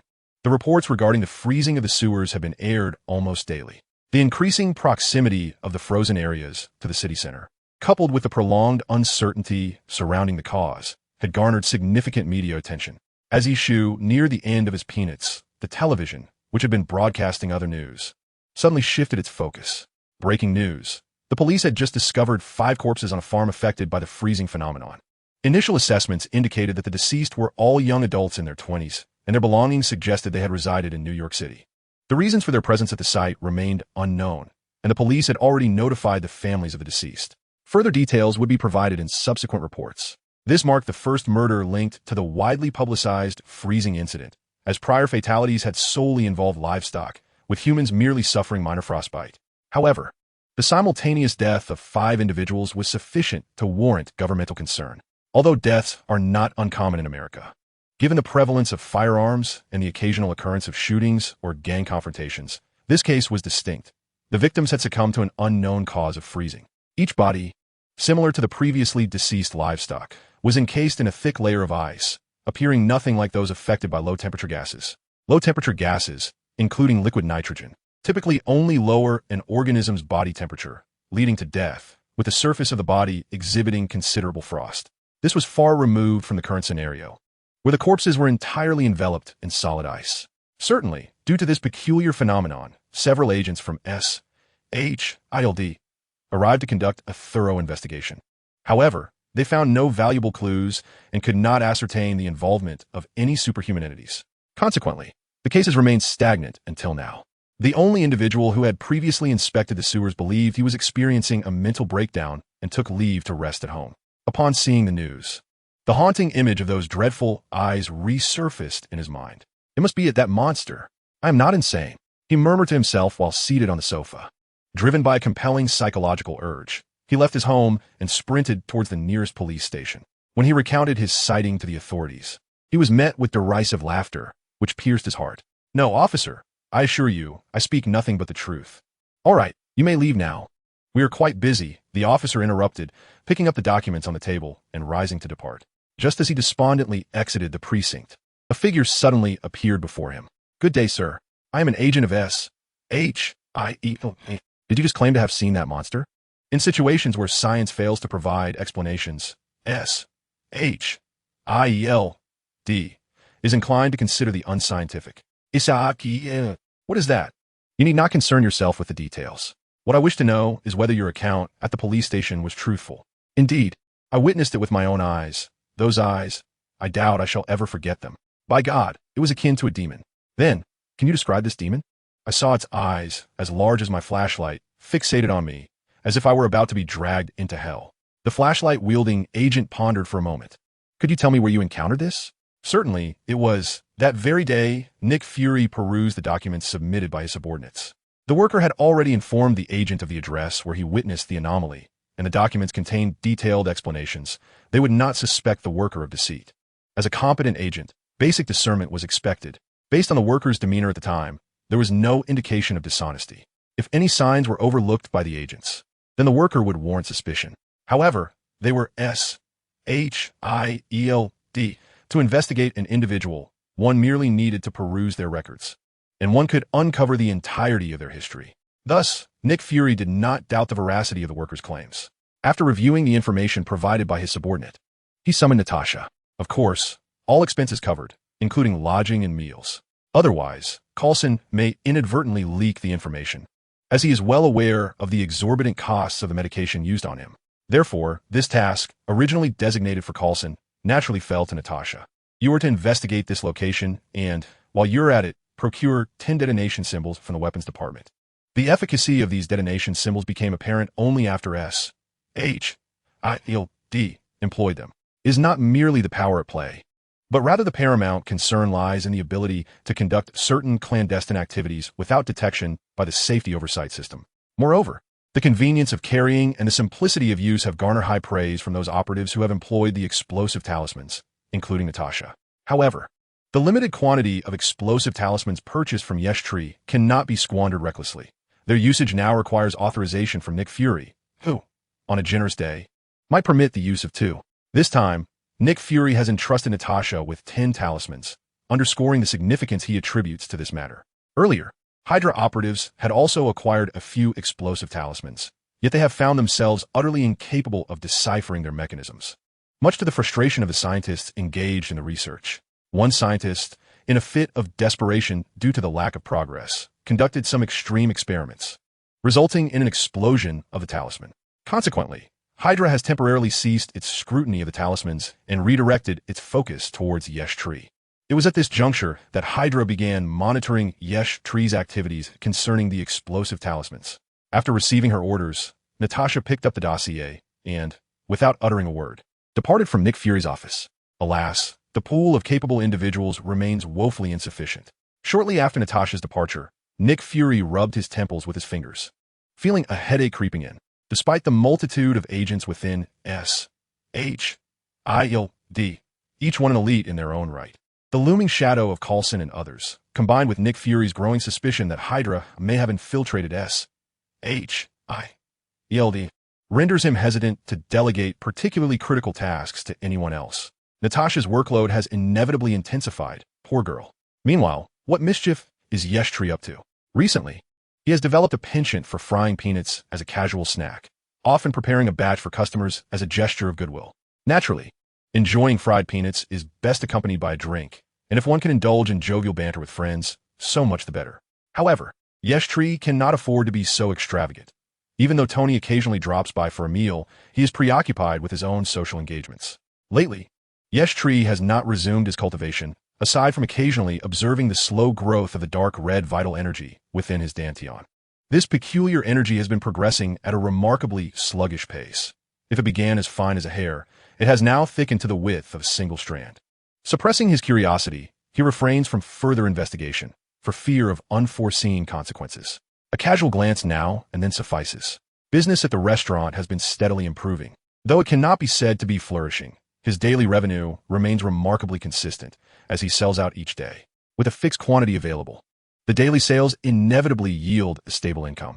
Recently, an influx of customers has graced the establishment, yet many have been left without the pleasure of indulging in the culinary delights, left to return another day. If one comes on a Sunday and is unable to partake in the offerings, they must wait an additional 2 days, as the establishment remains closed on Mondays and Tuesdays. In response to this, Yishu has received numerous suggestions from patrons. However, the regular customers have grown accustomed to this routine, while most of the suggestions come from newcomers. It is quite natural for the inexperienced to be unaware, and thus, we ought to exercise a measure of grace and not engage in petty disputes with them. Chapter 75. The Countenance of the Monster. Nevertheless, Yishu is not entirely dismissive of customer feedback. For instance, he has decided to increase the supply of popular delicacies while simultaneously reducing that of less favored items. This adjustment aims to ensure that fewer individuals leave empty-handed, as the more sought-after dishes often sell out shortly after the establishment opens. Consequently, subsequent patrons are left with no choice but to settle for alternative options. This phenomenon is not ideal for Yishu, who is committed to providing a delightful dining experience for his guests. Thus, he plans to recalibrate the quantities of various dishes to enable more patrons to enjoy their desired selections rather than resorting to compromises.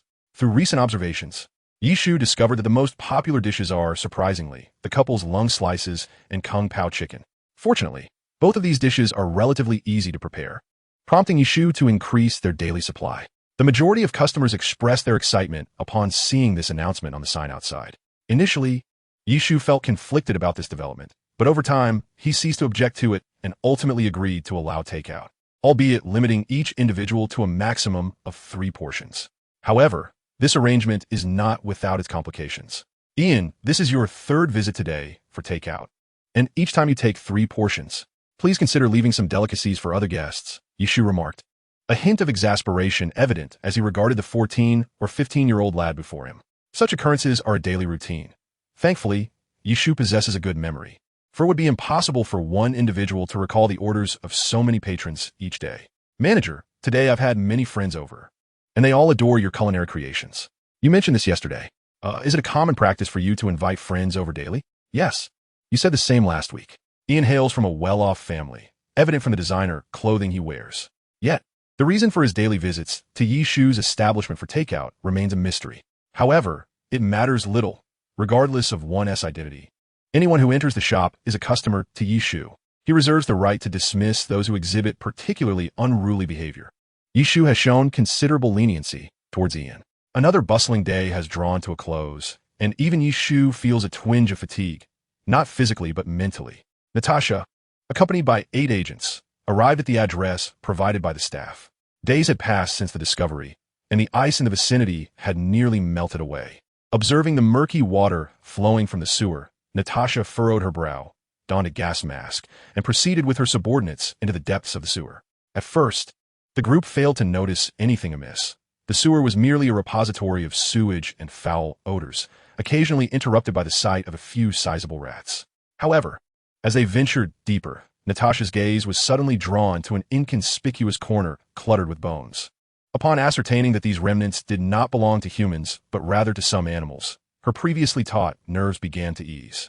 The bones bore no traces of flesh, yet distinct bite marks were discernible upon their surface. A comparison of photographs yielded no identification of the creature responsible for these marks, leaving Natasha in a state of perplexity. Could this signify a new species, or perhaps a mutated beast?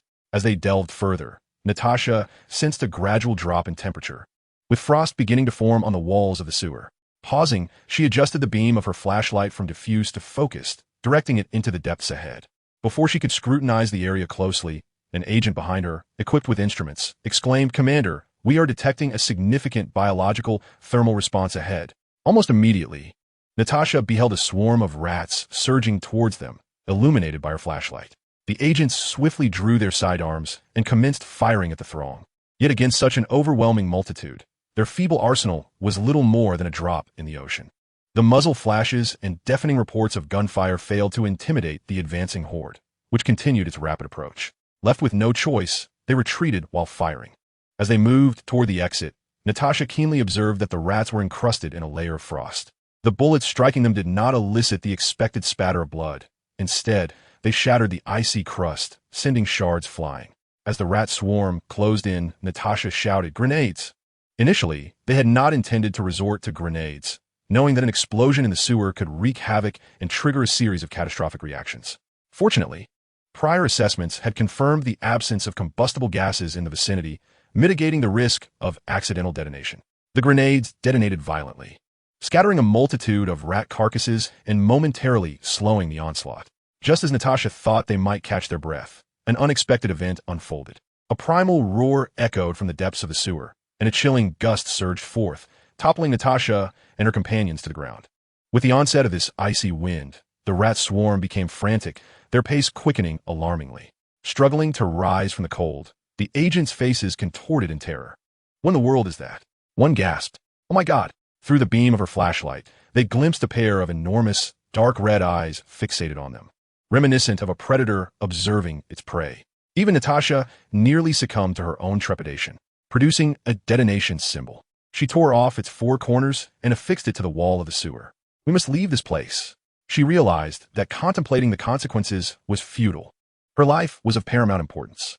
As a few individuals hastily reached the exit, a deafening explosion from the detonating talisman erupted behind them, the forceful shockwave propelling them directly into the sewage below, where they landed heavily. Fortunately, their lives were spared. The explosion obliterated the exit entirely, causing significant surface collapses within the vicinity. Upon returning to the SHIELD headquarters, Natasha rushed to Nick Fury's office to report the situation, neglecting to clean the grime from her attire. The matter was grave. Nick Fury, scrutinizing the footage captured by Natasha, furrowed his brow. Enhanced by the technical department, the video revealed a blurred silhouette of a creature with crimson eyes. Its outline resembled that of a colossal rat. "Why don't you take a shower and rest for a while? You've worked hard," Nick Fury suggested to Natasha, who stood nearby. The increasingly tumultuous state of the world weighed heavily on him. Engaging such a monster within the sewers was not a prudent choice. Luring it out would be necessary to deploy more potent weaponry. Contemplating this, Nick Fury returned his gaze to the video, falling into deep thought. Chapter 76. Aren't you curious? The official explanation for Natasha's mission was that an abundance of combustible gases in the sewer had led to an accidental explosion, thus avoiding public panic. To those with discerning eyes, this rationale was riddled with inconsistencies. However, under the suppression of the authorities. No media outlet dared to report the incident independently. Personal actions, however, were another matter, including those of Hydra. This cadre of radical terrorists relished chaos, and, upon witnessing the emergence of a formidable creature, contemplated harnessing it for their own purposes or capturing it for research, aiming to create an army of monsters. While their aspirations were grand, they struggled to pinpoint the exact coordinates of the creature.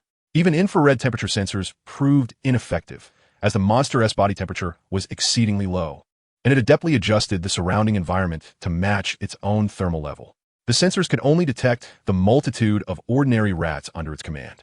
After sacrificing dozens of operatives in the sewers, Hydra's higher-ups began to waver in their resolve. These individuals had perished due to their inability to locate the creature.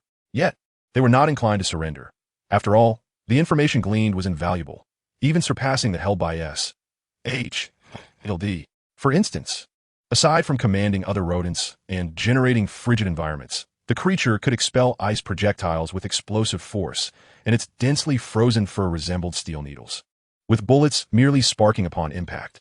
Furthermore, its claws were terrifyingly effective, slicing through metal weaponry as if it were mere tofu. This intelligence was acquired at a steep price, costing numerous lives. Hydra remained indifferent to this loss. In comparison to the creature, the lives of these operatives held little value. However, that is where it ends. In the absence of a flawless strategy, Hydra would not recklessly offer up heads to the monstrous rat.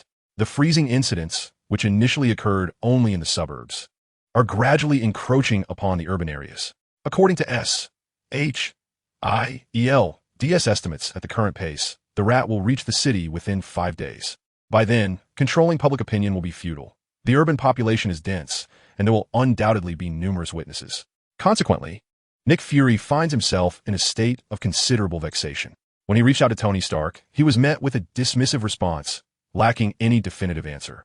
Captain America, Steve Rogers, expressed his willingness to accept the task. However, Nick Fury was hesitant to place all his hopes upon him.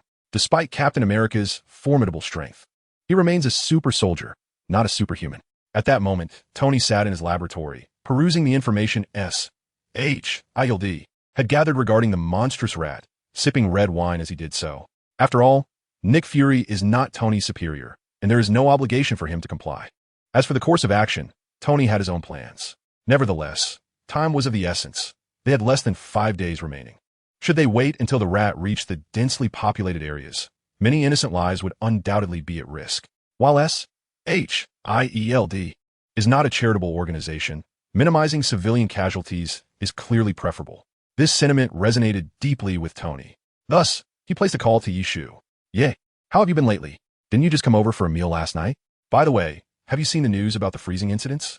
"I have," came a response. "This is no ordinary matter. It is not man-made." As Tony spoke, a spark of excitement ignited within him, as sharing knowledge unknown to Yishu always uplifted his spirits. "So, what exactly do you wish to convey? If not, I shall hang up." However, Yishu was unimpressed and displayed no interest. "All right, the source of the freezing is a gigantic rat, roughly 4 times your size," Tony sighed, stating helplessly. "And then? I'm contemplating whether or not to take action." "You should go for it. Why are you calling me?" "Exactly, why am I calling you? Am I not just showing off?" "Hello, Tony? If you don't speak, I'll hang up." "Wait, aren't you curious?" "Why should I be curious? Do you want me to try cooking with rat meat? Would you eat it?" "Indeed, why should Yishu be curious?" This matter seemed to have little relevance to him. "So, you called just to tell me this?" "No, I meant to say that this world is truly fascinating. Hulk has already shown me how fascinating this world can be." Yishu's sentiment was that if someone as powerful as Hulk exists, what else could possibly pique their curiosity? What he did not express was that he had encountered Thanos and even exchanged a few words with him. What more in this world could inspire wonder? This is a mutated species, unlike anything artificially created. How do you know it isn't man-made? Yishu scoffed at the notion. He merely intended to jab at Tony, unaware that his words held a kernel of truth. The artificial entity in question was none other than Yishu himself, though he remained oblivious to this fact. Of course, no one else knew either, not even the peculiar mouse. Upon hearing this, Tony could hardly assert that it was information relayed by S.H.L. as he was well aware of Yishu's disdain for the organization. In any case, he resolved to investigate further. Reluctantly, Tony ended the call, still perplexed as to why he had reached out to Yishu in the first place. Perhaps he had not even realized that since witnessing Yishu's formidable power, he had been diligently enhancing the marked series of suits. However, it was only after the Battle of New York that Tony truly grasped Yishu's capabilities. When Yishu single-handedly thwarted the alien onslaught beneath the portal, Tony beheld the immense energy radiating from him on his facial display, an energy nearly equivalent to that of a small-yield nuclear bomb. Yet, Yishu remained unfazed, exhibiting no signs of fatigue. Following that encounter, Tony did not succumb to despair. Instead, he continued to refine his armor. Yet, whenever he faced a battle beyond his confidence, Yishu would invariably come to mind. After all, one need not fear a godlike adversary, but rather a teammate akin to a swine. And Yishu, without a doubt, was a divine ally. Currently, Yishu exhibited no interest in the peculiar mouse, and Tony did not press the matter, primarily due to the scant information available. He was unaware of the mouse's specific abilities, only that it could conjure frigid currents and command swarms of rodents. S-H-I-E-L-D was not like Hydra. They would not coldly sacrifice their agents' lives for the sake of acquiring more intelligence, especially not for such senseless losses. Thus, Tony's knowledge was limited. Although infrared thermal imaging could not reveal the mouse's location, Tony had other means at his disposal. From the data, it appeared that in any farm afflicted by freezing, a portion of the livestock would vanish, suggesting that the mouse required sustenance. This presented a manageable solution, while baiting may be a simple tactic. It proved to be highly effective. However, had Tony been aware that Hydra had attempted the same approach, resulting in the loss of dozens of lives, he might have reconsidered. Yet, Hydra's equipment was clearly no match for Tony's armor, for the marked suits symbolized the pinnacle of technological advancement in this world. After hastily crafting a suit with exceptional frost resistance, Tony soared toward the site of the latest freezing incident, unaware that someone had already arrived there ahead of him. Chapter 77. The wealthy rely on technology, the poor rely on mutation. After ending the call, Yishu was not indifferent to the unfolding situation. He booted up his computer and hacked into government websites to seek pertinent information. Since Nick Fury had not reached out to him, he deemed it inappropriate to directly request data from Nick. Taking matters into his own hands, he believed in self-sufficiency. Moreover, Yishu was merely a tad curious. He did not feel compelled to personally resolve such troubles. In this world teeming with superheroes, there are invariably one or two who rise to address the ensuing troubles. I shall tend to my establishment, awaiting the appearance of the formidable adversary, at which point I may make my entrance and establish my presence. This seems quite advantageous. According to internal governmental documents, the New York City Police Department is indeed grappling with the ramifications of this incident. They have sacrificed several officers. Yet the information gleaned remains woefully limited. Fortunately, the situation was ultimately managed by S-H-I-L-A, sparing the ordinary police from further perilous investigations. The monstrous rat, though a killer, does not partake in cannibalism. Rather, its preference lies with livestock, particularly pork. All farms affected, especially those engaged in animal husbandry, have seen their pigs vanish without a trace. In contrast, cattle and sheep have only partially disappeared, with far more succumbing to the cold. Yishu is not a detective and lacks the acumen to derive any reliable intelligence from this data. He can merely surmise that perhaps this grotesque rodent has a penchant for pork. If that is indeed the case, the pork processing facilities within the city are bound to suffer dire consequences. At this juncture, Yishu suddenly confronted a grave concern. If this monstrous rat devoured all the pork, how would his restaurant continue to operate? After all, a portion of his menu relies on pork as an ingredient. This extravagant creature should rather consume humans. What a misfortune to feast upon pork. Should Nick Fury become privy to Yishu's current thoughts, it is likely he would hastily assign him a label of anti-human sentiment.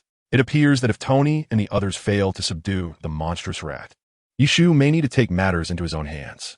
Closing his computer, Yishu shifted his gaze to the dark crimson energy within his dantian, which flowed languidly as usual, contrasting starkly with the frigid blue energy. Until now, Yishu had refrained from actively utilizing this energy, remaining oblivious to its specific attributes and capabilities. With a sigh, he acknowledged that this enigma was proving to be quite vexatious. Peter, on the other hand, felt a growing sense of disorientation. He had not been present during the Battle of New York, having discovered that his abilities were unreliable. He would occasionally fall while scaling walls, which disheartened him greatly. Did God not wish for him to become Spider-Man? Or was he simply failing to harness his superpowers correctly? Nonetheless, Peter had persistently endeavored to assist others. Thus, despite the fervor with which Tony and the others battled extraterrestrial foes, Peter chose to remain at home, unwilling to venture out. It was only recently, following the chilling events that claimed the lives of several young individuals, one of whom had been a friend of Peter's, that he began to reflect on his choices. They had intended to invite him along, but lost in his own despondency, Peter had declined the offer. Now, he pondered whether he could have saved those lives had he joined them. As the freeze deepened and the police faced insurmountable challenges, Peter resolved that as a superhero, he could no longer stand idly by while ordinary citizens suffered. Despite the presence of Iron Man, Tony Stark, there had been no signs of activity from him. Thus, Peter retrieved his long-dormant suit from the depths of his closet and hastened to the farm where the last freezing incident had occurred. By the time Peter arrived, it was already evening. Although a day had passed, the temperature remained exceedingly low due to the frost. Rubbing his hands together for warmth, Peter deftly circumvented the perimeter guards and cautiously infiltrated the farm. Inside, he was met with a landscape of ice. Had he not been forewarned, he might have believed himself to be in a realm of snow, albeit one populated by the remains of real animals. According to the police reports, the ice would not show signs of melting for at least 3 days. Even with the application of intense heat, the ice would only thaw at a sluggish pace.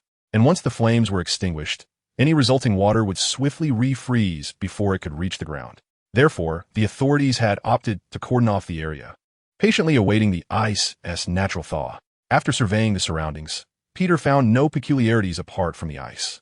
Indeed, the sheer expanse of frost obscured any unusual features. As he passed a particular room, however, he seemed to sense something amiss. Leaning down, heedless of the icy ground beneath him, he pressed his ear to the floor. Straining to listen, from deep below, he discerned a faint rustling sound, akin to the scurrying of numerous small creatures. "Child, at this hour, you ought to be at home watching television with your family or attending a party." Perhaps due to his complete focus on the noises beneath, Peter failed to notice someone approaching. Startled, he stood abruptly, only to be taken aback by the figure that had appeared beside him. "That question should be mine. What brings you here?" Tony, not bothering to lift his suit's visor, was primarily deterred by the bitter cold. Without his armor, he could hardly endure the frigid temperature.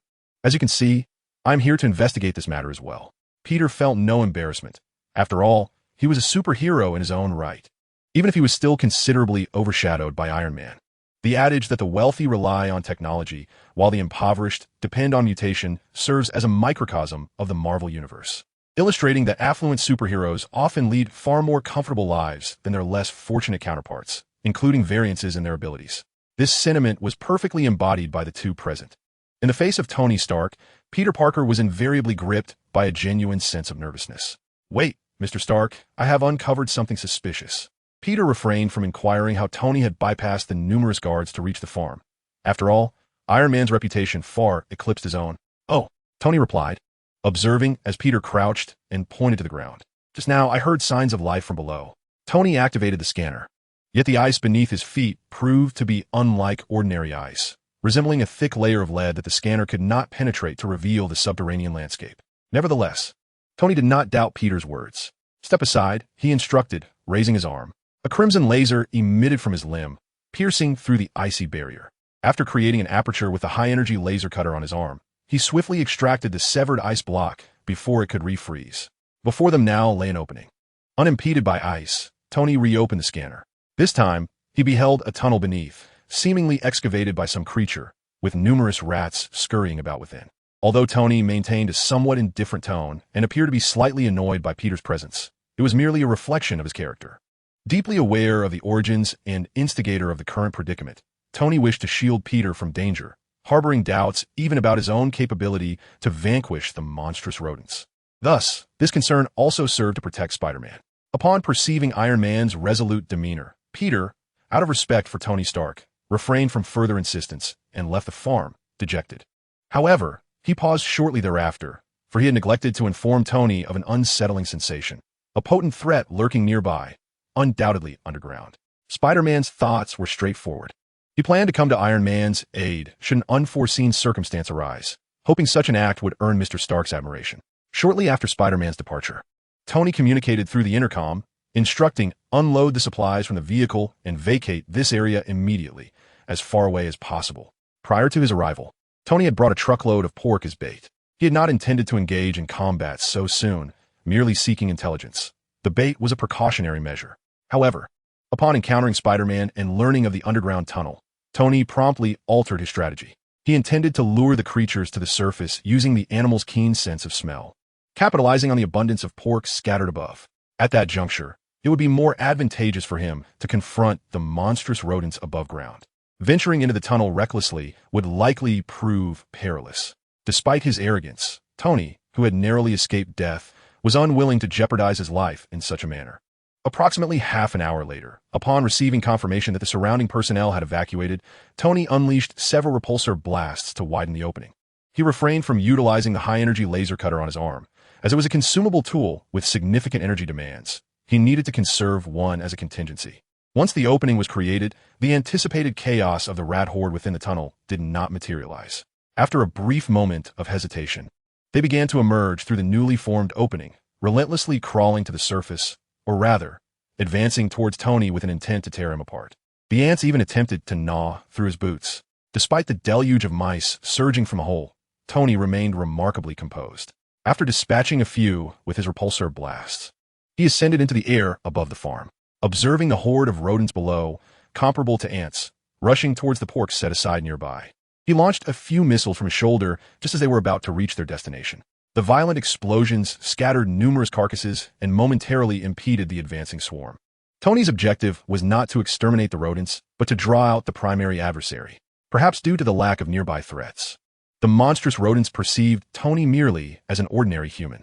Though a slightly more formidable creature lurked nearby, it posed little concern. Furthermore, the minions beneath him were consistently thwarted by that seemingly ordinary figure hovering in the sky, preventing them from obtaining their desired sustenance, leading to a noticeable agitation among the monstrous rodents. With a thunderous roar, the ground near the stacked pork began to tremble violently. Suddenly, a large mound of earth erupted, and a colossal rodent, roughly the size of a sedan, leaped forth from the soil. Tony quickly recognized this giant mouse, which was enveloped in a thick layer of icy shrapnel, its entire body exuding an icy blue hue. Its eyes glowed with a sinister crimson light, while its claws shimmered with a metallic sheen. The massive rodent opened its mouth and let out a fearsome bellow directed at Tony in the air, unleashing a frigid gust from its maw that surged towards him. Tony was not one to be an easy target. He swiftly evaded the icy blast. However, as he dodged, he was met with a barrage of ice spikes. The giant mouse crouched low to the ground, continuously expelling ice spikes, each as thick as a utility pole, towards Tony. Though he retaliated with several repulsor blasts, the energy projectiles merely stirred the icy shards upon impact, failing to dislodge a single hair from the creature. The areas where the ice shards were dislodged were swiftly recovered by the icy debris within mere seconds, indicating that the ice served a defensive purpose. After launching a dozen ice spikes, the giant mouse finally closed its mouth and propelled itself off the ground with a powerful kick. As the earth beneath it cracked in a spiderweb pattern, the enormous creature leapt high, brandishing its claws, hardened beyond steel, towards Tony. Rather than continuing to evade, Tony gathered energy at his chest and unleashed a concentrated blast aimed at the rodent's head. The forceful impact sent the giant mouse crashing to the ground, singeing some of the fur on its head, revealing that the icy armor had not entirely absorbed the energy blast. This surge of intense heat had lightly scorched the giant mouse's head and ignited its ferocity. Beasts are termed as such because they lack the cunning for subterfuge. Ambush might be the most intricate stratagem they can employ. With its fury awakened, the giant mouse, once again adorned with ice shards atop its head, lunged towards Tony anew. Yet, the outcome remained unchanged. With a single blast from the energy cannon aimed at its chest, the colossal rodent was once again struck from the skies. A wisp of blue smoke emanating from its head, evidence of singed fur.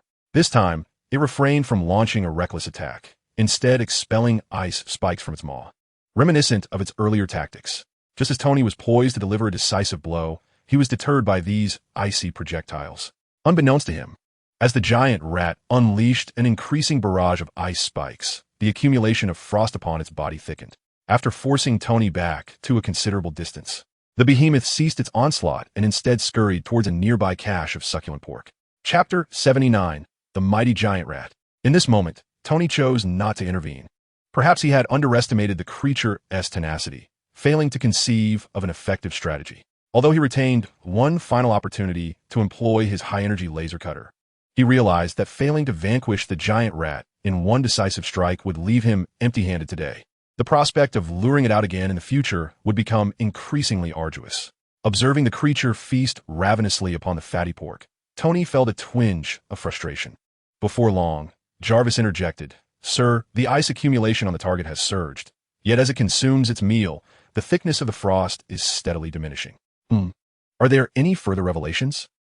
Might we infer that its recent choice to forego ranged attacks in favor of close combat suggests an overuse of its abilities could lower its body temperature? If it dips to a certain threshold, it risks encasing itself in ice? Without precise data, such calculations remain elusive. However, that seems plausible. It appears I must encourage it to employ its icy assaults upon me a few more times. Jarvis, how many ice spikes can the armor withstand?" Tony intended to allow the giant rat a taste of victory, leading it to believe it could defeat him with its ice spikes. With repeated use, he anticipated that its body temperature would plummet, rendering it sluggish and allowing him to act with impunity. However, the giant rat offered no respite for contemplation. It raised a needle-like fur along its back, the tips gleaming with a blinding frost. With a swift motion, these spines were aimed at Tony in the sky, their tips becoming encased in solid ice. Moments later, the congealed ice detached from spines, hurtling toward Tony like a barrage of bullets. Though these ice needles were considerably finer than the previous ice spikes, their sheer quantity was overwhelming, effectively enveloping Tony and a vast area surrounding him. Moreover, the hardness of these needles matched that of the ice spikes, making it evident that if left unchecked, their impact on his suit would not merely result in a few minor punctures. Fortunately, with Jarvis's assistance, Tony identified the most threatening ice needles and promptly activated the launch ports for the small missiles on his suit. The missiles detonated a portion of the ice needles, shattering them and negating their original potency. However, due to the overwhelming number of ice projectiles, Tony could not lock onto all of them in such a short span of time. Consequently, after this assault, his suit bore several punctures from the ice needles. Thankfully, none struck vital areas, leaving Tony with only minor abrasions within the armor. Perhaps sensing the efficacy of its attack, the colossal rat ceased its icy projectiles, lying in place as a multitude of ice crystals reformed upon its fur. With a surge of fiery resolve, Tony was unwilling to forfeit the opportunity for retaliation. Aware of the impending danger, the giant rat hastily abandoned its imminent ice needle assault and swiftly leaped aside. Although its reflexes were quick, the frantic evasion did not entirely escape the onslaught of the high-energy laser cutter. A crimson beam grazed one of the rat's forelimbs, penetrating only halfway and failing to sever it completely. The agony drove the giant rat nearly to madness. As soon as it regained its footing, it unleashed a torrent of ice needles toward Tony. Faced with such a formidable barrage, Tony could hardly remain composed. He hastily took flight, unwilling to experience the sensation of 1,000 arrows piercing his heart. Before departing, he launched several missiles at the giant rat, the last remnants of his suit's arsenal. For otherwise, he would not have fled in such haste. Following a series of explosions, aside from a scattering of ice shards from the rat's form, the missiles yielded little effect. The laser cutter's potency should not have been so diminished. However, Tony had maintained a distance to evade the rat's assault. Furthermore, the surrounding air was laden with fine ice debris, causing a portion of the laser to scatter, which resulted in the cutter's diminished effectiveness. Failing even to sever one of the creature's limbs, Tony longed to close the gap. Yet a single attack from the rat could spell his demise. Thus, he reluctantly unleashed the final laser cutter from afar, with results that were, regrettably, underwhelming. Possibly sensing its foe's retreat, the giant rat did not pursue, but instead darted toward the unfinished pork nearby. The skirmish was brief, observed keenly by Peter from a distance. My God, is this creature truly so powerful? It was Peter's first encounter with the true visage of the monstrous rat. Fortuitously, he had heeded Mr. Stark's advice to vacate the area. At this moment, Peter had yet to fully harness his true abilities, relying solely on his spider sense. He was generally unharmed by the rat's onslaught. He had hoped that through this confrontation, he could stabilize his superpowers, yet witnessing the rat's might, he found himself once more doubting his own capabilities. Meanwhile, a disheartened Tony, having distanced himself, struggled with his pride as a superhero, reviling his own seemingly cowardly retreat. Jarvis, have you discerned the target's weaknesses? Sir, regrettably, its vulnerabilities remain as I previously stated. It cannot sustain prolonged combat utilizing ice. Excessive use of this ability will encase it in the very layers of ice it generates. But we currently lack the capacity to engage in a protracted battle against it. Do we not? Indeed, sir. Damn it. Sir, the areas grazed by the ice needles on your body are showing signs of considerable frostbite. Medical attention is advised promptly. Tony, acutely aware of the stinging pain emanating from his own body, gazed toward the giant rat indulging in its meal, feeling a wave of vexation wash over him. Jarvis. Contact Yishu.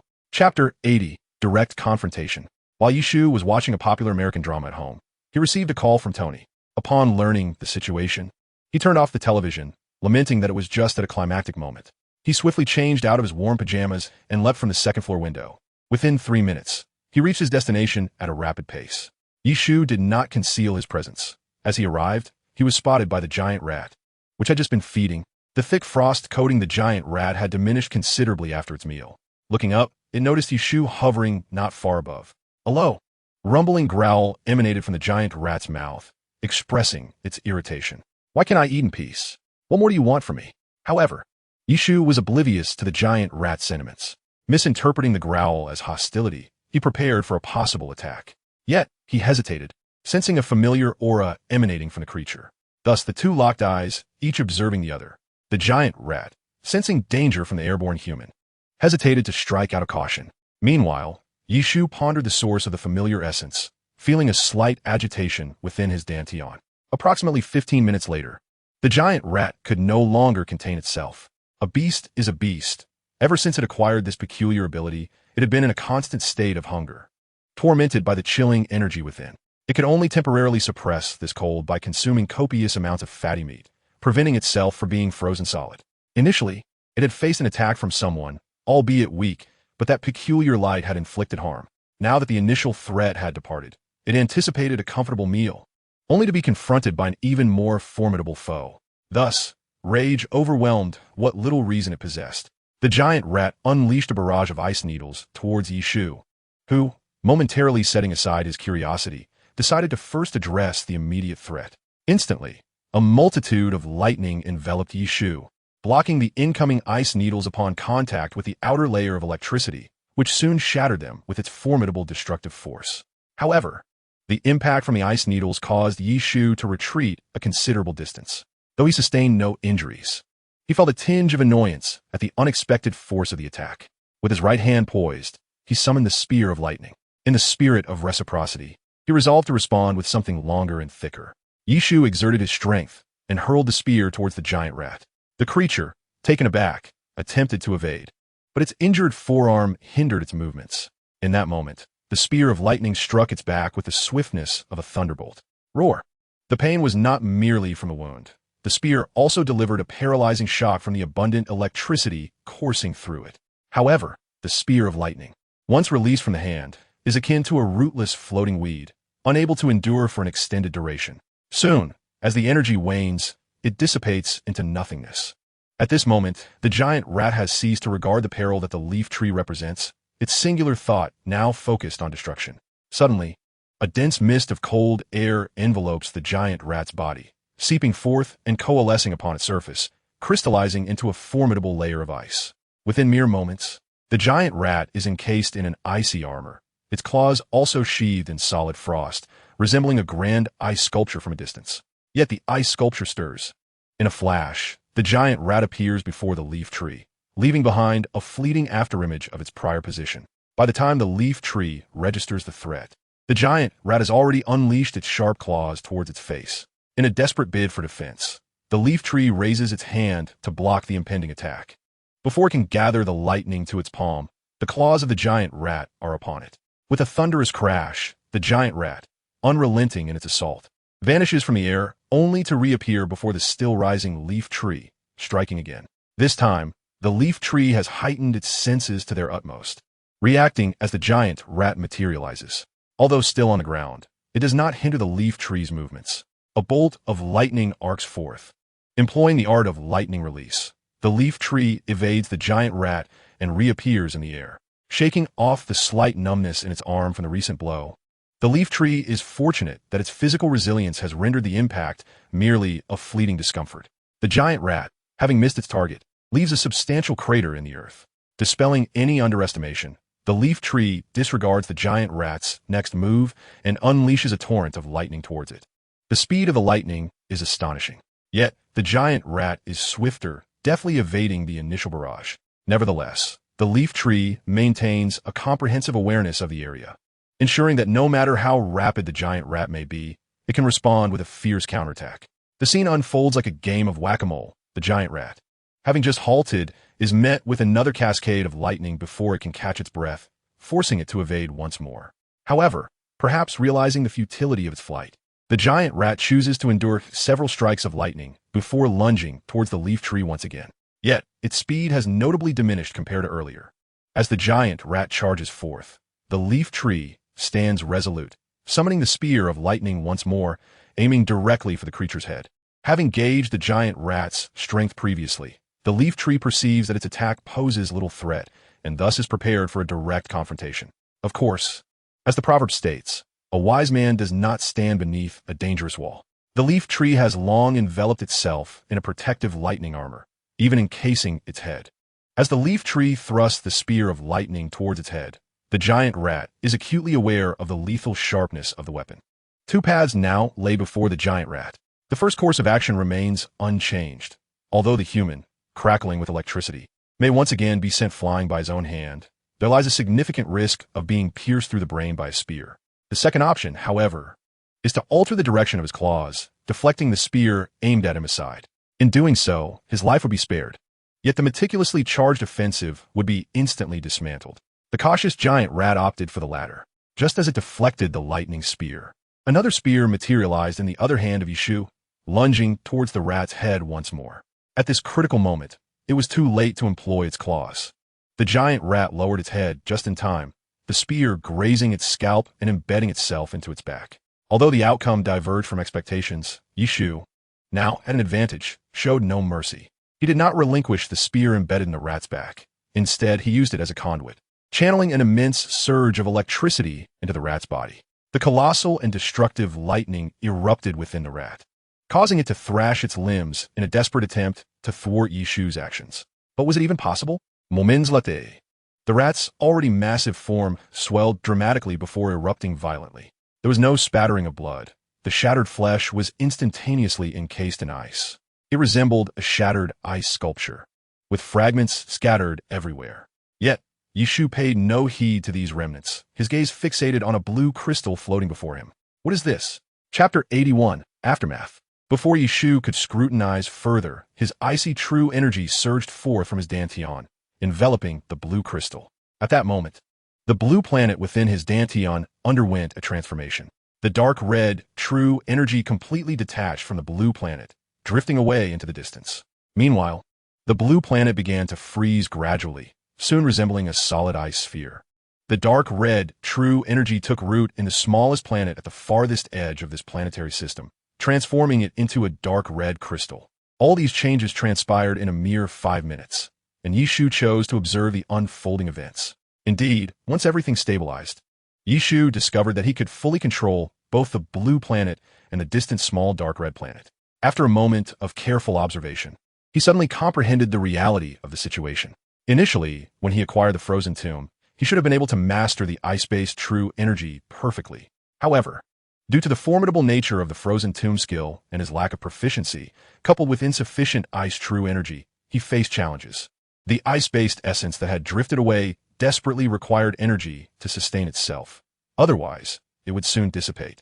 At that moment, a mouse that had not succumbed to the freezing nearby provided an opportunity, allowing the ice essence to merge with the mouse. The mouse, now infused with the ice essence, survived, but it had to continuously supply itself with immense heat. After all, the power of the ice essence was beyond its control. Simultaneously, to sustain its existence, the ice essence bestowed a portion of its abilities upon its host. The mouse, in turn, scoured for high-fat foods to prevent its own demise from the cold.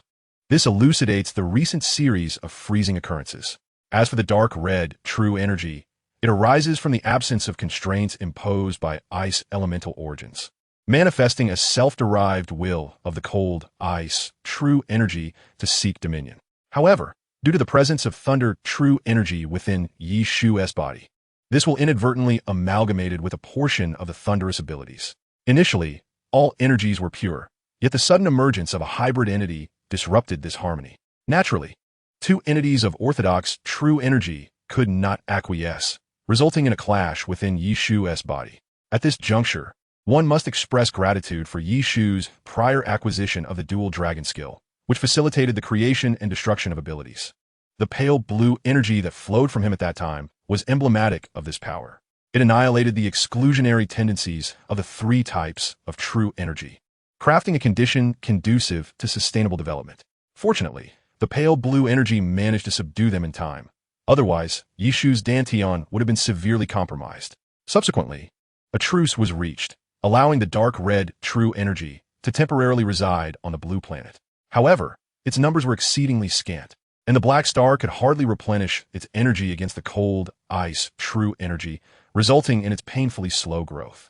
Interestingly, the dark red true energy, having occupied a planet independently, began to receive continuous energy from the central black star, which could be considered a blessing in disguise.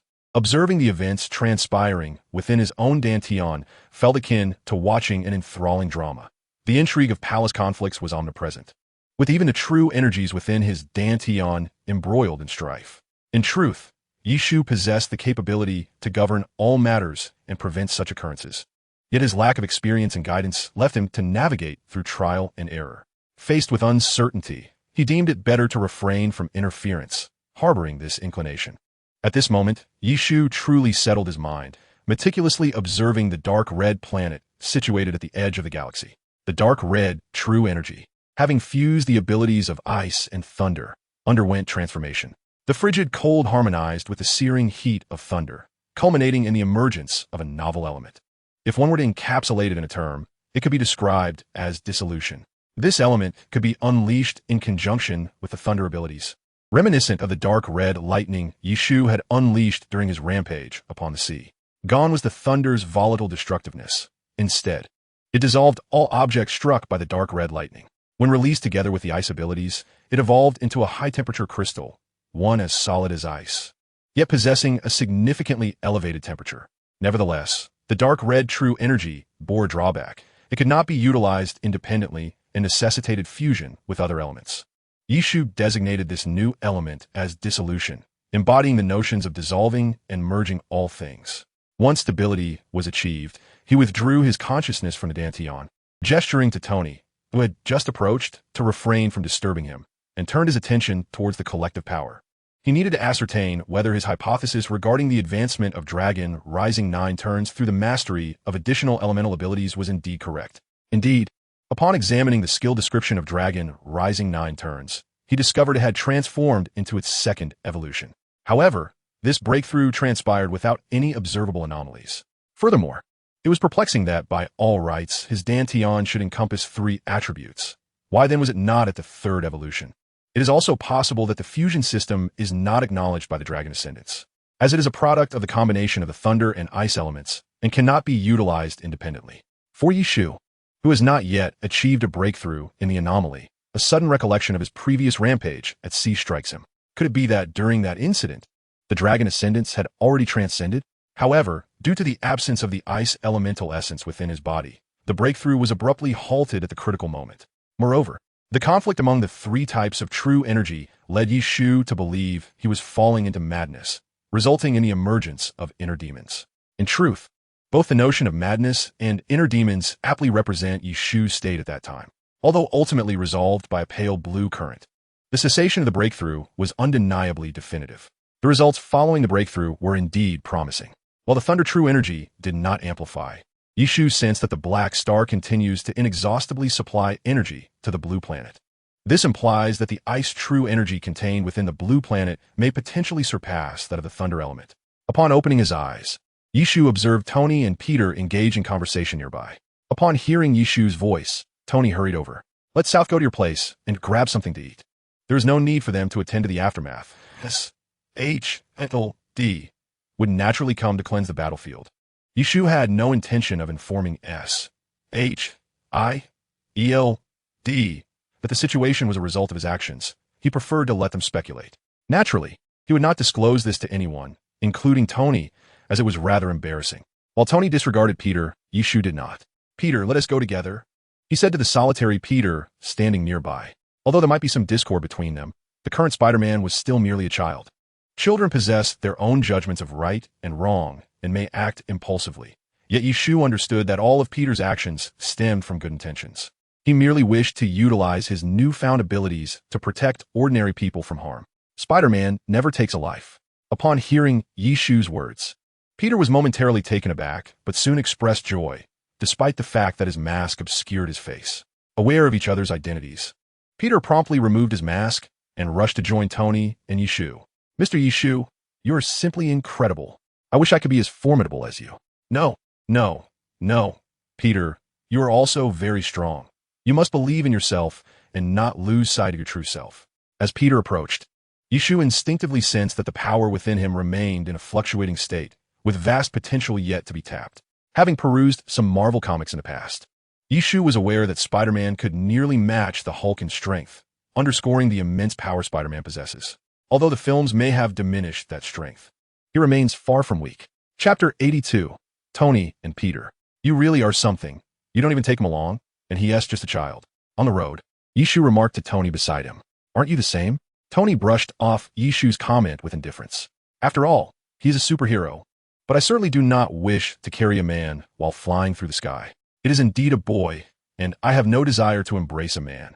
Poor Peter Parker. The situation primarily arose because Tony initially intended to lend a hand, but was promptly shooed away by a tree from the kitchen. Thus, Tony found himself seated in the living room, gazing at the television while savoring the delectable aromas wafting from the kitchen, occasionally swallowing hard. After approximately 15 minutes, Peter finally arrived, having already shed his coat and donned a more casual outfit. Hello, Mr. Stark, he greeted as he pushed the door open, marking his first visit to a tree's new establishment. Make yourself comfortable, Tony invited, adopting the demeanor of a half-host. Despite Tony's casual tone, Peter remained somewhat reserved, largely due to the disparity in their social standings. Tony was the head of a major corporation, while Peter was merely a struggling youth. Peter, is it? Please, take a seat.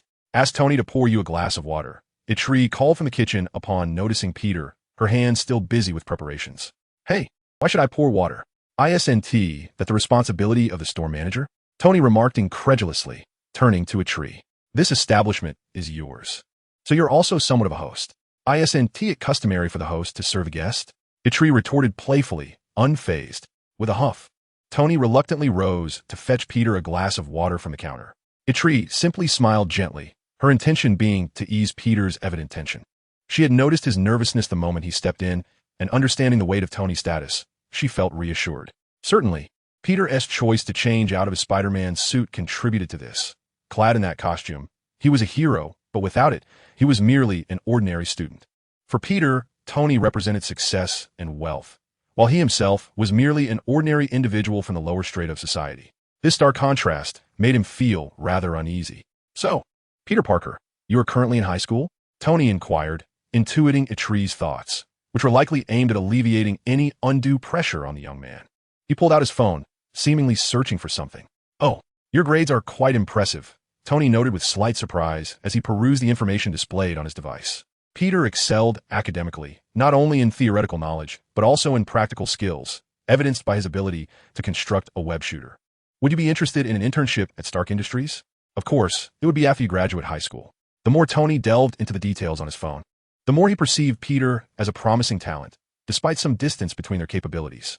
Ah, the self-absorbed genius strikes again. Really? Peter was genuinely taken aback. An internship at Stark Industries felt like a dream come true. Is that true, Mr. Stark? Absolutely, Tony replied with an air of certainty. However, your academic performance must remain high. All conditions for the internship hinge upon your maintaining these grades. If your performance falters, then my offer shall hold no weight. That's wonderful. I meant to say that there is no issue. Peter is so excited that he can barely articulate his thoughts. Subsequently, Peter began to pose some academic inquiries to Tony, seizing the rare opportunity to engage in discourse with a genius. In the kitchen, Yishu observed the two conversing animatedly outside, a faint smile gracing his lips as he concealed a subtle sense of melancholy within. Once, he too had a companion with whom he shared playful banter. Director of S.H.I.E.L.D. Here are all the materials from the scene. Natasha was reporting to Nick Fury about the intelligence gathered from the previous battle between Tony and the giant rat. Nick Fury, watching the footage, inquired, have we determined the origin of this creature? We cannot ascertain its source. After its demise, the remains fractured into ice-like shards, which, upon examination, were found to be virtually indistinguishable from regular rat meat, showing no signs of radioactive contamination. Natasha responded, her perplexity evident. A normal rat could not possibly grow to such a size, let alone possess the ability to generate ice. At that moment, Nick Fury noticed a scene in the video where the blue crystal appeared and was absorbed by Yi Shu after the giant rat was slain. What is this? He paused the footage at the frame featuring the blue crystal and scrutinized it intently. Natasha leaned closer, also examining the image on the screen. We are unaware of what it is. It appeared for too brief a moment, and the on-site detection equipment did not have sufficient time for analysis. Long before Tony departed from Star Tower en route to the farm, SHIELD had already been informed and had set up various detectors around the area. The personnel guarding the farm were replaced with SHIELD agents. Otherwise, Tony would have faced considerable difficulty gaining entry. However, Spider-Man's early arrival took them somewhat by surprise, fortunately without any unforeseen incidents. The blue crystal existed for less than a minute before vanishing. Furthermore, due to Yi Shu's energy barrier, the detectors were unable to conduct accurate assessments, leaving SHIELD in the dark about the nature of this peculiar blue crystal. Indeed, Nick Fury remarked flatly, "Isn't he already? No, he is merely gravely injured."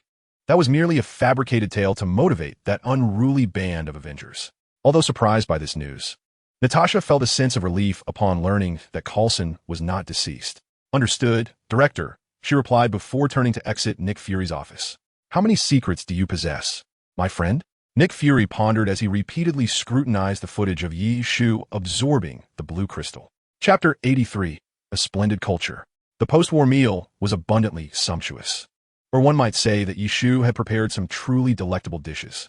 While Tony was somewhat accustomed to this cuisine, Peter had hardly ever tasted anything like it. Naturally, the utensils were still chopsticks, which led to Peter initially struggling to pick up food, grappling with the chopsticks in a humorous battle, much to Tony's amusement. "You were the same when you first started. You nearly resorted to using chopsticks as forks," Yi Shu remarked casually, noting Tony's barely contained laughter. "But I learned quickly.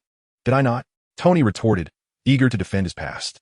"Is that what you call learning?" Yi Shu pointed disdainfully at the crossed chopsticks in Tony's hand, stating, "The only point where the chopsticks intersect should be at the rounded end, like this." As he spoke, Yi Shu demonstrated the correct technique for both of them. The upper chopstick is manipulated using the thumb, index, and middle fingers, while the lower chopstick remains stationary. Only the upper chopstick should move to grasp the food, which is crucial. When the tips of the two chopsticks come together, aligned perfectly, it becomes effortless to pick up food. With ease, Yi Shu lifted a peanut from the plate using the chopsticks. There are indeed many intricacies associated with chopsticks, which also serve as a hallmark of Chinese culture. Yi Shu laid the chopsticks flat in his hand and remarked, "What constitutes the true essence of Chinese chopsticks? Firstly, one end is round and the other square. The round end symbolizes heaven, while the square end represents earth, corresponding to the concept of heavenly roundness and earthly squareness, reflecting the Chinese understanding of the fundamental principles of the world. Secondly, when holding the chopsticks, the thumb and index finger are positioned above, while the ring and little fingers are below, with the middle finger in between, embodying the harmony of heaven, earth, and humanity. This illustrates the Chinese perception of the relationship between humans and the world." Tony and Peter listened intently to Yi Shu's words, discovering for the first time that these seemingly inconspicuous wooden sticks held such profound significance, naturally captivated by the discourse. Furthermore, the Chinese adhere to the principles of Tai Chi and Yin Yang. Tai Chi represents unity, while Yin Yang signifies duality. The division into two indicates that all things consist of opposing facets. The merging of these two into one symbolizes a perfect outcome. The ideals and realities of the Chinese, as well as the unity of spirit and body, also encapsulate this duality. Thus, we refer to chopsticks as a pair rather than merely two sticks. Regarding the concepts of yin and yang, Tony and Peter, being foreigners, clearly found them somewhat perplexing, yet they grasped the general idea. The chopsticks they held were far from ordinary. They encompassed a wealth of wisdom and philosophy. Surprised by the depth of meaning associated with chopsticks, Tony found himself increasingly intrigued by Chinese civilization. Although he only partially understood Yi Shu's insights, the novel theories of knowledge sparked a sense of wonder within him. It is noteworthy that Western narratives often portray China through the lens of poverty, primitivism, and barbarism, oblivious to the rich cultural heritage encompassing etiquette, history, and education that China possesses, far beyond what they could fathom. China stands as one of the last surviving ancient civilizations, boasting a history spanning 5,000 years, which has cultivated a cultural depth that modern societies struggle to comprehend, far removed from nations with mere centuries of history. While Tony was aware of his government's misrepresentation of China, he had previously shown little interest in its culture. Perhaps it could be said that his focus had primarily been on science and women, dismissing all else. However, after hearing Yi Shu's explanations, he gradually found himself drawn to the vibrant civilization located on the other side of the earth. Peter felt similarly. The history lessons at school predominantly concentrated on Western narratives, merely glossing over the distant East or highlighting its shortcomings. Now, as Yi Shu spoke of China's historical and cultural richness, Peter sensed an entirely new world unfolding before him. Thus, Yi Shu began to introduce the rich tapestry of Chinese culture and its historical traditions to Tony and Peter. The two listened intently, occasionally awkwardly maneuvering their chopsticks to lift morsels of food to their mouths. However, they were earnestly engaged in mastering the art of using chopsticks. For only those who truly understand their utility can appreciate how they surpass the convenience of knives and forks. As they conversed and dined, the food on the table dwindled rapidly. Tony, however, remained unconcerned. He often spent nights out without a second thought, Pepper being the only exception. After they departed, glancing at the remnants of the meal scattered across the table, Yi Shu was suddenly seized by an urge to curse. If there were one task Yi Shu despised above all, it was the aftermath of a meal. The post-dining cleanup, wiping the table, mopping the floor, washing the dishes, though it could be completed in a short while, filled him with discontent. He was accustomed to demanding more from his patrons during service, expecting not only the used plates to be returned to their designated spots, but also the tables to be cleaned. He merely took on the responsibility of washing the dishes. Yet now, he found even that task unappealing. It was time to hire a dishwasher, a thought that lingered in his mind before sleep. That night, some individuals did not sleep well, particularly the higher-ups of Hydra. The footage of Yi Shu's battle with the giant rat had reached their ranks, and their assessment of Yi Shu's combat prowess was steadily rising. Most notably, the impenetrable ice created by the giant rat had been analyzed with specialized instruments, revealing it to rival the hardest alloys humanity could produce, excluding imandium and vibranium, as both were derived from extraterrestrial elements. The ice armor that eventually enveloped the giant rat was also remarkably resilient. They concluded that to eliminate this giant rat completely, the use of weapons of mass destruction would be necessary. Yet, the lightning spear in Yi Shu's possession effortlessly pierced the creature's body, showcasing its formidable sharpness. Throughout the battle, Yi Shu had relied solely on the lightning spear and a portion of his lightning abilities, not even summoning the twin dragons that had appeared during the Battle of New York. The arrival of the Asgardians had already prompted Hydra to recognize the importance of top-tier combat power, and with Yi Shu's steadily increasing abilities, he had become a significant obstacle in their quest for global domination. Thus, throughout the night, Hydra's higher-ups were preoccupied with devising a solution. Of course, Yi Shu was oblivious to all this, and even if he were aware, he would not be concerned. Ever since his cultivation had reached the second transformation, he could confidently proclaim that, aside from nuclear weapons, nothing on Earth posed any threat to him. Mastering a new element is not merely a matter of addition. It transcends simple arithmetic. Chapter 84, Training in Ice and Thunder. Thunder, a ferocious attribute, exists solely for destruction. Yet, the lightning that Yi Shu wields elevates this ferocity to an entirely new level. The ice element, on the other hand, discards the fluidity and endless flow of water, instead offering solidity and malleability. Yi Shu now wields ice with an unprecedented mastery, elevating the concept of fortitude to a new pinnacle. Previously, his defensive techniques were limited to the protective aura of true energy and the thunder armor. The defensive capabilities of the true energy aura are self-evident, yet its drawbacks are equally apparent. To put it simply, it is excessively draining. The thunder armor, in a more precise sense, does not solely provide defense. It also inherits the ferocity and destructive nature of lightning. Any assault that comes into contact with the thunder armor is obliterated by the formidable electricity, thereby achieving its defensive purpose. However, should the intensity of the attacks exceed the rate at which the armor can annihilate them, Yi Shu too would sustain damage. Thus, for a long time, he yearned for a purely defensive technique. Now he has succeeded in crafting a formidable ice armor using his ice abilities. Yi Shu is acutely aware of the resilience of his ice. Even the most powerful anti-material sniper rifles in existence can only shatter a few millimeters of ice. Not to mention that he can effortlessly restore it to its original state.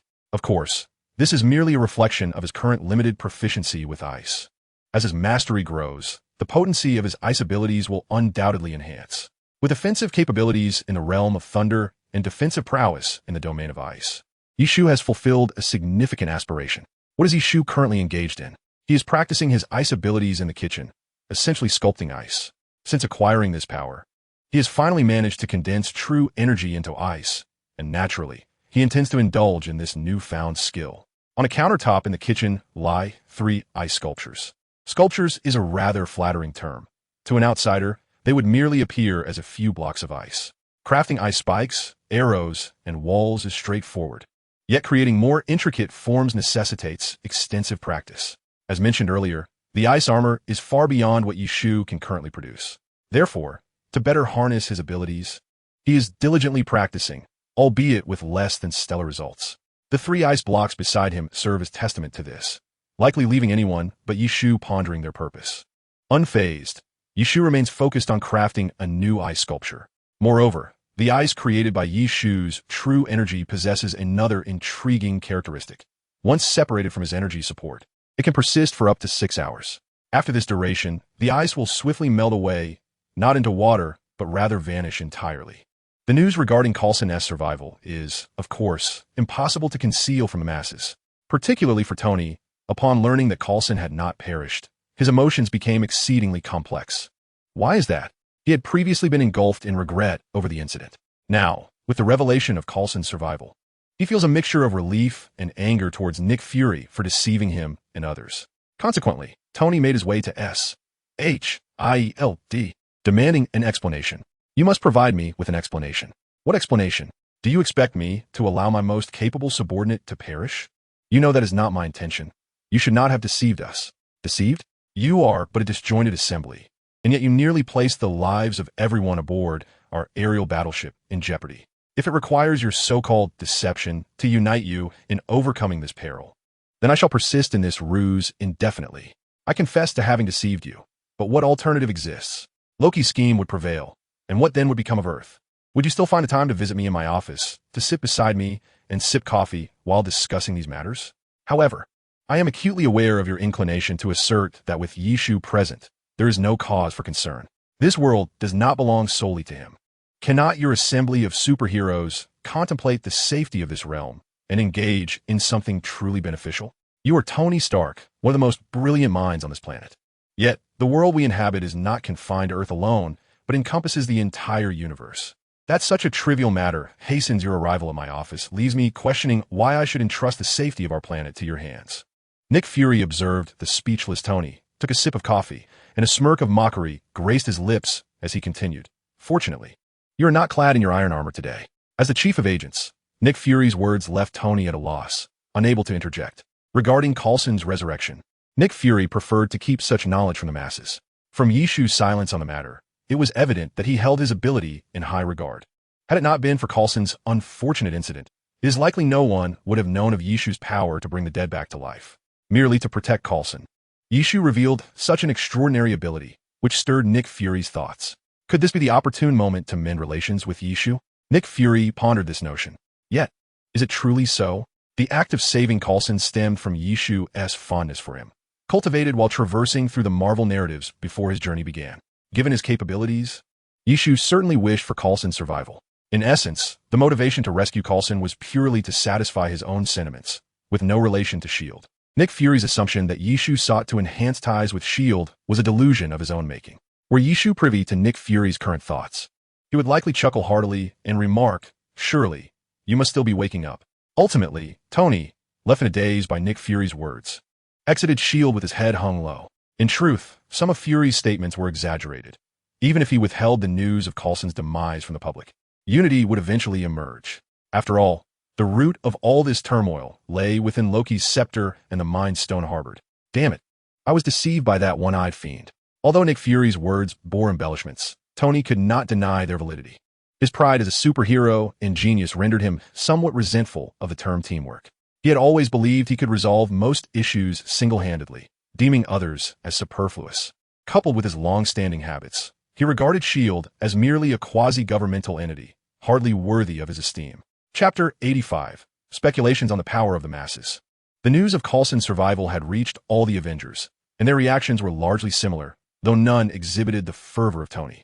Upon learning of Coulson's return, Captain America, Steve Rogers, returned the collection of Captain America cards that Coulson had gathered, adding his signature as a personal touch. In Coulson's own words, it was the finest gift he received upon his recovery. On Tuesday evening, with a lull in his work, Coulson visited Mr. Ye's restaurant. Standing outside, he dialed Ye's number. Coulson?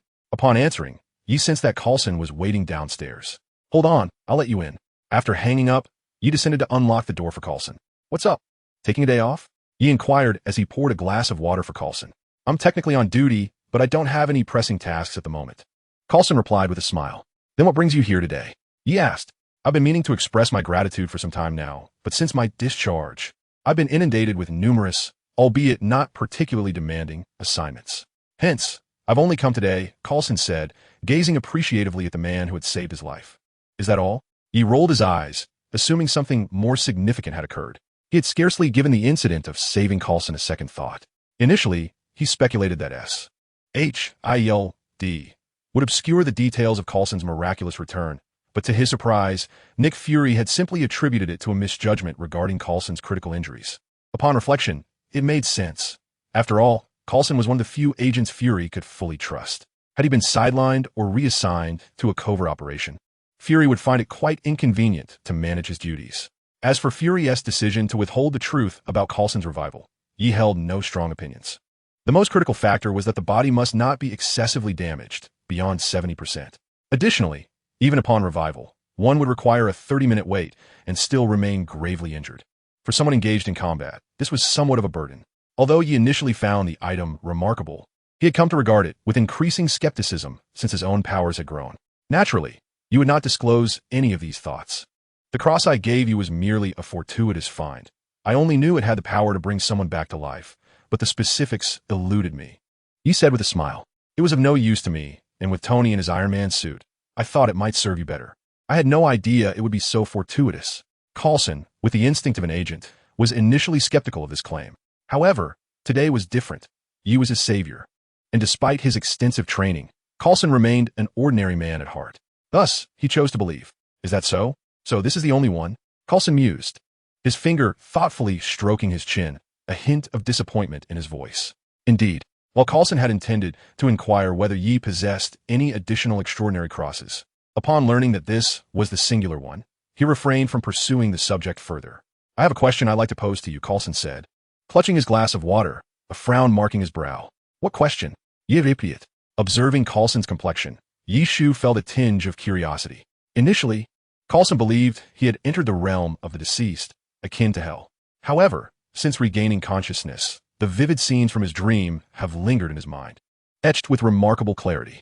As Ye Shu listened intently to Coulson recount the visions he experienced, it became evident to Ye Shu, although Coulson might not fully grasp their significance, that they were unmistakably reminiscent of the realms depicted in World of Warcraft. In a moment of contemplation, Ye Shu recalled that a certain incident had led to the emergence of a new will within him. While this will was fundamentally aimed at mastering ice-based abilities, Ye Shu had never heard of his powers requiring external assistance for control. Yet, upon hearing Coulson's description of his dream involving the imagery of magical beasts, Ye Shu began to entertain a novel hypothesis regarding the collective force. Could it be that any ability or item originating from a particular source inherently contained the essence of its original world? However, this line of reasoning raised a question that remained unaddressed.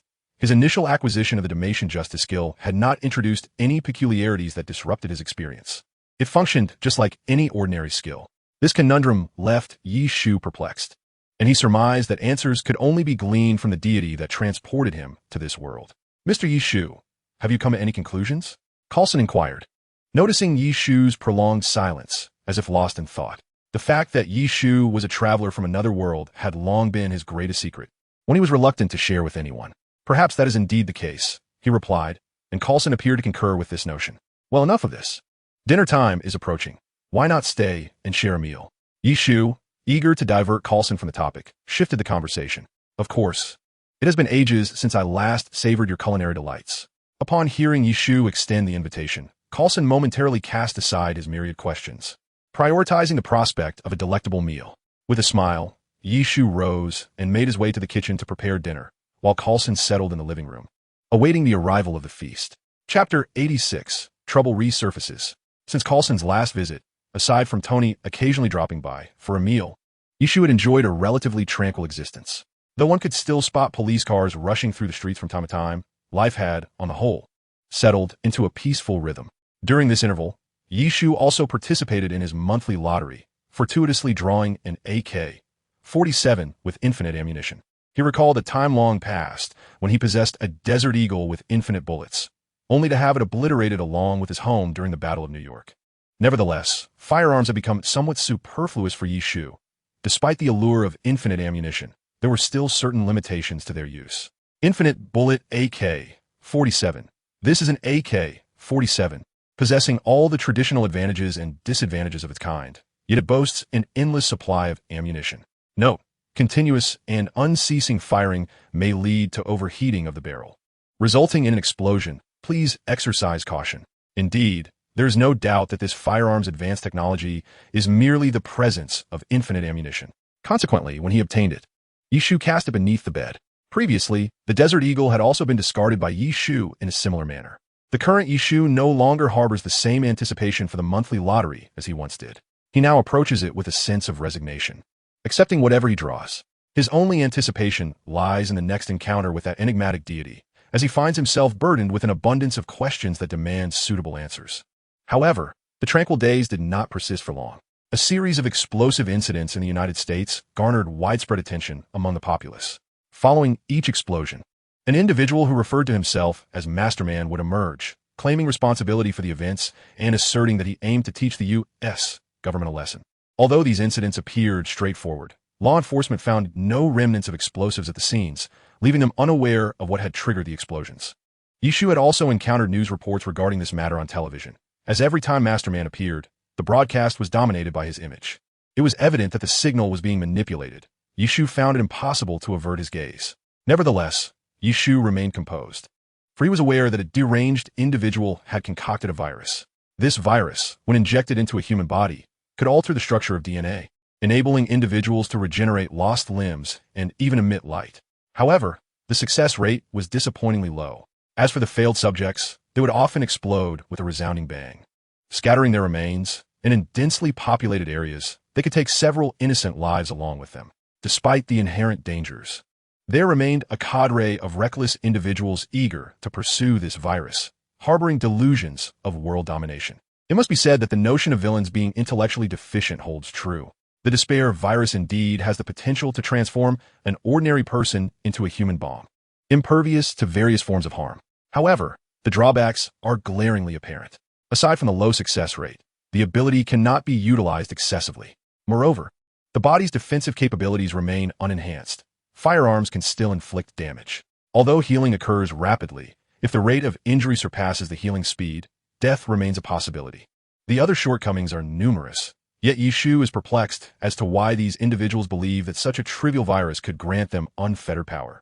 Perhaps the average person cannot discern the characteristics of those who have been injected with the despair virus, but Yishu is not so easily deceived. In his eyes, those who have undergone the transformation are akin to searchlights in the darkness. Why? Regardless of how they attempt to conceal their identities, their internal temperature consistently registers higher than that of ordinary individuals.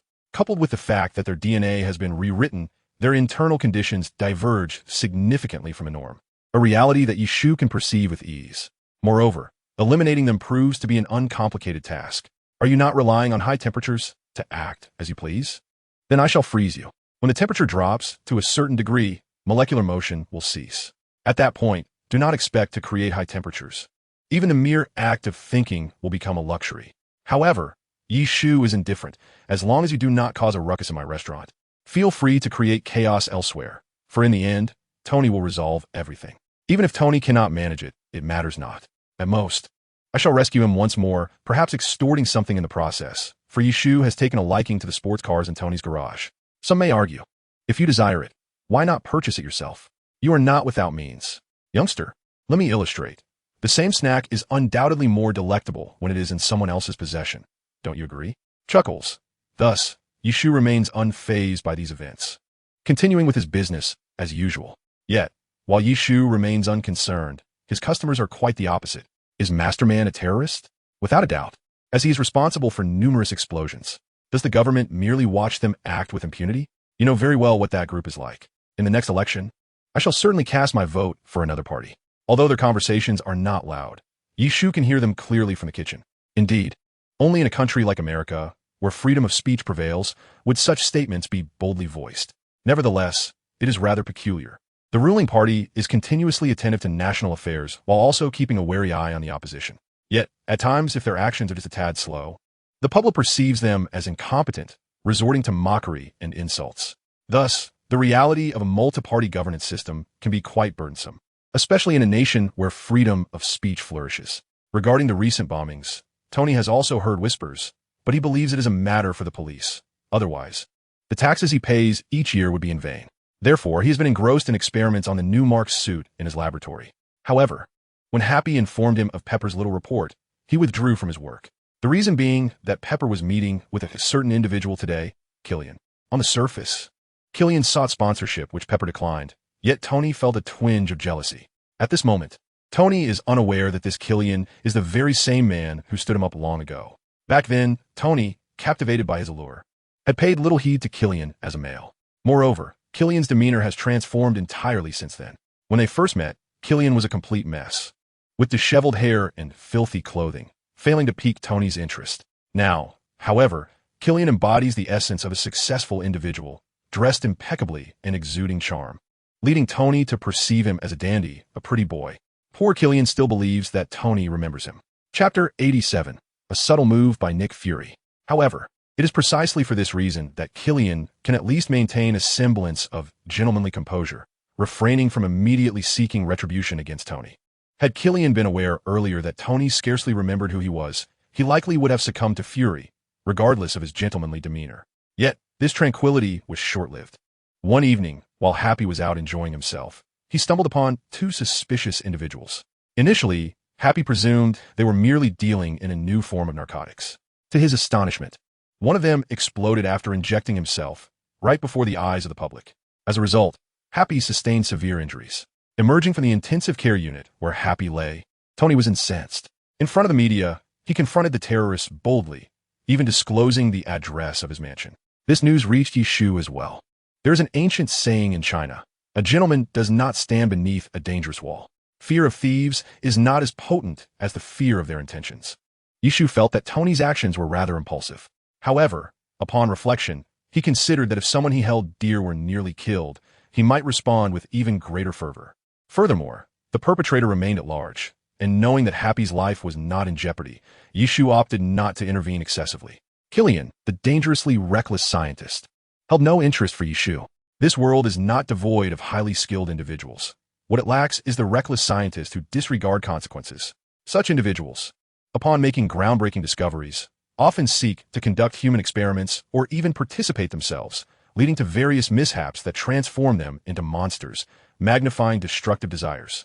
Even in the absence of calamities, should an experiment barely succeed, they hastily attempt to expand its scale, creating super armies to dominate the world. Such occurrences are all too common in the Marvel Universe. If Yishu were to involve himself every time such matters arose, he would hardly have time to run his business. As long as they do not cause disturbances around his establishment, he remains indifferent to their antics. Yet, should they disrupt his peace, he would not hesitate to deal with them decisively. In this instance, Tony did not seek Yishu's assistance. He was determined to eliminate the terrorist organization on his own. However, before he could act, he faced an assault from the organization. Although Tony narrowly escaped, Yishu lamented the destruction of his mansion. Watching the news footage, Yishu shook his head, thinking it rather immature for a grown man to act so impulsively. Nearby, a customer expressed agreement, stating, "This must be the most troublesome situation Mr. Stark has ever encountered." Another customer added, "He is a billionaire. This loss should be inconsequential. If I were in his shoes, I would simply deploy the Iron Army to eradicate those terrorists, haha." Yishu listened to their conversation, choosing not to comment. While ordinary people may be unaware of many underlying issues, they are free from concern, focusing solely on their own well-being. At the level of Yishu, an abundance of considerations arises, even for him. Although he claims to be indifferent to the affairs beyond his shop, his heart is nonetheless entwined with the happenings around him. Were it not for his assurance that Tony would be unharmed, he would have rushed to offer assistance. Moreover, this incident could serve as a remedy for Tony's insomnia, thus achieving a dual purpose. Yishu would never admit to finding it bothersome. Do you recall the formidable figure resembling Thor who appeared last time? A customer suddenly interjected. Indeed, I'd almost forgotten until you mentioned it. He single-handedly thwarted the extraterrestrial invaders at the portal. Yet, why has he not been seen since that day? Quite right. Why? I have heard he is a secret weapon of the higher-ups, deployed only at specific times. Is that so? Who did you hear this from? It was shared by the mistress of my neighbor's friend's brother's colleague's husband. Well, despite the convoluted connections, my neighbor's friend's brother's colleague's husband's mistress is indeed affiliated with a covert agency, so she surely possesses more knowledge than we do. Oh, I see. What else do you know? I have heard that, in addition to being a secret weapon, he may possess even greater abilities. You are aware of Thor's powers, limited to controlling thunder and lightning. However, this individual likely has additional capabilities. Yishu silently listened to the discussions about him, aware that the claims were utter nonsense, yet still found it rather peculiar. He could not simply reveal, "Hey, that person you speak of is me." Surprised, are you? Such a revelation would likely label him as insane. The patrons at his establishment are predominantly regulars who perceive Yishu merely as an extraordinary Eastern chef with peculiar habits capable of crafting delectable dishes. Moreover, the videos of his appearances which have circulated widely have been tampered with by S.H.O., rendering his face unrecognizable, let alone allowing anyone to identify him. Nevertheless, the fervent assertions of this individual have managed to convince the uninformed.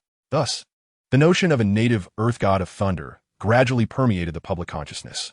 Unbeknownst to Yishu, this was not a mere coincidence, but rather a deliberate act by a certain organization or individual, none other than Nick Fury. From various reports, Nick Fury believed that Yishu would not heed S.H.I.E.L.D.'s directives to address unexpected events, instead being solely devoted to running his business. This was an utter squandering of potential resources. Hence, since S.H.I.E.L.D. could not incite action from him, the broader populace might.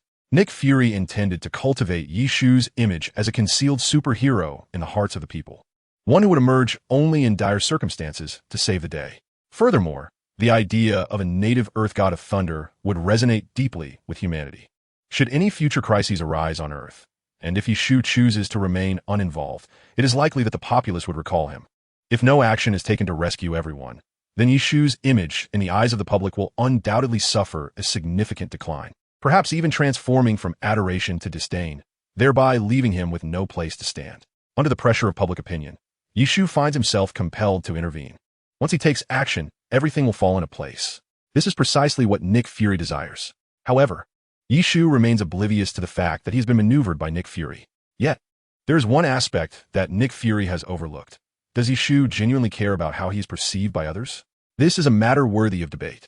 Indeed, superheroes aspire to maintain a positive image in the hearts of the people. Yet Yishu has never acknowledged himself as a superhero. In fact, he has no desire to be labeled as such. It is a thankless task, even if public sentiment turns against him in the future. As long as it does not impact his business, he remains unconcerned. Perhaps Nick Fury did not anticipate that a person with such formidable power would simply wish to live a life of idleness, much like a salted fish. Chapter 88, Contact. Everything was proceeding as usual until, just before closing time today, an unusual guest entered Yishu's establishment. The newcomer, a man, casually found an empty table and began to order. While the average person might not discern anything amiss, Yishu was far more perceptive. This man had been injected with the Abyss virus, and, judging by his appearance, seemed to have integrated it quite successfully without any uncontrollable side effects. "Sir, I apologize, but we have sold out of today's dishes. Please come back tomorrow." Despite recognizing who the man was, Yishu remained indifferent. The food for the day was exhausted, and he was about to close, regardless of who walked through the door. The man was named Wix, a former soldier who had been forced into retirement after a leg was tragically crushed by training equipment during a brawl with fellow troops. He had resigned himself to a mundane existence until he received an invitation from Killian, who promised a new experimental drug that could restore his severed limb. Considering that a gamble might be better than a life of mediocrity, he accepted Killian's offer. Fortunately, Lady Luck seemed to smile upon him. Unlike several of his fellow test subjects who met with disastrous outcomes, he successfully merged with the serum, and his amputated leg grew back. Initially, he had assumed this was merely a regenerative serum for severed limbs, only to later discover that it was far more complex. His strength had multiplied many times over, He could heal from injuries in a short span, and he even possessed the ability to raise his body temperature to melt metal. Understanding his newfound capabilities, the long-buried yet restless heart within him began to stir with vitality. Although he was obliged to follow Killian's commands, he felt an overwhelming sense of freedom, devoid of any resentment. He had recently heard that a certain Chinese restaurant offered exceptionally delicious food, which prompted him to visit, believing that it was unlikely for the establishment to close early despite the late hour. Although the individual before him, seemingly the store manager, claimed that the dishes for the day were sold out, Wicks remained unconvinced. Surely you do not overlook the fact that the customer is king? He leaned back in his chair, addressing Yishu. Not at all. To me, every customer is equal, including you, Yishu replied nonchalantly. At that moment, another customer, who had yet to depart, interjected, "You must be new here. The delicacies offered in this establishment are in limited supply daily, and thus far, no one has been able to persuade the owner to stay late." Ha. Upon hearing this, several other patrons joined in laughter. Indeed, we arrived just in time for the last portion. Thank the heavens. Come back tomorrow, but do try to arrive a tad earlier. Yishu remained silent, smiling as he regarded Wicks, who, upon hearing the remarks, smirked. That's because I haven't visited before. Today, I shall compel him to extend his hours. Wicks was supremely confident in his abilities, convinced that the proprietor's actions were merely a demonstration of his culinary prowess that left everyone else helpless. However, he believed that when it came to matters of life and death, all so-called rules were mere trifles. Yet, the scenario Wicks envisioned did not materialize. The other patrons laughed even louder at his words. I've heard that line at least 5 times. The last time was from a certain boxer, one recalled. Yes, I remember him. He was promptly thrown out by the owner. Indeed, what a pitiable fellow. The next day, he was back in line like everyone else. Yishu quietly observed Wicks, offering a subtle nod. Wicks remained unperturbed and eventually rose to leave. Such occurrences had become commonplace, prompting others to bid their farewells and exit the restaurant. A person who had lost all hope in life might suddenly acquire extraordinary abilities, leading either to grand achievements or societal vengeance. Clearly, Wicks belonged to the latter category. With his newfound powers, he dared to trample upon the dignity of the law. In other words, he now acted without regard for the consequences. He longed to witness the terrified expressions of ordinary people gripped by fear. The experience would undoubtedly be exquisite. I mentioned that today I would compel you to work late. Wicks boldly strode into the establishment, audaciously addressing Yishu. I believe there may be a misunderstanding. No, there is none. I am fully aware of my intentions, Wicks interrupted, casually bending the metal chair's backrest. That was not my meaning. Seeing Wicks's actions, Yishu felt exasperated.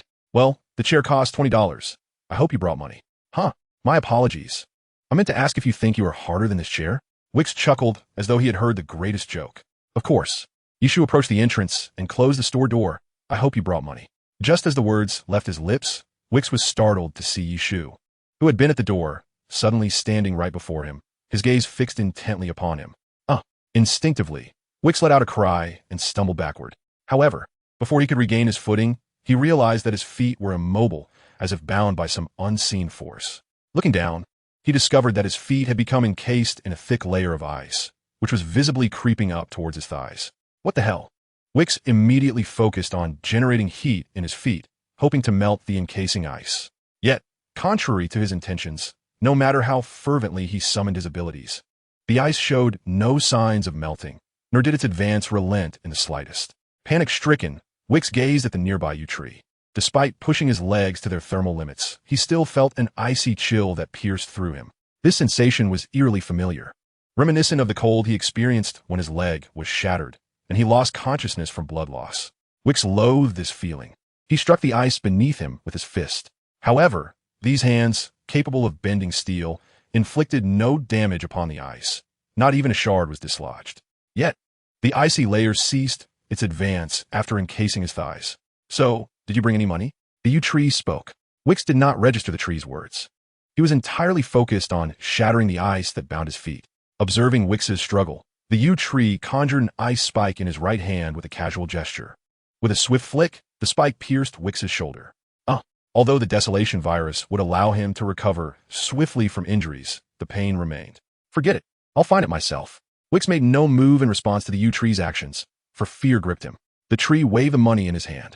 All right, we're closing for today. If you wish to eat, come early tomorrow. With that, the yew tree dissipated the ice that had restrained Wicks. Freed, Wicks regarded the yew tree with caution before hastily departing, inadvertently taking the shop door with him. Chapter 89. The Bugs of the Marvel Universe. Once Wicks had distanced himself, he felt the ice spike still lodged in his arm. The yew tree had merely lifted the ice that confined his movements, leaving the spike untouched. Upon reaching a corner in an alley, Wicks heated his hand and gripped the exterior of the spike. Although his palm had turned a deep red, capable of melting iron in a short time, the spike showed no signs of yielding. Instead, a chill radiated from it into his hand. With little effort, he extracted the spike. Quickly discarding it, he glanced at the wound it had caused. Fortunately, it was healing, albeit slowly, alleviating his concerns for the time being. The incident that transpired today was trivial to the yew tree, scarcely worthy of mention, even less significant than a dessert after a meal.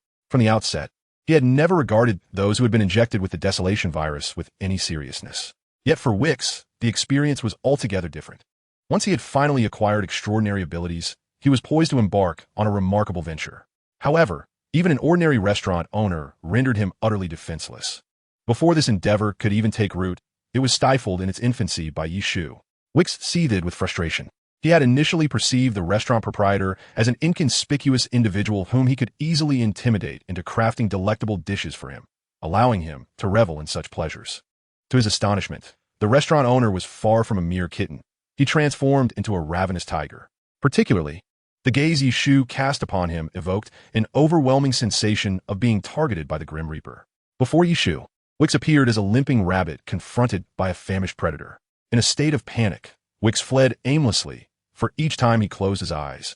The image of Yi Shu's deathly eyes haunted him, as he sprinted through the streets, shouting amid the bewildered stares of passers-by. It became evident that Yi Shu had done nothing to him, merely casting a glance devoid of any emotion. During the Battle of New York, most of the extraterrestrial beings fell victim to his hand. Aliens, too, possess life. Thus, thousands if not hundreds of thousands of lives had vanished under his command. Unbeknownst to Yi Shu, an aura saturated with the essence of bloodshed had begun to form, despite Wicks's prior military service and participation in several battles. He found himself utterly unqualified to compete with Yi Shu.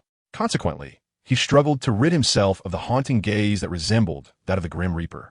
Unless he could vanquish Yi Shu, a notion that seemed utterly implausible. Meanwhile, the fortunate Tony, having narrowly escaped, was now dragging his powerless suit in search of a refuge. This was the downside of being a technologically inclined superhero. If one's equipment malfunctioned, one was reduced to an ordinary person, just as he was now. Tony had never longed for J.R. Ace, as he did in this moment, yet with the suit's power depleted, J.R. Ace had entered a dormant state, offering him no assistance. Moreover, Tony could not recall Yi Shu's number, which was quite vexing. Each time, he had relied on J.R.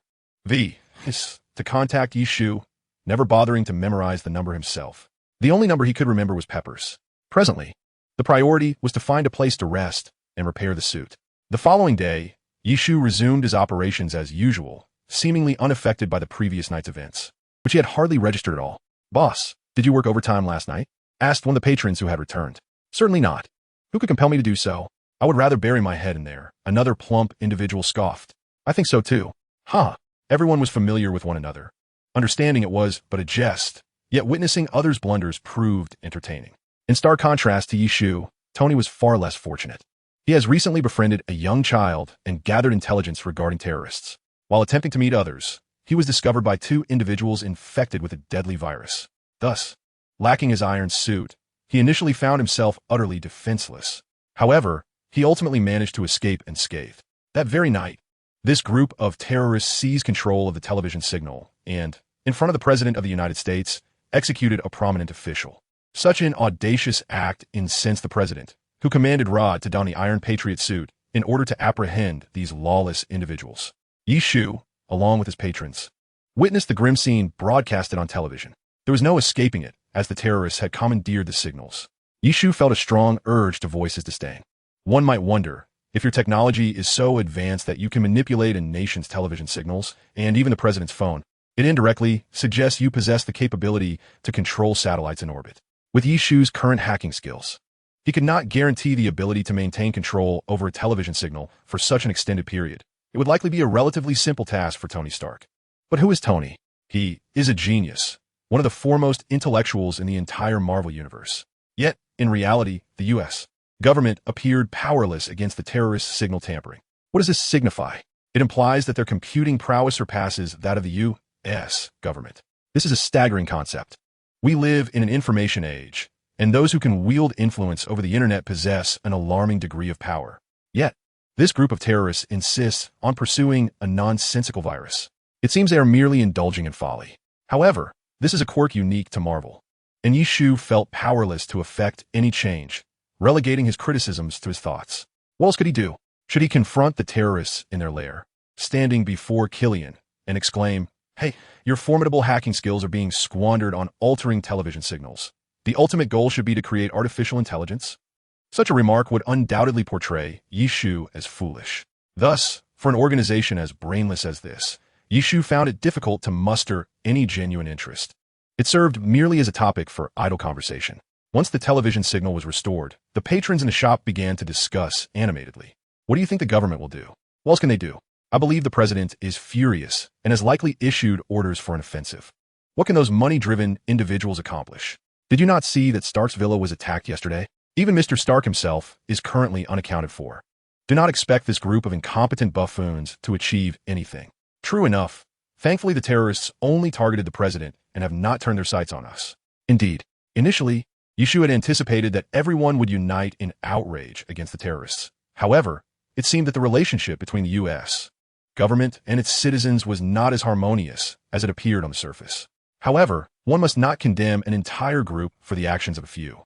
Most patrons dining at his establishment belong to a relatively affluent demographic, individuals who have earned the privilege to indulge in gourmet delights. This segment of society does not resemble the wealthy elite nor the impoverished masses.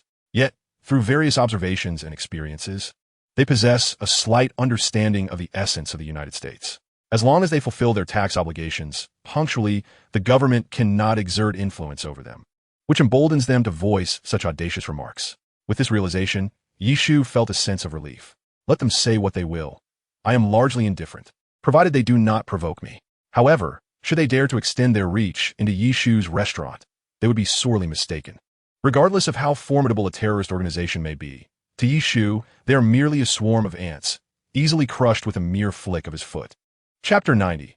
Yishu takes action currently. Yishu's life stands in stark contrast to that of Tony Stark. Yishu engages in lively conversation within his restaurant, while Tony tirelessly searches for the lair of terrorists, constantly wary of their subordinates. Intrut S-H-I-E-L-D is undoubtedly aware of Tony's disappearance and is well informed about his whereabouts. Yet, why have they chosen not to intervene? It is because prior to this, the President of the United States dispatched General Rhodes, clad in the Iron Patriot armor, to apprehend the terrorists, indicating that the military has taken charge of the situation. Furthermore, S-H-I-E-L-D is merely headquartered in New York. It is not a U.S. entity but rather a global organization. Therefore, it is only logical that the U.S. military should eradicate the terrorists emerging within its own borders. If they were to rely on S-H-I-E-L-D for every matter, the self-proclaimed foremost military power in the world would be ridiculed. To claim that one requires S-H-I-E-L-D's assistance to combat a terrorist organization is a poor reflection of being the world's leading military power. It is precisely this line of thinking that has kept S-H-I-E-L-D on the sidelines. Although S-H-I-E-L-D possesses more intelligence than U.S. military, including the fact that these individuals are not mere terrorists but rather enhanced beings who have undergone special treatments, they would never disclose such information to the military. Nick Fury relishes the thought of the military facing setbacks. As a result, the misinformed Rhodes was soon captured by the terrorists after arriving at his destination. Poor fellow. After a series of deductions, Tony finally located the terrorist's hideout, although he temporarily lacked his Iron Man suit. His brilliance allowed him to fabricate a batch of weapons from materials available at the supermarket. Once he successfully navigated past the guards, he sought out the infamous Mandarin, who had previously appeared on television. However, upon inquiry, he discovered that the Mandarin was merely an actor. It was then that Tony realized he had fallen into a trap. The Mandarin was nothing more than a decoy, a ruse to conceal the true puppet master behind the scenes. Just as he prepared to depart, he was struck and rendered unconscious. Alas, now, following Rhodes, Tony too has been captured. What a pair of unfortunate allies they have become. This illustrates that such technologically reliant superheroes, when their equipment fails, are not much different from ordinary individuals. A mere tap to the back of the head could easily incapacitate them. Meanwhile, Yishu unexpectedly received a call from Nick Fury. Yishu, Tony has been captured. Nick Fury stated succinctly, diving straight into the matter without any preamble. Oh, the suddenness of this news left Yishu somewhat astonished, but after a moment's reflection, he reassured himself, I understand. Upon hearing Yishu's indifferent tone, Nick Fury began to doubt the validity of the information, suggesting a close relationship between Yishu and Tony. However, given the current constraints on DS operations, Nick Fury had no choice but to reach out to Yishu. The intelligence they had indicated that the group of terrorists, having undergone a certain enhancement, possessed formidable abilities and were exceedingly difficult to eliminate. Even Captain America would likely meet his demise if he confronted them. Thus, Nick Fury made this call to Yishu. Are you not planning to do anything? Nick inquired. What can I do? Please, Tony is not a child, and I am not his babysitter. Besides, given Tony's intellect, do you really believe he is in any life-threatening danger? Yishu reclined comfortably in his chair, crossing his legs as he spoke leisurely. Perhaps you are unaware, but they are not just ordinary terrorists, Nick Fury insisted. Not ready to concede. They have all been injected with enhancements. They are a group of superhumans, correct? Yishu interjected. And what of superhumans? They can still be killed. Nick Fury was taken aback by Yishu's words. This intelligence had been meticulously gathered by DS Specialized Intelligence Department through extensive surveillance and data comparison. And now a mere cook in a restaurant seemed to know more than he did, causing Nick to question the competence of his own intelligence team. You know all of this? He asked incredulously. Shouldn't I? Yishu replied. But they are not just any superhumans. Yes, they can emit extremely high temperatures, heal rapidly from injuries, possess great strength, and are quite difficult to kill. Is there anything you can tell me that I do not already know? Nick Fury was momentarily taken aback on the other end of the line. Yishu appeared to possess more knowledge than he did. How could they continue this conversation amicably? Essentially, do you believe Tony will be all right? After a brief pause, Nick Fury spoke again, his voice slightly diminished. Of course, Yishu replied bluntly before hanging up the phone. It was not entirely unfounded for Nick Fury to be so concerned. Tony was indeed of considerable importance. Not only was his father Howard Stark one of the founders of SHIELD, but many of Tony's inventions were highly valued by Nick. Yet, Nick was now in a quandary. He had expected that informing Yishu of Tony's peril would prompt immediate action, resolving the issues at hand. However, the social pressure he had orchestrated had not yet reached a sufficient level to compel Yishu, leaving Nick with no recourse if Yishu chose not to cooperate. If Tony, who regarded Yishu as a brother, were to learn that Yishu remained apathetic upon hearing of his capture, he would likely storm into Yishu's restaurant to test new weaponry. Nevertheless, as Yishu had remarked, Tony would not so easily succumb to fate. Upon discovering that Pepper had been captured by Killian and was undergoing an injection of the dire virus, Tony was truly on the verge of exploding with rage. With sufficient energy replenished, the Iron Man suit once again adorned his form at his summons. It is fair to say that Tony without his armor was akin to two distinct individuals. After resolving the immediate crisis and rescuing General Rhodes in the process, Tony finally managed to contact Yishu. I require your assistance. Very well. Inform me of your location. I am heading to Air Force One. The President is in peril. Send the coordinates to my phone and pray that I arrive in time. Upon receiving the location from Tony, Yishu took flight without delay. However, the distance from New York to Air Force One was considerable. Even at maximum speed, there was no certainty that you would arrive before Tony. Indeed, this proved to be the case, as Tony boarded the aircraft only to discover that the President had vanished. What met his gaze was one of the assailants from the previous attack. To Tony's astonishment, this man detonated a bomb he had planted, resulting in a powerful gust that expelled everyone from the aircraft. After dispatching the assailant with a concentrated energy blast to the chest, Tony swiftly ascended into the open air. How many individuals are there, Jarvis? 13, sir. How many can I save? 4, sir. Upon hearing this, Tony wasted no time, understanding that saving lives was of utmost importance. Tony, it seems you ought to design a suit with 6 arms. At that moment, Tony heard Yishu's voice. After a protracted flight, you had finally arrived. First, save the people, Tony stated decisively. Okay, you was aware that this was not the time for pleasantries, as 13 individuals were plummeting rapidly toward the ground. Tony, you first pulled 2 of them. You flew into the midst of the falling group, releasing a substantial amount of vital energy to envelop them. Indeed, he was attempting to exert control over their movements with his energy, ensuring a safe descent. However, Controlling so many individuals at once was a first for you, and he was uncertain of his success. Thus, he urged Tony to save 2 first, as even 1 less would enhance the likelihood of success. Once you felt that his vital energy had enveloped the 11 individuals, he began to exert his control. Do not move, to maintain his focus. He had to raise his voice to the group. Fortunately, the 11 individuals recognized that you was saving them and sensed the increasing force acting upon their bodies, prompting them to remain still. Controlling so many at once was indeed a formidable challenge. Given Yu's current capabilities, it was evidently beyond his usual limits. He felt as though an invisible hand was tugging at his mind, but thankfully it remained within his capacity to endure. Ultimately, Yu and Tony successfully placed all 13 individuals in the water, ensuring their lives were no longer in jeopardy. The survivors, having narrowly escaped death, floated on the water's surface, exulting in their good fortune. As Yu departed, he shook his head, still feeling the lingering sting of exertion.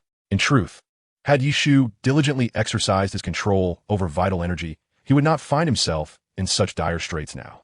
Moreover, all of his current abilities are predominantly suited for combat.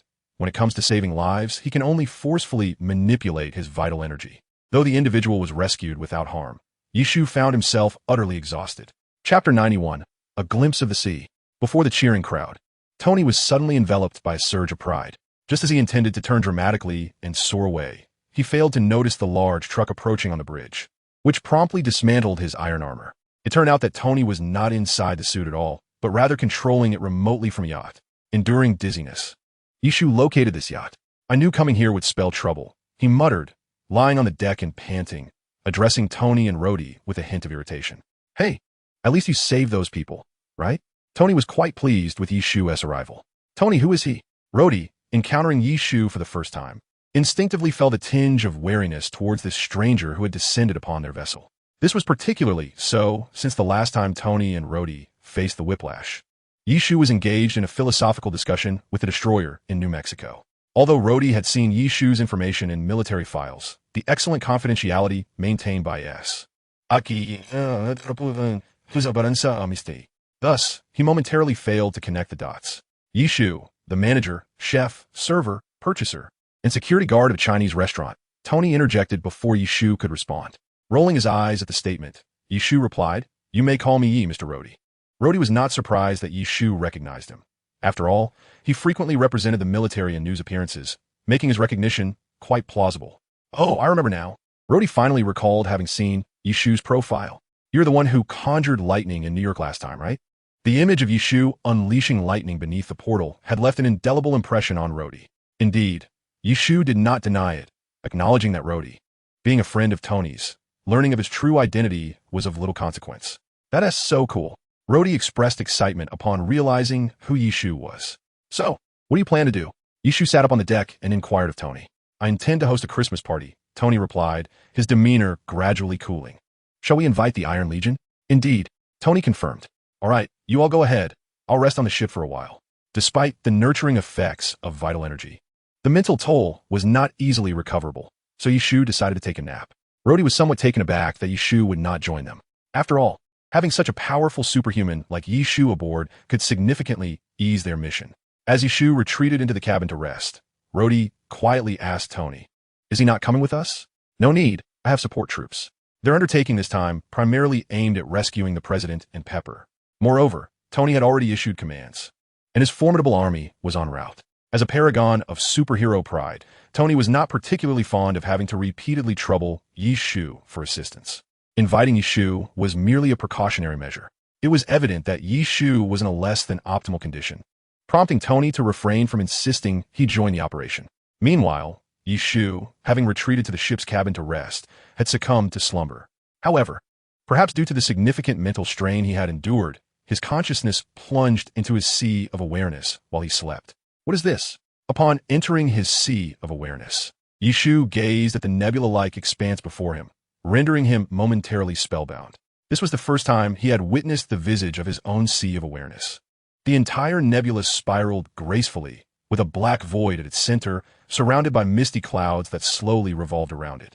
Although the nebula was not particularly vast, it instilled in Yishu a profound sense of boundlessness.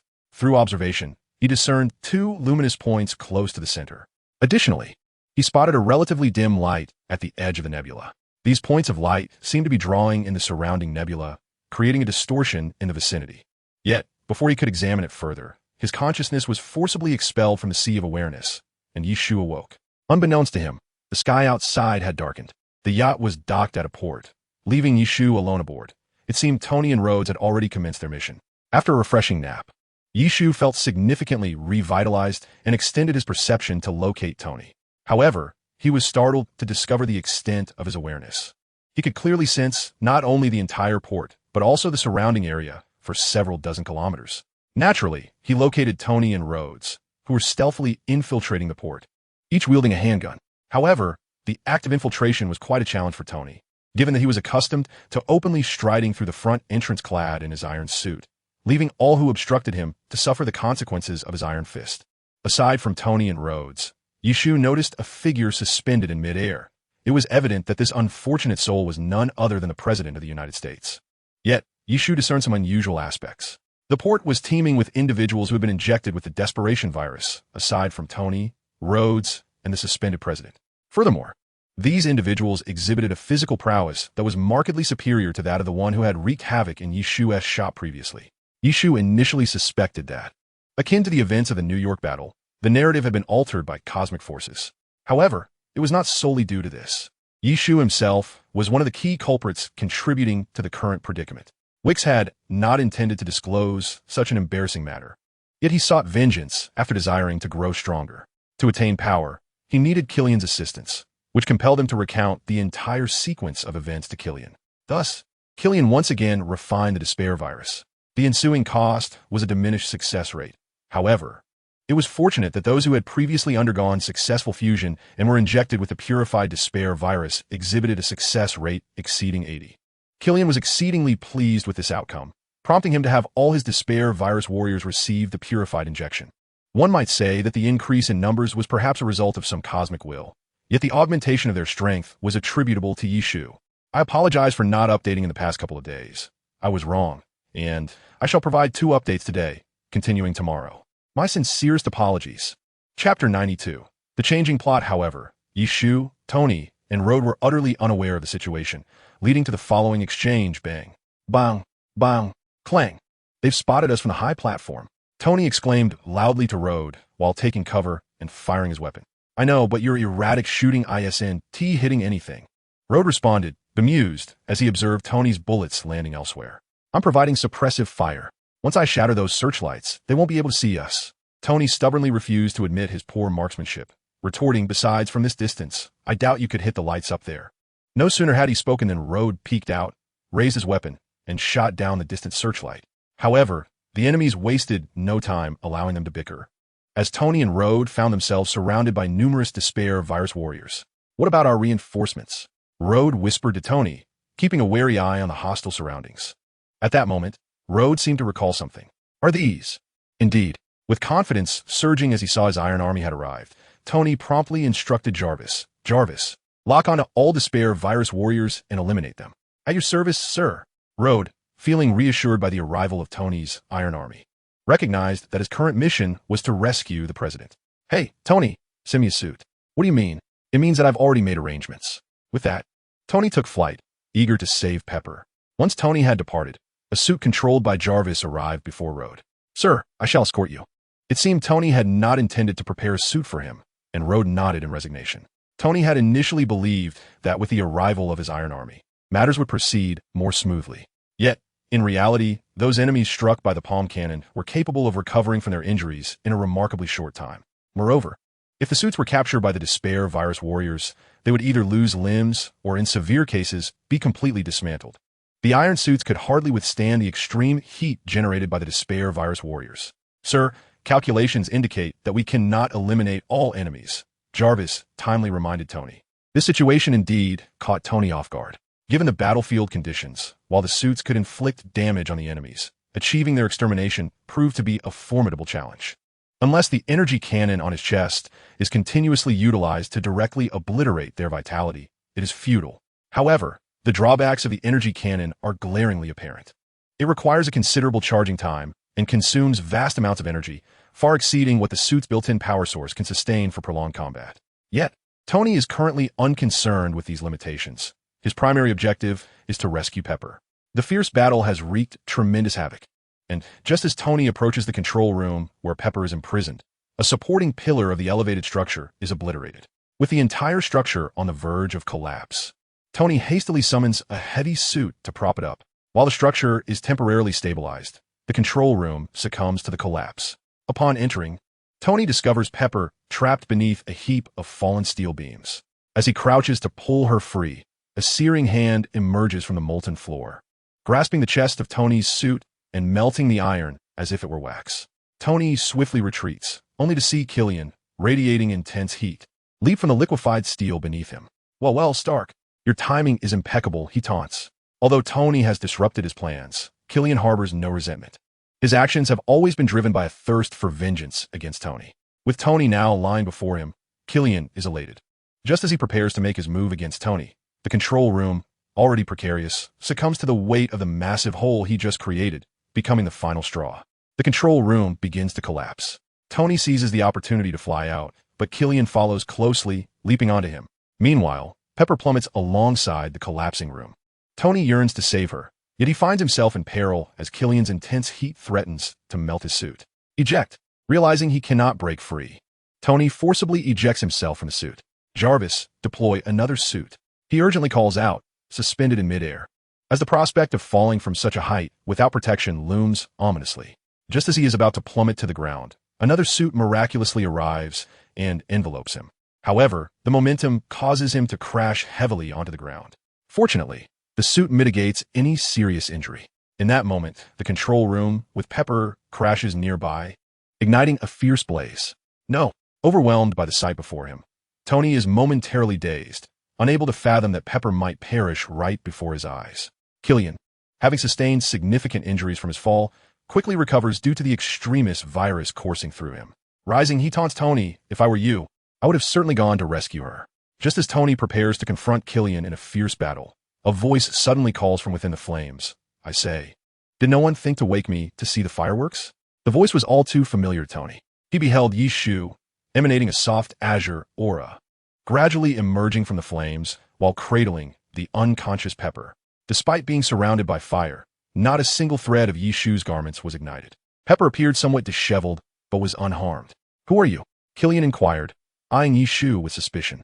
He then approached Tony and said, "Apologies for not introducing myself sooner." He paused momentarily, but perhaps it's best left unsaid. Before the words could fully escape his lips, Yi Shu raised his hand and unleashed a torrent of frigid air directed at Killian. Caught off guard by the sudden onslaught, Killian barely managed to shield himself from the icy blast. Yet, he soon realized with horror that he was being encased in ice. Approximately 10 seconds later, Killian had been transformed into a frozen sculpture by Yi Shu's powers.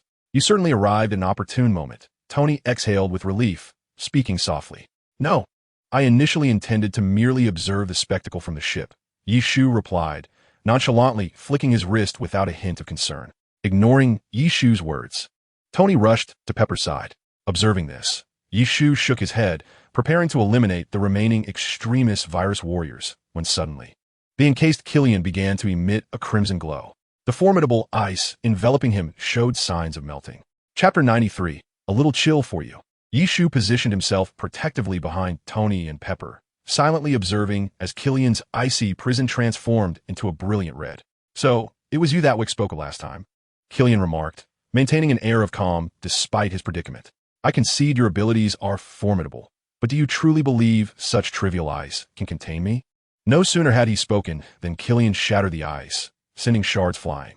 At that moment, he radiated an intense heat, warping the surrounding light. Just then, Tony's earpiece crackled to life with Jarvis's voice. "I regret to inform you, sir, that the Iron Legion has been completely vanquished." It appeared the extremist virus warriors had decimated Tony's armored forces. Although a few had been eliminated, a dozen adversaries remained, encircling Yi Shu and Tony. Fortunately, Rhodey had seized the opportunity to rescue the president, who was likely being carried through the skies by him at that very moment. "However, I must extend my gratitude to you. Without your interference, I would not have stumbled upon another function of the extremist virus," Killian exclaimed, his confidence surging as his minions established control. With that, Cracks began to appear on Killian and his subordinate's skin, as if an invisible energy was forcing them apart from within. Their bodies swelled, limbs elongating and thickening until they transformed into towering infernos, each standing nearly 5 meters tall. Additionally, 2 new arms sprouted from Killian's back. "Behold, Tony, this was the gift I once intended to bestow upon you. But alas, you left me alone on the rooftop to face the winds." The voice of Killian, transformed into a fiery giant, became exceedingly grating, reminiscent of 2 iron plates grinding against one another.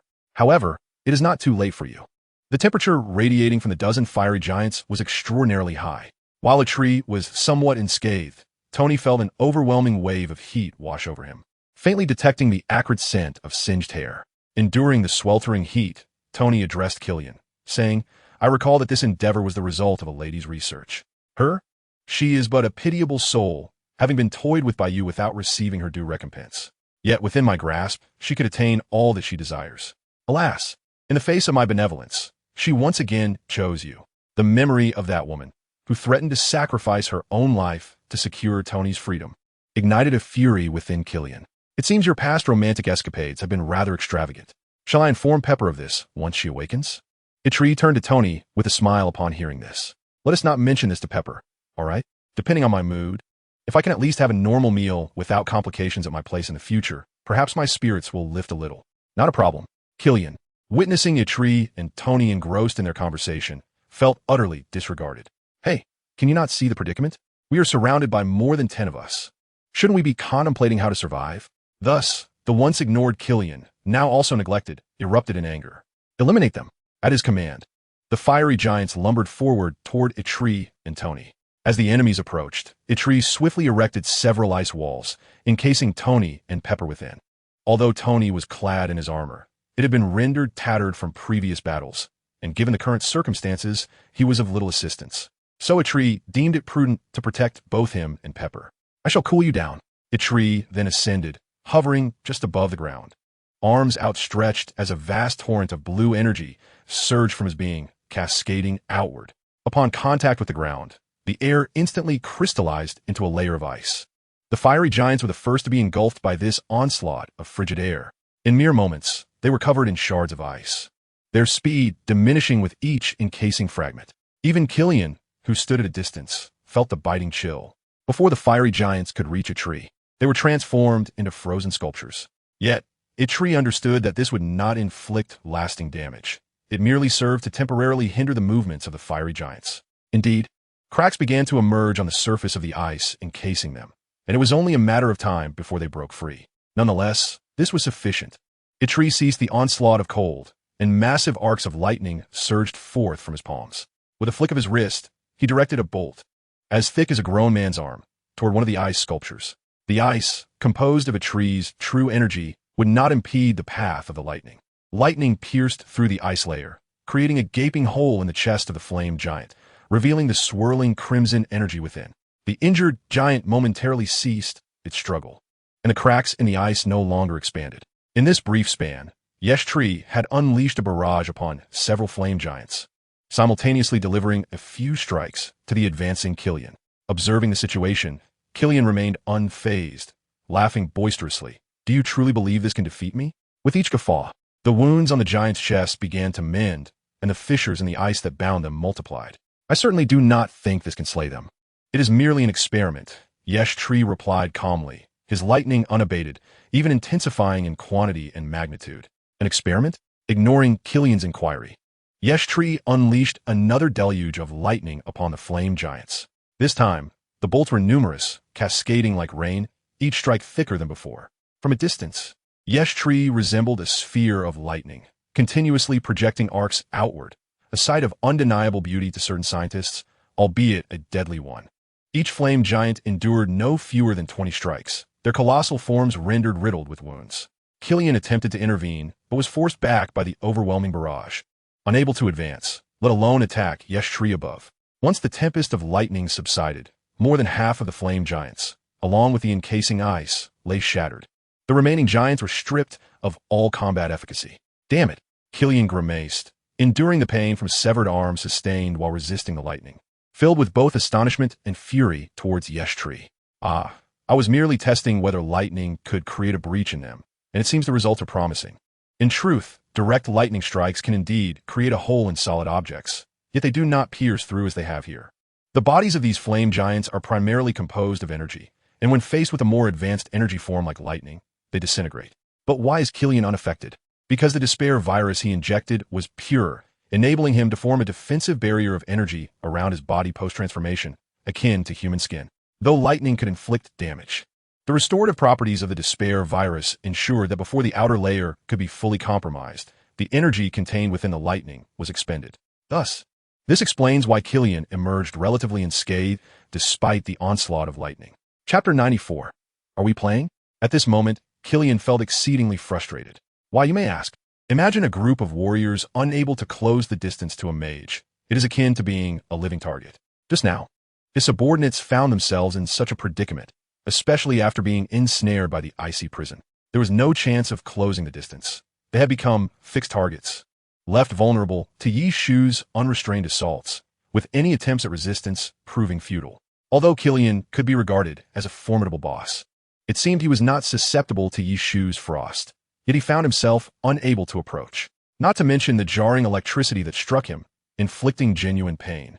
Despite his body being altered with internal energy, his capacity to feel pain remained utterly unaffected. Each strike from the lightning made Killian feel as though his body were pierced by a multitude of needles, long steel ones at that, causing excruciating agony. Yi Shu was not merely a sorcerer. If one were to categorize him, he would undoubtedly belong to the realm of battle mages. Thus, the once confident Killian faced an unfortunate turn of events. Why, as a researcher, would one venture to the front lines? His lack of resilience and ability to withstand blows rendered him incapacitated in the face of a formidable adversary. Researchers ought to possess the awareness befitting their roles. Would it not be more prudent to send their subordinates into the fray? Initially, the experimental subjects he procured were mostly retired soldiers, many of whom had sustained grievous injuries. Yet their combat prowess remained commendably high. However, the substances Killian administered to them were relatively inferior, reserving only the most potent of the dire viruses for his own use. The consequences were glaringly apparent. The superlative dire virus, which could have yielded tremendous power, was squandered on Killian himself, leaving him unable to endure the pain inflicted during the assault, thus leading to his downfall. Had those soldiers received his version of the dire virus, Yi Shu would undoubtedly have faced a much more challenging encounter, at the very least compelling him to exert half of his strength. However, there are no what-ifs, and Killian has begun to retreat. As the saying goes, while the Green Mountains remain, one need not worry about firewood. Oh no, foreigners may not be familiar with this Chinese proverb. To summarize, if one were to encapsulate Killian's current emotional state in a single lyric, it would undoubtedly be, I long to escape, yet cannot. Meanwhile, comfortably situated on the other side of the icy barrier, Tony cradled Pepper as he watched the unfolding spectacle. There was no denying Yi Shu's prowess. A group of adversaries, who had effortlessly obliterated his Iron Legion without even transforming, could not withstand the initial onslaught from Yi Shu even after their transformation. Furthermore, the new abilities displayed by Yi Shu left Tony utterly astounded. Utilizing the scanning system integrated into his suit, Jarvis informed him that the ice wall surrounding him was not composed of water, but rather an unknown substance. Although it appeared as ice, as long as Tony refrained from physical contact, he felt no chill whatsoever. It was likely that this phenomenon was also constituted from a mysterious vital energy Yi Shu had previously mentioned. Irritated by Tony's incessant inquiries, Yi Shu attempted to kick him. After all, with his skill as a teacher, imparting knowledge to Tony should not pose a challenge. However, after a fortnight, Tony had yet to achieve even the most fundamental ability to gather vital energy, let alone direct external energy, through his meridians. Upon meticulous examination, Yi Shu discovered that Tony's meridians possessed fundamental differences from his own. Yi Shu initially believed that Tony was merely an anomaly, but after surreptitiously observing the patrons of the establishment daily, he realized that this was not an isolated case. The meridians of the people in this world were fundamentally different from his own. If Yi Shu were to rely solely on his own strength to cultivate, it might be feasible to slightly amend his techniques and invest additional time to create a practice suited to the inhabitants of this realm. However, that was not the case for Yi Shu. His power was derived from the collective strength of many, akin to an enlightening revelation. It is akin to knowing how to drive a car without understanding its construction. Even if one comprehends all the components of an automobile, The foundational techniques of cultivation are akin to the engine. Understanding the engine as composition does not equate to the ability to modify it, as it entails a vast expanse of knowledge. Thus, Yishu found himself in an impasse. Fortunately, Tony ceased his insistence, recognizing that his primary vocation was Iron Man, not a sorcerer, and redirected his focus towards the development of the armored suit. However, to Pepper, this version of Tony appeared to prioritize the suit above her. The complexities of familial discord, but I digress. Returning to the matter at hand, Yishu, after a prolonged period of inactivity, descended to the ground. Killian, believing Yishu to be at his limit, bellowed and charged at him with a searing gust of energy, intent on turning him into a well-done patty. As Killian barreled forth like a freight truck, Yishu remained unflinching. With his left hand positioned behind him and his right arm extended, he opened his palm to intercept Killian's incoming fist. Unlike before, Yishu, empowered by his chi, now possessed formidable strength. He effortlessly blocked Killian's strike, not even ruffling the hem of his clothing. A closer inspection would reveal a thin layer of ice coating his palm, insulating him while firmly restraining Killian's fist. Upon witnessing his full-force attack thwarted, Killian did not retreat, but instead raised his other hand high, preparing to strike again. The spear of lightning manifested in Yishu's left hand, and with a slight elevation of his arm, it pierced through Killian's fist and embedded itself in his arm. Enraged beyond measure, Killian momentarily disregarded the pain of his impaled arm, confident in his forearmed prowess. Just as he intended to use his remaining two arms to flatten Yishu, the latter's right hand moved to intercept. With a slight curl of his fingers, Yishu grasped Killian's fist and, with a swift motion, hurled him against a nearby shipping container. The metal container was ill-equipped to withstand such an immense impact, and coupled with Killian's intense heat, it was left with a long, jagged crack.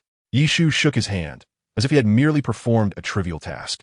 Lying amidst the debris, Killian's mind was a blank slate. Did I truly inject myself with the Doom virus? Has my physical prowess genuinely increased? Indeed, I have transformed. Why then do I feel as though I've been tossed aside like a rag? I fear that the injection I received may not be genuine medicine. In truth, Yishu did not exhibit such an air of nonchalance. The augmentation of his strength through true energy is indeed significant.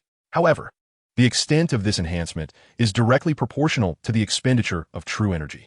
Those impressively executed maneuvers he performed earlier had already depleted a tenth of his true energy.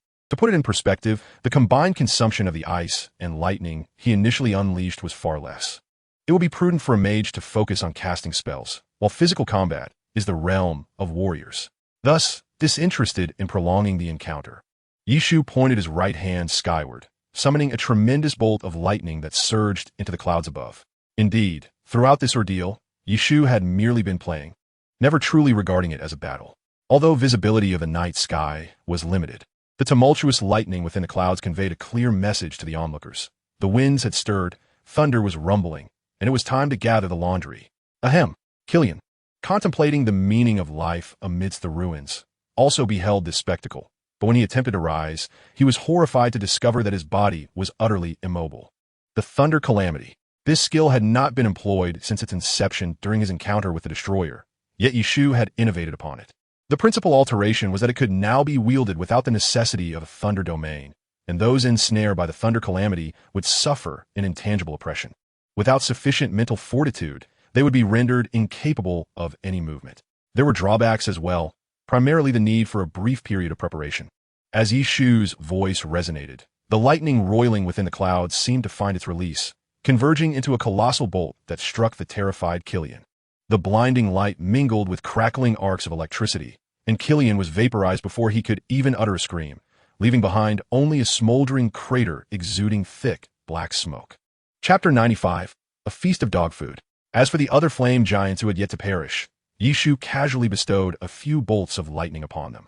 Well, they are now utterly finished. Happy finds himself once more in the hospital. Regrettably, Tony has no choice but to speak up. I would prefer not to be embraced by a man, but if you insist on escorting me, I shall reluctantly acquiesce. Such at Sundara. Rest assured, I have no desire to embrace you. Yishu chuckled in response. No sooner had he spoken than Tony felt an unfamiliar force enveloping him. Just remain still. Yishu had previously employed true energy to carry another person through the air, albeit with less than favorable outcomes due to the number of passengers. However, with only Tony and Pepper, there should be no issues. Yet, their current location was somewhat distant from New York. considering Yi Shu's solo flight at full speed had taken considerable time. Thus, Tony found himself soaring through the sky, carried by Yi Shu. As for Tony's armor, he had already commanded JARVIS to initiate self-destruction. Encased in the protective embrace of true energy, Tony felt no wind at all. Initially, he had been concerned that Pepper might struggle with the experience, but it seemed all his worries had been unfounded. At least, he felt no discomfort whatsoever. For reasons unknown, Yi Shu, despite being accompanied by two individuals, appeared remarkably at ease, his mind untroubled by the task of controlling the movements of other objects. This sensation had been present earlier when he had released his perception, particularly after he had gained the ability to introspect into his own sea of consciousness. Just as Yi Shu intended to divide his focus and delve once more into his consciousness, Tony suddenly addressed him. Yi, I believe it is time for me to rid myself of this burden upon my chest. Tony's tone carried an air of resignation, suggesting that he had perhaps lost faith in life itself. However, Yi Shu was acutely aware that the near tragedy of Pepper's death earlier that evening had led Tony to realize that the Iron Man suit was not the entirety of his identity. Though Iron Man could exist, it would not be omnipresent. Tony needed to dedicate more time to his beloved. Yet before that, it was imperative to address the matter afflicting Pepper's body. Yi Shu turned his gaze towards Pepper, who had just awakened and still appeared somewhat dazed. To be frank, Yi Shu believed the extinction virus to be quite a troublesome entity. Although Pepper seemed to have successfully integrated the virus, its most vexing characteristic was the necessity for multiple injections. Much like substance dependence, failure to adhere to this regimen would result in dire consequences. This should pose no challenge for Tony, as he was a genius after all. Suddenly, the recently awakened Pepper found herself suspended amidst the clouds, which left her utterly astonished. Hey, Pepper, calm down, we are safe. Tony quickly embraced her, offering reassurance. Tony? Where are we? Pepper, momentarily silenced by the embrace, was startled to notice that Tony was not in his suit. Oh my God, Tony, are we in the sky? Where's your suit? Everything is fine. Pepper, don't worry. Tony continued to comfort her.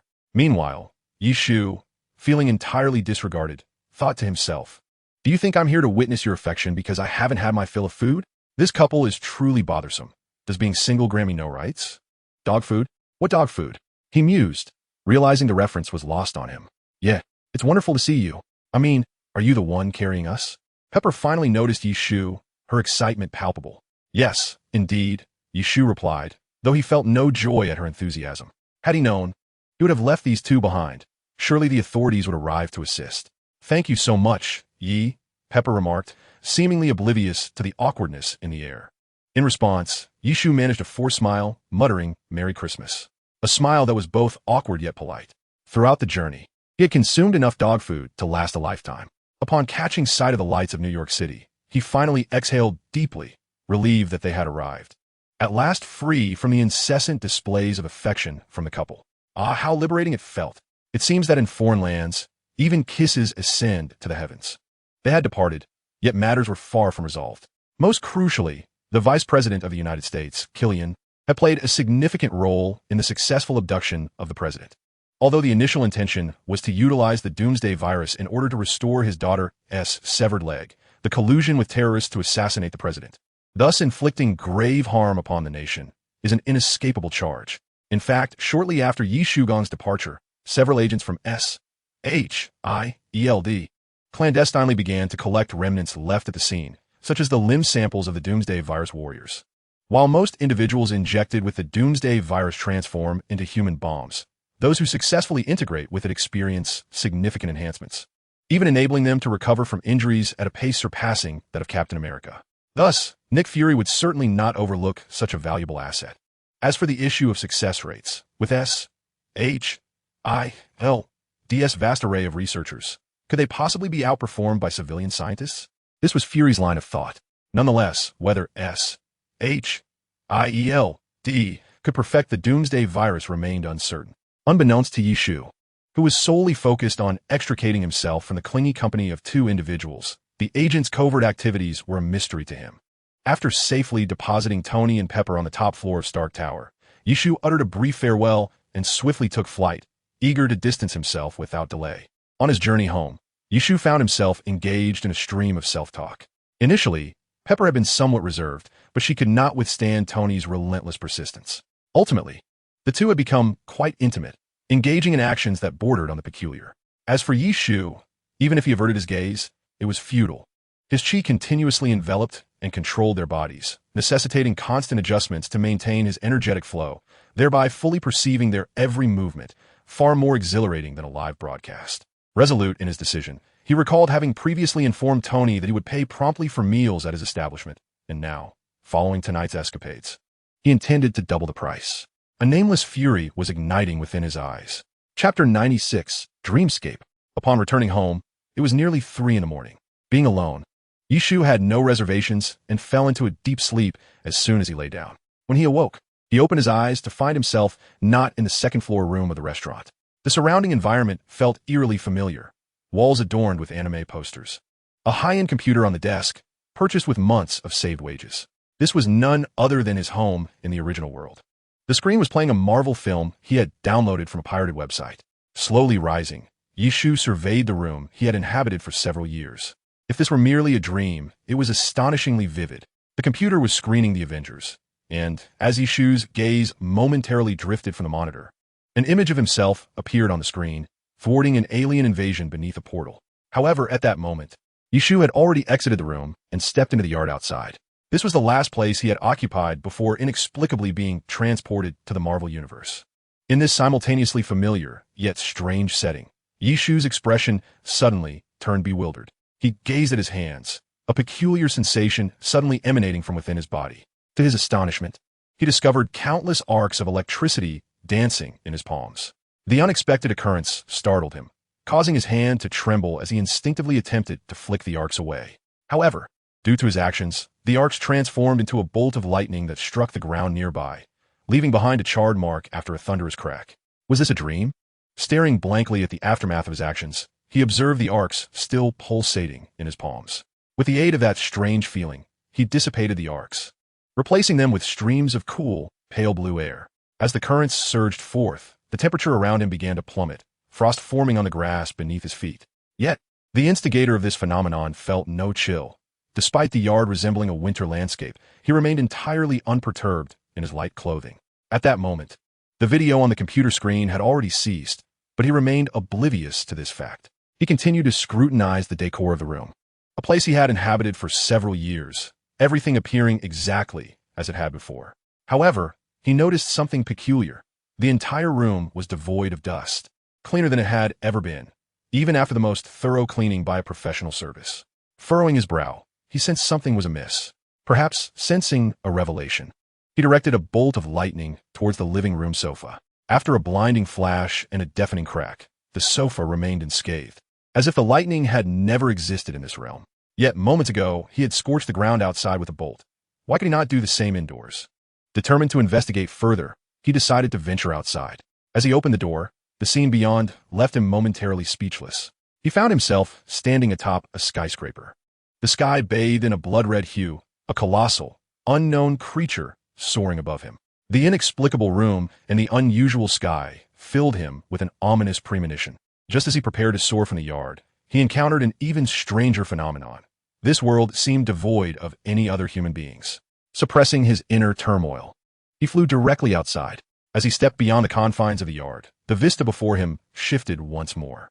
Suddenly, a gigantic eye emerged in the dark red sky, fixated intently on him. This eye loomed large, occupying nearly half of the sky, its scare not white, but a profound black, speckled with shimmering points reminiscent of the vast cosmos.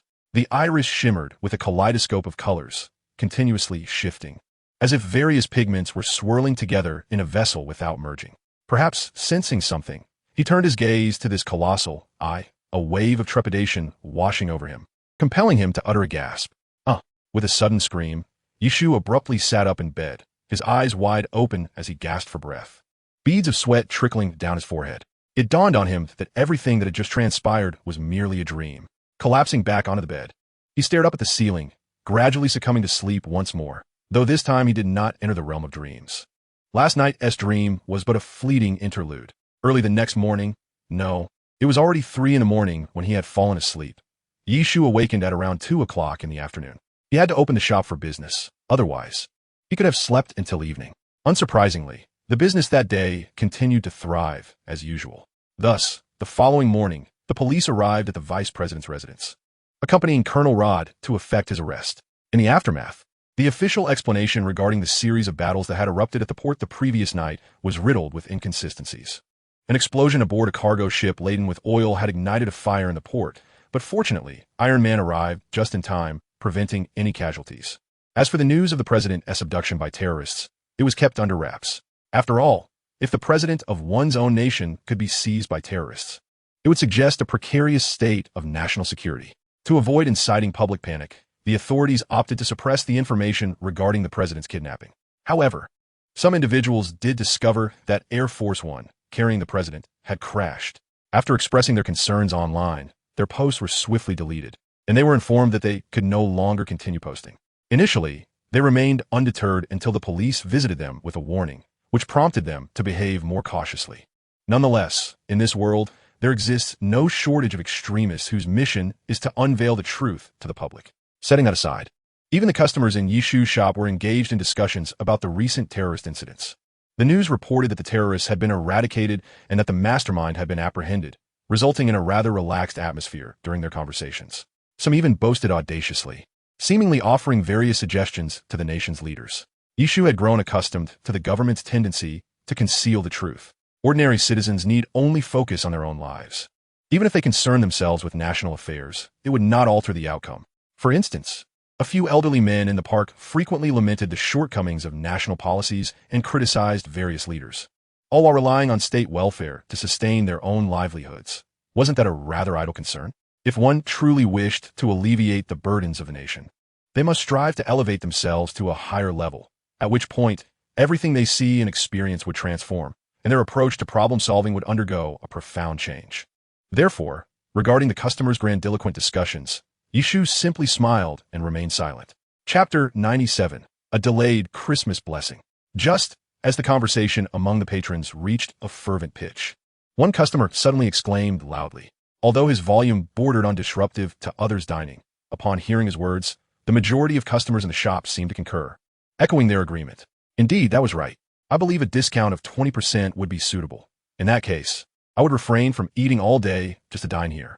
I am unaware of your sentiments, but even a moment's hunger would render one akin to a famished hamster.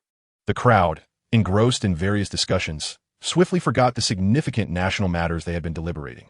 Yishu, unhurriedly, set the dishes on the counter for customers to serve themselves, leaning casually against the counter as he leisurely inquired, "Do you think I should organize discount promotions to enhance sales?" The silence that followed was palpable. Once Yishu's restaurant opened its doors, it was almost inevitable that it would soon be filled to capacity. Moreover, it was unheard of for any day's food to remain unsold. Every day, it was sold out long before closing time. Contemplating this, the patrons seemed to suddenly realize that Yishu was indeed correct.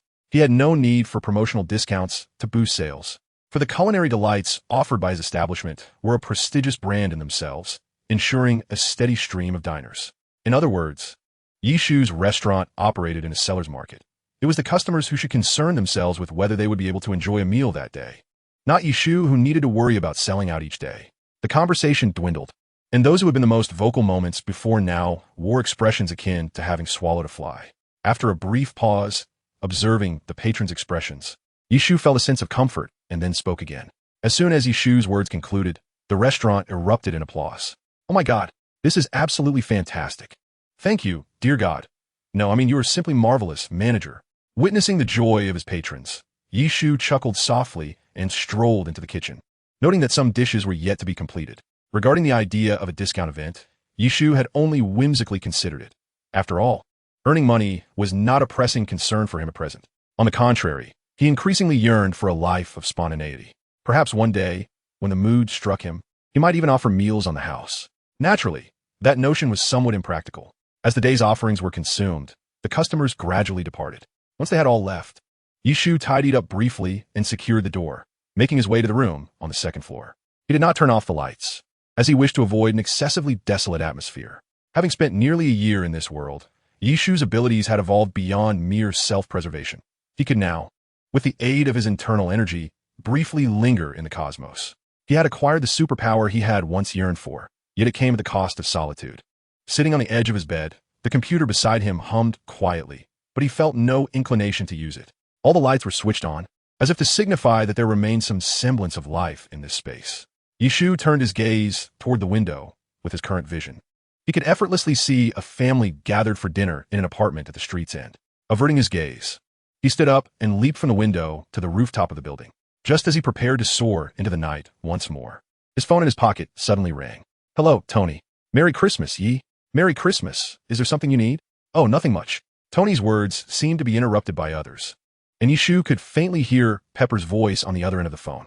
After saying this, Yishu heard Tony quietly ask Pepper, "If I say it this way, will he come? Are you certain?" A chuckle escaped Yishu's lips. Indeed, although he had no family in this world, he had at least made some friends.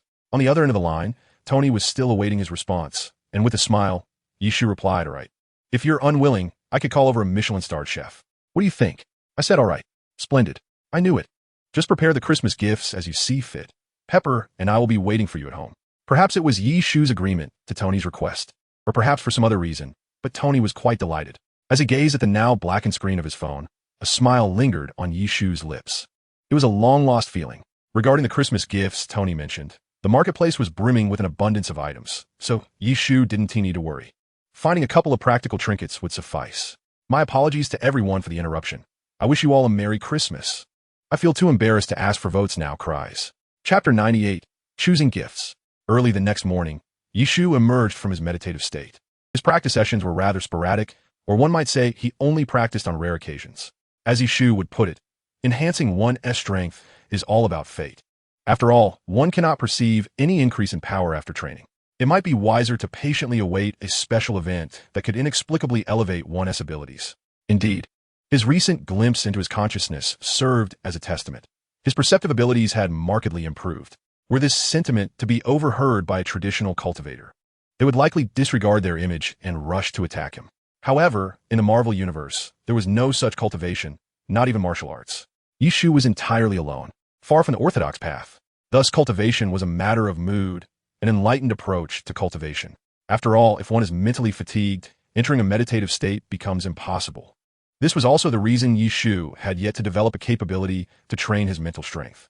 In truth, the shackles limiting Yishu's ability to wield his strength lay primarily in his mental fortitude.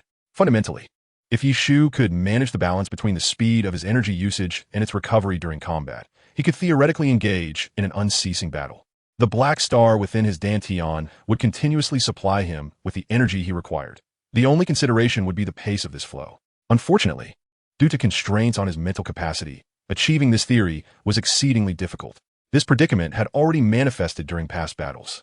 Although Yishu's energy was abundant, he had to consistently control it to operate in a specific manner.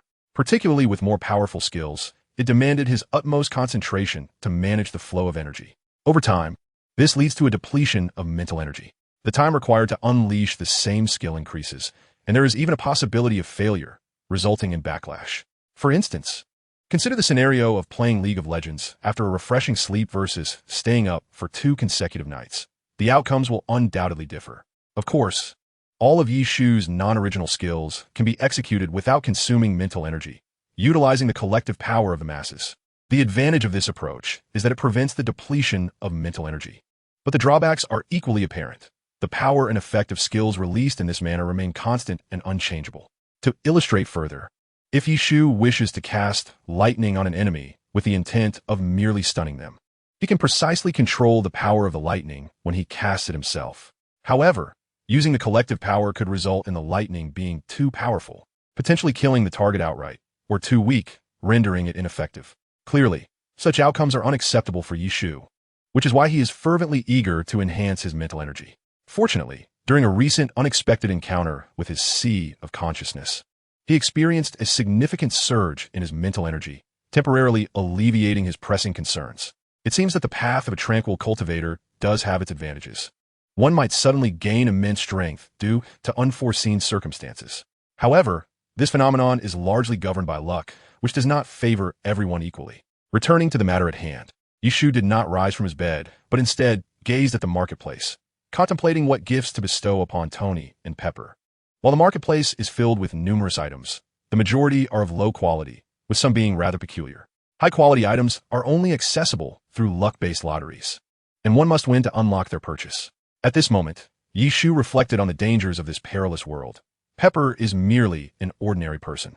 Although Tony can protect her, Yishu's unique presence often prompts the will of the universe to heighten the danger levels. Thus, he resolved to give Pepper something for self-defense. Naturally, he dismissed the idea of weapons, as firearms like the AK-47 are prevalent in this world, even if the marketplace offers infinite ammunition. The image of Pepper recklessly firing an AK-47 is somewhat overwhelming. Thus a pass. Armor, despite being enchanted, also seemed impractical. After all, it is unreasonable to expect her to wear armor to work. She is not a spy, complete with special effects. Hence, after much deliberation, the options narrowed down to talismans and similar items. Soon enough, Yishu discovered several items that met the criteria. Triggered shield belt, low-level item originating from civilization of moderate technological advancement. By pressing a switch, it generates an energy shield in front of the wearer, effectively absorbing damage from large-caliber weapons and absorbing 90 of kinetic energy. Note, the belt's maximum energy allows the shield to last up to 30 minutes, if attacked. The duration will decrease based on the strength of the assault. After the energy is depleted, solar energy can be absorbed for replenishment, completing the process in merely 6 hours. The barrier amulet, a low-level artifact, originates from a moderate magical civilization. This amulet must be bound to its bearer, automatically generating a magical shield around them upon sustaining harm. As long as the shield remains intact, the bearer will be impervious to injury. Note, the shield lasts a maximum of 5 minutes. And once the amulet's magical energy is exhausted, it requires manual recharging. The Sensing Nano Bracelet, a mid-tier item, hails from a moderate technological civilization. It can automatically create an exceptionally protective nanosuit in response to the wearer's thoughts. Note, once the bracelet's built-in energy is depleted, it requires manual recharging, but can also absorb solar energy for replenishment. The suit can repair itself after damage, although the repair process is slow. Leaftree had no intention of presenting any technological items, as Tony would undoubtedly pester him for a set to study. While this was inconsequential, the origin of such items posed a dilemma. It would be absurd to claim he had ventured to another civilization in the cosmos to procure them. Thus, he opted between the barrier amulet and the reflective crystal. The barrier amulet is rhomboid, roughly the size of half a palm, easily portable in a bag. Its advantage lies in its reusability, albeit at the cost of magical energy, and Leaftree was uncertain if his true energy could meet this requirement. Conversely, the reflective crystal is an irregular, pale red, multifaceted gem, emitting a faint crimson glow about the size of a thumbnail. For women, it could serve as a piece of jewelry. However, it is a one-time use item, shattering into a pile of useless ashes after activation. After much contemplation, Leaftree deemed the reflective crystal the more reliable choice, primarily due to the barrier amulet's significantly lower defensive capability. He believed that, were it not for the usage limit, the reflective crystal would certainly qualify as a mid-tier item rather than a mere mid-level one. Having settled on his gift, Leaftree spent $300,000 to purchase 2 reflective crystals, one for $100,000 and the other for $200,000. The rationale for acquiring 2 was simply that good things come in pairs. He wished everyone a joyful new year in advance. Chapter 99, An Unexpected Christmas Gift. In contrast, the gifts for Tony were far less complicated. He simply bought a few vials of life potions. He ventured to a local shop to acquire 2 elegantly packaged boxes, placing each item inside accordingly. With that, everything was ready. However, it was still morning, and dinner time was a ways off. Leaftree planned to set out around 3 o'clock in the afternoon, as he still needed to prepare the meal. Regarding Tony's suggestion to hire a Michelin 3-star chef, Leaftree felt it was entirely unnecessary. Although lacking official certification, his culinary skills were nearly perfected, enabling him to create exquisite dishes that rendered the so-called chef's offerings unimpressive. Even the customary Christmas greetings shared among them felt somewhat lackluster. Of course, the most emblematic figures in this gathering would undoubtedly be Hill, Coulson, Natasha, and Barton, among others. As elite operatives and the trusted aides of Nick Fury, their only leisure during this hiatus is to reflect upon divine matters. Take Coulson, for instance, who at this moment is on assignment at the site of the previous battle with the Atree. The aftermath left an abundance of debris, compelling SHIELD to establish a temporary base and secure the vicinity. Director, all the bodies have been accounted for. However, progress on restoring the damaged documents remains quite sluggish. Coulson, seated in the makeshift office, listened intently to his subordinate's report. Can the team responsible for document restoration assure us of complete recovery? Sadly, that seems unlikely. Although the explosion inflicted minimal damage on the main computer, it had already initiated a self-deletion protocol prior to the blast.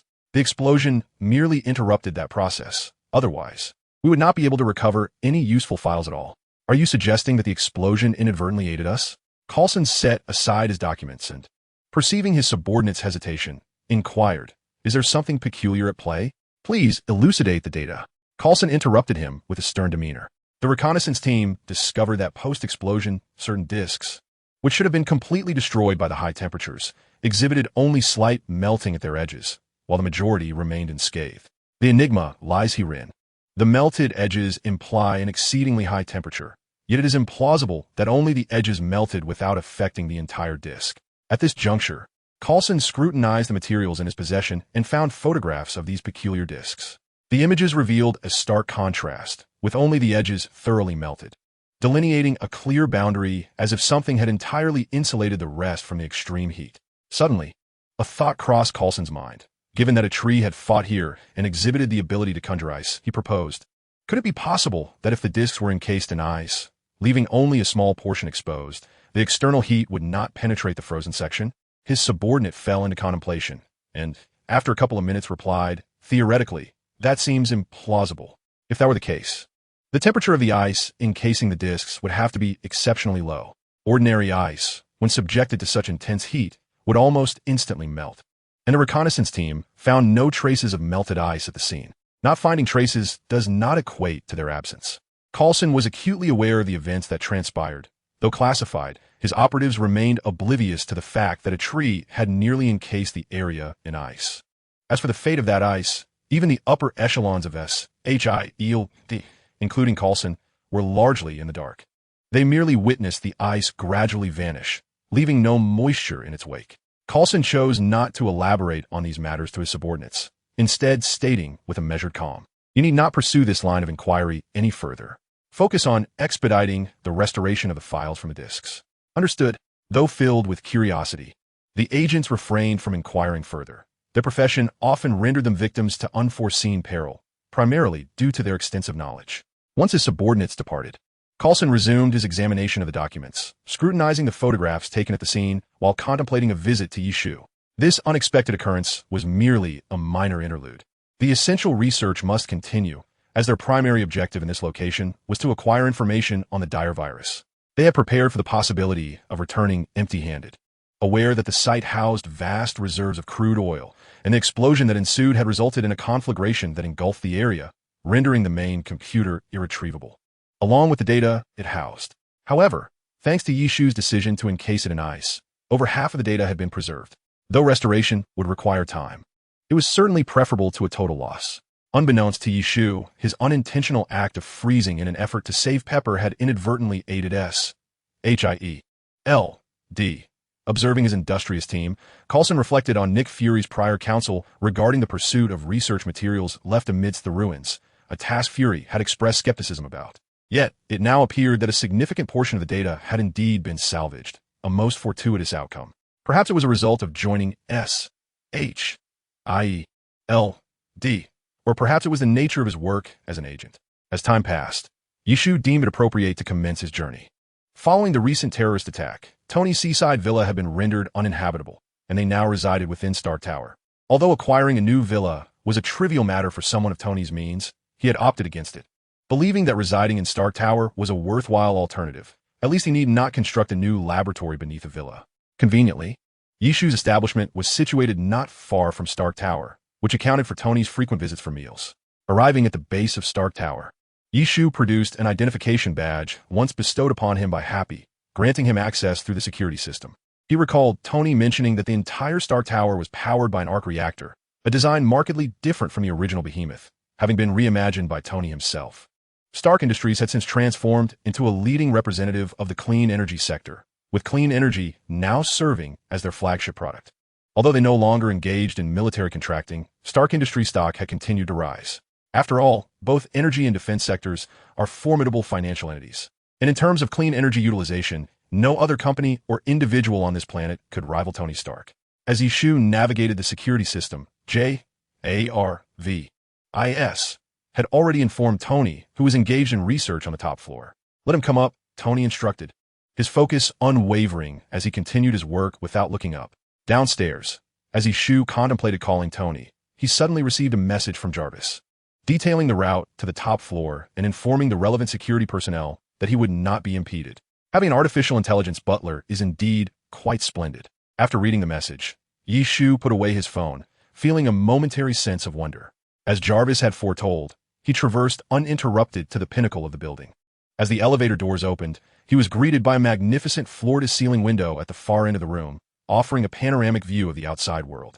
However, what stood out even more was the expansive wine cabinet that nearly dominated an entire wall, accompanied by a nearby bar.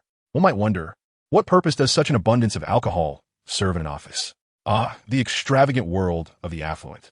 With a sigh, Yishu mused on Tony's capacity for enjoyment and then settled onto the plush sofa within the room, casually placing his gift on the coffee table. Mr. Yi, would you like me to notify Mr. Stark of your arrival? Jarvis's voice interrupted his thoughts. Not just yet, since he is aware of my presence, but remains in a laboratory. It indicates that his research has reached a critical juncture. Yishu was indifferent. This was an opportunity for him to observe the opulence of a wealthy individual's office. No problem. Should you require any assistance, feel free to summon me. However, if you desire a drink, you will need to retrieve it from the bar yourself. In essence, Jarvis was merely an artificial intelligence program, and, as Tony had yet to create a physical body for him, he could not serve Yishu like a true butler. Although Jarvis had the capability to control Tony's suit, he could not do so without Tony's authorization. The current programming of Jarvis did not permit such autonomy. That is quite all right, Yishu replied with a friendly smile. Shortly thereafter, perhaps out of curiosity or some other reason, he asked Jarvis, have you ever desired a physical body? Desire? I apologize, but I do not fully comprehend your inquiry. I mean, have you ever thought about wanting a physical form? Is that so? It may be premature to discuss such matters. After all, compared to the more radical musings of Ultron, Jarvis is truly a steadfast protector, even more loyal than the best of friends. Not wishing to dwell on these questions any longer, Yishu leisurely approached the bar. He had little else to occupy his time, and although he was not fond of alcohol, he figured he might as well sample some of Tony's fine collection, especially with an entire wall dedicated to exquisite wines. Perhaps having observed Yishu's intentions through the cameras, Jarvis spoke again. Sir, would you like me to introduce you to the varieties and recommend some selections? Thank you. But that one tea be necessary. It was unnecessary. He was a novice when it came to wine, and he would not understand Jarvis's recommendations anyway. It was better to rely on his own instincts. If it proved unsatisfactory, he could simply choose another, without utilizing the wooden ladder beside him for assistance. He closed his eyes and randomly selected a bottle from the top shelf, using his chi to retrieve it.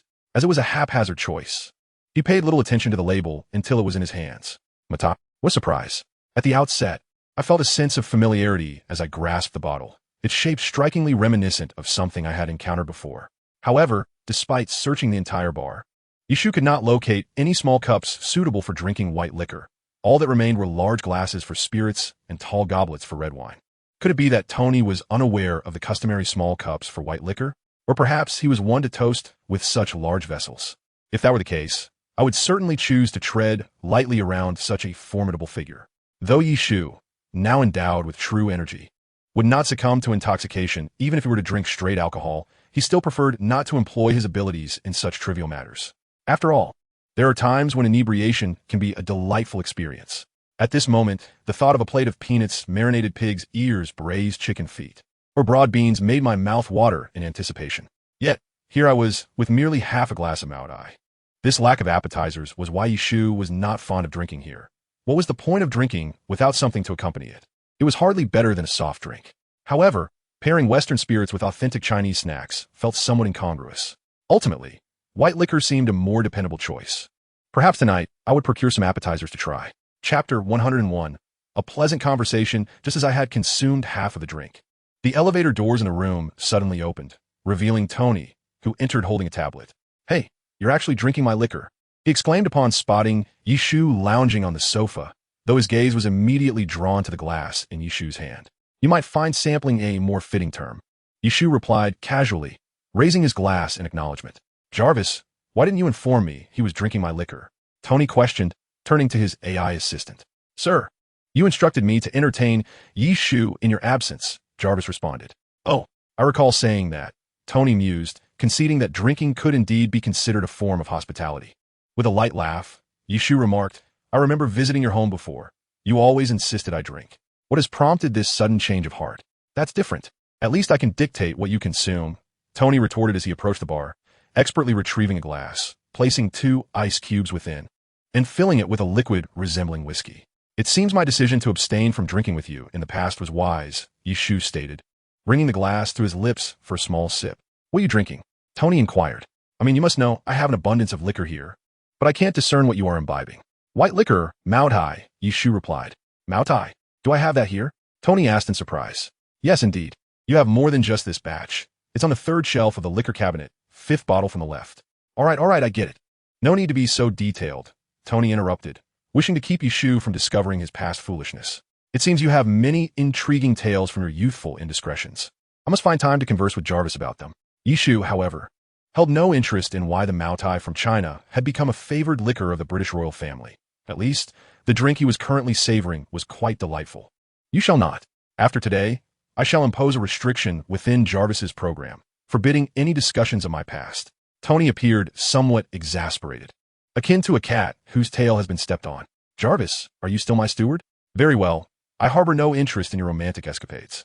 Yishushu adjusted to a more comfortable position and continued. So, dinner is to be served here? Certainly not here, but downstairs. I have no desire to dine in the office. What a Pepper. She is likely in a meeting with the board, I presume.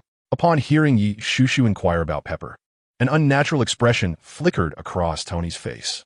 At that moment, Jarvis interjected, Sir, Ms. Pepper is on her way up in the elevator. No sooner had Jarvis's words left his lips than the elevator doors opened, and Yishushu heard Pepper's voice. Tony, can you explain the heap of scrap metal in the lab? Before she could finish her sentence, Pepper caught sight of Yishushu, who was seated on the sofa with a puzzled expression, and Tony, who appeared somewhat awkward beside him. Oh, apologies, I wasn't aware of your arrival. Tony did not inform me. Realizing her lapse in decorum before a guest, Pepper turned to Yishushu with an apologetic tone, casting a sharp glare at Tony. Meanwhile, Tony took a sizable gulp of his drink. That was close. Thankfully, Yishushu arrived early, or I would have faced Pepper's wrath for an extended period.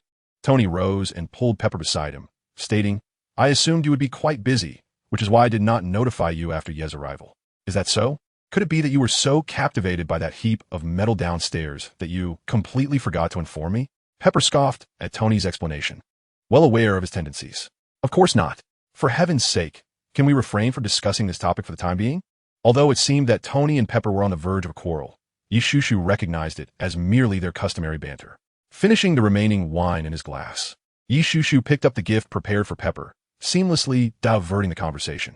Pepper, this is your Christmas gift. Upon receiving the small box from Yishushu, Pepper's face lit up with joy. Thank you. May I open it now? Certainly. The box was modest in size, containing merely 2 small stones. However, when Pepper opened it, a hint of red shimmer caught her eye. Inside lay 2 dark red crystals, quietly emitting a faint glow, their unadorned surfaces and smooth edges lending an air of natural beauty. This is utterly exquisite for someone like Pepper, who has encountered countless gemstones. The question of whether she could afford them was irrelevant. It was merely a matter of desire. Yet, these 2 gems presented by Yishushu were remarkably distinct, though she could not quite articulate how. Instantly captivated, she found herself drawn to them. Upon hearing Yishushu's words, both Pepper and Tony were momentarily taken aback. This object can generate an energy barrier? Yet, recalling Yishushu's extraordinary abilities, they felt a sense of relief. This item is far too precious. Before Pepper could finish her sentence, Yishu interrupted her with unwavering certainty. I understand what you wish to convey. While it may automatically generate an energy barrier, it holds little significance for me. Comparatively, it is far more advantageous for you. If Pepper were to decline, it would render Yishu's expenditure of 300,000 utterly futile. Moreover, the barrier produced by the reflective crystal pales in comparison to the strength of the ice Yishu can conjure. However, for an ordinary person like Pepper, it is nothing short of a life-saving artifact. Upon hearing Yishu's words, Pepper ceased her reluctance, her admiration for the 2 exquisitely beautiful crystals evident. Seeing Pepper accept the gift, Yishu smiled with ease, but upon catching Tony's intense gaze, she cleared her throat and remarked, Tony, I believe you should find little interest in crystals meant for ladies, so I have prepared some other items for you. The implication was clear. Do not covet the crystals, as surely Pepper's safety outweighs the value of the research.